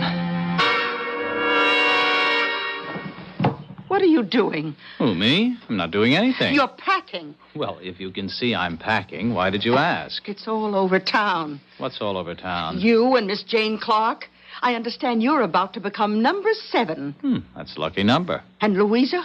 You'll have broken her heart. All right, let's settle this. You broke her heart. Really? You. Look, I'm not good, but you wouldn't let me alone. You had to reform me. I told you not to break Louisa's heart. I'm sorry. I'm what I am, Sally. I'm self-centered, pleasure-loving, and if I did have a weak moment... She'll kill herself. That's blackmail. Oh, Richard, please, have pity. Oh, look out for pity. Too often it's a disguise for weakness. Oh, you have all the answers. Do you want me to stay with her for the rest of her life because I have pity for her? I heard Richard. Louisa. The door was open. Richard, I know how this must sound, but please don't walk away from me. I'd better leave you two alone. Stay here, stay. Stay, Louisa. You told me you loved me. Was it true? Yes. At that time, and in that place, it was true. Then... Love is a living thing. And like many living things, it can wither and die. Why couldn't you have left me alone? I wasn't bothering you. I was happy. I'm sorry. I built up all my defenses, and they were strong. They could have protected me for the rest of my life. I said I'm sorry. And that's all you can say. Louisa, I'm really not worth it. That's true. You're counterfeit. But I was willing to give full value. You'll never again meet someone who will have waited for you all her life. Louisa, there are certain things that just were not meant to be. You'll want me, Richard, one day. You'll need the kind of love that only I can give you. But I won't be there. Well, of course not. You'll marry someone who's worthy of you. No, there could never be anybody else. Besides, I'll be dead. I intend to kill myself. Louisa. Why not? I can't go back to being an old maid school teacher. Because now it's intolerable. And I'm dead inside, as it is. Well, You're being very melodramatic. I'm also being very realistic. I don't have anything I consider worth living for. Oh, you can't. Oh, Richard, tell her something. What can I tell her? Tell her you'll stay and marry her. But I can't do that because I don't love her. You see, Sally? He's right. There really isn't a thing that any of us can do about it. He does what's in his heart, and I have to do what's in mine. The golden people, like gold, they can belong to anyone and have no feeling. Even as she said it, I just couldn't feel anything for her. I was conscious of her looking as she looked the first moment I saw her. Plain and just this side of dowdy. How could I possibly live with her for the rest of my life? I'd probably wind up killing her. No. No, I was doing her a favor. She feels badly now, but she'll get over me. The fact is, no one ever dies for love. For money, yes. For love, no. Well, Jane and I were married. Let me give you gentlemen a piece of advice. If you can't be born rich, marry rich. There's nothing like it. You wait for nothing, for no one. Everything is possible. And she also loved me. How are you this morning, Lucky Seven? Listen, you may have been married 6 times, but I'm the first real husband you ever had. That's what I love about you, your absolute modesty. Well, if they were so good, why did you divorce them? They started to bore me. What are we listening to? Just some music. Oh, if there's anything I hate worse than classical music... Well, this isn't too bad, and I only tuned it in because the news comes on in a minute. We don't have to listen to news. We can make our own. We can buy a country if you like. This is Sally Smith with the local news. Brought to you at this time by Plessy's Pharmacy. What is this? Where is this coming from? Sadler's Corners. My sister's the announcer. Why don't we buy her a decent radio station? This is going to be a very difficult program for me. My lead story is about my best friend. Her name was Louisa Curran, who taught school here for 15 years. She sounds great. When Louisa didn't show up for her classes this morning, I was asked to see if she was all right. And she wasn't at home, but I found a note. She said she had had enough of life, not to try to find her, because she was just quietly going to put an end to her life. It was very much like Louisa. She intended to die as she had lived, without being a bother to anyone. But before I came on, I asked our engineer to play her favorite melody. And as a tribute to Louisa, I would like for him to play some more of it. Wow. Isn't that touching? Did you know her? Who? This poor spinster school teacher. No. That isn't true. You were engaged to her. Oh, darling, the past is the past. No, it's always present. For instance, when you lie, you remind me of my second husband. Why? Because he could lie better than you can. Oh, really? Why did you break your engagement? Because I fell in love with you. Oh, don't compete with my second husband. You can't win. I married you for your money. Now you remind me of my fourth husband. He believed in being brutally frank. Well, how do I compare with him? You're just as frank, but not as brutal. Does everything I do remind you of one of your ex-husbands? 6 husbands cover practically all the ground there is. Let's do something today. All right. Tennis. Oh, we did that all day yesterday. Sailing? I'm bored with sailing, tennis, golf. Let's hop on a jet and go to Europe. Oh, Europe bores me. I looked into those eyes, those brilliant blue eyes. When I saw them for the first time in the showroom, I thought they had a touch of madness. But now I could see a kind of icy sparkle, and a shiver went through my body. I could see myself reflected in those eyes. My hair was thinner than I had ever remembered. I had lines in my forehead at the corners of my mouth. I was getting just the slightest sag under my chin. Was this how I was beginning to look to her? Jane, turn that music off. What are we doing with the record player in the bedroom? Jane! Richard? Who are you? You know who I am? No. Oh, I know there have been so many women in your life, but you must remember me. No. You do, Richard, you do. You're dead, Louisa. Dead. I just heard it on the news this morning. That's true, I'm dead. No, this is a dream. If only I could wake up from this awful dream. It isn't a dream. I'm here. You can't be. I'm here to keep my promise. What promise? It was our bargain. Whichever one of us died first would come back for the other. Eurydice has come back for Orpheus. Oh, Richard, I told you, even when I'm dead, I can't live without you. Go away, please. Look at her, Richard. Fast asleep next to you. What is she dreaming of? You can't tell. But I can. She's dreaming of her other husbands and of all the things they could do better than you.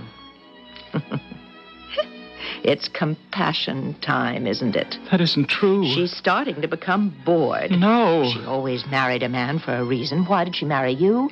Because she thought you were inventive. Why can't I wake up? You're up now. I'm not. Richard, look in the mirror. Look at the golden boy. The gold is becoming tarnished. You're getting older every day. She's already noticed. Oh, Richard, come with me. I'll love you no matter what you look like. I'll never compare you to anyone because I never had anyone else. Come with me, Richard. Louisa, can you forgive me? Oh, my darling. Oh. I suddenly feel old and tired and frightened. I love you. I need you. Oh, how I need you, Louisa. I never said that to any woman. I love you more than ever. Then come with me. Yes. Yes! What are you shouting about? Louisa, where did she go? Where did who go? Louisa. What did you do with Louisa? I didn't do it. Are you crazy? What did you do with her? She was just here. No one was here. You must have had a nightmare. You're crazy. Oh, is that how it works? You're tired of me, so you'll get everyone to think I'm crazy. Well, you won't get away with it. Let go of me. You won't cast me aside Help. the way you did with all those others. Help. You're joking me. I'm not like them. I won't stand for it. I won't. I won't.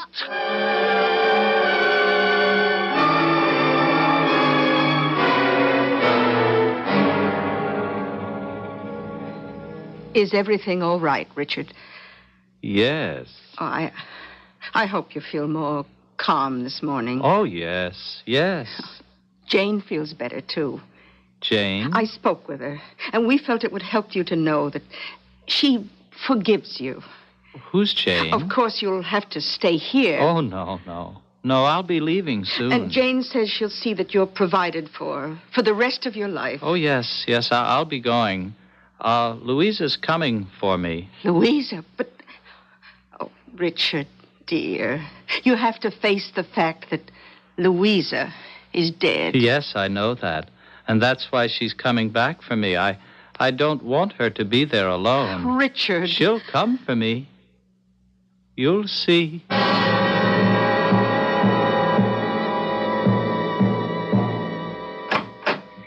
Oh, Mr. Ludens. I got a letter for you today, and I don't know what to make of it. Why, look at the handwriting. Oh. Why, it's Louisa Curran's writing. But it can't be from Miss Curran. She's dead. Dear Sally, obviously I'm not dead. I meant to end it all that day, and I thought I'd do it in style, so I decided to have a final fling. I took all my money from the bank, and I put it into makeup and clothes and a trip. And you know, I found myself. Or the world found me. I mean, men found me. I thought I was nobody. And I was nobody. Well, I found a new attitude, and I became somebody. Mrs. somebody. I am now Mrs. Elroy Carter. He's a lawyer. He's wonderful. And it isn't too late for us to have a family. And I owe it all to Richard. It was Richard who sent me out into the world. Give him my best the next time you see him.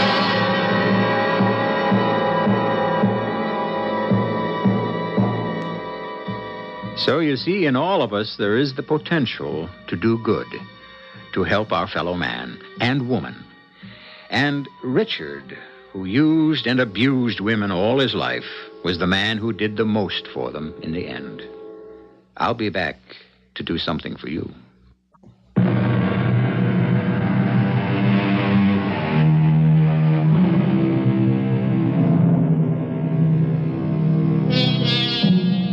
The golden people, fortune's favorites. It all comes so easy, the climb up the ladder. But that climb up isn't everything. No one stays on top forever. The problem in life is to know when to come down and to descend gracefully without being pushed. Our cast included William Redfield, Marion Seldes, Bryna Rayburn, and E.V. Juster. The entire production was under the direction of Hyman Brown. Radio Mystery Theater was sponsored in... You are in El Paso, in the far western corner of Texas, just across the Rio Grande from Juarez, Mexico, where the sun is said to shine 360 days a year, and where the Franklin Mountains overlooking the city are dry and nearly barren. At El Paso Community College, Project Hope is helping to prepare people for jobs in allied health fields. Nursing, medical laboratory technology, respiratory therapy, radiologic technology, and related sciences.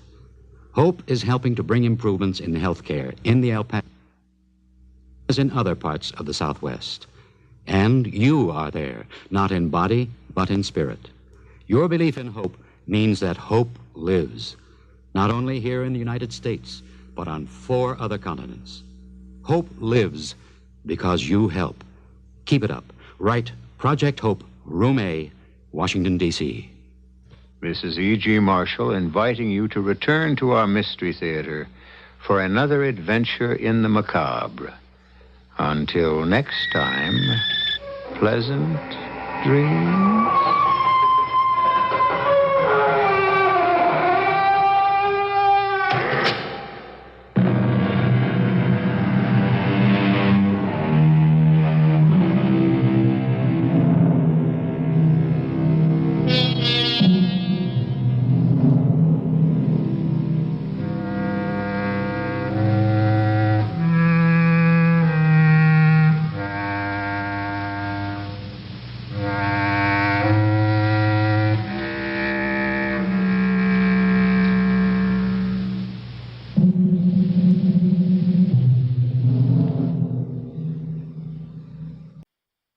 The CBS Radio Mystery Theater presents...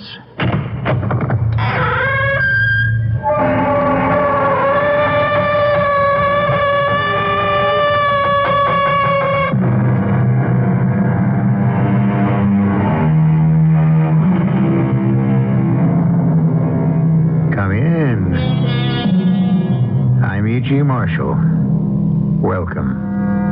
I'd like to explore an interesting problem that's been intriguing me. Here it is in a nutshell. Are we ever sure who is the boss? Don't laugh. That problem is going to convulse our entire galaxy 1,000 years from now, when a new form of slavery is produced by science and technology, the android slave. Do you know what an android is? I thought not. Come with me into the future and let me introduce you to the android in this strange and prophetic story of master and slave.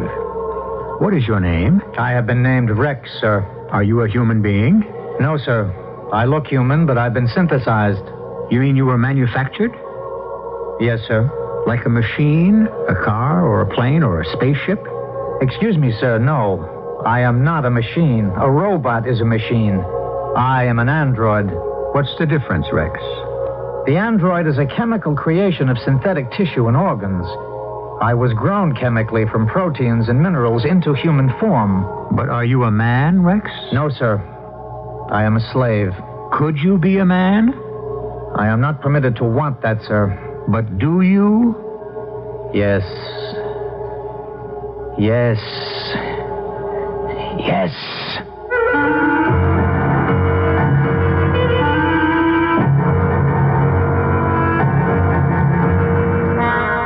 Our mystery drama, The Walking Dead, was written especially for the Mystery Theater by Alfred Bester and stars Paul Hecht. It is sponsored in part by Contac, the 12-hour allergy capsule, and Buick Motor Division. I'll be back shortly with Act One.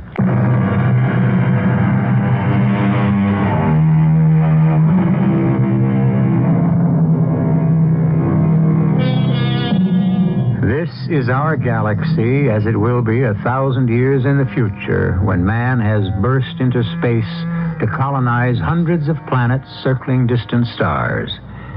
This is the planet Paragon, peacefully circling twin suns which glow red and orange.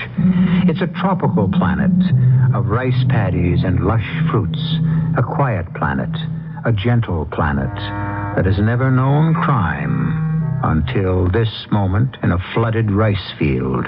Jarvis! Jarvis! I found her! Over here! Quick! Is she all right? She's alive. That's all I know so far. This is South Field to Center. South Field to Center. We have found the Tally girl. Bearing South 190. The girl is hurt. Send a doctor fast. South Field out. How bad is she, Cotton? She's been mauled. Look, Jarvis, there's blood under her nails. Oh, must have put up a fight. This blood isn't dried yet. Should it? The scratches on her face have dried. Uh-huh. What kind of blood never dries? Android blood? Yeah. I know it sounds crazy, but it looks like an android did this to her. Oh, impossible.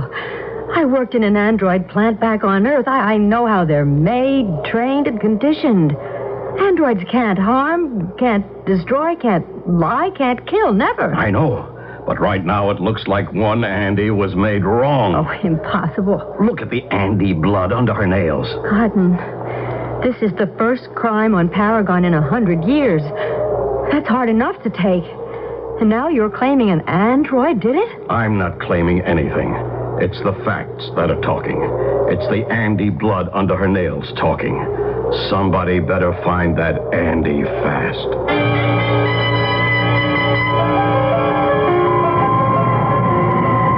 Ladies and gentlemen, take off in 10 minutes. Take off in 10 minutes.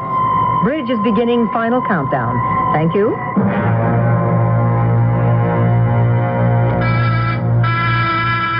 Yeah, who's that? Flight Attendant Wallace, passenger check. Oh, yeah, come in. Thank you, Mr. Valentine. You are Mr. Valentine, James Jason Valentine? Yes, that's right. Accompanied by one Arista android? Uh-huh. I've heard about Arista androids. They're kind of special, huh? Yes, very special. They've got a red letter A on the brow instead of the usual black A. The kind they put on work Andes. Is that right? Oh, here he is with my luggage. You can see for yourself. Yeah. Well, first Arista Andy I've ever seen, Mr. Valentine. Huh. Doesn't look special. He is special. Well, what does it do? Everything. Arista androids are made with all the skills and talents. Rex here is worth 100,000 on the labor exchange. It must be 1 in a million. What did you call it, Rex? Mm-hmm. Here, you Rex. Get down to steerage and strap in. Lift off in 10 minutes. He'll stay in the cabin with... Andy's travel steerage, Mr. Valentine. Rex travels with me. Oh, your way. Lock the door, Rex. Yes, sir. The mess you put me in. And so much on Paragon, house, land, furniture, antiques, and I had to leave it. Leave it all behind to get away with you. All I got is $500 in cash and one crazy machine. Excuse me, sir. I'm not a machine. The robot is a machine. The android is a chemical creation of scientific synthesis. Yes, I know. Why? Why did you do it? Why did you run off with a Tally girl? Answer. I don't know. If you were human, I could understand. But what could she do for a synthetic imitation? I don't know. Did you want to kill her? No. Every time I find a woman I need, a woman who can give me what I want, you become a source of danger to her. Why? I don't know. You never went this far before? Kidnapping the tally girl. Now I gotta pull up stakes and run again. Look at me. James, Jason, Valentine, frog hopping from one fifth-rate planet to another.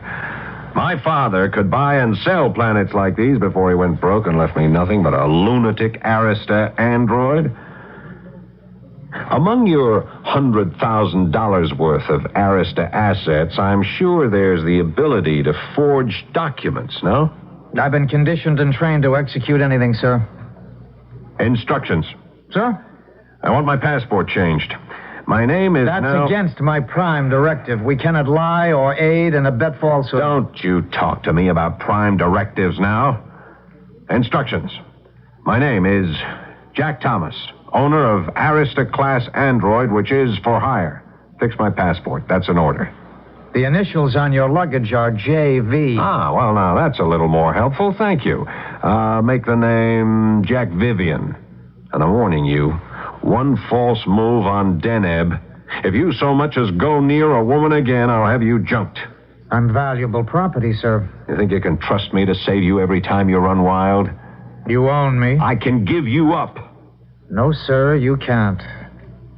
You need me.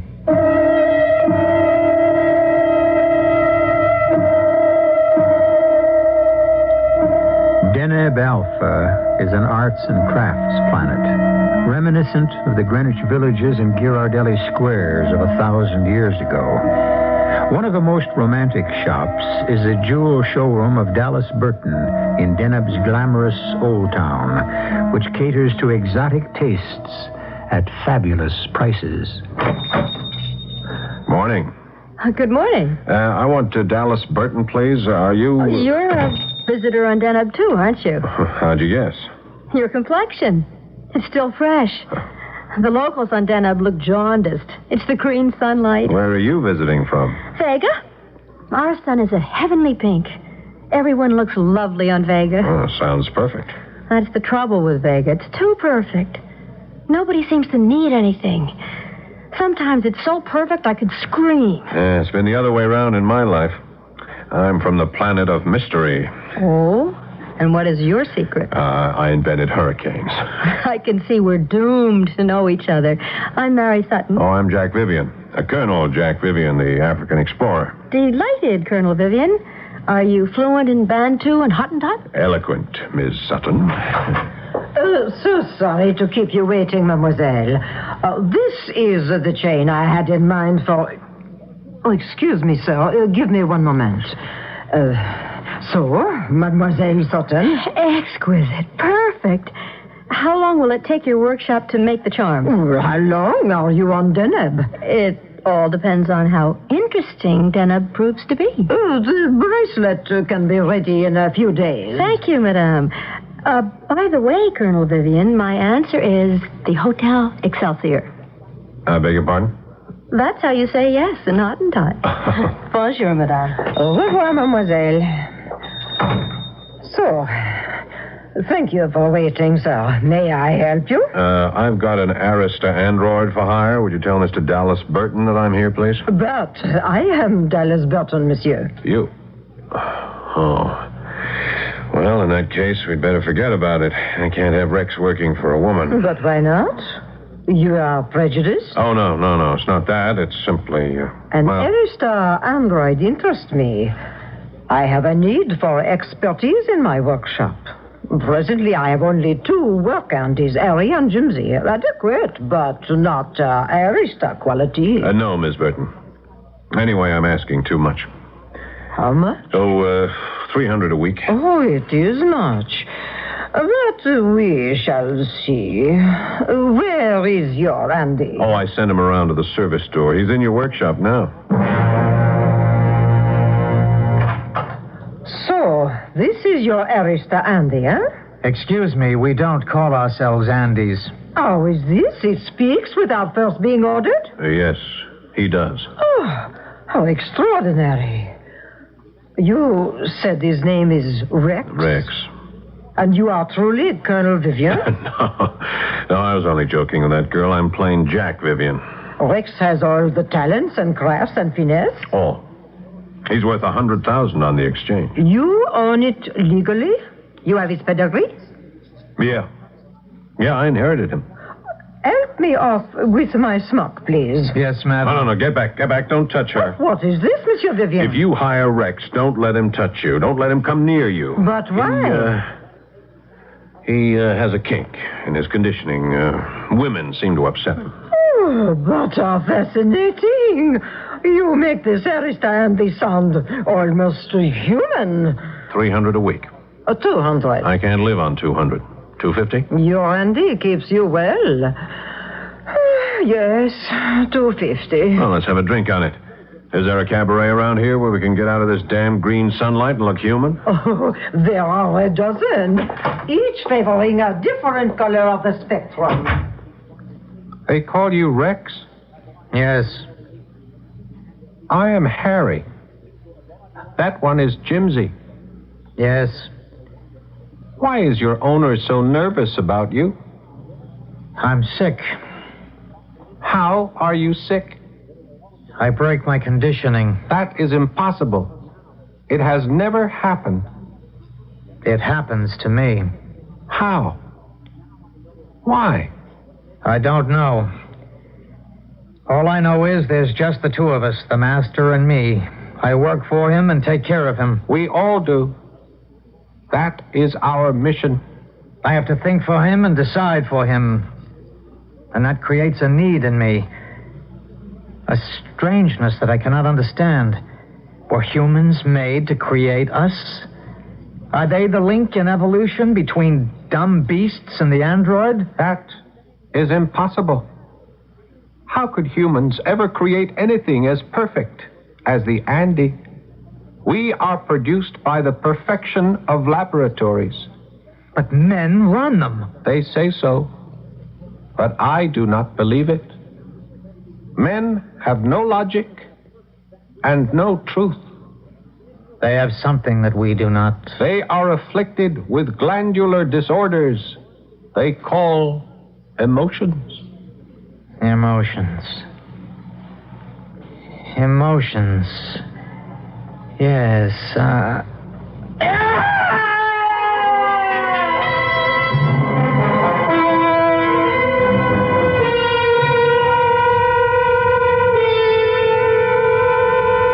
The work androids stare at the screaming Arista in complete bewilderment. They know all about robots and other machines that break down, but androids aren't machines. They're synthetic men carefully shaped to work efficiently without pleasure or pain or passion. And this premium android emits a primal scream for no reason at all. Or is there a reason? Act 2 may tell us.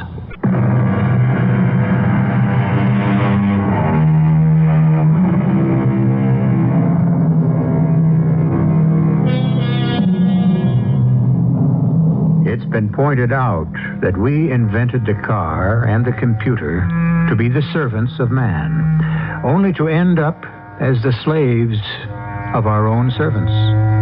And what happens 1,000 years from now when we have invented androids, synthetic slaves, to be our servants? The answer is about to explode in the chic jewel shop of Dallas Burton on the distant planet Deneb Alpha. See this premium Arista android now in the workshop, a magnificent artisan, shaping gold into beauty with a blast lamp, looking like a knight with protecting visor shielding his face. Hello? Hello? Madame Burton? Where is everybody? I'm a customer, a favorite. Oh, my goodness, you startled me. I'm sorry, miss. Good afternoon. Miss Dallas will be back in a few minutes. I'm left in charge. Oh, thank you. You know, you look wonderfully romantic in that visor. It shields my eyes from the flame. Oh, no, don't take it off yet. I'm wondering who you remind me of. Some man. A man, miss? I'm afraid I'm not a man. What? At your service, miss. You're an Andy? Yes, miss. Then why did you try to fool me? There was no intent to fool you. Dallas. Dallas. Oh, hello, Mary. What's that Andy doing? Bothering you? No, not at all. Get out. Yes, sir. The mighty Colonel Vivian protecting me from an Andy. What an idea. Andy's infuriate me. Why? I simply ignore them. Who can take them seriously? They're like the Walking Dead. So sorry I was not here to receive you, Mademoiselle Sutton. Luncheon was delayed. Oh, hello, Jack. Dallas. Have you two formed a habit? I have been trying to persuade Colonel Vivian to visit me on Vega. Oh, and he needs persuading? This is the address, Colonel. Take it. We have a huge house and only 2 of us rattling around in it. You'll adore my uncle. I live with him. Nicholas Rostov, the brilliant psychometrician. So, you leave for Vega this evening, mademoiselle? Yes. Then you must not delay. Your bracelet is ready as promised. I will have my Andy delivered to your hotel with his parcels. Yes? No, I don't want him near her. I'll take Mary back to her hotel. Thank you. How gallant of you. I brought them hoping you'd fall into my trap. Goodbye, madame. I'll be back in a few minutes. Jack! You have come for your Andy's check. You had better stay and receive it. No, later, Dallas. Come on, Jack. I'll be back in a moment, Dallas. You will find me in the workshop with your Andy, burning the check. You're angry, Miss Dallas. Go back to work. What is anger? Tell me, help me. Help you? I need to know. I cannot help you, Rex. I cannot help myself. I would like to help you, Miss Dallas. Oh, you're a good boy, Rex. Tell me how to help you. Well, you can begin by helping me into my smock. Oh, expensive luncheons must be paid for. And I must go to work. Yes, Miss Dallas. When your master returns, looking for his check, we will burn it. And you will show him the ashes.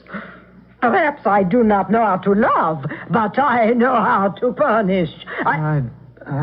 Well, why do you touch me like this? Oh, yeah. What is the matter with you, Rex? Stop it!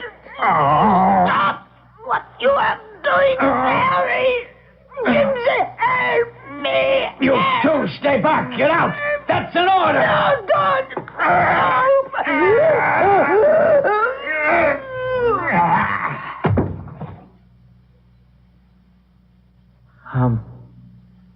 I'm sorry, Miss Dallas. I was only trying not to be the Walking Dead. Oh, Dallas, you said you... Oh, no.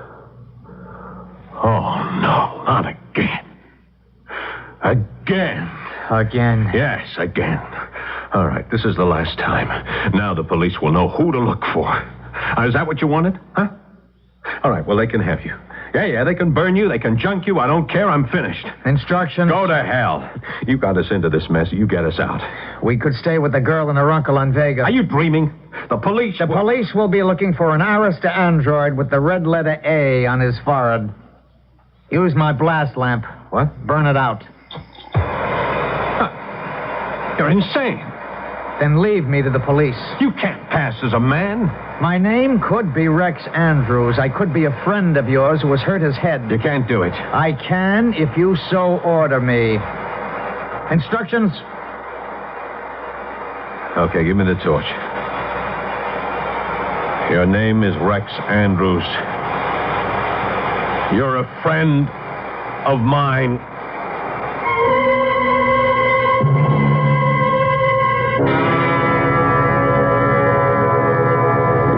Mary. Good morning. I faint at the sight of your beauty. Yes, all my girls do. Well, I never thought you'd take me seriously back on Deneb. Who said I did? Good morning. You are intruding, Uncle Nick. I was about to be romanced in Bantu. Oh, she's incorrigible, Mr. Vivian. When is your friend, Mr. Andrews, going to make an appearance? Oh, momentarily, Dr. Rostov. His wound is healed. Uncle Nick is beside himself with curiosity. And you, Marie? Oh, perishing. I ask a favor, Mr. Vivian. Yeah? I'd like you to help me with some printed data in my study. I've begun an investigation of the notorious criminal android. Oh? A mathematical approach. Have I mentioned that mathematics is included in the Department of Dead Languages at the university? Only about 1,000,000 times. Quiet, you illiterate. This way, Mr. Vivian. It's occurred to me that a rigorous analysis might explain the incredible behavior of James Jason Valentine and his Arista android. Good morning. Oh, you came in so quietly. I'm sorry. You must be Rex Andrews at last. I'm Mary Sutton. How are you feeling this morning, Mr. Andrews? Let me see your head. Not too bad. Hardly a scar from that frightful fall Jack Vivian told us about. Thank you. Oh, what bad luck. Stuck in your cabin all the trip to our planet and then stuck in bed upstairs. Well, I hope I wasn't too much trouble. Oh, no, you were a lovely mystery. I love mysteries. I hope I haven't let your mystery down, Miss Mary. Just plain Mary, please, Mr. Andrews. Thank you, Mary. Just plain Rex, please. So? Tell me all about yourself. Well, there isn't much to tell. I was born this morning. You fascinate me. This morning? How? When I came downstairs and met you. Mr. Rex, you're spoiling me. You're trying to be romantic and mysterious. It is my mission in life to be romantic and mysterious. That was my prime directive, taught me by galactic motors.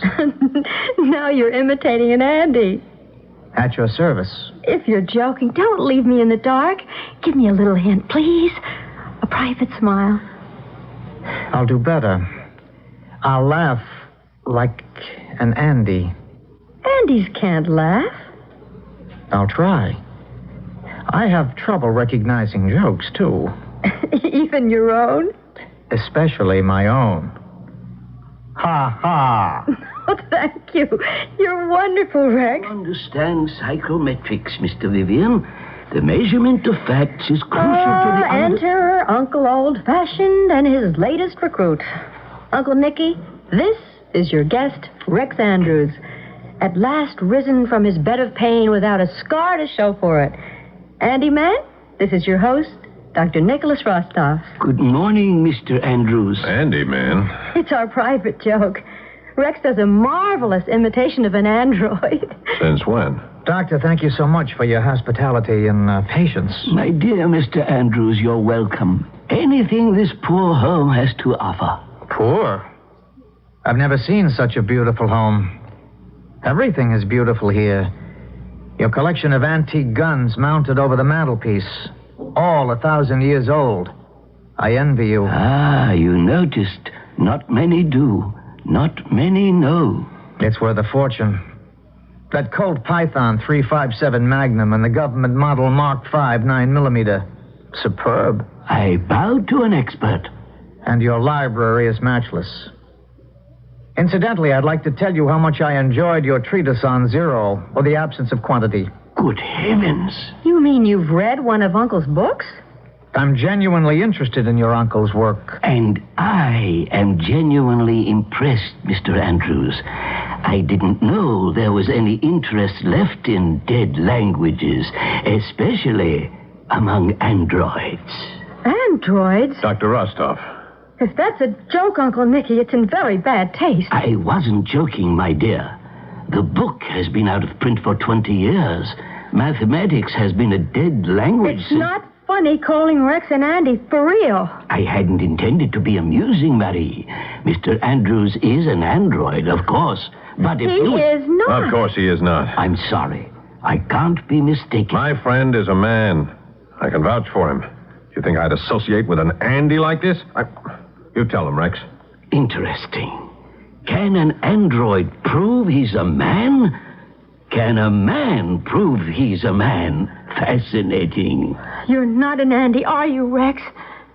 Tell me. At your service, miss. Instructions? No. Oh, no. Laugh hard 2 times. It's joke. An Andy joke. Instructions?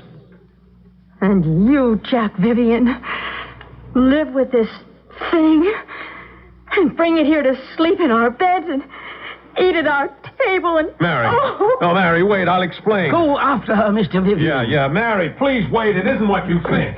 Sit down, my boy. At your service, sir. You are owned by Mr. Vivian? Yes. You both know what you're doing? Yes. You know the legal penalty? Yes. Recycling for you, that would be death in our terms. Death? Miss Mary once referred to androids as the walking dead. How can the dead die, Dr. Rostov? No, my boy. The question should be, how can the dead live?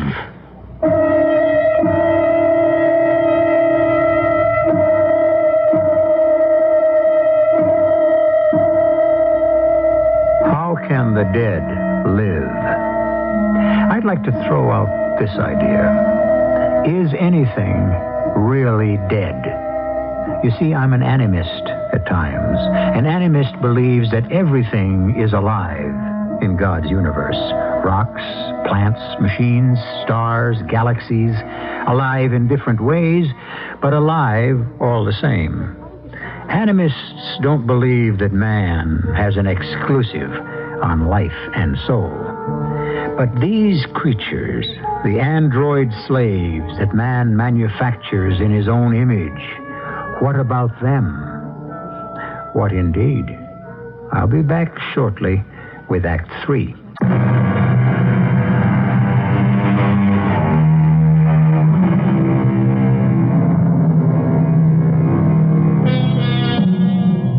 I must be tough and realistic now. The future will not solve our problems. It will only change them. Here is an Arista android, a manufactured synthetic slave, human in every quality, but treated like a slave, a creature never to be respected or given kindness, only to be bought and sold and used. Does that sound familiar? Does the contemptuous phrase, Andy lover, sound familiar? Then what do you make of Dr. Nicholas Rostov on the planet Vega, speaking to an android slave with the sympathy and understanding of the Andy lover of 1,000 years from now? How did you find me out? I thought my speech pattern was quite human. Indeed it was, but you can't disguise your pulse. The android pulse is unmistakable, so much slower than the human pulse. Do you believe in man? Yes, Dr. Rostov. I don't. Do you believe in God? We're not permitted. We're told we have no souls. Which, of course, makes it true. You sleep and eat, I presume? Yes. So far, you're a man. I was born in Galactic Cartel synthetic plant. I was trained, conditioned, and prime directed by a computer. My boy, I know all this. Why do you tell me? Because you are a man born of man and woman. You can never know what it's like to look like a man and want to feel and act like a man, but know that you're a chemical creature. I am not born of man and woman, Dr. Rostov. I'm a synthetic thing. Yes, I understand. But learn to laugh and weep. When the tears come, you'll discover your manhood. We're instructed that that's impossible. Yes, by the men who made you. They're your implacable enemies. They make you, use you, fear you, and hate you. My dear young friend, listen to the wisdom of an old man. Birth is not the test of manhood. Birth is merely the... Doctor, What is it, my friend? What's the matter? What have I said? Excuse me, I've never had a friend, Doctor. Ah, yes. Gently, my boy, gently. You know, you androids should feel sorry for men. You're destroying them. Never. We don't want that. But it's happening. You are man's perfect invention, and he is your slave. No, we are the slaves. You are the masters. And the master becomes the slave of his own dependence. In taking and using, he loses his humanity. Is it permitted to ask a question? None of that Andy talk to me, my dear friend. Why don't you hate androids, Dr. Rostov? I'm too busy hating men.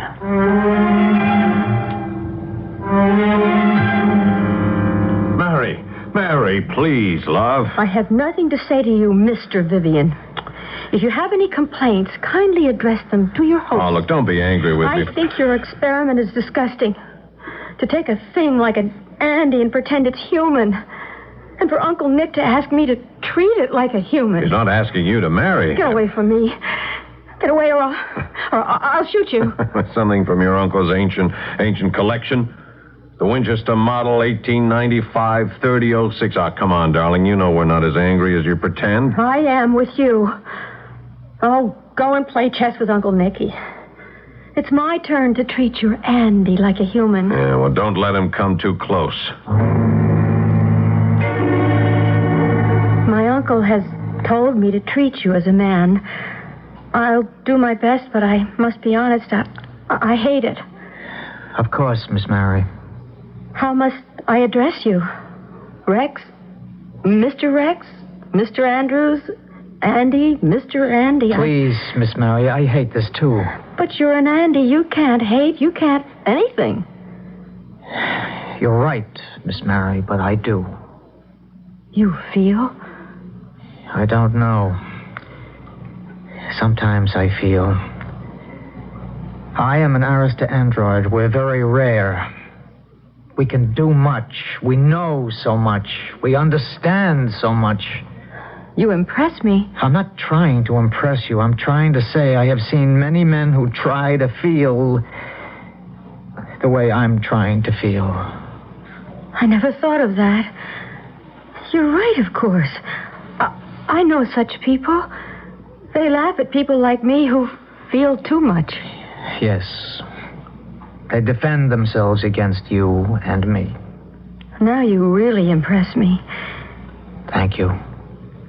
You know, when I was a girl, I went to Miss Pelham's school. She wouldn't have any androids around. Not near select young ladies. I think I was conditioned like you. Thank you. But Miss Pelham taught us good things, too. She always taught us never to talk at people. Either be direct or take your leave, but never talk at them. I talked at you when I found out what you were. And there's no excuse for that. Why do you hate us so? It can't be all conditioning by Miss Pelham. It's not hate. It's hard to explain. Something rubs me the wrong way. Perhaps we make you ashamed because we make you feel less special. No. We're all special. If you could laugh and cry, you'd understand. What is there to fear from us? Give me your hands, please.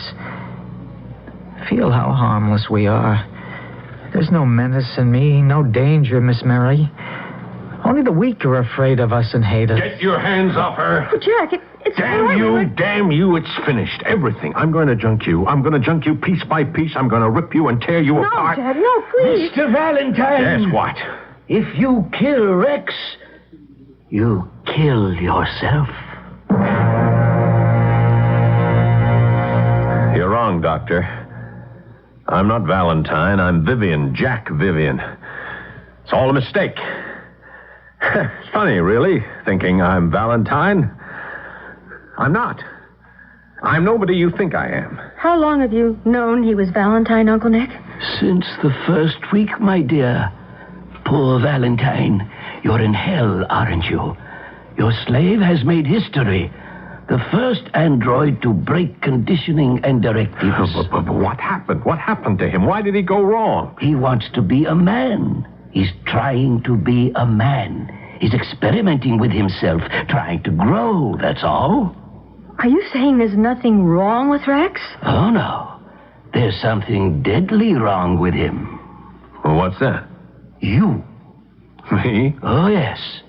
You're a compact of weakness, sickness, hatreds, and violence, Valentine. And you're projecting your poison onto this innocent android. He's the destroyer. He's the evil. No, you are. You're a plague carrier. You infect people around you with your violence. Let me help. Let me give without being ordered, just once. It's too late for that, Rex. You and Valentine must be separated. No, he's mine. I own him. There's hope for you both if you're separated. I'm sorry, Valentine. I must call the authorities. I must do what's best for you and Rex. Can't you understand that all his crimes were yours?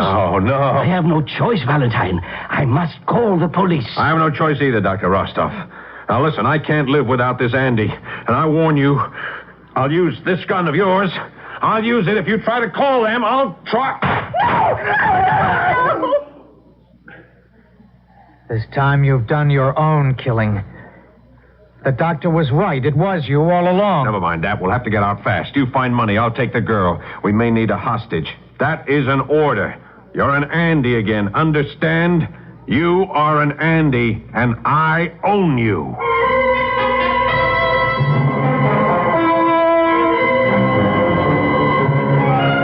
Come on. We'll cut east to the coast road and get to the spaceport. Come on, we can make it. You can take the coast road to 100 planets, but you'll never escape. Oh, shut up. Why should I? You're going to kill me anyway.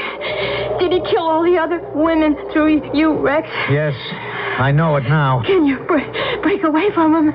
If he lets me live, yes. Shut up, you two. My life's at stake, not yours. James Jason Valentine, you are surrounded. The road is blocked.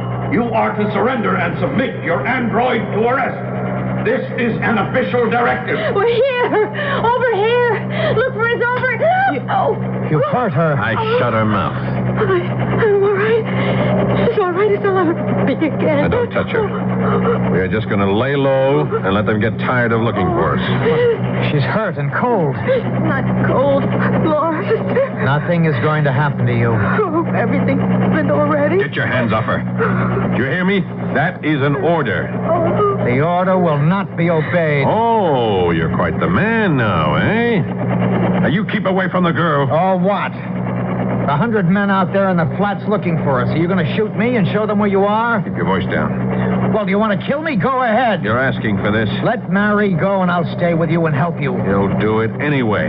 I own you. Which owns which? Attention, James Valentine. Submit your android to arrest. There is no charge against you, but you must submit your android to arrest. This is a police directive. We're finished. The beaters are coming under the chopper. We'll be burned out or shot out. Get going. We're moving out. Can you force me to do anything now? For the last time, I'm holding the gun and you're going to move. Don't listen to him. Don't obey him. You don't have to. You're more of a man than he is. Attention, James Valentine. We are landed 100 meters south of you. You are to surrender and submit your android to arrest. This is an official directive. Acknowledge and state identity. This is being recorded in evidence. I am Mary Sutton, niece of Dr. Nicholas Rostov.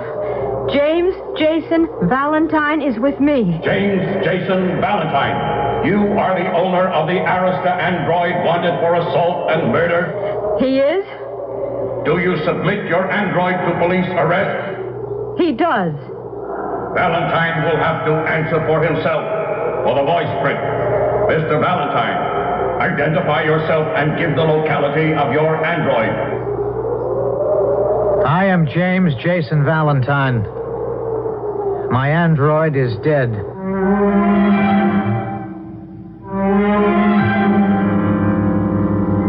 So, out on the the cold flats of Vega, the slave stands brave and tall and assumes the identity of the master he's killed in a final desperate struggle.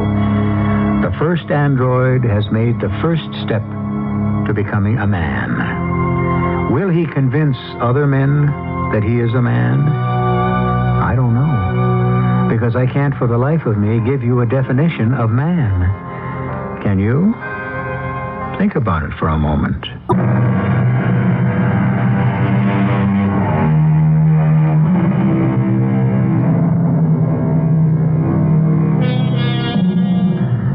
What is a man? That's just another way of asking who rules the universe, who's the boss.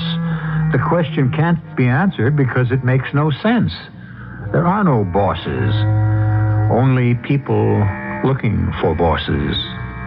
I know I ask too many questions, but let me put this one to you before we break up this session.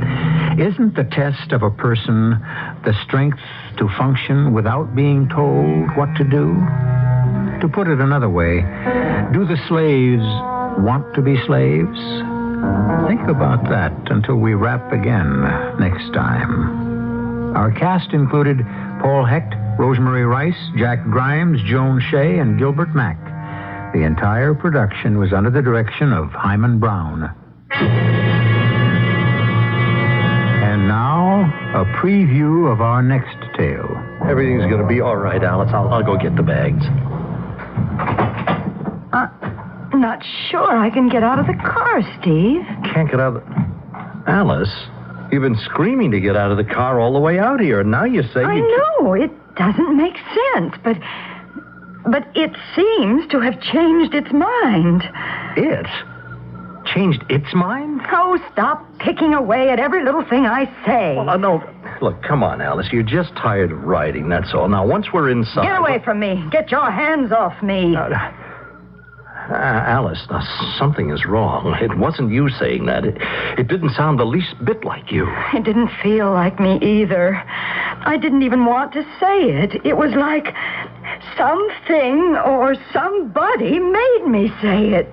Radio Mystery Theater was sponsored in part by Time Magazine. This is E.G. Marshall inviting you to return to our Mystery Theater for another adventure in the macabre. Until next time, pleasant dreams.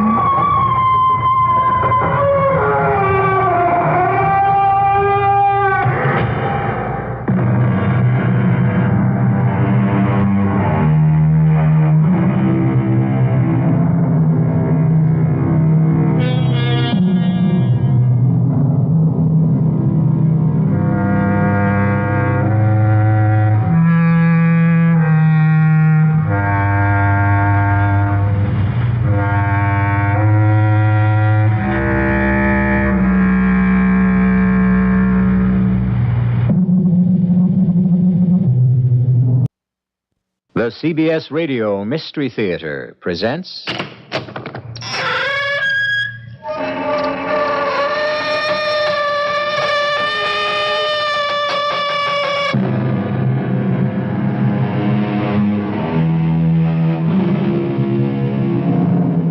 Come in. Welcome. I'm E.G. Marshall.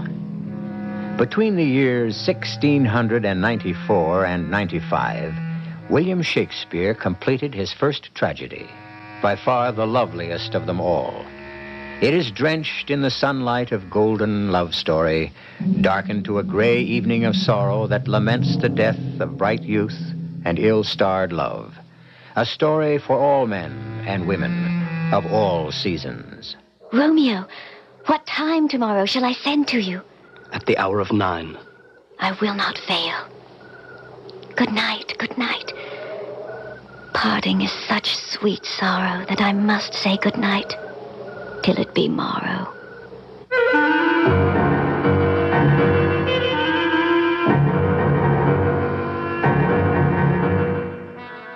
Our mystery drama, The Love Song of Death, was adapted from William Shakespeare's tragedy, Romeo and Juliet, especially for the Mystery Theater by Ian Martin, and stars Christopher Tabori and Morgan Fairchild. It is sponsored in part by Allied Van Lines and True Value hardware stores.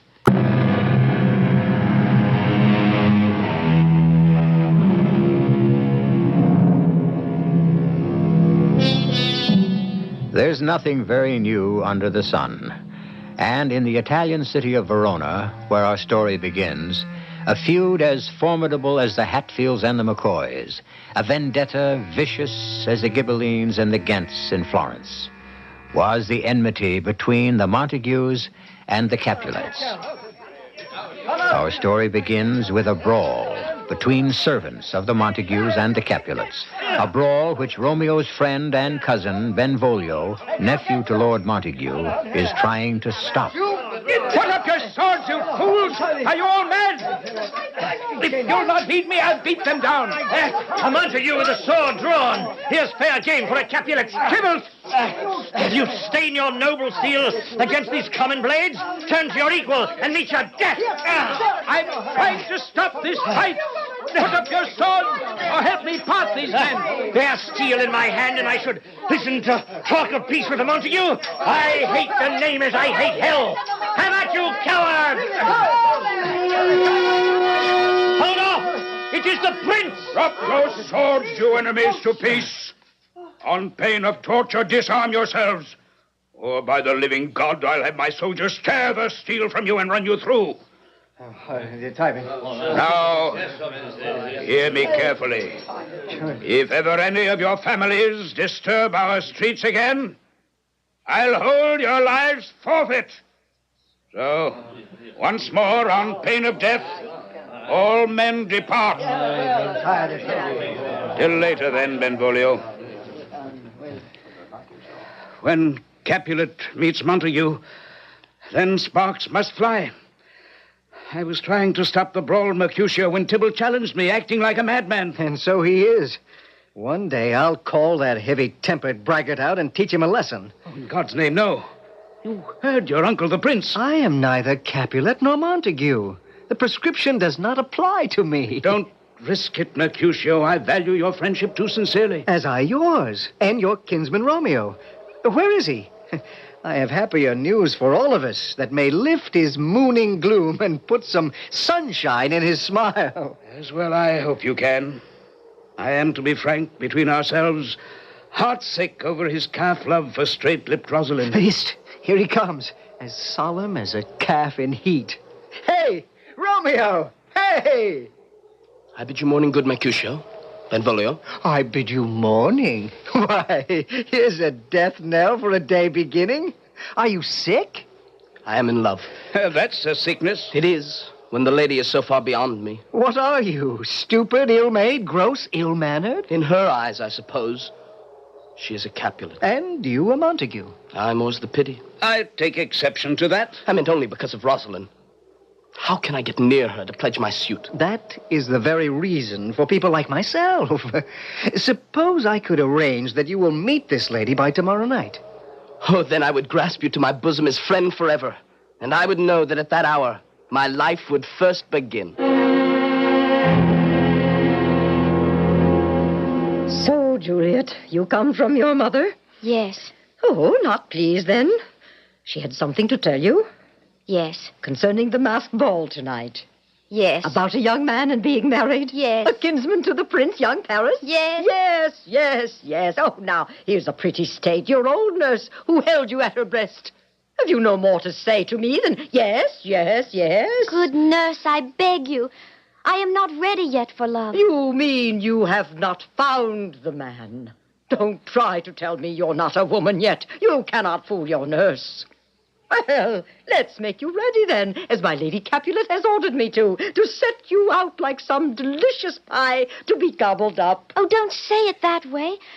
I'll make up my own mind. Of course you will, my love. Get ready for the ball, and have no fear. Somehow, happy nights will follow happy days.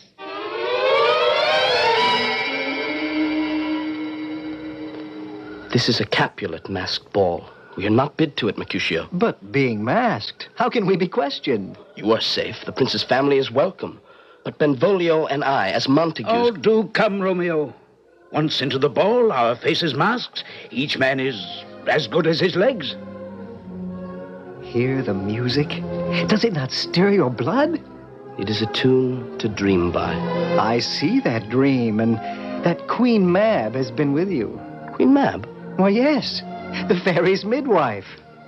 Put on your masks, then, for inside these walls, in a garden where the music bids us, is Queen Mab to spin the dreams, and who knows the answer to all our desires. So, my visor is in place. Yours, Benvolio? I am as eager as you. And Romeo? Yes. And yet, I have the strangest feeling. What? That my life begins and mayhap ends in this adventure.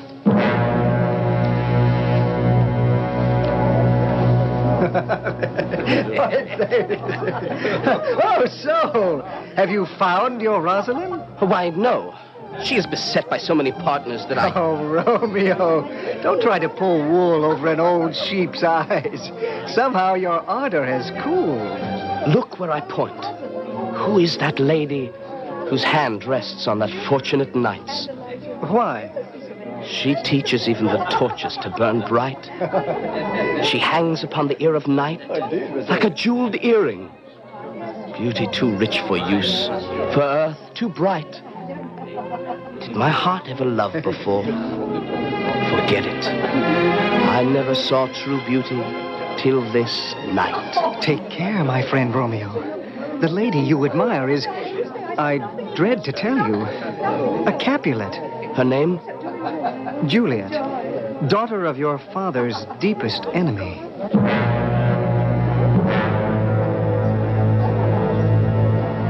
May I claim this dance? A holy monk? Is it within the allowance of your order? Only a pilgrim's garb I wear on my long journey to you, the shrine. I have no claim to devotion. To this pilgrim, you have total claim. My lips stand ready to assure you this. You need not reach so far, good pilgrim. Just palm to palm is holy pilgrim's kiss. But saints have lips as well as holy palms. Lips they should use in prayer. Cannot they do what hands do? Touch and pray, lest faith turn to despair? Saints do not move, sir. Let me move to purge all sin, this from my lips. But on my lips now I've taken the sin. Then let me trespass lightly, sweetly, and give me back my sin again. You kiss by the book. A book better closed. Bachelor, whoever you are, you must know her mother is the lady of the house. Come away, child. Cousin Romeo. Yes, Benvolio. It's time to leave. I will not go. We must. It is the midnight hour. Time to unmask. And we are a small island among our enemies. Come, love. Everyone is unmasked. 'Tis time to go to bed. But who is he? He? Oh, do not trifle with me. You know the one you tried to close the book on. With reason, sweet. His name is Romeo. He is a Montague. Oh, my only love sprung from my only hate. How could you destroy me so? What hope is left for love? Have you seen Romeo, Mercutio? Not I. He must have stolen home to bed. I thought I saw him run this way and climb the wall. And if he did, it's his affair. Come with me to the taverns, Benvolio. These are bad times. I worry for my cousin. What reason? Now he's out of love. Cupid can no longer harm him. Nothing touches you. You bear a charmed life. What means that? Nothing except we all can jest at scars that never felt a wound.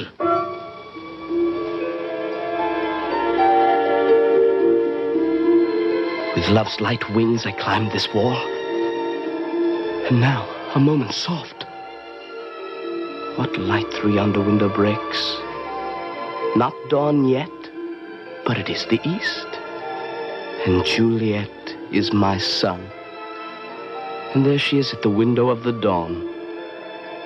It is my lady. Oh, it is my love. I wish she knew she were. See how she leans her cheek upon her hand. Would that I were a glove upon that hand, that I might touch her cheek. She speaks. Oh, speak again, bright angel. Romeo. Romeo, wherefore are you Romeo? Deny your father and forswear your name. Or if you will not, only swear yourself my lover, and I'll no longer be a Capulet. It's but a name that is my enemy. What is a Montague? What's in a name? A rose by any other name would smell as sweet. So forget your name, which is no sworn part of you, and for that name, take me instead. I take you at your word. Who's there? Someone new baptized, that from this night forth never will be Romeo. My name is hateful to myself, because it is an enemy to you. My ears had drunk no more than the first few words. Then I knew that you were Romeo. And a Montague. Neither, ever, if you dislike the names. My kinsmen, if they saw you, would murder you. There lies more peril in your eyes than all their swords.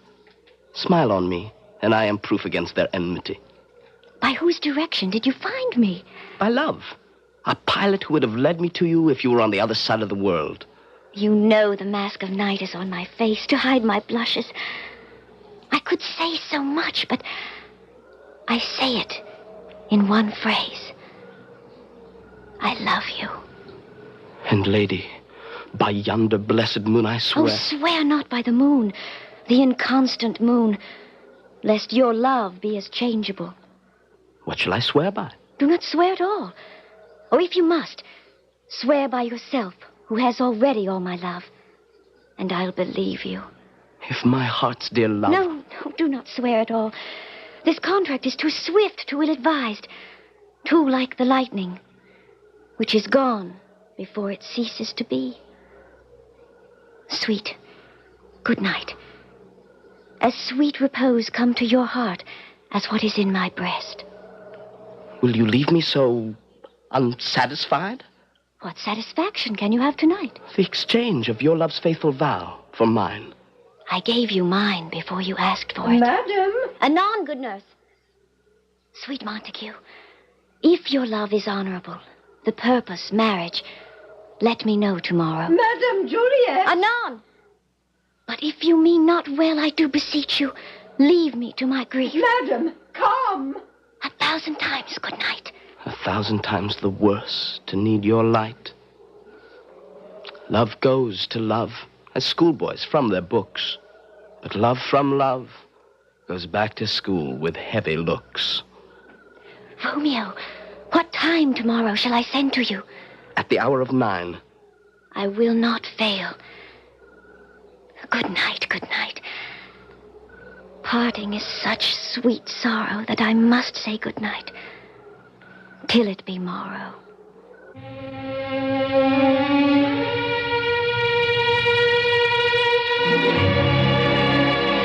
So falls the curtain on perhaps the most famous love scene of all time. The lovely words are spun out in the soft silver of the moon, vibrant with the magic of the night. Sad that so bright a beginning already is about to fade under the lengthening shadow of dark tragedy. I shall return with Act 2.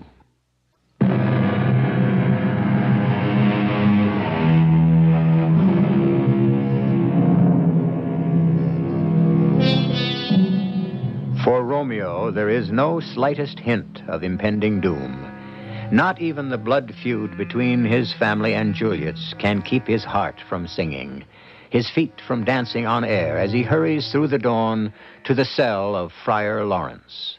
Good morning, Father. Who salutes me so early? Oh, Romeo.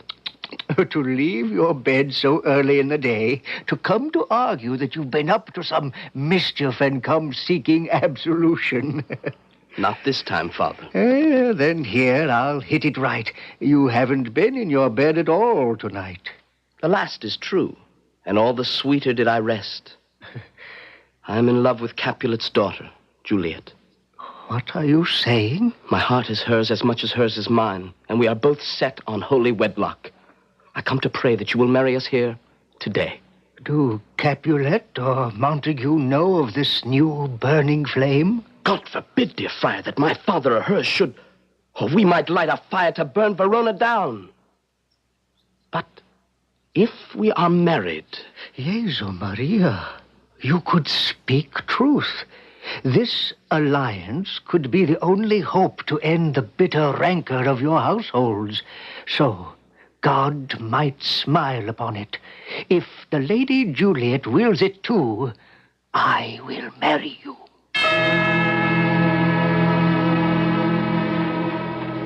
Stay. Hold, young sir. Yes, forgive me. I am in some haste. Yes. But you... Yes, last night. You are my beloved's nurse. Why do you search for me? Well, my lady bade me inquire you out, but... Oh, sir, can we first withdraw within the shadow of the church here? By all means. So shall we both find sanctuary for those secrets that pass between us. Now tell me why Juliet has sent you to me. What she bade me say I will keep to myself. But first, let me tell you, if you should lead my little one into a fool's paradise, as they say, will be gross and cruel behavior, for my mistress is very young. And if you should lead her down the garden path, as they say, why then I say... Good nurse, say no more, except to commend me to your mistress. Will you take her this message? Oh, you may lay your life upon it. Why, so I do, as I pray she will hers.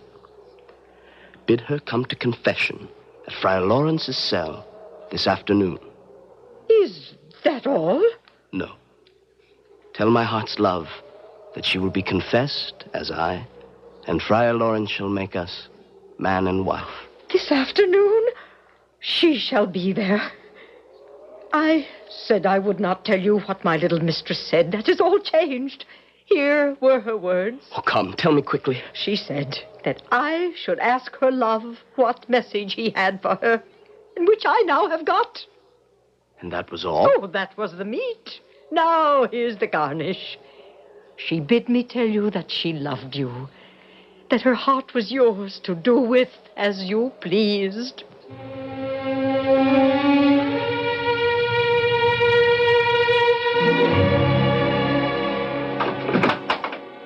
Thank God, at last. Sweet nurse, what news? Have you met with Romeo? I am a-weary. Give me leave a while. Can't you see I'm out of breath? And I am out of patience. Oh. The news. Good or bad? Oh, why, your love said, like an honest gentleman, and a courteous, and a kind, and a handsome, and I'm sure a virtuous. Where is your mother? Why, inside. Yes, what did he say? Do you have permission to go to confession today? I have. Why then, my lamb, as slow a turtle as I am, you be a hare in getting to Friar Lawrence's cell. You'll find a husband there waiting to make you his wife. Oh, God be thanked.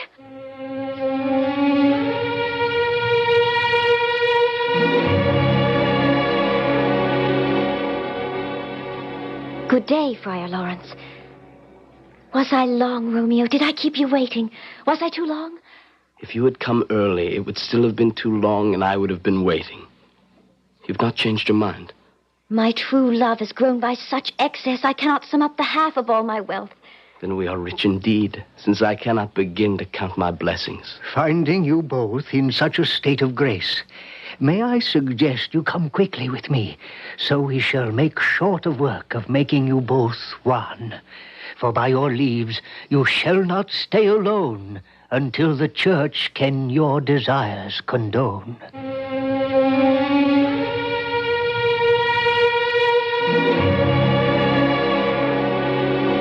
Mercutio, the search for Romeo seems fruitless. I pray you, let's retire. The day is hot, and with Capulets everywhere abroad, and... By my head, here come some Capulets. And Tybalt. And by my hell, I care not. Gentlemen, a word with you. Yes, Mercutio, you consort with Romeo. Consort? What, would you make us minstrels? If that's your intent, I promise you nothing but discord. Here's my fiddlestick. That shall make you dance. We're out in public. Let's pick some private place to air our grievances, or else depart. All eyes watch us here. Men's eyes were made to look. I will budge for no man's pleasure. Put up your sword. Here comes my man. I'll be hanged, Tybalt. if he wears your livery. Well, I'll dress him in another suit, Romeo. Yes, Tybalt. What do you want? To tell you what my hate for you can find no better word. You are a cowardly villain. Turn and draw. Tybalt, I protest I never injured you. I love you better than you can believe till I can tell you why. So, good Capulet, a name I now count as dear as my own. Be satisfied. Oh, come, dishonorable, vile admission. Tybalt, rat catcher, will you walk with me? What do you want from me? Alley prowler, king of pest-ridden cats, one of your 9 lives. Draw before I cut your whiskers off. I am for you. Mercutio, put your rapier up. Come, Tybalt, engage me. Draw, Benvolio, draw. Beat down that weapon. Tybalt, Mercutio, your own uncle, the prince, has forbidden this. Hold off. Come, Capulets, away. A plague on both your houses. What? Is he gone unmarked? Are you hurt?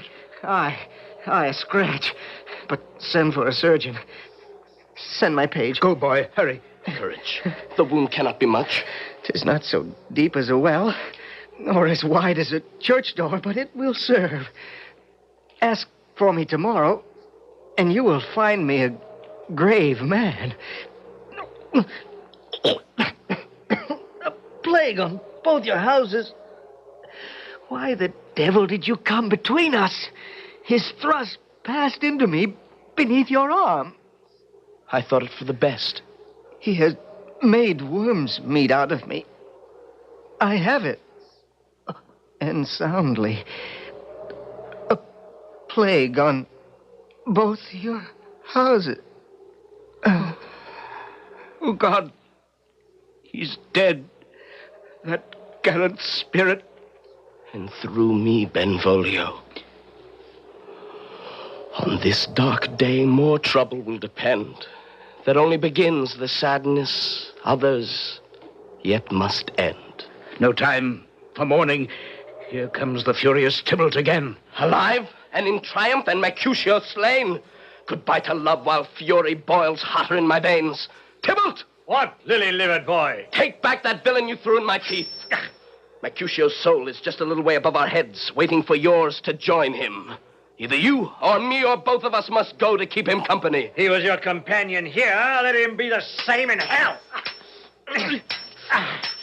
Die, braggart and murderer! Oh, God, I'm done. Romeo, the people are up. The guard on the way. With Tybalt slain, you are doomed to death.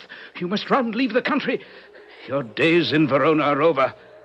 Well, stand not amazed. If your life means anything, take to your heels. Oh, God. God, who made me this? Benvolio, I am fortune's fool.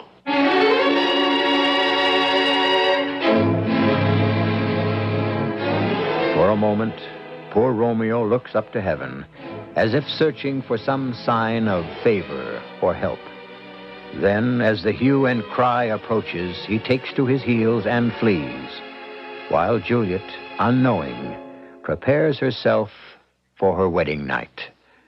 I shall return shortly with Act 3.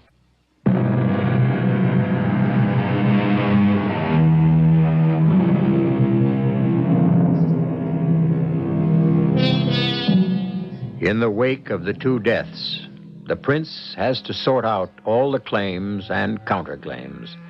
But Benvolio's quiet, factual account of what happened weighs in Romeo's favor. The decision of the prince is that Romeo shall not be put to death, but banished? Tybalt is gone, and Romeo that killed him is banished. Oh, God! Romeo's hand shed Tybalt's blood. It did, alas, the day it did. That courteous and honest gentleman, why, grief is enough to make me old. All shame to Romeo. Hold your tongue. What? It should be blistered for such a wish. On Romeo, there is no shame. You can speak well of one who killed your cousin? You expect me to speak ill of one who is my husband? If Tybalt were alive, by then Romeo would be dead. And Tybalt, quick-tempered, imperious bully that he was, killed gentle Mercutio. I mourn for him, but don't excuse him. Because of his rash actions, my Romeo is banished. Banished. Hold now, sweet. I cannot bear to see you so. Romeo is still in hiding at Friar Lawrence's cell. Oh, cruel of you not to tell me sooner. Here, take this ring and bid him come to me tonight to take his last farewell. Banished? He might as well have hanged me out of hand, good father. Now, Romeo, it is a gentler judgment. Not to me. To me, exile has more terror. There's still the whole broad world. There is no world without Verona's walls for me. This is where my Juliet lives. What use is my life anymore? Dear friar, have you no poison mix, no sharp ground knife, no sudden means of death to take me quickly to an unmade grave? There's someone knocking. Quick, Romeo, hide yourself. Might well be taken. There's no more reason to live. Holy Friar! Oh, Holy Friar, where is my lady's lord? Where is Romeo? Juliet's nurse. Let her in. Very well. Oh, is he still here? He has not fled. He... Hush, woman, hush. Oh. As you can see, he is still here. Oh, may the good Lord be thanked. My lady has sent me to you, sir, to give you this. A ring? And to beg you, come to her this night to say your last farewells. How can I face her? How can you not? Get you to your true love, as was ordained. But make sure you leave her before the night is out, so you escape through to Mantua. Once you are there, I can announce your marriage, and with the help of friends, sue the prince's pardon and call you back. Then you will come to my lady. He will come, but first we must wait for night. Go, bring your mistress the news. Oh, good friar, I will. Cheer up, Romeo. Now, go. There is water in my study. Make the best of yourself for your wedding night.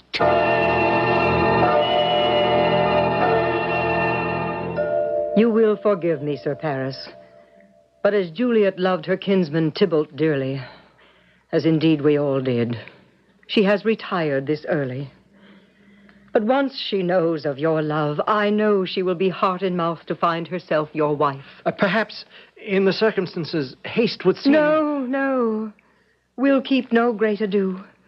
What day is this? Monday. Then Wednesday is too soon. We'll make it Thursday. And since Tybalt died so recently, we'll keep the company small and the wedding quiet.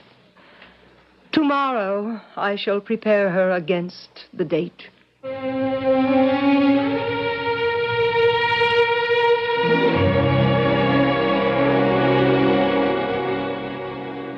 Do not go yet, Romeo. I must, Juliet. The lock has sounded. No. It's not near day yet. That was a nightingale you heard. She sings nightly in that pomegranate tree. The nightingale, and not the lark. It was the lark, the herald of the morn. No nightingale, love. Night's candles are burnt out. I must be gone and live, or stay and die. Oh, no, don't leave me. Then let me be taken. Come, death, and welcome. Juliet wills it so. So now, it is not day. No, it is the day. I see it now. How could a lark sing so much out of tune? Hurry and be gone. A parting kiss till we shall meet again. Now quickly, love. Descend. Adieu, my love. Adieu. Adieu. My love, adieu. Why, that's goodbye. How heavy on my heart that word must lie. Who's that? Your mother. How are you, child? Madam, I am not well. Still weeping for your cousin's death? Have no fear. We have arranged for sudden joy to lift you out of this despond. What joy, Mother? Next Thursday morning, in St. Peter's Chapel, you are to be the bride of that gallant, courteous, and noble gentleman who stands a step beneath the throne. Prince Paris. But I cannot marry Paris. I would not suggest you try to tell your father that. How can I stop it? My husband is on earth, and my faith in heaven. How can I bring my faith back to earth? Good nurse. Yes, poor little bird. You heard. Go in and tell my mother that I am gone to make confession to Friar Lawrence.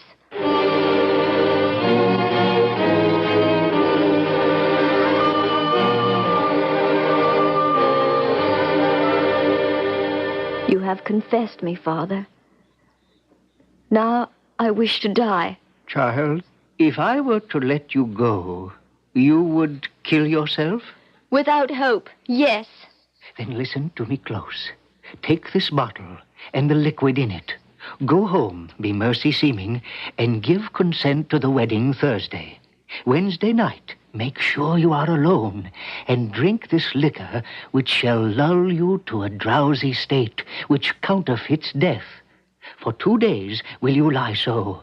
By the second night, when you are laid to rest in the Capulet tomb, by my word and letters, Romeo shall come and wake you from your drugged sleep, to carry you off to Mantua, to freedom and to love. Give me the vial, Father. And for all the rest, I place my trust in you and what heaven shall decree.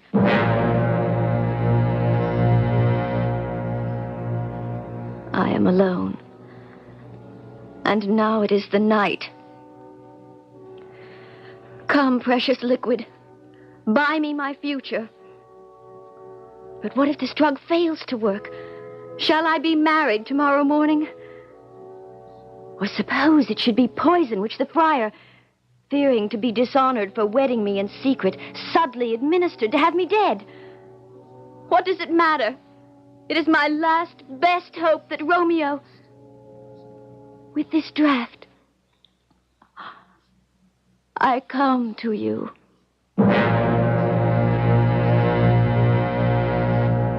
Good morrow, Lady Capulet.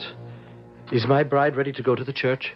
Ready to go, but not to be your bride, Sir Paris. But how is this? You promised her. Man makes promises. Only God can make them secure. Juliet! My lord is dead.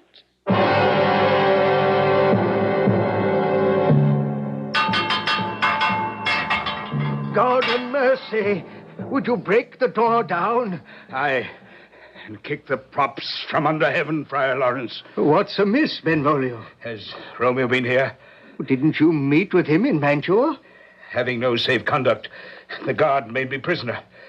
When at last I found my freedom, it was only to learn the news.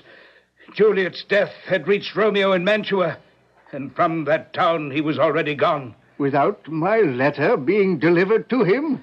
That's right. Then he thinks that Juliet is truly dead. Oh, our Heavenly Father. Now, lend me speed. Come, let us quickly to the tomb. Give me the torch, boy. Get you home and leave me alone to mourn.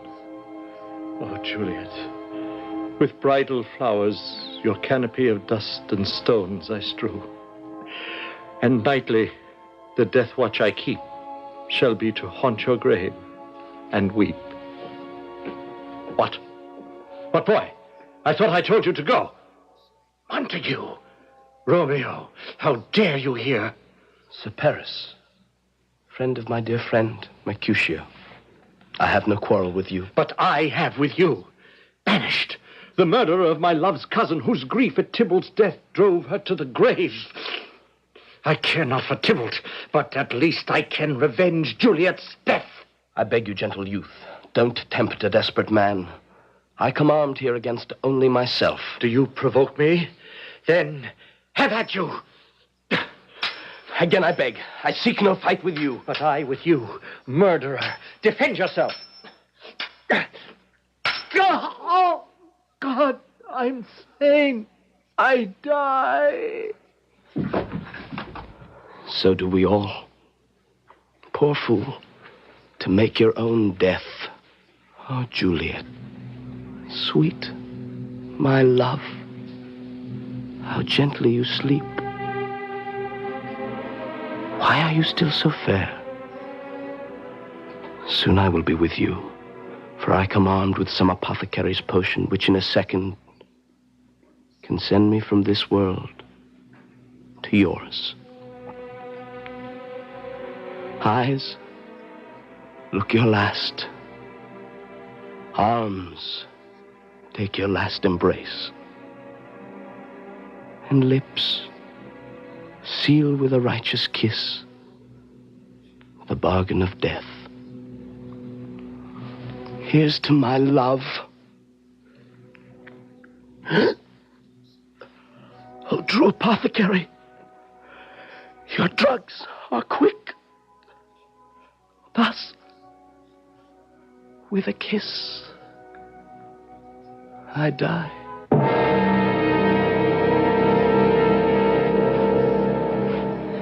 The vault is open, as I feared. Then, in God's name, let's follow in. Better you stay here and keep the horses hidden from the watch if they should pass by. Then hurry, Father. The walk to the grave is always slow. Strange, I must in a hurry go. What blood is this that stains the sepulchre? Oh, no. Two masterless and stained swords in this place of peace. Romeo and Paris. What's happened here? Who asks what's happened? As I do. Where am I? Oh, comfortable friar, you are with me. But where, as you promised, is my Romeo? My lady, come away. All has gone awry. Your husband lies dead. Romeo! And Paris, too. Come, I will see you disposed among a sisterhood of nuns. Friar Lawrence, Father, come quickly. We must leave. No, go yourself. Save your life, for I will not leave this tomb. Friar, make haste. I cannot leave you, daughter. You must. You cannot do any more for me. Father, the watch. The watch. God bless you and help you. Yes, I come.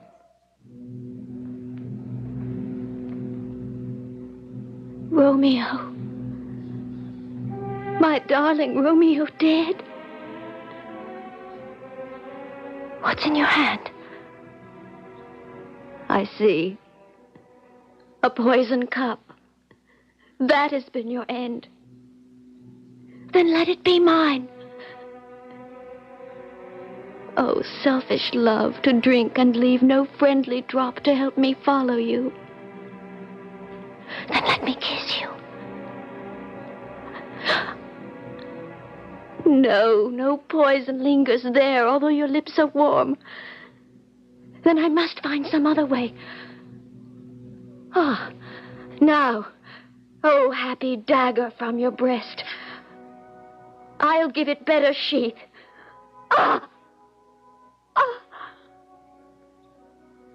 To let me rest.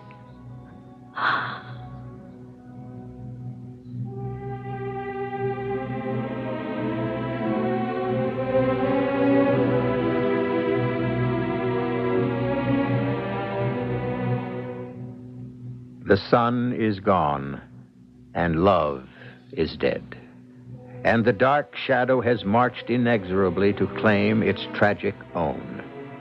The dagger buried in her heart, Juliet, in her white burial dress that might have been her wedding one, slips from the bier to lie beside her dead lover. Both Romeo and Juliet are dead. But the story of their love will never die.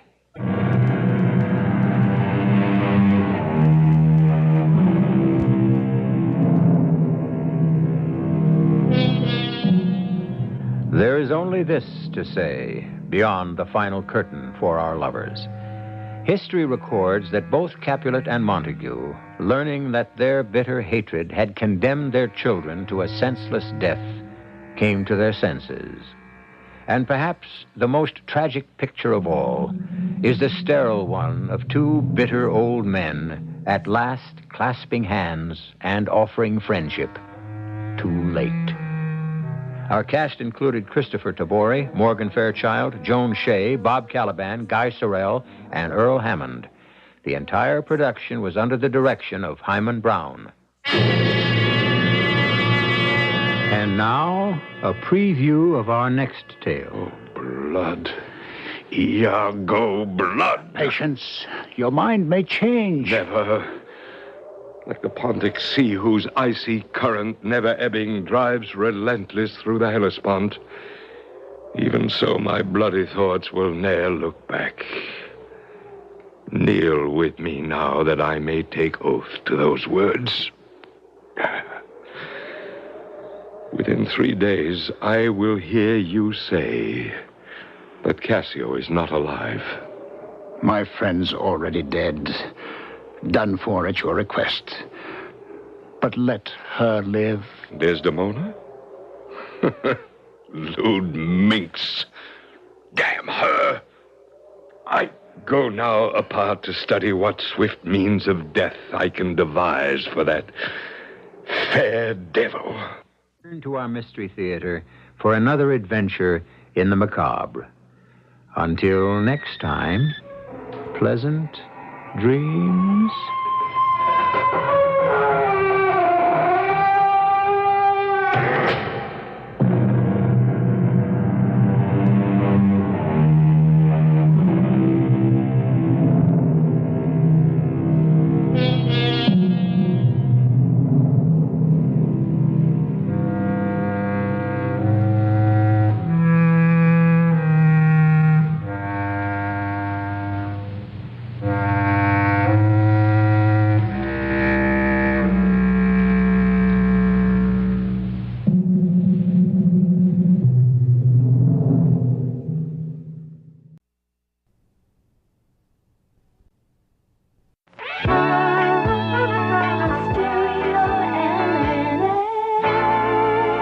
CBS Radio Mystery Theater presents...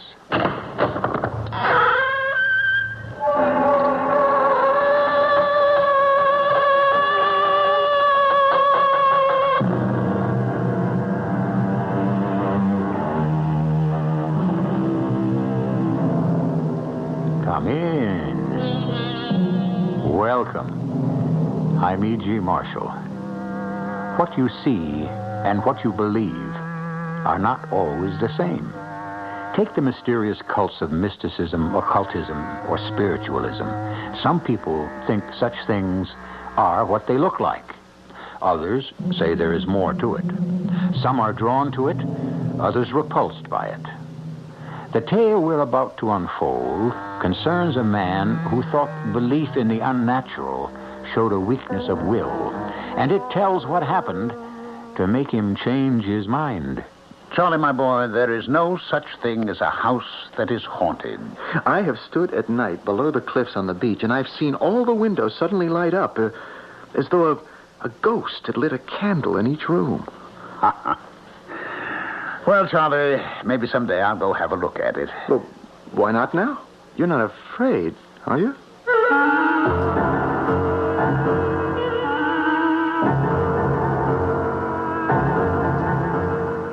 Our mystery drama, The Haunted Mill, taken from that classic tale of the unseen world by Richard Donovan, was adapted especially for Mystery Theater by James Agate, Jr., and stars Ralph Bell and Russell Horton. I'll be back shortly with Act One.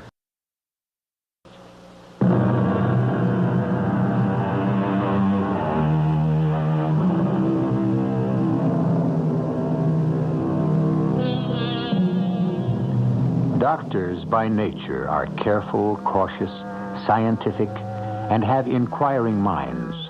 Alexis Carrel, the Nobel Prize doctor, once said, "A few observations and much reasoning leads to error. Many observations and a little reasoning leads to truth." Meet Dr. James Patmore, a man of reason who could not believe his senses when faced with the truth. What I am about to relate is so weird and startling, especially for a man trained in science as I am, that I can only let the facts speak for themselves and have you who hear my voice reject my tale or accept it. I am a member of the Royal College of Physicians, author of a number of medical books, but it was my decision to take up practice in the small town of Brinton that changed my life and almost everything I believed in. One night at exactly midnight, there was a knock at my cottage door. Come in, come in. Oh, good Lord, man. You're bleeding. Here, let me help you to a chair. I don't know what happened. I saw your light. I just managed to crawl here. You're the doctor, aren't you? Now, don't talk. Yes, yes, I'm the doctor. Here, now. Press this against your forehead. Just a second now. I want to move this kerosene lamp a little closer to see. That doesn't look too bad. You were fortunate, young man. I'm Charles Royce. We haven't met. Just swabbing the cut, cleaning it out. You've got some wood in there. What did you do? Run into a tree? Oh, I'm Dr. Patmore. Oh, you're not a native, so I should say welcome. When I left Brinton 3 years ago, we didn't have a doctor for 50 miles. I've been away at sea all that time, Doctor. Yes, that looks cleaner. Well, I've only taken up practice here last year. Charles Royce. Yes, sir. Are you is that your father and mother on Gorse Hill Farm, about 2 miles south of town? Oh, do you know? Oh, yes, very well. I've been treating your father's lumbago and your mother's arthritis. Yes, indeed. They told me about their wild son, and I expect that you are he, eh? Not as wild as they like to make out. It's just their way of explaining why I was shipped off to sea. But not that I'm sorry. I liked it. Well, there we are. Now try to keep that bandage around your head. Would you like some tea? Oh, I certainly would. You don't mind if I shed my boots and my jacket? They are soaked. Put them over by the fire, there. Oh, thank you, I will. It was really amazing. What happened to me? I was on my horse, I know that. It's the mystery of the whole thing. I really don't know. Here we are. Drink this while it's hot, eh? I was on my way to see Hannah. Oh, that's the girl I was hoping to marry, and I used to see a lot of her before. Well, I was riding along up by the haunted mill, and suddenly something seemed to lean down at me out of a tree branch over my head, and that's all I remember. I was knocked right off my horse onto the ground, and when I came to, my horse had bolted. There was this blood streaming down over my eyes. Somehow I saw your cottage, the light, and managed to get here. That's all I remember. Now, you didn't see anything when it happened? Stars. That's about all. Oh, boy. This tea hits the spot. Is there someone in town who doesn't like you? Yes, I guess there is. Well, do you think this person would have... Well, I think he could have ambushed me in the dark, yes, but... Well, frankly, I don't think he has enough guts. It's like this, Dr. Patmore. Why don't you call me Jim? I'll call you Charlie, if I may. Oh, glad to. Well, 3 years ago, I wanted to marry Hannah Bliss, and I still want to marry her, but 3 years ago, I was 17, and I listened to my father and mother, and they said, "You're too young, you wait." So I went to sea. Well, actually, my father arranged it. I was sent. And I got back last week. 3 years, almost to the day. My folks were glad to have me back, but all I really cared about was that they said, "All right, you still want to marry Hannah?" And I said, "Yes." And they said, "That's too bad. She's met up with Silas Hart, and she's going to marry him." Doctor, I didn't even unpack my bag. I went right out the door to see her. Charlie, it's not you. You're here. Hello, Hannah. You didn't change much. You have, Charlie. You look taller and stronger. I almost wouldn't know you. You got prettier. I can't believe it's you. 3 years, Hannah. I was only a boy then. Is it true about you and Silas? Who told you? Mom and Dad. In fact, at the moment I walked in the door, you're going to marry him? Yes. I don't understand. I went away believing you would wait. You told me you would. Well, 3 years is a long time. I would have waited 10 years for you. Well, how would I know when you'd come back, Charlie? If you'd come back. What are you talking about? I wrote you from every single port we hit. I told you my plans. What, Charlie? I didn't get any letters. Oh, no. Not one letter. That's the truth. Not one? So I gave up on you. Why would they do that? What are you saying? You know what I'm saying. Your folks were just as much against our marrying as my folks. They took my letters. They must have. Oh, Charlie. For 3 years, not a day passed, but I was thinking of you. About the life we'd have together. And all along, I thought you felt the same way. I did. I know I did, but what can I do? Do? About Silas? We've posted the banns. We're getting married in 3 weeks. Hannah, do you love him? I thought so. Oh, Charlie, listen, that was before. That was when I thought I'd never see you again. And now that you see me again? I don't want you to go away. I don't want to go away either, Hannah. But what will we do? Never mind. It'll work out. Like the old saying goes, love will find a way.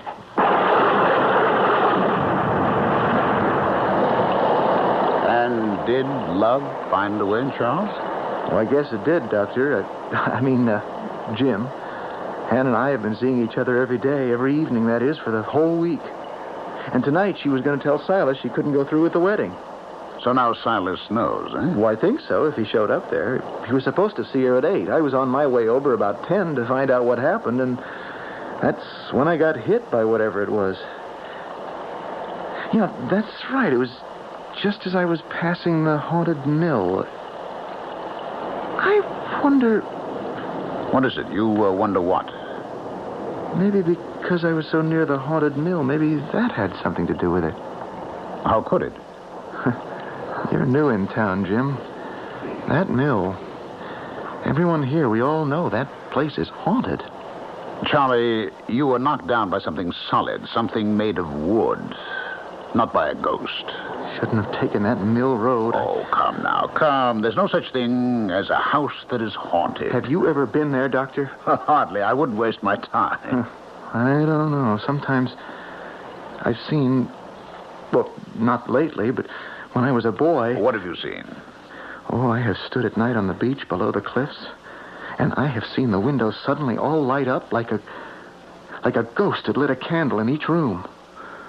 All right. Well, maybe someday I'll have a look at it. Well, why not now? Now, it's past midnight. You're not afraid, are you? What are you talking about? I've talked to people like you before. Now, maybe I haven't had the education, but I like to find out and see things for myself. You don't want to see for yourself. You get your learning from books. All right. All right, I'll go. But does it have to be right now, this minute, in the dead of night? Yes, I want to take you right now, Jim. Now, when it's dark. Now, when there's been a storm. Now, when all the elements have been riled up. And I think maybe there's some learning you have in store.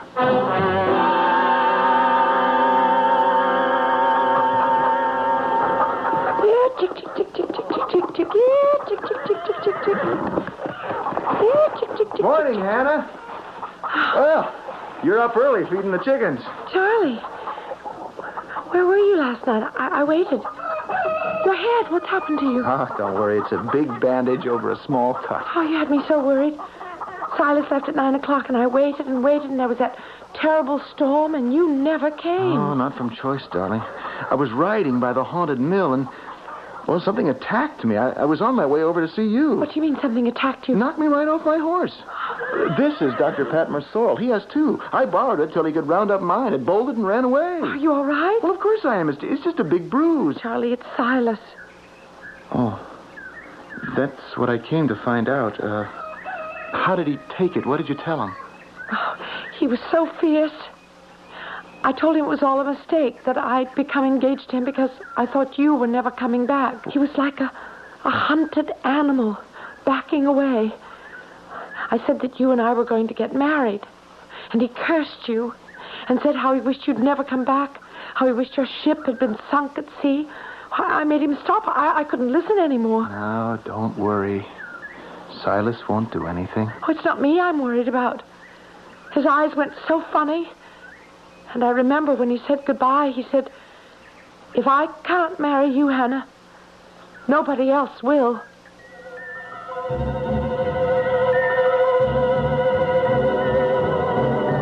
An idle threat by a rejected suitor? A strange little town, Brinton by the sea. Strange inhabitants. The town and the townspeople are almost as though they hadn't been touched by the 20th century. And it is here that a modern doctor, James Patmore, has come to practice. How could he fit into a community that appeared to be in the grip of fear, fate, and fantasy? We shall learn more when I return shortly.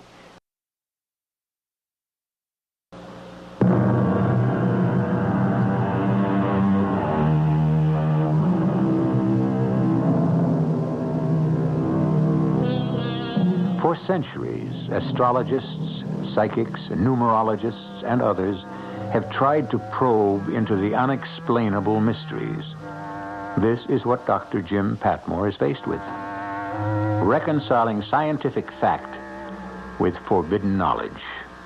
That dead-of-night visit to the haunted mill with Charlie Royce turned out to be impossible for him to forget or dismiss.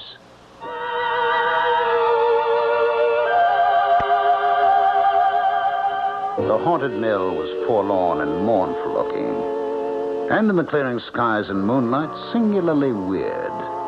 But I could see it for what it was, and I knew it was merely a disused, abandoned building. What I did not know was that this would be the last time I would see Charlie Royce alive. How about we go inside?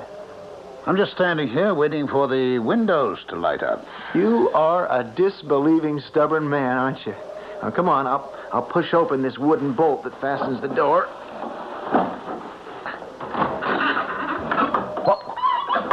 What's that?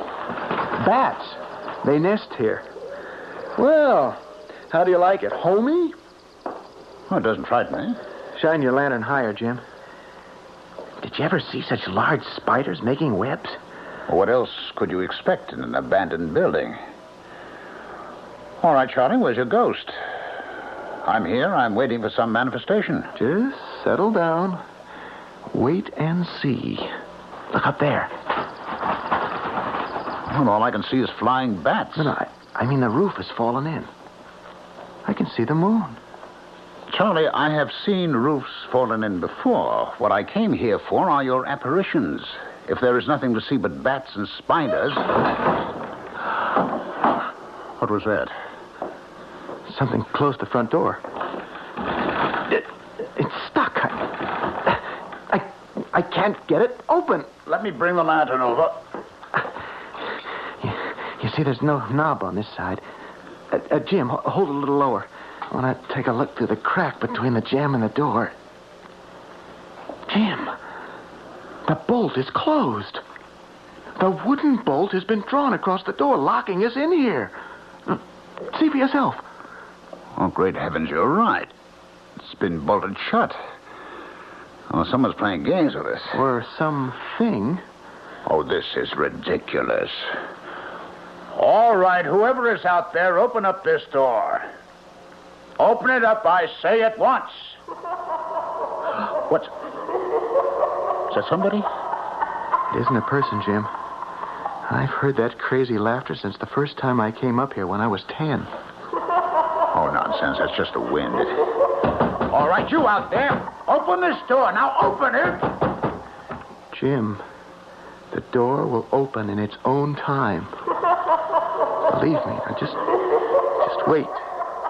Here, take your lantern back and have a good look around. I do hope Charlie, that this isn't some practical joke of yours to impress me. I'll tell you right now, whatever is going on is not the work of any supernatural demons. And nothing will make me believe it is. Jim, look out! Get out of the way!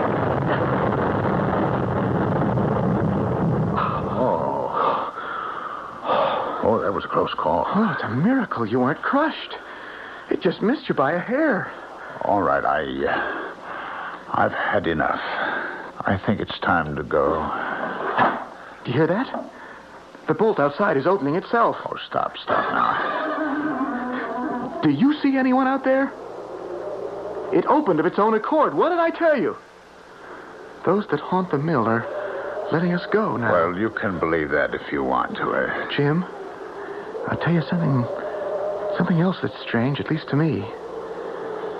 This is the very first time I've been in the mill when I wasn't deathly afraid.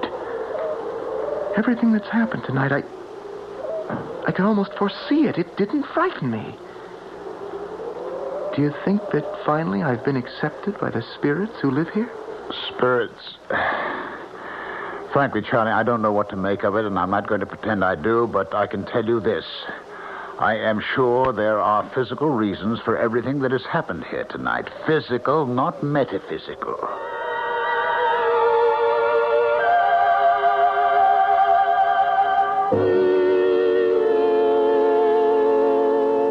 A few days went by, and I heard no more from Charlie Royce. I was a little concerned over his head injury, so one night after office hours, I went over to Gorse Hill Farm. It was about 9 o'clock after dinner. Oh, glad you stopped by, Doctor. Mr. Royce, good evening. I was going to come see you about my back. How is that muscle tenderness? On the whole, you've improved a great deal since last year, you know. I have still. I'll prescribe some new exercises for you to do. How's your son, Charlie, and Mrs. Royce? We haven't seen Charlie since the night before last. Or was it the night before that? I don't know what that boy is up to. I really came by to see how that cut was mending. I'll tell you this. His mother's taking it pretty hard. He's away 3 years, back one day, and then out every day with that girl. I'll bet she knows where he is. You haven't seen him? He hasn't been here for 2 nights? 3. And his mother's crying her eyes out. You know what I think? Of course, I haven't been over to Hannah's folks to ask them. But I think those 2 young'uns ran away. I haven't mentioned that to Mrs. Royce, but that's what I think. But why would Charlie do a thing like that? Well, lots of reasons. Maybe Mr. and Mrs. Bliss weren't so all-fired happy about Charlie showing up. They were kind of keen on her marrying Silas, you know. The Harts have got more money than the rest of the town put together. His brother Ezra has the Brinton Inn, one in Axminster. He runs a fleet of fishing boats. And Silas's mother and father, well, I'd say they own half the town. He'd be a darn good catch. What sort of work does Silas do? He does nothing. He doesn't have to. If you were going to come into property stretching from the seacoast clear over to the mill and back, you wouldn't have to work either. Well, I'm sorry Charlie is not here. I'd better start for home or I'll get blown off the road. You tell Charlie I stopped by, and I'll be seeing you, Mr. Royce, with those exercises for your back. Now, don't worry about Charlie. He'll be back. Goodbye now. Doctor, will you close that front door? It's blown out every candle in the room. Either go out and close the door or come back in. I can't budge this door. It won't move. It's stuck open. Doctor? Doctor, I can't see a darn thing in the dark. Doctor, are you still there? I'm still here, Mr. Royce. Can you strike a match? A match? Say, what happened to the fire? There was a fire in that fireplace. Why didn't you close that door? I couldn't, Mr. Royce. I pushed it with all my might. It wouldn't give. Here, maybe I've got a match. What's that, Doctor? Isn't there someone standing at the door? There is someone. Charlie, is that you? Charlie, it is you. You still got that bandage on. Here, let me have a look. I'm not ready yet. Not yet. Not yet. Where have you been, boy? Your mother's been frantic. Tell Mother that I love her. And I always will. Come on over to the fire. We were just going to light it. All the candles went out. Come on, sit down, boy. I have a long way to go. But I'm not ready yet. You're going away again? Charlie! I can't see you, Charlie. I think he's gone, Mr. Royce. What do you mean he's gone? He was just here. We were talking to him. Charlie, where is that boy? I didn't see him go out the door, did you? No. Here, I found some matches. I'll light this candle. You're right. He isn't here anymore. I could see him, you know, because... Did you notice he had a kind of greenish light all around him? Yes, I noticed that. Like when we fish at night. Phosphorescence, they call it. He didn't pass me to go upstairs. We didn't see the front door open. Maybe he got out somehow and is standing outside. I'll have a look. Charlie! Charlie! Hannah! What are you doing here? Come inside, child. Hannah, did you see Charlie out there? No, I didn't, Mr. Royce. It's Charlie that I've come here about. Here, take off your wet things, dear. I can't stay. I promised Mother I'd be back as soon as I could. Oh, Dr. Patmore, this is Hannah Bliss. How do you do? What is it, Hannah? What about Charlie? Did you two decide to come back? I don't know what you're talking about, Mr. Royce. Charlie and I didn't go anywhere. Is he here? Can I talk to him, please? Charlie's not here. I mean, I thought he was just now. It's so hard to explain.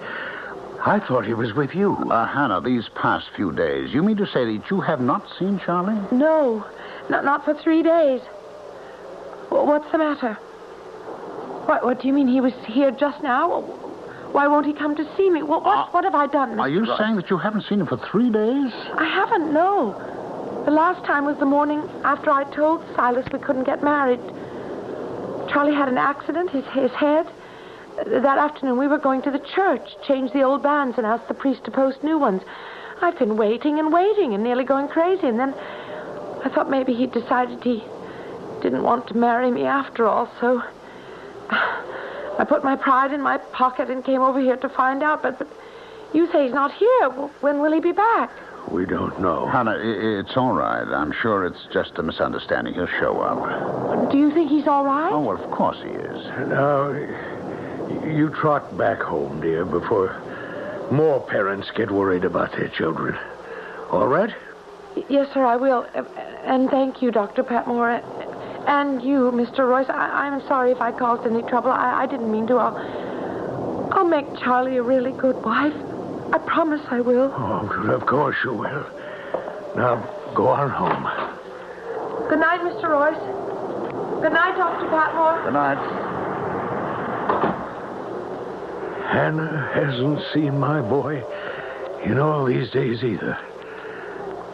But we saw him, Doctor, didn't we? I mean, I'm not going crazy. We saw him and we heard him. One possibility. A blow like he'd received could have caused temporary amnesia. Charlie may be wandering around not knowing who he is or where he is. Well, if that's really him we saw, what did he mean he wasn't ready yet? Oh, Lord. What am I going to tell his mother? That you saw him and he's all right, and he'll be back. Do you honestly believe that, Doctor? It just isn't ordinary what happened. Do you know what I think, Doctor? No. I think Charlie is dead. And that wasn't Charlie who came here. It was his spirit. Oh, nonsense. You can't believe that. Oh, yes, I do. I feel it in my bones. I know it. Maybe we'll find Charlie somewhere. His body. But we'll never find him alive.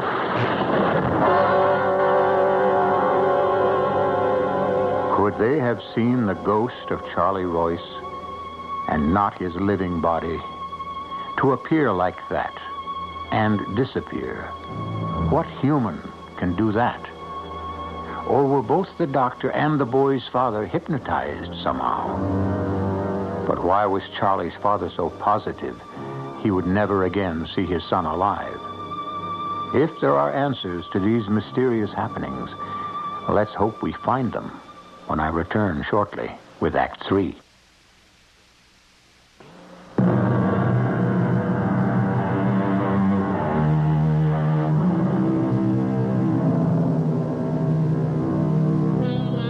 The world of James Patmore, M.D., was being shaken.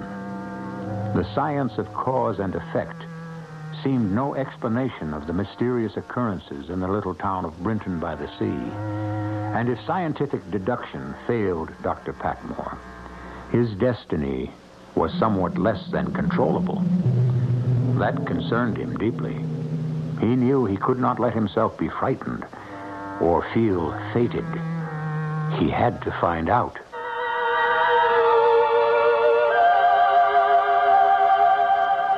I had to find out. Where had Charlie Royce gone? Was he alive or dead, hiding or killed? Days passed and still no sign of him. He had simply vanished. Some suspected Charlie's rival Silas, who said nothing, and said he knew nothing. One day, Silas's brother Ezra Hart, who ran the Brinton Inn, asked me to come see his wife, who was ill. I examined her and then joined him downstairs where he was working at the bar. How is she, Doc? It's a touch of flu, Ezra, is nothing more. A lot of it going around. How long will she be laid up? It's hard to say. 2 weeks, about. Now, you keep her warm and quiet. 2 weeks? Well, what am I going to do about the inn? You can't get any help these days. Oh, surely there's someone you can call on to help you out. What about your brother Silas? Oh, you must be joking, Doctor. Silas? The worst thing my father ever did was to leave him money. He hasn't lifted a finger to do an honest day's work since he was 15. He's not ambitious like Charlie Royce was. Was? Well, I mean is. For all I know. I just haven't seen him lately. Did Charlie Royce come to the inn, Ezra? The chief of police asked me the same question. Well, it's about time they started asking questions. My guess is that Charlie went back to sea. Anyway, I told him Charlie was here the day after the big storm. He had a bandage around his head. Said he was going to see a priest later, but he was still kind of groggy from falling off his horse the night before. About 6 it was. He sat right where you are, Doctor, right there. Drank a pint of ale and started to get dark fast, real black outside. Another big storm blowing in off the sea. I turned around and suddenly it was gone. Was he walking or riding, Ezra? He was walking. His horse had bolted the night before and he still hadn't found it. I said to the police chief, you have to cross the common to get to the rectory. There are several pools and treacherous hollows on the common. You ought to search there. So I suppose they're looking there, eh? Well, I wouldn't be surprised. How much do I owe you for visiting Mrs. Hart? Oh, I'll send you a bill, Ezra. Don't worry. Oh, Charlie will turn up, I'm sure. Like a bad penny. You know, I can understand you saying that. After all, Silas is your brother. Well, even if he weren't, it was wrong of Charlie to come back and turn that girl's head. That wasn't right. No, sir. Charlie knew Hannah was spoken for. Why, even the bands had been posted. Them running around made Silas the joke of the town. You'll find lots of folks hereabouts not too all-fired sorry that Charlie is gone.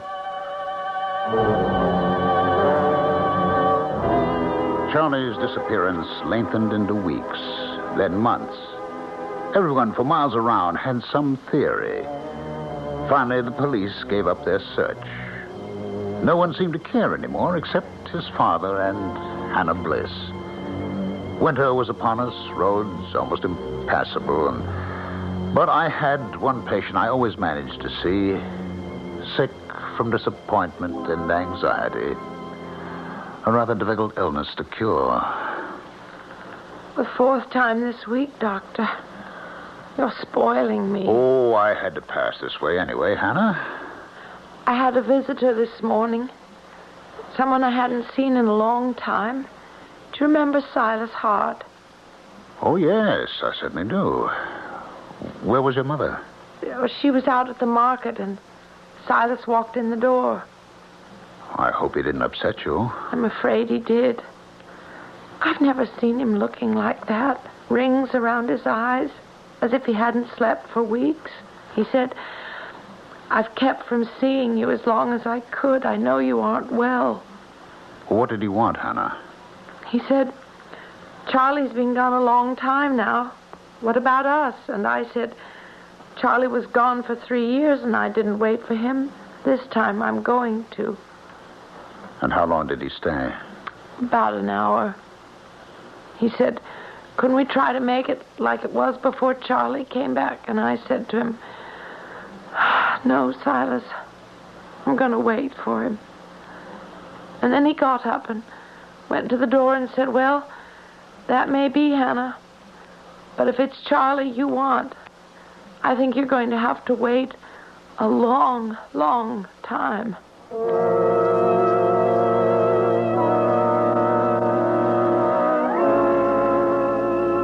I calmed Hannah down. It was the uncertainty as much as the anxiety that made her ill.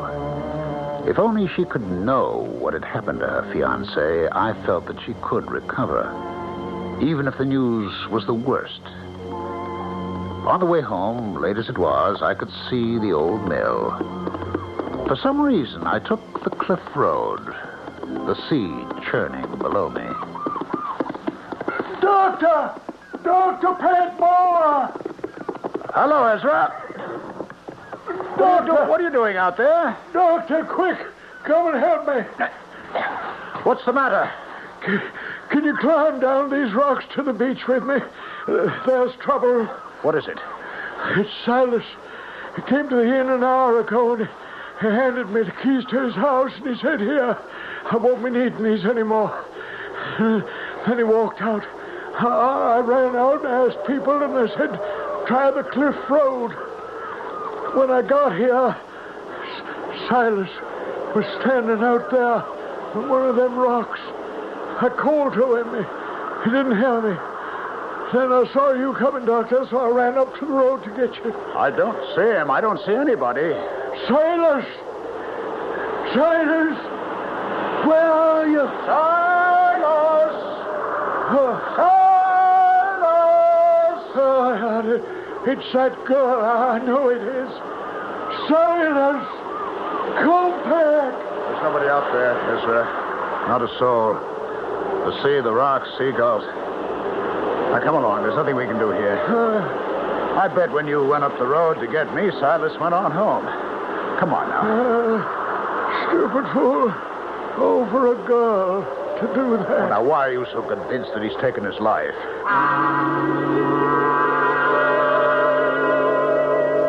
There was something very wrong, but I could not believe, as did Ezra, that it was Hannah's doing. If Silas had drowned himself, only a very guilty conscience could have driven him to it. We climbed back up the cliff road, and as I mounted my horse, it suddenly reared and almost threw me.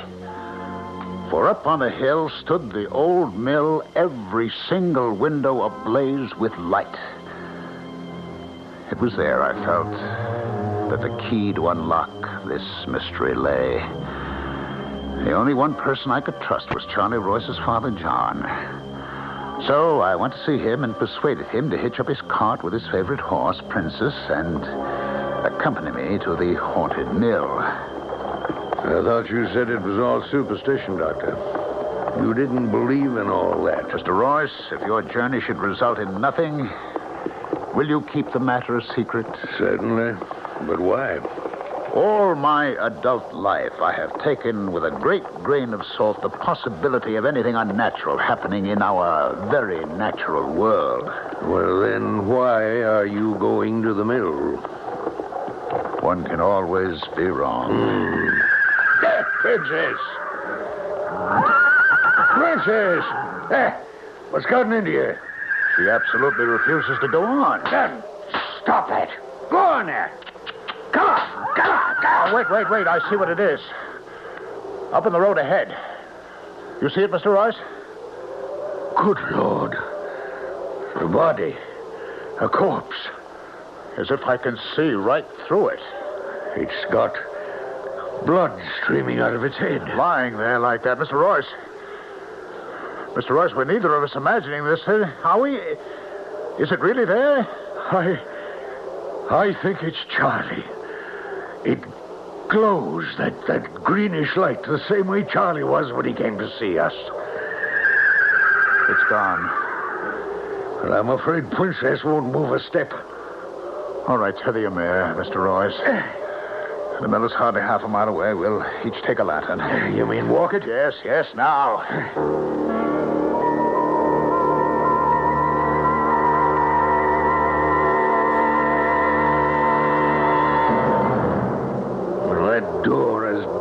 Shut. All I have to do is pull the wooden bolt back, and the door will open.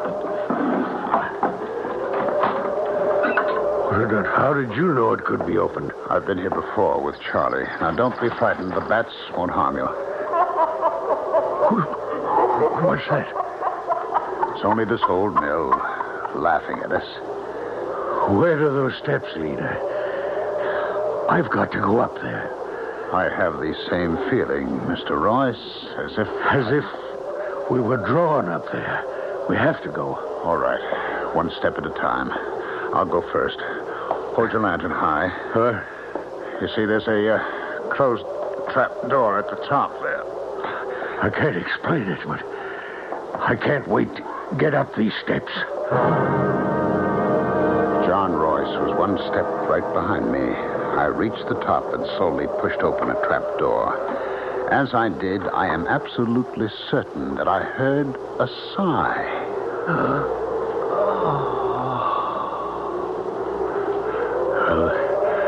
They must have kept the grain for threshing up here. There's still a sack of it over there in the corner. Yes. Well, let's have a look. Oh, no. What is it? I touched it just now with my foot, and, Mr. Royce, there is neither corn nor chaff in this sack. It's tied up at the top with a cord. Here, I have a knife. Done. You ready? You want to open this sack? We have to, Doctor. You know we have to. All right, then. Let me cut the cord. Oh, good Lord. Mr. Royce, don't look. Don't look. Charlie. Oh, my Charlie.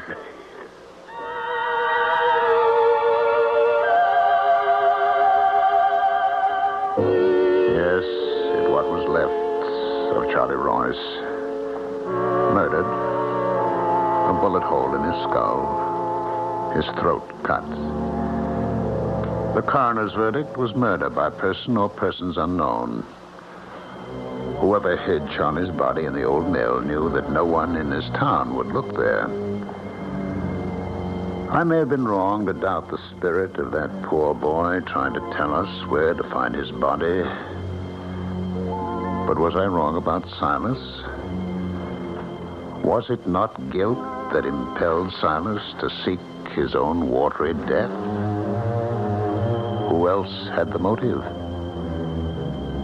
The very next day, the old mill collapsed into a pile of wood. It had given up its last ghost. To Dr. Jim Patmore, the greatest mystery of all was that he should have been selected by some supernatural power to bring this crime to light. I shall return shortly.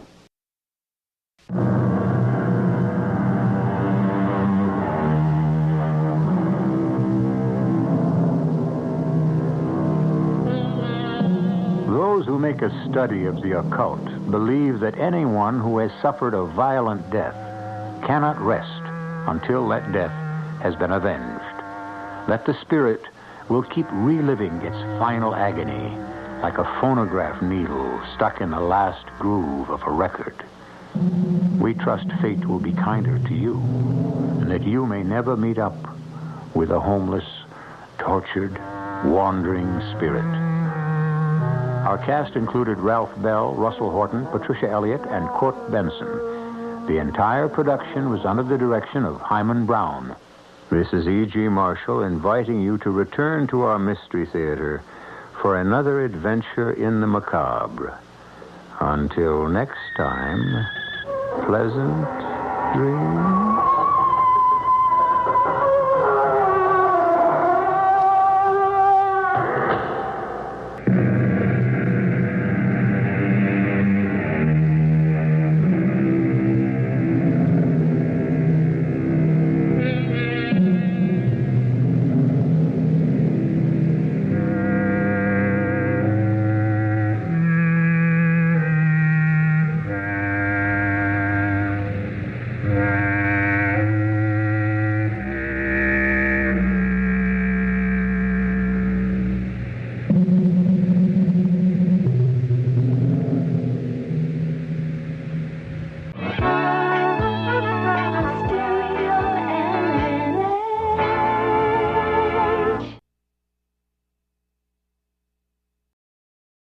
The CBS Radio Mystery Theater presents...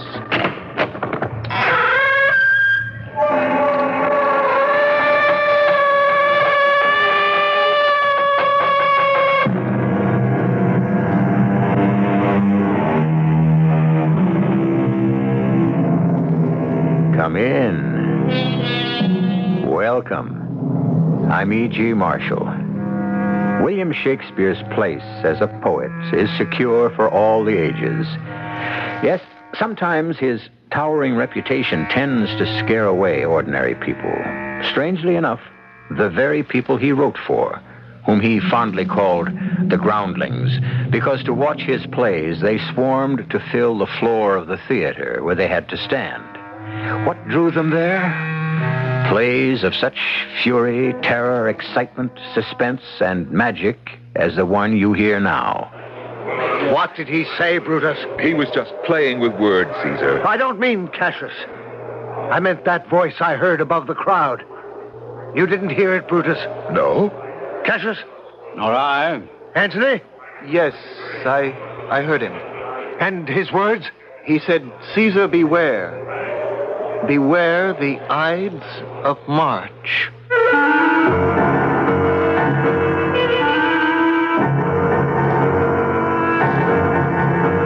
Our mystery drama, The Assassination, was adapted from William Shakespeare's great classic play, Julius Caesar, especially for the Mystery Theater by Ian Martin, and stars Norman Rose and Robert Dryden.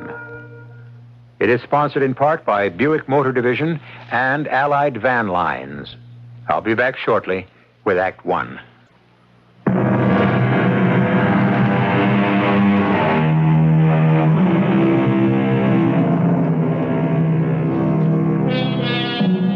In our era of politics, the manipulation of mass emotions by all media, the tragedy of civil war, and countries divided against themselves, perhaps no story that William Shakespeare dramatized is more timely than the fall of his benevolent dictator, Julius Caesar, and the consequent and ultimate disaster of civil war. This is the story of Julius Caesar as William Shakespeare shaped it. Not in his words, but the pattern of the plot.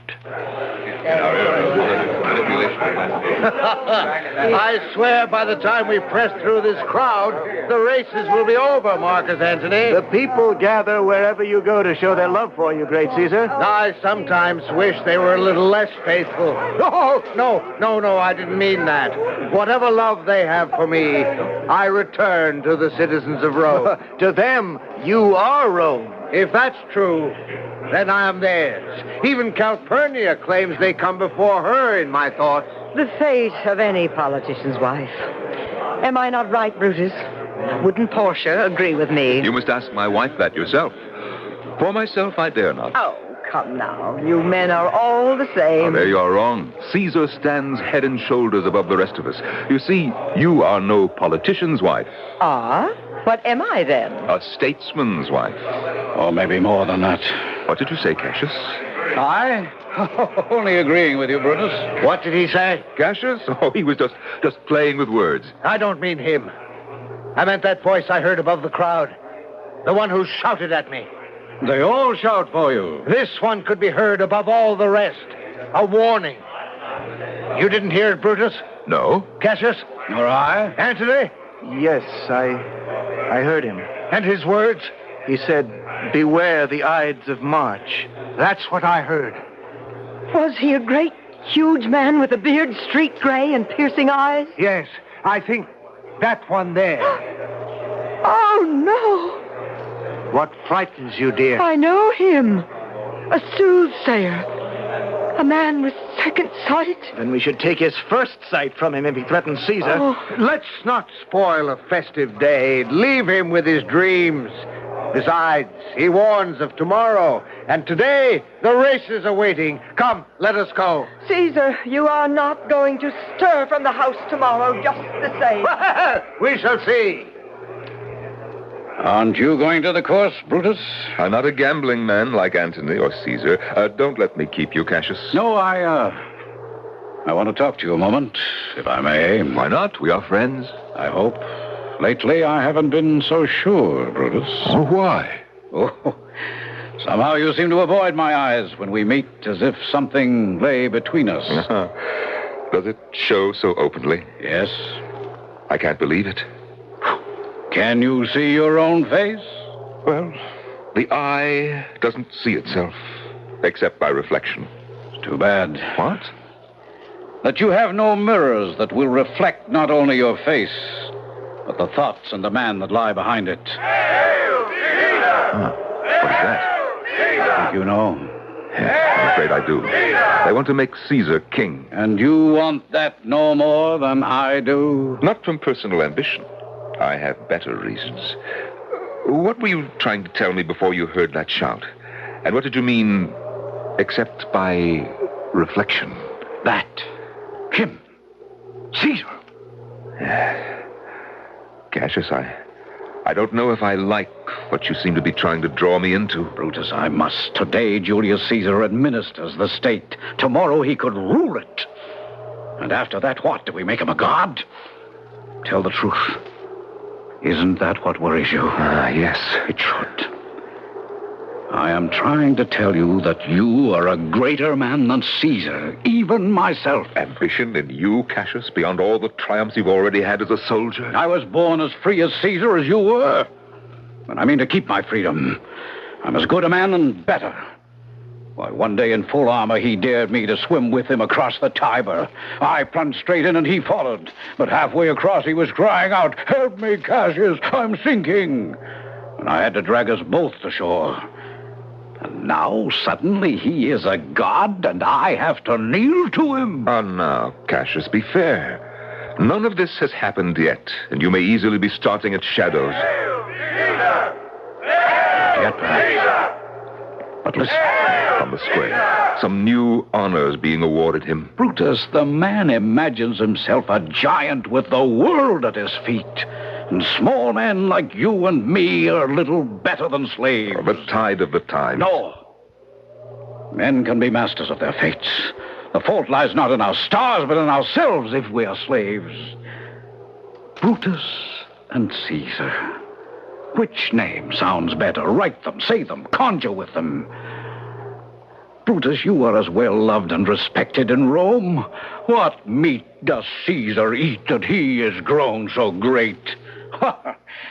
I knew you once when you would have faced the devil to keep your rightful place in Rome. Enough, Cassius. Enough.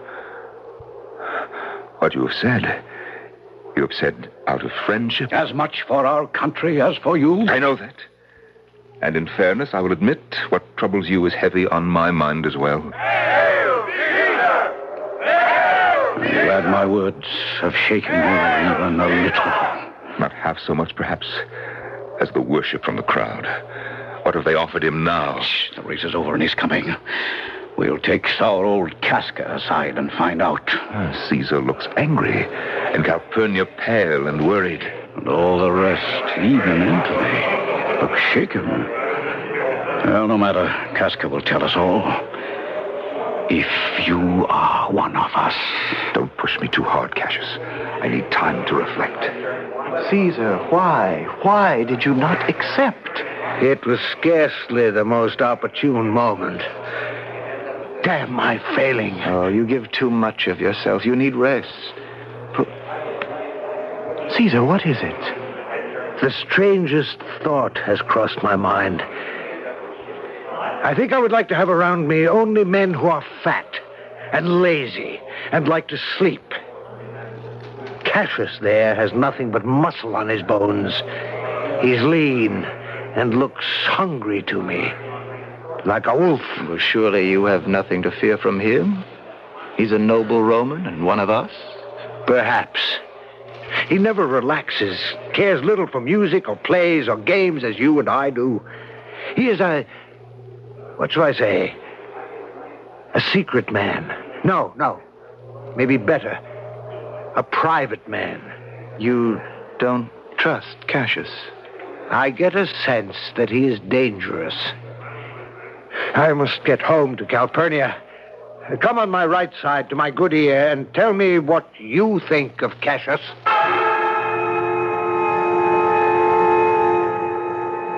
Now, Casca, tell me what happened in the forum. No sooner were they on the dais with all the crowd pressing round than his faithful doormat, Mark Antony, who would lie down and let him wipe his feet on him if Caesar asked, offered him a crown. A crown? Well, not exactly a coronet of leaves, but there was no mistaking. He was testing the public mood. For my money, Caesar was, too. How? You heard the mob. They screamed for him to accept, but he put it aside as if he wasn't worthy of the honor. Though I, standing beside him, could smell how much he desired it. And the crowd accepted his refusal? Are you mad? It was like an audience at a play. They were all the more determined to see him crowned, so Antony offered it again. He was working them up to a frenzy. And himself, you can be sure that Antony and he had plotted the whole thing between them. So that when it was handed to him a third time... Caesar took it? Well, I'm sure he planned to, but suddenly he fell down, frothing at the mouth and twitching as though he'd been run through by a sword. Well, bless the timing that he was taken by the falling sickness. We will not be so lucky again. And we should be ashamed that we are men of no resolve. We have our own sickness, the failing sickness. What is more fickle than the public? Then we must move fast to bring him down. Faster than you think. The word is that tomorrow in the Senate they mean to vote Julius Caesar king. He will wear that crown. And I know where I will wear this dagger. I will be no man's slave. All right. The gods speak in anger, too. A good omen for us. Are we enough to carry it through? Yourself, myself, Trebonius, Ligarius, Decius, Metellus, Cimber, and Cinna. 7 we can count on. If we were 17 or 70, we wouldn't be enough without... Yes, without Brutus. He's the key. Can we win him to your cause? He is 3/4 of the way our man already. We need only some device to tip the scales. Can he be bought? No, I don't mean with gold. With power. No, he's too honest a man to care for either. There is no such a man. Everyone has his price. I know how to make Brutus one of us. Yes, to lend his name and leadership so the sheep may run for us and not for Caesar. How? We must all together write messages as though they came from the common people. Wrap them in stones and fling them through his windows tonight. What messages? Messages that call for the downfall of Caesar before he makes himself a god. And the common man of Rome spends the rest of his life in slavery. Let Rome remain a republic and let us be free men. That's all I ask to fight for. Then we all stand with you. So we are bound in blood. And no man bears the blame alone. And we make sure that death is sure. Did you see and hear that? See what? Above the Capitol. All shimmering with fire about him like a halo, and great forked bolts of lightning shooting from his hands. The soothsayer, pointing toward Caesar's palace. Soothsayer? The one who cried out to Caesar on the way to the races, beware the Ides of March. I didn't see him. I'm less superstitious than you. But I will take it as an omen. Tomorrow. Tomorrow is marked for Caesar's fall. The gods themselves demand it. We are only the instruments of his revenge. Now then we'll meet at daybreak before Brutus' house. And if I know my friend, who by then must think the people as well as us have condemned Julius Caesar, then he will lead us to the assassination.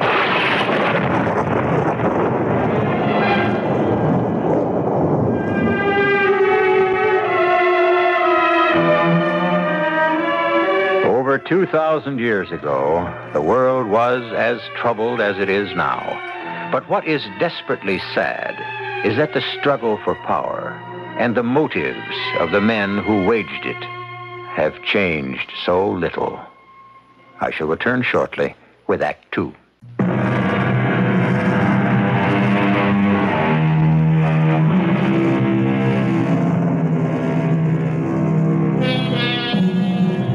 The night before the prophesied doom of the Ides of March, the elements provide a fit setting for the gathering storm. That 15th of the month, the city of Rome is racked by a wild electrical storm. A storm that disturbs everyone's sleep. Brutus, disturbed enough himself, is kept awake by his frightened wife, Portia. And while Brutus wrestles with his conscience, he finds no sleep, as Cassius, Casca, and the other conspirators hurl messages, presumably from the people, through the windows of his house. How can I sleep, facing the fact that if I will not see Caesar made a king, no more than that an emperor, I have to face that other fact, that he must die. Oh, still another petition, and this time breaking my favorite urn. Are you asleep, Brutus? Awake yourself. Must Rome lie prostrate under a tyrant's foot? Are you not man enough to come forward and save the Republic? My lord, what was that crash I heard? Portia, my darling, sleep while you can. It's nothing to worry about. Oh, no, not the Grecian urn. Shattered in pieces. Oh, why? How? Another stone through the window? Another message? It seems that few can sleep tonight. Few? Oh, what's happening, Brutus? It's only a matter of state. It can quickly be resolved, but need to be in shape for tomorrow's events. Portia, do you love me? Oh, with all my heart. Go back to bed, and I will join you as soon as I can. Please. Brutus, be careful. I will take care. But of what? I dare not tell you. Who are you? Your brother Cassius and friends. Forgive us for intruding on your rest. Who rests tonight in Rome? Come in. Come in. I ask again, who are you? Not one man among us who does not honor you or does not wish you held the same opinion of yourself which every noble Roman bears. Trebonius. Welcome. Decius. Most welcome to... Casca, Cinna, Metellus, Cimber. All welcome. But for what purpose? Where is the east? That window there. Then look beyond the storm, Brutus. A new day rises. The Ides of March. Cassius, come aside with me a moment. I want to talk to you. Excuse us, gentlemen. Cassius, what brings you here in the middle of the night? I think you know. Caesar. Yes. Would all these stand with us? If you were with us? They know it must be by his death. Beneath the cloaks that shielded them when I brought them here, each man has a dagger like this. I have no personal spite against him, and yet... And yet he will be crowned king. It's his ambition that we destroy, not the man himself. Before the serpent's egg is hatched, it must be crushed. Come, brothers. I think we know our cause. Is it Caesar alone who is to die? No, Mark Antony is too close to Caesar. If he outlives him, he's shrewd enough to bring us down. Let them fall together. This is no bloodbath, Cassius. Cut off the head. But we will not hack at the limbs. We kill Caesar boldly, not in anger. Carve him as a dish fit for the gods, a sacrifice. Let us be remembered as purgers, not murderers. Brutus is right. Mark Antony is as helpless as Caesar's arm when Caesar's head is cut off. I still fear Antony. Caesar only. Now, it is time for us to part. There is one drawback. It's doubtful if Caesar will come to the capital today. Why? He's superstitious lately. Don't forget the soothsayer who warned him to beware the Ides of March. This very day? Leave Caesar to me. I promise you that I will bring him to the capital. Very well. When and how do we strike? It must be openly, before all. Let's see. Yes, why not? Metellus has a suit for Caesar to give amnesty to his banished brother, Casca Cassius, and I will press this suit while Trebonius draws Antony aside. The others gather about Caesar, and on a sign, we strike. Agreed? Good plan, agreed. Then let us meet at the capital. Till then. Till then. All right. The sun is rising on the Ides of March. Oh, Caesar, you should beware. Forgive us for what must be done. What must be done? Portia, why didn't you stay in bed? It's a raw, cold morning and bad for your health. I'm afraid, Brutus. Who were those men who came here, hiding their faces in their cloaks, coming by night like criminals? Something awful has happened or is to happen that makes you sick at heart. Oh, my darling, I want to share your grief. Hush, darling. Nothing for you to worry about. I'm your wife, not your mistress. Don't I deserve your confidence? What is it, Portia? Nothing but my sickness. Oh, help me back to bed. I'll carry you back to bed. Your heart against mine. Oh, you are the dearest thing in life to me. Accept my honor. Perhaps after all, I don't want to know. Oh, Brutus, take me to bed. And let us try to get some sleep. Sleep. I wonder if anyone in Rome sleeps sound tonight.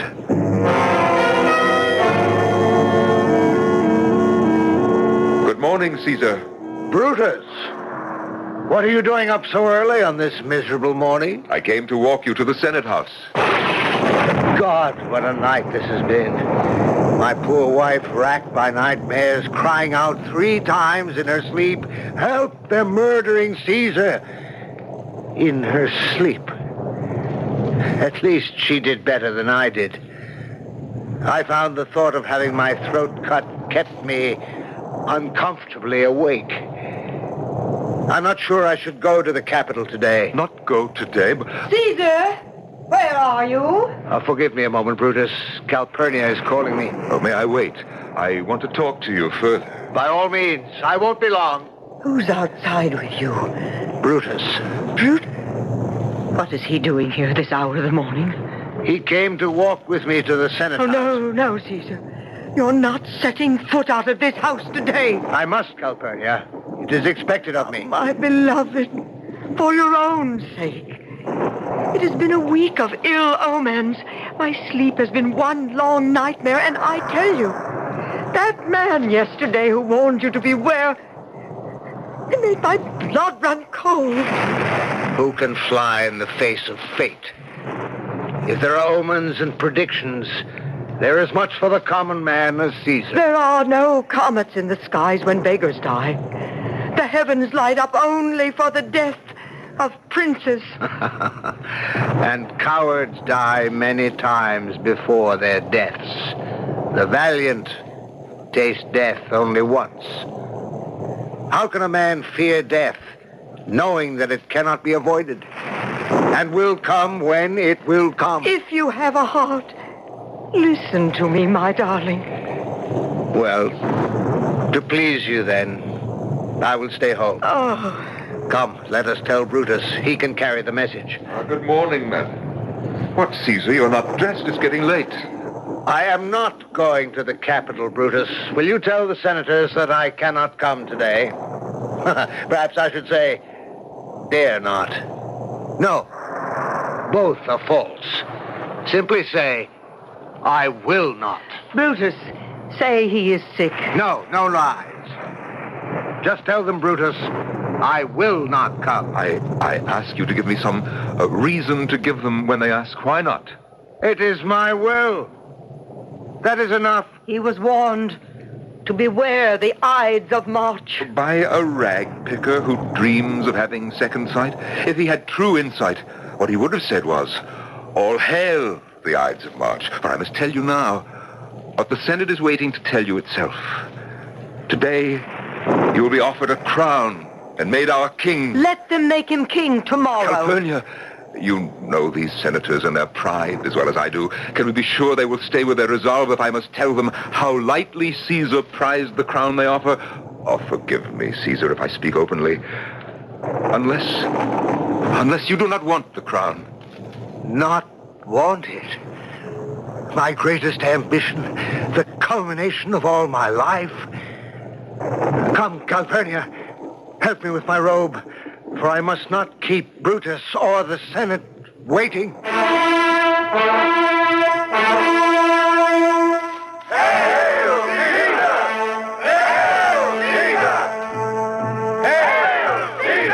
And to you, my fellow senators, all hail. Well met, friend Cassius. And you, good Casca. Where's Antony? I believe he has some business with Trebonius. Where is... Oh, yes, I see. It must be very intriguing from the way they have their heads together. Cassius, are we all ready? Yes, and Cascus has to waste no time, for there's some chance our intentions may be known. Then this is the hour. Caesar, may I and some others take you aside for a moment before the general business begins? Today I could refuse no man any request. What is it, gentle Brutus? In the matter of Trebonius' suit. For amnesty for his friend Metellus' brother. To repeal the decree of banishment. Ah, now I see why Trebonius is bending Antony's ear. But all in vain. We all know the reasons involved. Don't question me any further. Just accept that someone must lead and be unshaken. Why else do you pick me for the honor you intend? Caesar! No, Casca, no more words. Then my hand shall speak. For me! And me! Cassius! Ligurius! Metellus! Decius! Scylla! Even you, Brutus. Liberty! Freedom! Tyranny is dead! Proclaim it in the streets! Come go to the common pulpits and cry out, liberty, freedom, and equality! Senators, have no fear. What's done is done. Ambition's debt is paid. Where's Antony? He's approaching now. Brutus, don't trust him. Leave it to me. Is he dead? Antony, ambition is the most deadly of all diseases. And Caesar was infected? Do you doubt it? If you assure me so. Who doubts Brutus's word?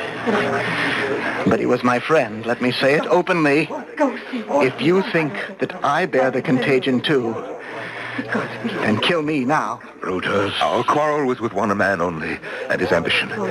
If you are one of us and wish to protect the Republic, then give us your hand. Let us all dip our hands in his blood, and then forswear each other. Well said. I make only one request. That as a friend, I may say a few words from my heart about him at the funeral. That is only fair. And unwise. Hush. First, let us go and state our case before the Senate and explain why what has happened had to be. The rest will wait for the future to exonerate us. Oh, mighty Caesar, do not lie so low. You will be revenged. Oh, pardon me, you bleeding piece of flesh, that I am meek and gentle for the moment with these butchers.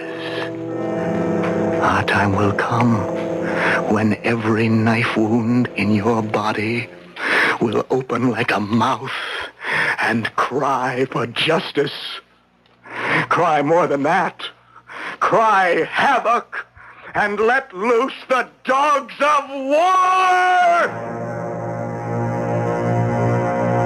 The tragedy of history, as Shakespeare knew, and the world can never seem to learn, is that violence only begets more violence. I shall return shortly with the final act.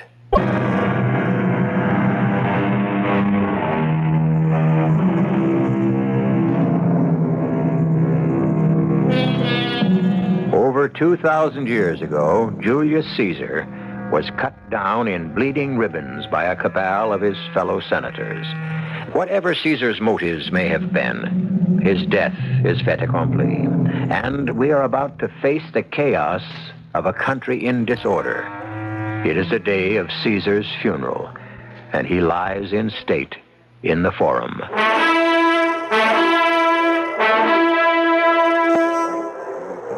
Brutus, I hope you know what you have done to allow Antony to speak at his funeral. I shall speak first, and reason will and must prevail. Hush. Greetings, Antony. To you and brave Cassius. We welcome your eulogy over Caesar's body, but remind you that for the sake of the Republic, you must not blame us, though you will, as a friend, speak all good of Caesar.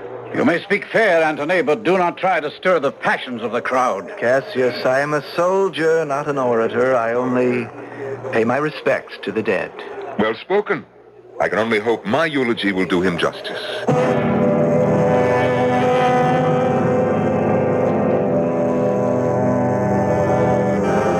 Romans, countrymen, hear me for my cause. What I have done was not because I loved Caesar less, but that I loved our country more. As Caesar loved me, I weep for him. As he was valiant, I honor him. But as he was ambitious, I slew him. I slew my best friend for the good of Rome. And here in my hand I have my own dagger when it shall please my country to ask my death. Good citizens, let me depart alone in my grief. And for my sake, stay here with Antony and listen to his farewell to the great man we have lost. Antony. Can a man be too honest for his own or anyone's good? If he can, there he goes. Brutus, my friend. And fool, so it may prove. Hush, Antony. Friends, Romans, countrymen, I come to bury Caesar, not to praise him. The evil that men do lives after them. The good is so often interred with their bones in the grave. So, let it be with Caesar. The noble Brutus says he was ambitious, and this must be true. For Brutus is an honorable man. If Caesar was, it was a grievous fault. And grievously has Caesar paid for it. But I am here under leave of Brutus and the rest to speak over the corpse of my dear friend, whom Brutus, that most honorable man, has said was ambitious. Enough. You said enough. Too much, I begin to realize. But you cannot stop him now. He has caught the crowd. Only yesterday, The word of Caesar could have stood against the world. Now, he lies there, with none to do him reverence. Oh, Romans, if I were disposed to stir your hearts and minds to mutiny and rage, I should do Brutus wrong, and Cassius wrong, and all those honorable men who brought him here. By the gods, that is enough. I'll drive him from the pulpit. If you dared try, the crowd would pull you apart. I made a mistake to give Antony a forum. Do you see this parchment? It is his will. His will. Quiet, gentlemen, if you have tears, prepare to shed them now. Think of this mantle pierced by envious daggers here. Cassius. Here. Casca. Here. The unkindest cut of all, where Brutus, whom Caesar dearly loved, ran him through with a mortal blow. Why? For ambition! To save you against power, a tyrant, a dictator? Now, then, I read. Here is his bequest to what he loved best of all, you, the citizens of Rome. To every single one of you, he leaves 75 drachmas. To all of you, he leaves his private walks, his arbors, orchards, everyone this side of the Tiber, to you, and to your heirs forever to walk abroad as free men. Here was a Caesar. When will there come such another?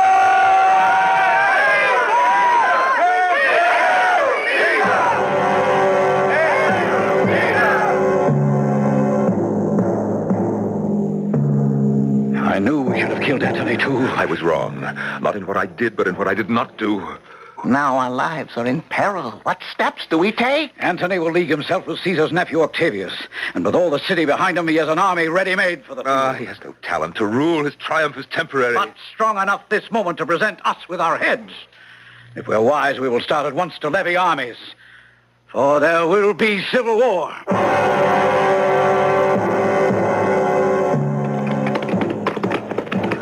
Brutus, my brother, you have wronged me.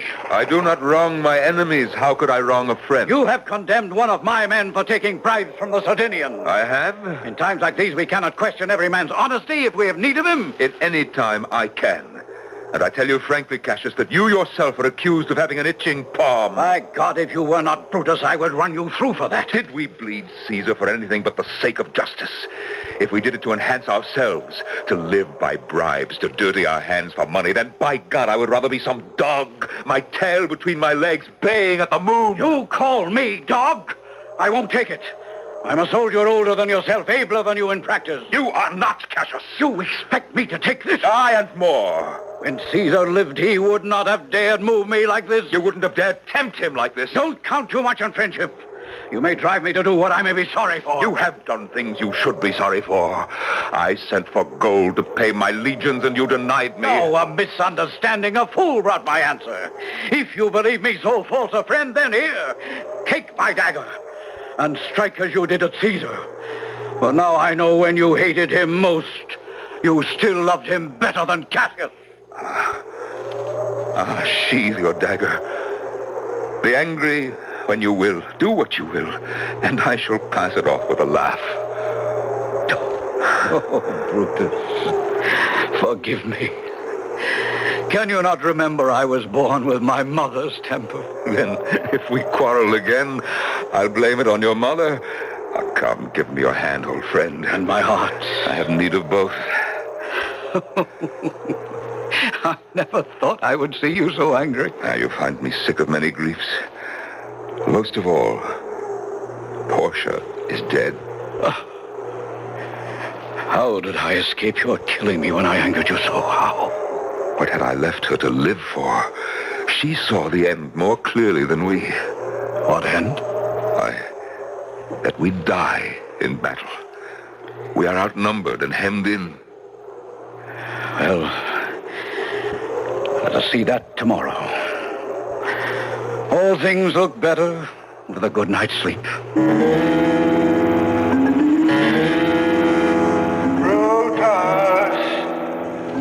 Marcus Brutus! Marcus! Who's there? Who speaks? Who's without there? My voice speaks to you from within, and with many mouths, the mouths of all my wounds. Oh, great Caesar. No longer great. Why must you haunt me? Ask yourself that question, or ask me again when we meet at Philippi.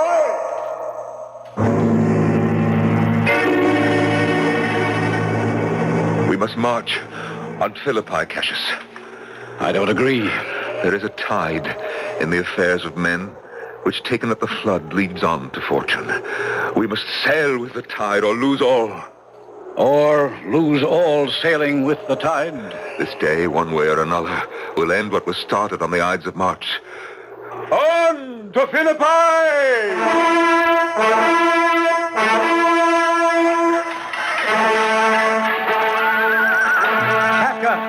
How goes the battle? Against us, Captain. We are outnumbered and outflanked. Metellus? Dead. Drowned beneath the horse's hooves. Cinna, too, and Ligarius. And I will not live from the thrust where Antony ran me through. And Brutus? Surrounded, held at bay like a stag, the hound yapping at his feet. Oh, what kind of coward am I? I will not live to see my best friend taken, and no man shall take me. How is it with you? No enemy shall take me but death. Then let me join you. Here. With this good sword I ran Caesar through.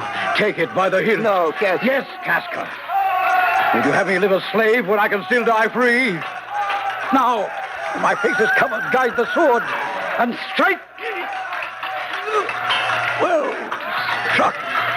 No more, Casca. Oh, Caesar, you are revenged. And with the sword that killed you. You, fellow, are you not servant to Brutus? Yes, master. Go bring him the news of all who are dead. And tell him, with leave, you can add Casca's name to the list.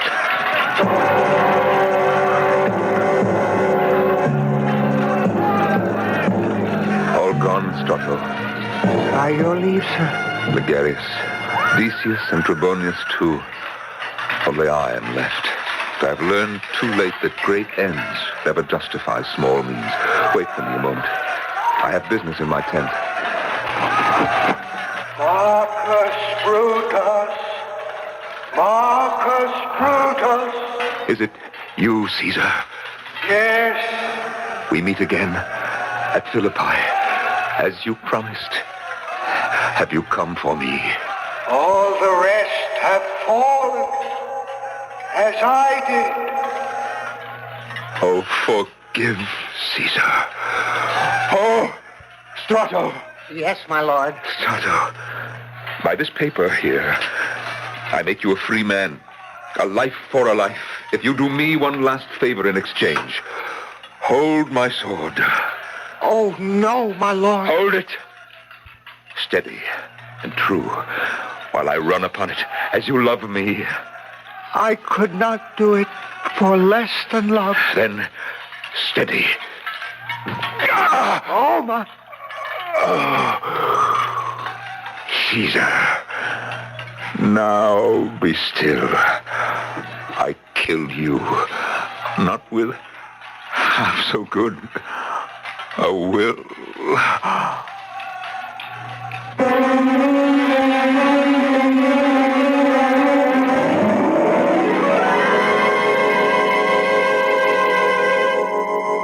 No better epitaph from me than Antony's words when he found Brutus dead.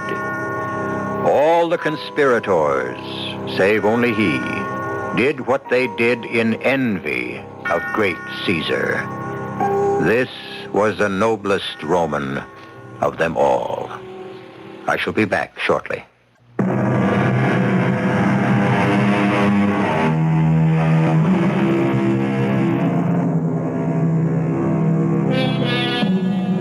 So many people shy away from Shakespeare, afraid of the imagery of his poetry, that he is hard to understand and his plots are hard to follow.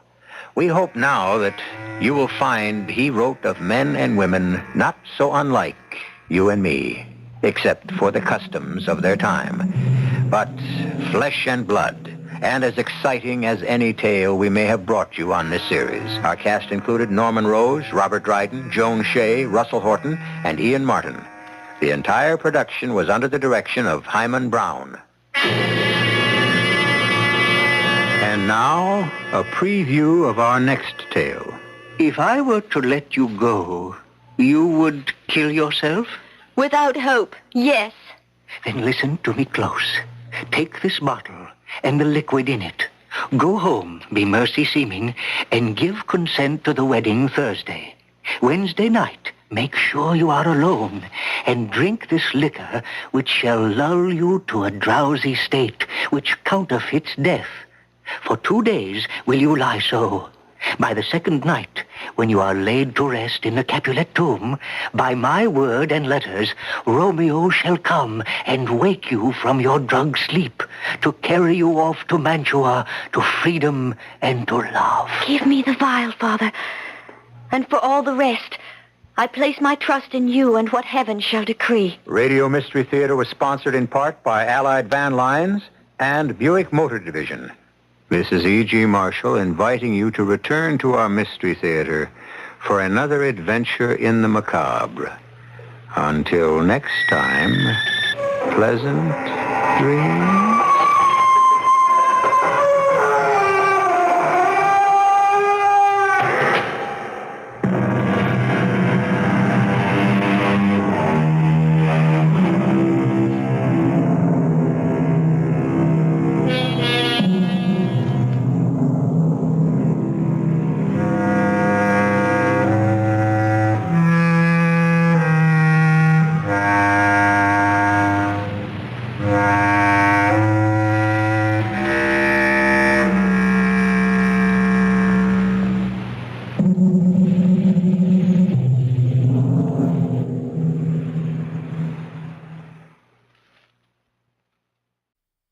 The CBS Radio Mystery Theater presents...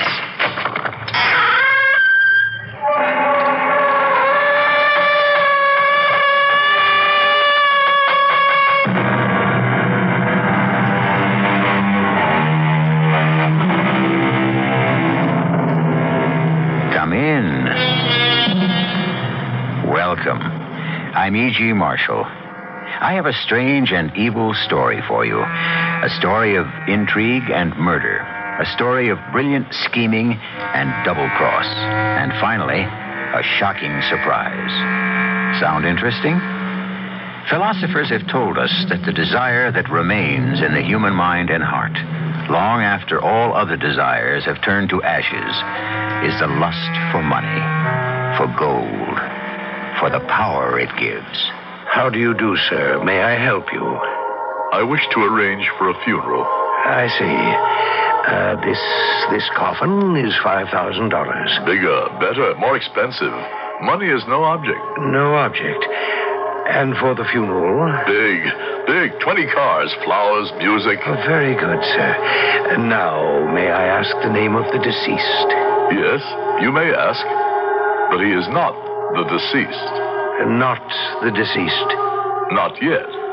You see, I am to be the corpse.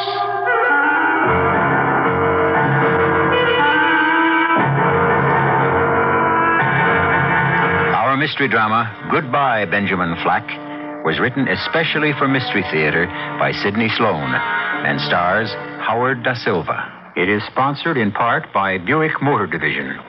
I'll be back shortly with Act One.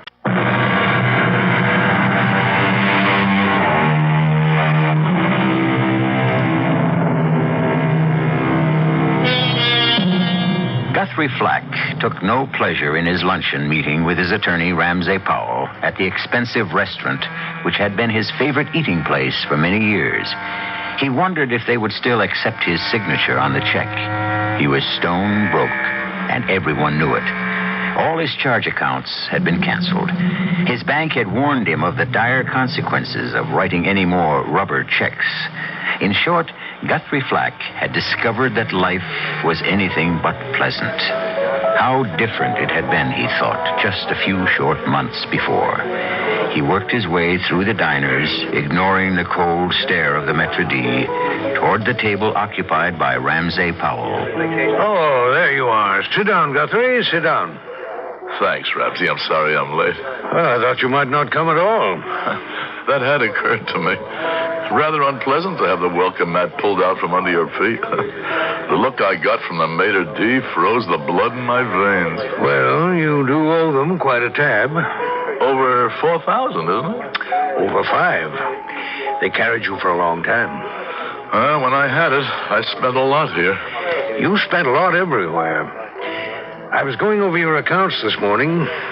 The corporation, of course, is bankrupt. Have you any idea what you owe besides that? I know I can't stop you from telling me. Well, your personal indebtedness runs into a neat 6 digits.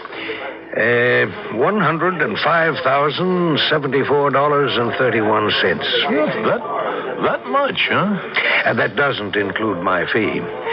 Or what your ex-wife ran up on farewell presents for herself just before she left the sinking ship. Sinking ship is right. You're the only friend I've got left. No wife, kids, relatives. Not even a dog. Dora took the poodle with her. Good thing. Couldn't even afford the dog food. Tell me what you're going to do, Guthrie. Well, my resume. I'm almost 45. I've been a big shot, a wheeler and dealer since I was 23. I made and lost $12 million. And I'm washed up. Oh, nonsense. Utter nonsense. You're still a young and clever man. You can make a comeback. How? With what? I haven't a dime.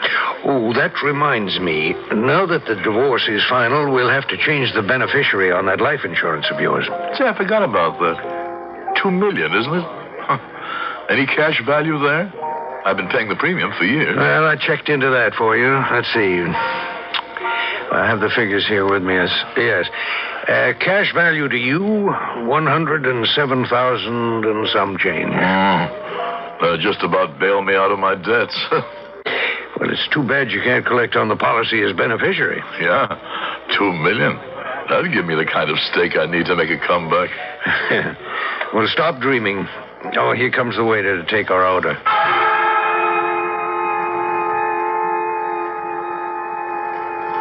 Too bad you can't collect on the policy as beneficiary. I made and lost $12 million.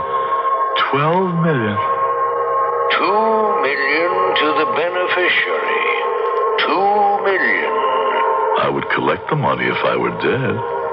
How do you do, sir? May I help you? I wish to arrange for a funeral. I see. Now, this coffin is $5,000. Bigger, better, more expensive. Money is no object. No object? May I ask the name of the deceased? Yes, you may. But he is not yet deceased. Not yet. I don't understand. I am to be the corpse. I am preparing for my own funeral.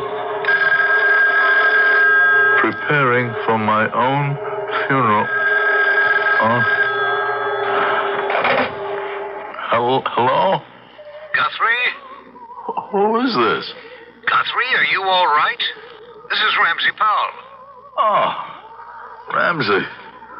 Why are you trying to sell me a casket? What? What are you saying? Well, you sound groggy. I don't know quite what I'm saying. I took a couple of sleeping pills, and I had the strangest dream. I'm sorry to bother you at this hour, but I've been trying to reach you all day. I've been out. We've got to do something about the life insurance. Yes. Yes, I'd like to collect it myself. You're not making any sense, Guthrie. Or maybe I am. I had this dream. I was going to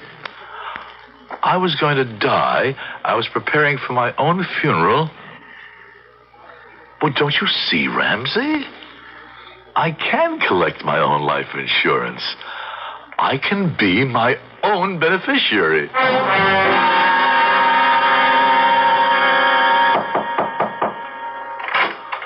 What do you want? I'm looking for a Benjamin-Flack. No one here by the name. Hey, wait. Get your foot out of the door. Wait, please. You're Ben, aren't you? He ain't here, left. Ben, I've got to speak to you. I'm your cousin. No. Your cousin Guthrie. No. The last time I heard from you was 6 years ago. You called me and asked me for money, right? You didn't give it to me. I needed it. Look, open the door. I want to talk to you. You got any money with you? Plenty, but not with me. Come here. You got something to drink, can you? No.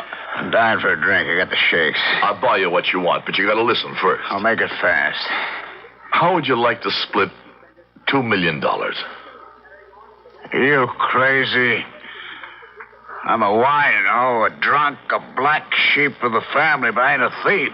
If you inherited it, would you call that stealing? Who's going to leave me that kind of cash? That's almost funny. Me inherit. Family wouldn't even admit I existed for the last 10, 15 years. I'm going to leave it to you, Ben. I have a big policy. You're going to be my heir. $2 million. You're the only relative I've got. What kind of game are you playing with me? You're a lot healthier than I am. You'll outlive me by 20 years. I don't intend to. I'm going to let them think I'm dead. You, as my heir, will collect $2 million, which we will split 50-50. You figure you're gonna disappear, play dead, and I'm gonna get the big bread, huh? That's right. Well, maybe I'm not very smart, but I know that you've got to be gone for 7 years before you are legally dead. Right. And we'd have to wait 7 years. I've got plans to take care of that long wait. Plans to shorten it considerably. But first, we're going to put you back on your feet. Get you straightened out, some decent clothing, medical attention. And, by the way, you need a dentist. What? You need a lot of work on your teeth. Yeah. Give me a lot of trouble. Well, that'll be our first step, to get your teeth taken care of. You don't realize how important that is.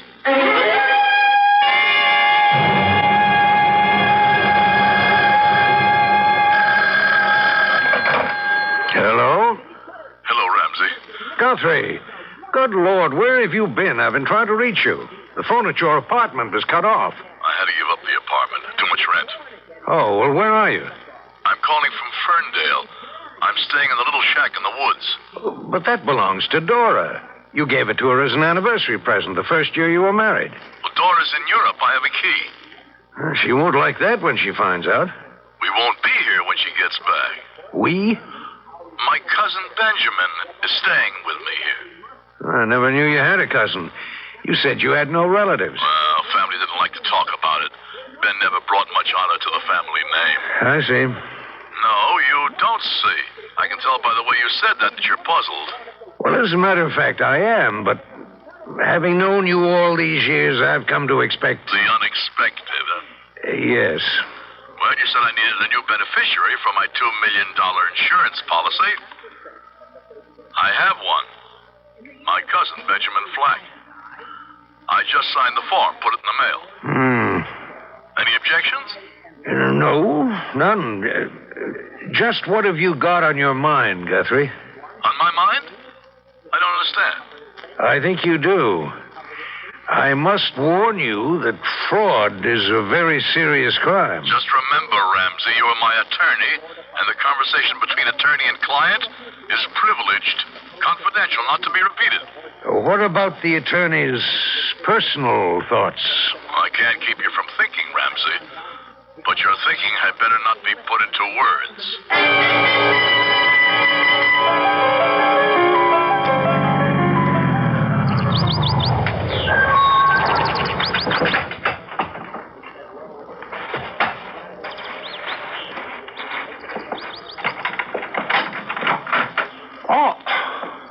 dear Cousin Guthrie. Beautiful day, isn't it? You took your time about getting back here. Well, after the dentist, I felt rotten. I thought he was going to drill right through my jaw. So after you left him, you went looking for a little liquid refreshment. Right. I even had 1 or 2 nips to brace me for the pain before I went in. I see. What else you do in town? Say, that reminds me. Why did I have to give your name to the dentist? Pretend I was you? Did you give him my name? Yeah, because you told me to. Why? Well, you see, my credit is still good out here. They don't know how broke I am. So? Well, I figured if you used my name, they wouldn't know you and ask for cash. We're a little short of cash, as you know. What about the old car? Why don't we sell that? We need cash. It isn't mine, it's Dora's. Uh-huh. Say, you want to know something? What? I just thought of it. You and me look very much alike. Look in the mirror. Come on. Stand next to me. Look. Don't we? Yeah, well, we're about the same age. Oh, 6 months. I'm almost 6 months older than you are. Yeah, I remember. Hair, the same color. I've got a little more than you. No, you haven't. Say, I just remember something. Your mother and my mother, they used to call us the twin cousins when we were kids. I don't remember that. Oh, sure. My mother used to say to me, we're going to visit your twin cousins. She always called you that. Yeah, well, maybe she did. I don't remember. Oh, she did. They're dead now. All of them dead. Except us. You're getting too gloomy. Stop talking about the dead. Yeah, you're right, Cousin Guthrie. I'm going to cheer me up with a drink. Yep. You and me look very much alike. I notice you're even parting your hair on the right side now. I always parted it on the right. Oh, no. You wore it straight back. Well, maybe I did. I don't remember. Well, I do. By the way, I've been having a little trouble with a filling in one of my back teeth. The dentist any good? Oh, great. Just great. Grate. Going to see him yourself? Yeah, I think I'll go tomorrow. Well, who are you going to tell him you are? Me? Not a bad idea. I'll be Benjamin-Flack, recommended by my cousin Guthrie Flack. Yeah. Somehow or other, I don't like the sound of that. No. It's all part of the plan, Ben. You're going to collect $2 million. When you're dead? When they think I'm dead. How are you going to make them think you're dead? I don't know yet. You still have to work that out. You got to find a body to have real proof. You know what I think? No, what do you think? I think you already have that all worked out. I wish I did. What if you became me? Like you're trying already. Changing the way you comb your hair. No. Don't talk nonsense. Nonsense, huh? Look, you become me, Ben Flack. I become you. Now I'm Guthrie Flack. And I died. So you're now Ben Flack. You collect your own insurance, and I get nothing. You know why? I'm dead. You killed me. Do you think I... For $2 million? Oh, yeah. So would I. You've got it all figured out. And I should have guessed it from the beginning. Cousin, I was slated to become the corpse to get you the insurance money. That's very clever of you to work it all out. What are you going to do now? Yell for the police? Oh, no, cousin. We're going to go ahead with your plan. But with different results. You are going to be the dead one. Ben, stop. I'll kill you now. No, you won't.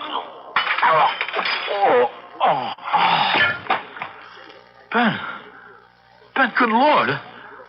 I killed him.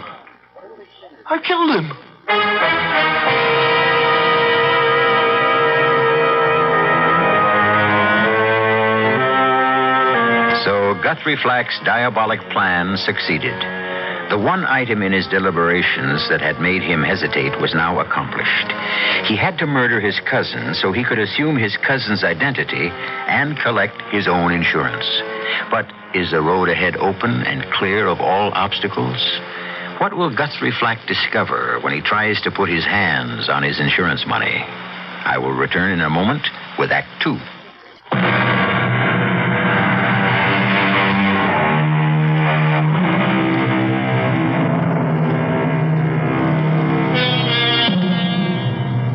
Guthrie Flack, in a cool, orderly way, set about establishing the accident that was to be reported to the police. He exchanged clothes with his dead cousin, careful to leave all of his, Guthrie's, identification in the pockets of the dead man. Then, putting Ben's body in the old car, he drove to a spot on the edge of a steep embankment, set the car in drive with the dead man at the wheel. With a stick, he jammed the gas, sent the car crashing.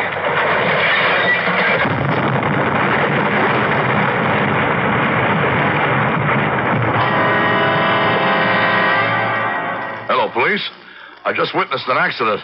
I was driving on Route 43B about 10 minutes ago. I saw this car ahead of me weaving all over the road. Man must have been sick or drunk. Then he crashed through the guardrail. Car went down an embankment, exploded. I couldn't do anything for him. I called as soon as I could get to a phone.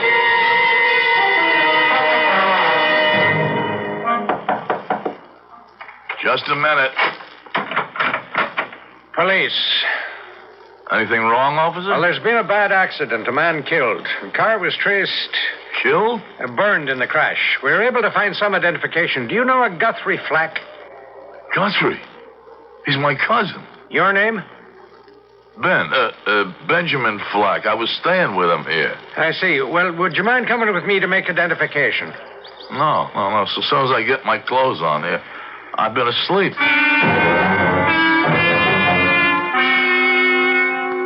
Mr. Ramsey Powell?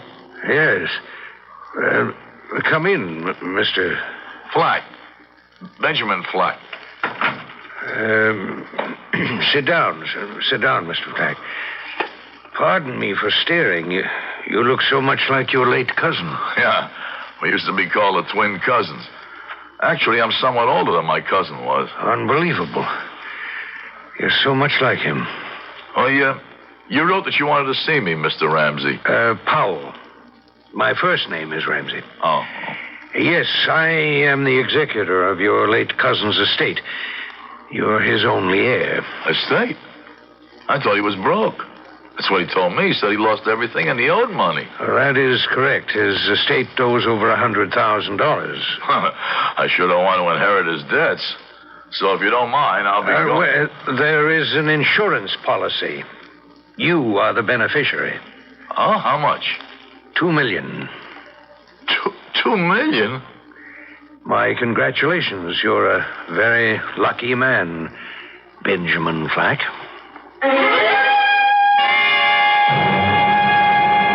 Mr. Flack, Mr. Benjamin Flack. Yeah, that's right. May I introduce myself? I'm Gloria Danners. I'm an investigator for 50 States Insurance Company. Oh, yeah. You're the young lady who called yesterday, aren't you? Yes. May I come in? Please. Sit down, won't you? I prefer to stand, thank you. I don't have much to ask you. The late Guthrie Flack was your cousin? First cousin on my father's side, yeah. I understand you'd not seen each other for many years. That's right. He wasn't very friendly to you. No. As a matter of fact, no one in the family cared for me. I was the black sheep, so to speak. Something of a drunk, I suppose. Well, I didn't intend to... Embarrass me? I'm sure you knew all about me. Well, you must understand that the questions I'm asking are just routine. Well, why are you asking them then, Miss... Danners, Gloria Danners. I've got a great idea, Miss Danners. Why don't we go out, find a nice quiet place where the food is good, and there you can ask me all about the unsavory story of my life. What do you say? Well, If you don't come, the interview ends right now.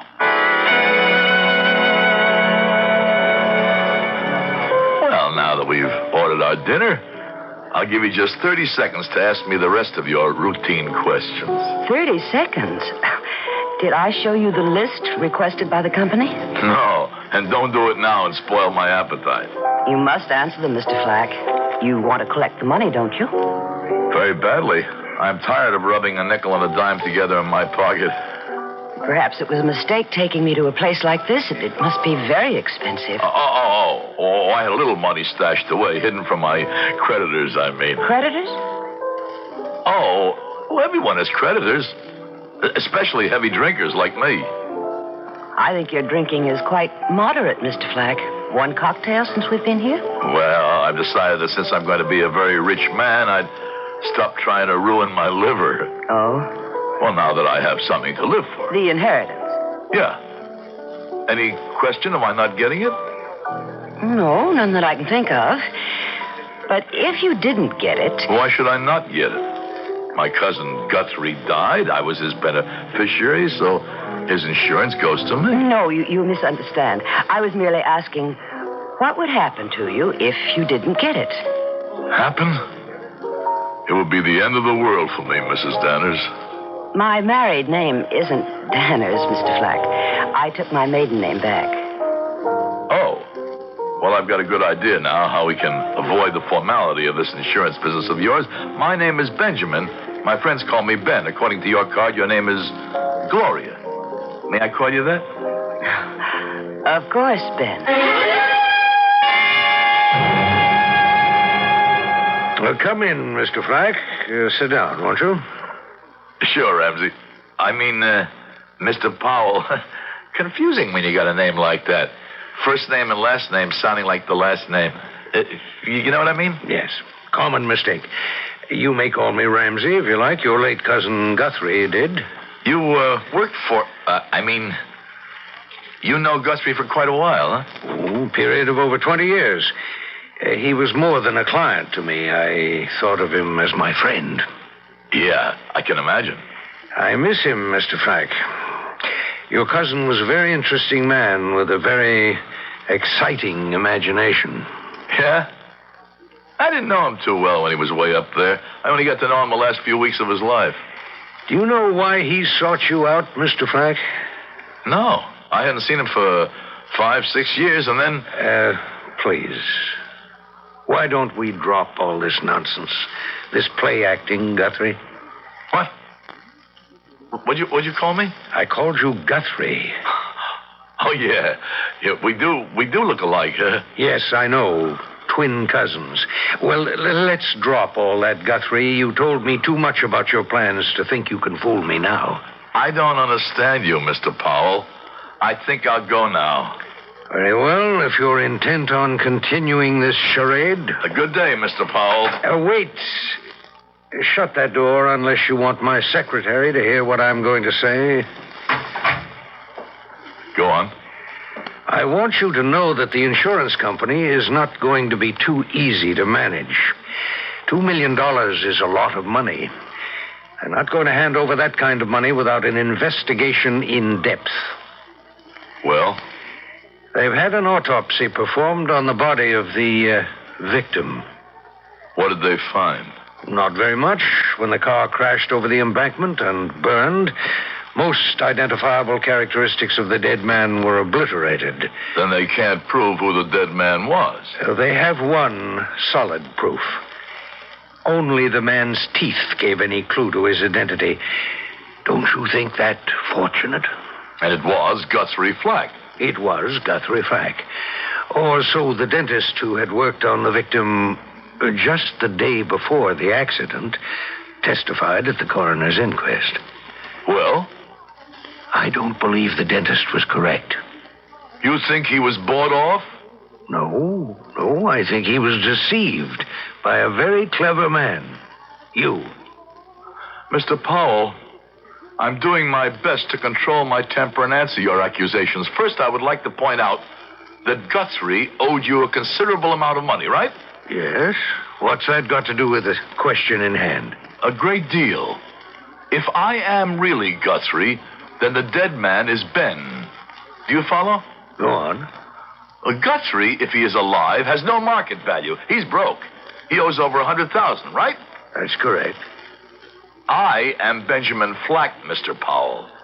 I, as the beneficiary of my cousin's policy, intend to pay all his debts in full. All his legal fees and obligations.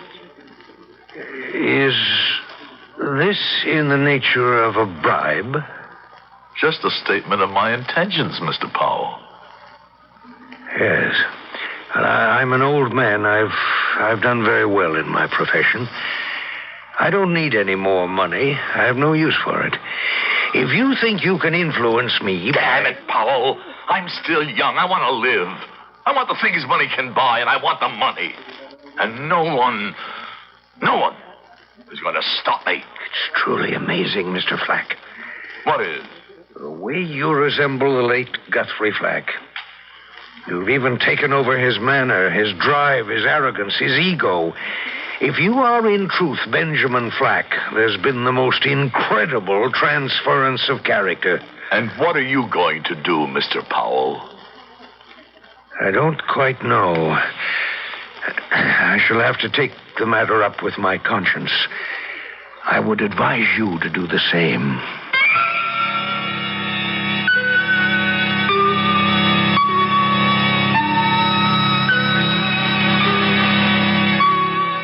Conscience?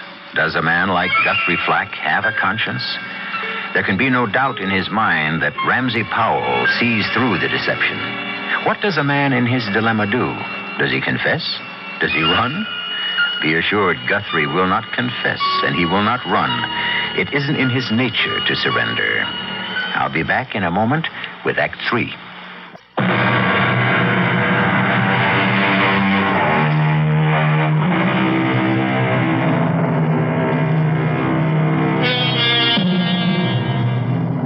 Guthrie Flack's well-laid plans are beginning to come apart.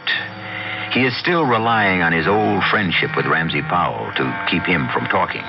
Also, he has another ace up his sleeve, the rule of confidentiality between attorney and client. He is also depending on this ancient law to protect him, to prevent Ramsey from going to the police. Penny for your thoughts, Ben. Well, ever since I got into the car, you've dropped into a deep hole. Not a word. I'm sorry, Gloria. I don't mean to be rude. When you called me and asked me to go out with you, you sounded worried. Is something bothering you? No. Well, yes. I had a little argument today, this afternoon, with my attorney. Something to do with the insurance? Well, yes, in a way. You see, I'm getting a bit strapped for funds. I've been living a little higher than I should since I found out about the inheritance. Then your argument was about money, Well, not quite an argument, but it was about money. Perhaps I can help. How? Perhaps I can persuade the company to advance you some on account. You could? Well, I can try. If they would be willing to do that, it'd mean that they were satisfied that everything was okay with my claim. Not exactly. What does that mean? Well, they were trying to contact Guthrie Flack's wife. Ex-wife? They were divorced. She has no claim on the policy. She was dropped as beneficiary at the time, replaced by me. And the company thinks she may want to contest it in the courts. Say that you put undue stress on Guthrie Flack to get him to name you as his heir. Oh, that's a lot of malarkey, Gloria. The divorce was final. She can still go to the law. Well, let her. She hasn't got a leg to stand on. No, I agree with you. You do? Mm-hmm. The form to change the beneficiary is in perfect order, notarized, and the signature attested to by Mr. Powell. So they're dropping that idea of bringing her back, huh? Well, I haven't definitely said so, but I think they will. Then the road is clear. No obstacles. And I have you to thank for it, Gloria. Oh, I was only doing my job then. It's my duty as an employee of 50 States Insurance to see that claims get processed quickly and economically. It would cost quite a bit to bring Guthrie Flack's ex-wife back. And actually, what she wants to do about the matter legally is her own personal problem. Not the company's. Definitely. However, there is something else they want from you. More proof that you really are the man you say you are. Proof? I've produced papers, documents. Not much, but it's all I've got. They want Benjamin-Flack's fingerprints. Fingerprints? Oh, surely you must have some official record of your fingerprints. No, I don't. I was never in the service, refused for medical reasons, never in the government job, never arrested for anything more serious than drunkenness. Well, you might have difficulty in establishing your identity. Mr. Powell, your attorney, assured the company that you could produce fingerprints. How could he say that? He doesn't know. Well, don't be angry with me, Ben. I'm not. I'm sorry, Gloria. There's something else you should know. What? Your wife, Mrs. Benjamin-Flack, has been found. Your estranged wife. Wife? She is coming back here to identify you. Coming back? Whose idea was that? Yours? Oh, it was your attorney who suggested it. Ramsey Powell. He said he thought it would be the quickest way to bring matters to a conclusion. And I think he's right. Don't you, Ben?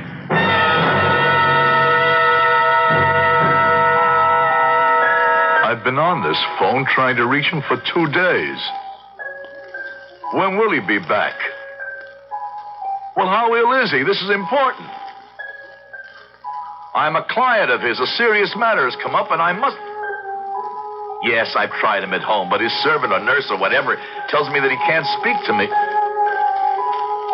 Well, I'm sorry to have taken up so much of your valuable time.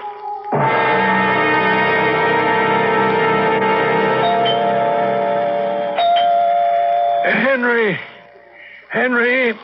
Oh, dear, he said he was going out for a while. All right. I'm coming. I've been trying to reach you for 2 days, Ramsey. Oh, Mr. Flack, I'm sorry, but I'm not well enough to talk to you. You damn well better make the effort. I've got to talk to you. I've been ill, quite ill, my heart. You've really decided to cut me down, haven't you? I don't know what you mean.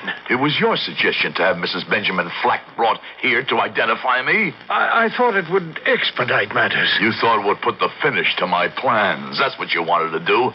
As my attorney, you couldn't accuse me. You couldn't violate the confidentiality of client and attorney.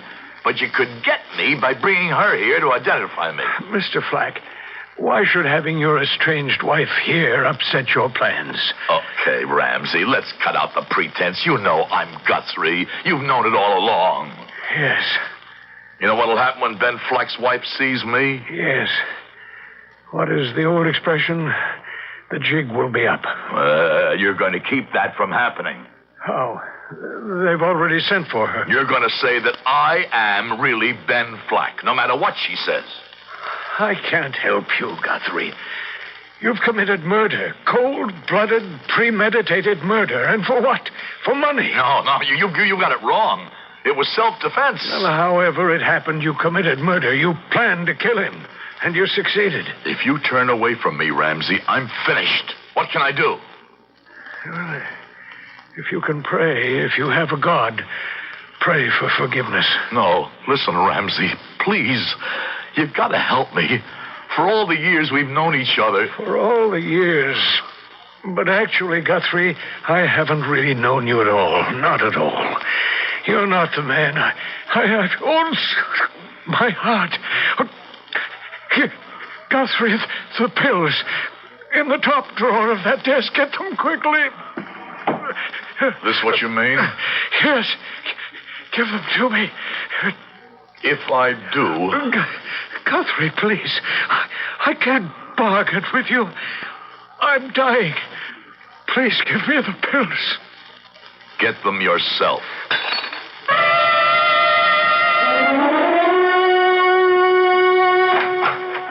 Come in, Ben. Your secretary told me to go right in. Yes. She's here. Your wife. So she's here? Mm-hmm. I don't really care. Well, I mean, it's going to be a bit awkward. Oh, not at all. It's a simple matter. She identifies you as Benjamin Flack, and the company pays you the money. Well, what if she doesn't make positive identification? Well, why shouldn't she, Ben? A wife should be able to say almost immediately. Well, it's been 5 years, Gloria. A person changes in 5 years. Ages, hair turns. Well, I'm going to send her in alone. You two must have a lot to say to each other after all that time. If you still want to stay together, all well and good. If not, you must make arrangements. When you're ready for me, I'll come back and we can get the business end finalized in minutes. Okay? I guess so. I'll send her in.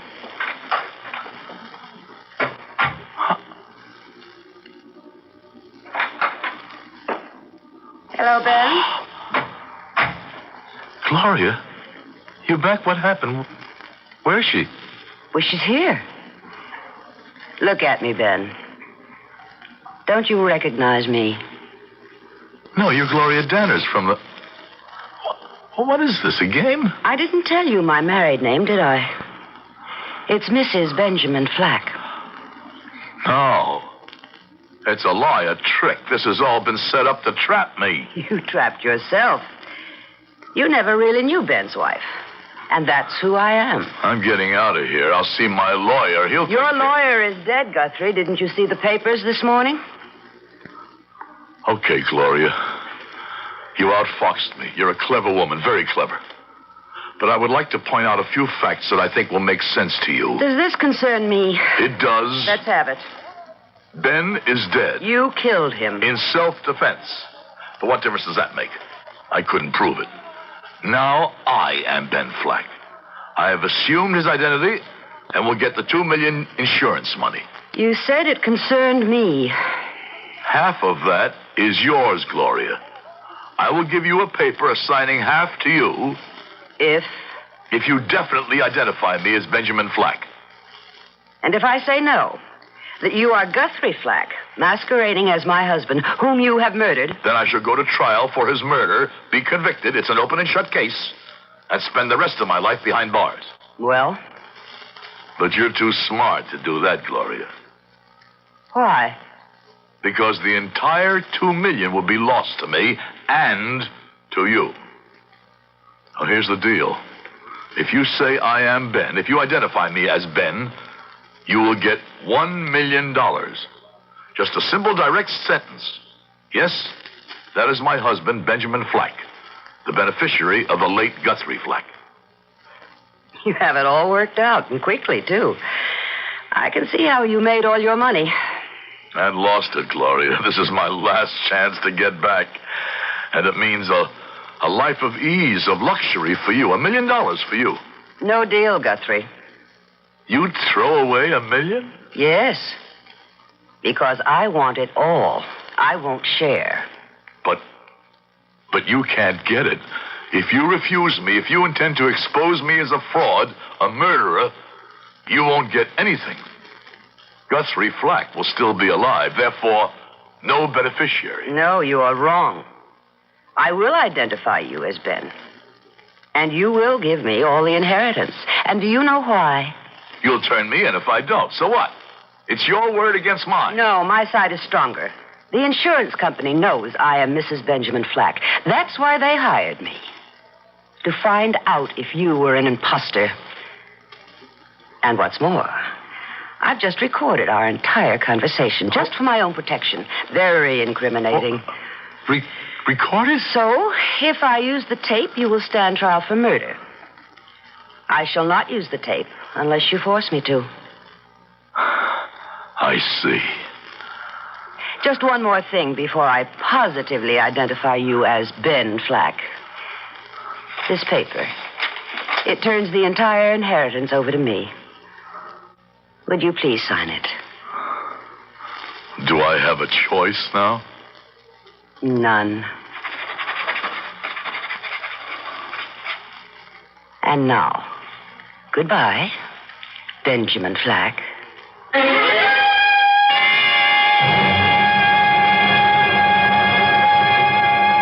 The tables have been turned. The cheaters have been cheated. Guthrie's punishment is to him even greater than if a court of law had sentenced him to life imprisonment. It is not in his nature to accept defeat and poverty, and that is all he has. In the final analysis, Guthrie Flack actually killed himself. Guthrie is officially dead, and a Ben-Flack in his body haunts the streets of Skid Row asking for a handout. I'll be back in a moment.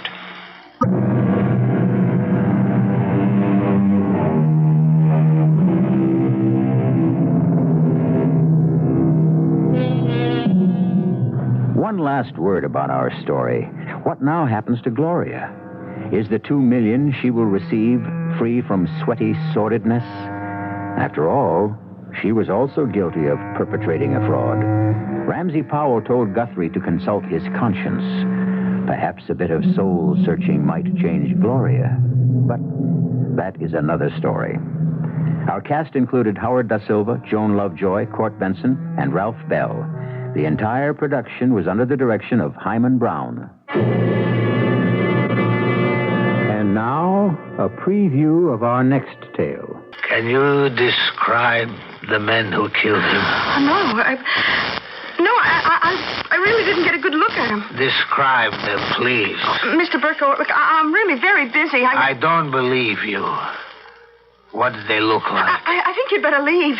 You're frightened, aren't you? Look, who asked your son to be a hero? He asked for it, and he got it. Now, please, you better go. I will keep asking you. Please, I got a husband and kids. I got to protect my own. I won't stop asking you. Will you get out? Yes. And I will wait for you to tell me. I will wait outside. I will stand in the street in front of your door, day and night. And I promise you, you will not know a moment's peace until you tell me. This is E.G. Marshall inviting you to return to our Mystery Theater for another adventure in the macabre. Until next time, pleasant dreams.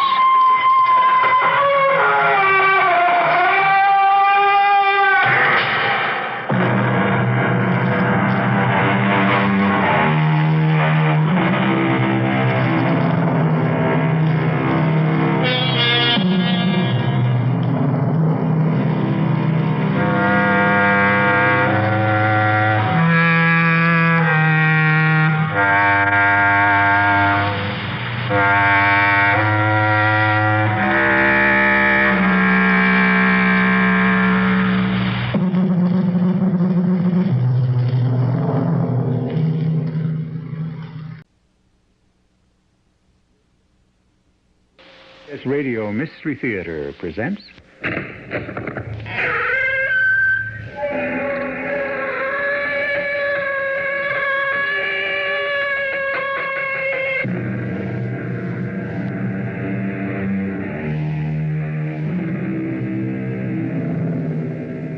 Come in. Welcome. I'm E.G. Marshall. What is a fairy tale? Suppose we say it's a beautiful little story that could never happen. For instance, Cinderella. Impossible. Why? Because of suddenly materializing fairy godmothers? No. Because of pumpkins that turn into coaches and vice versa? Definitely not. All of these are perfectly reasonable. What makes the story a fairy tale is the fact that royal princes do not marry kitchen maids in real life.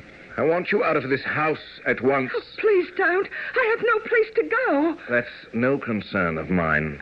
Get out before I throw you out. Oh, I hate you.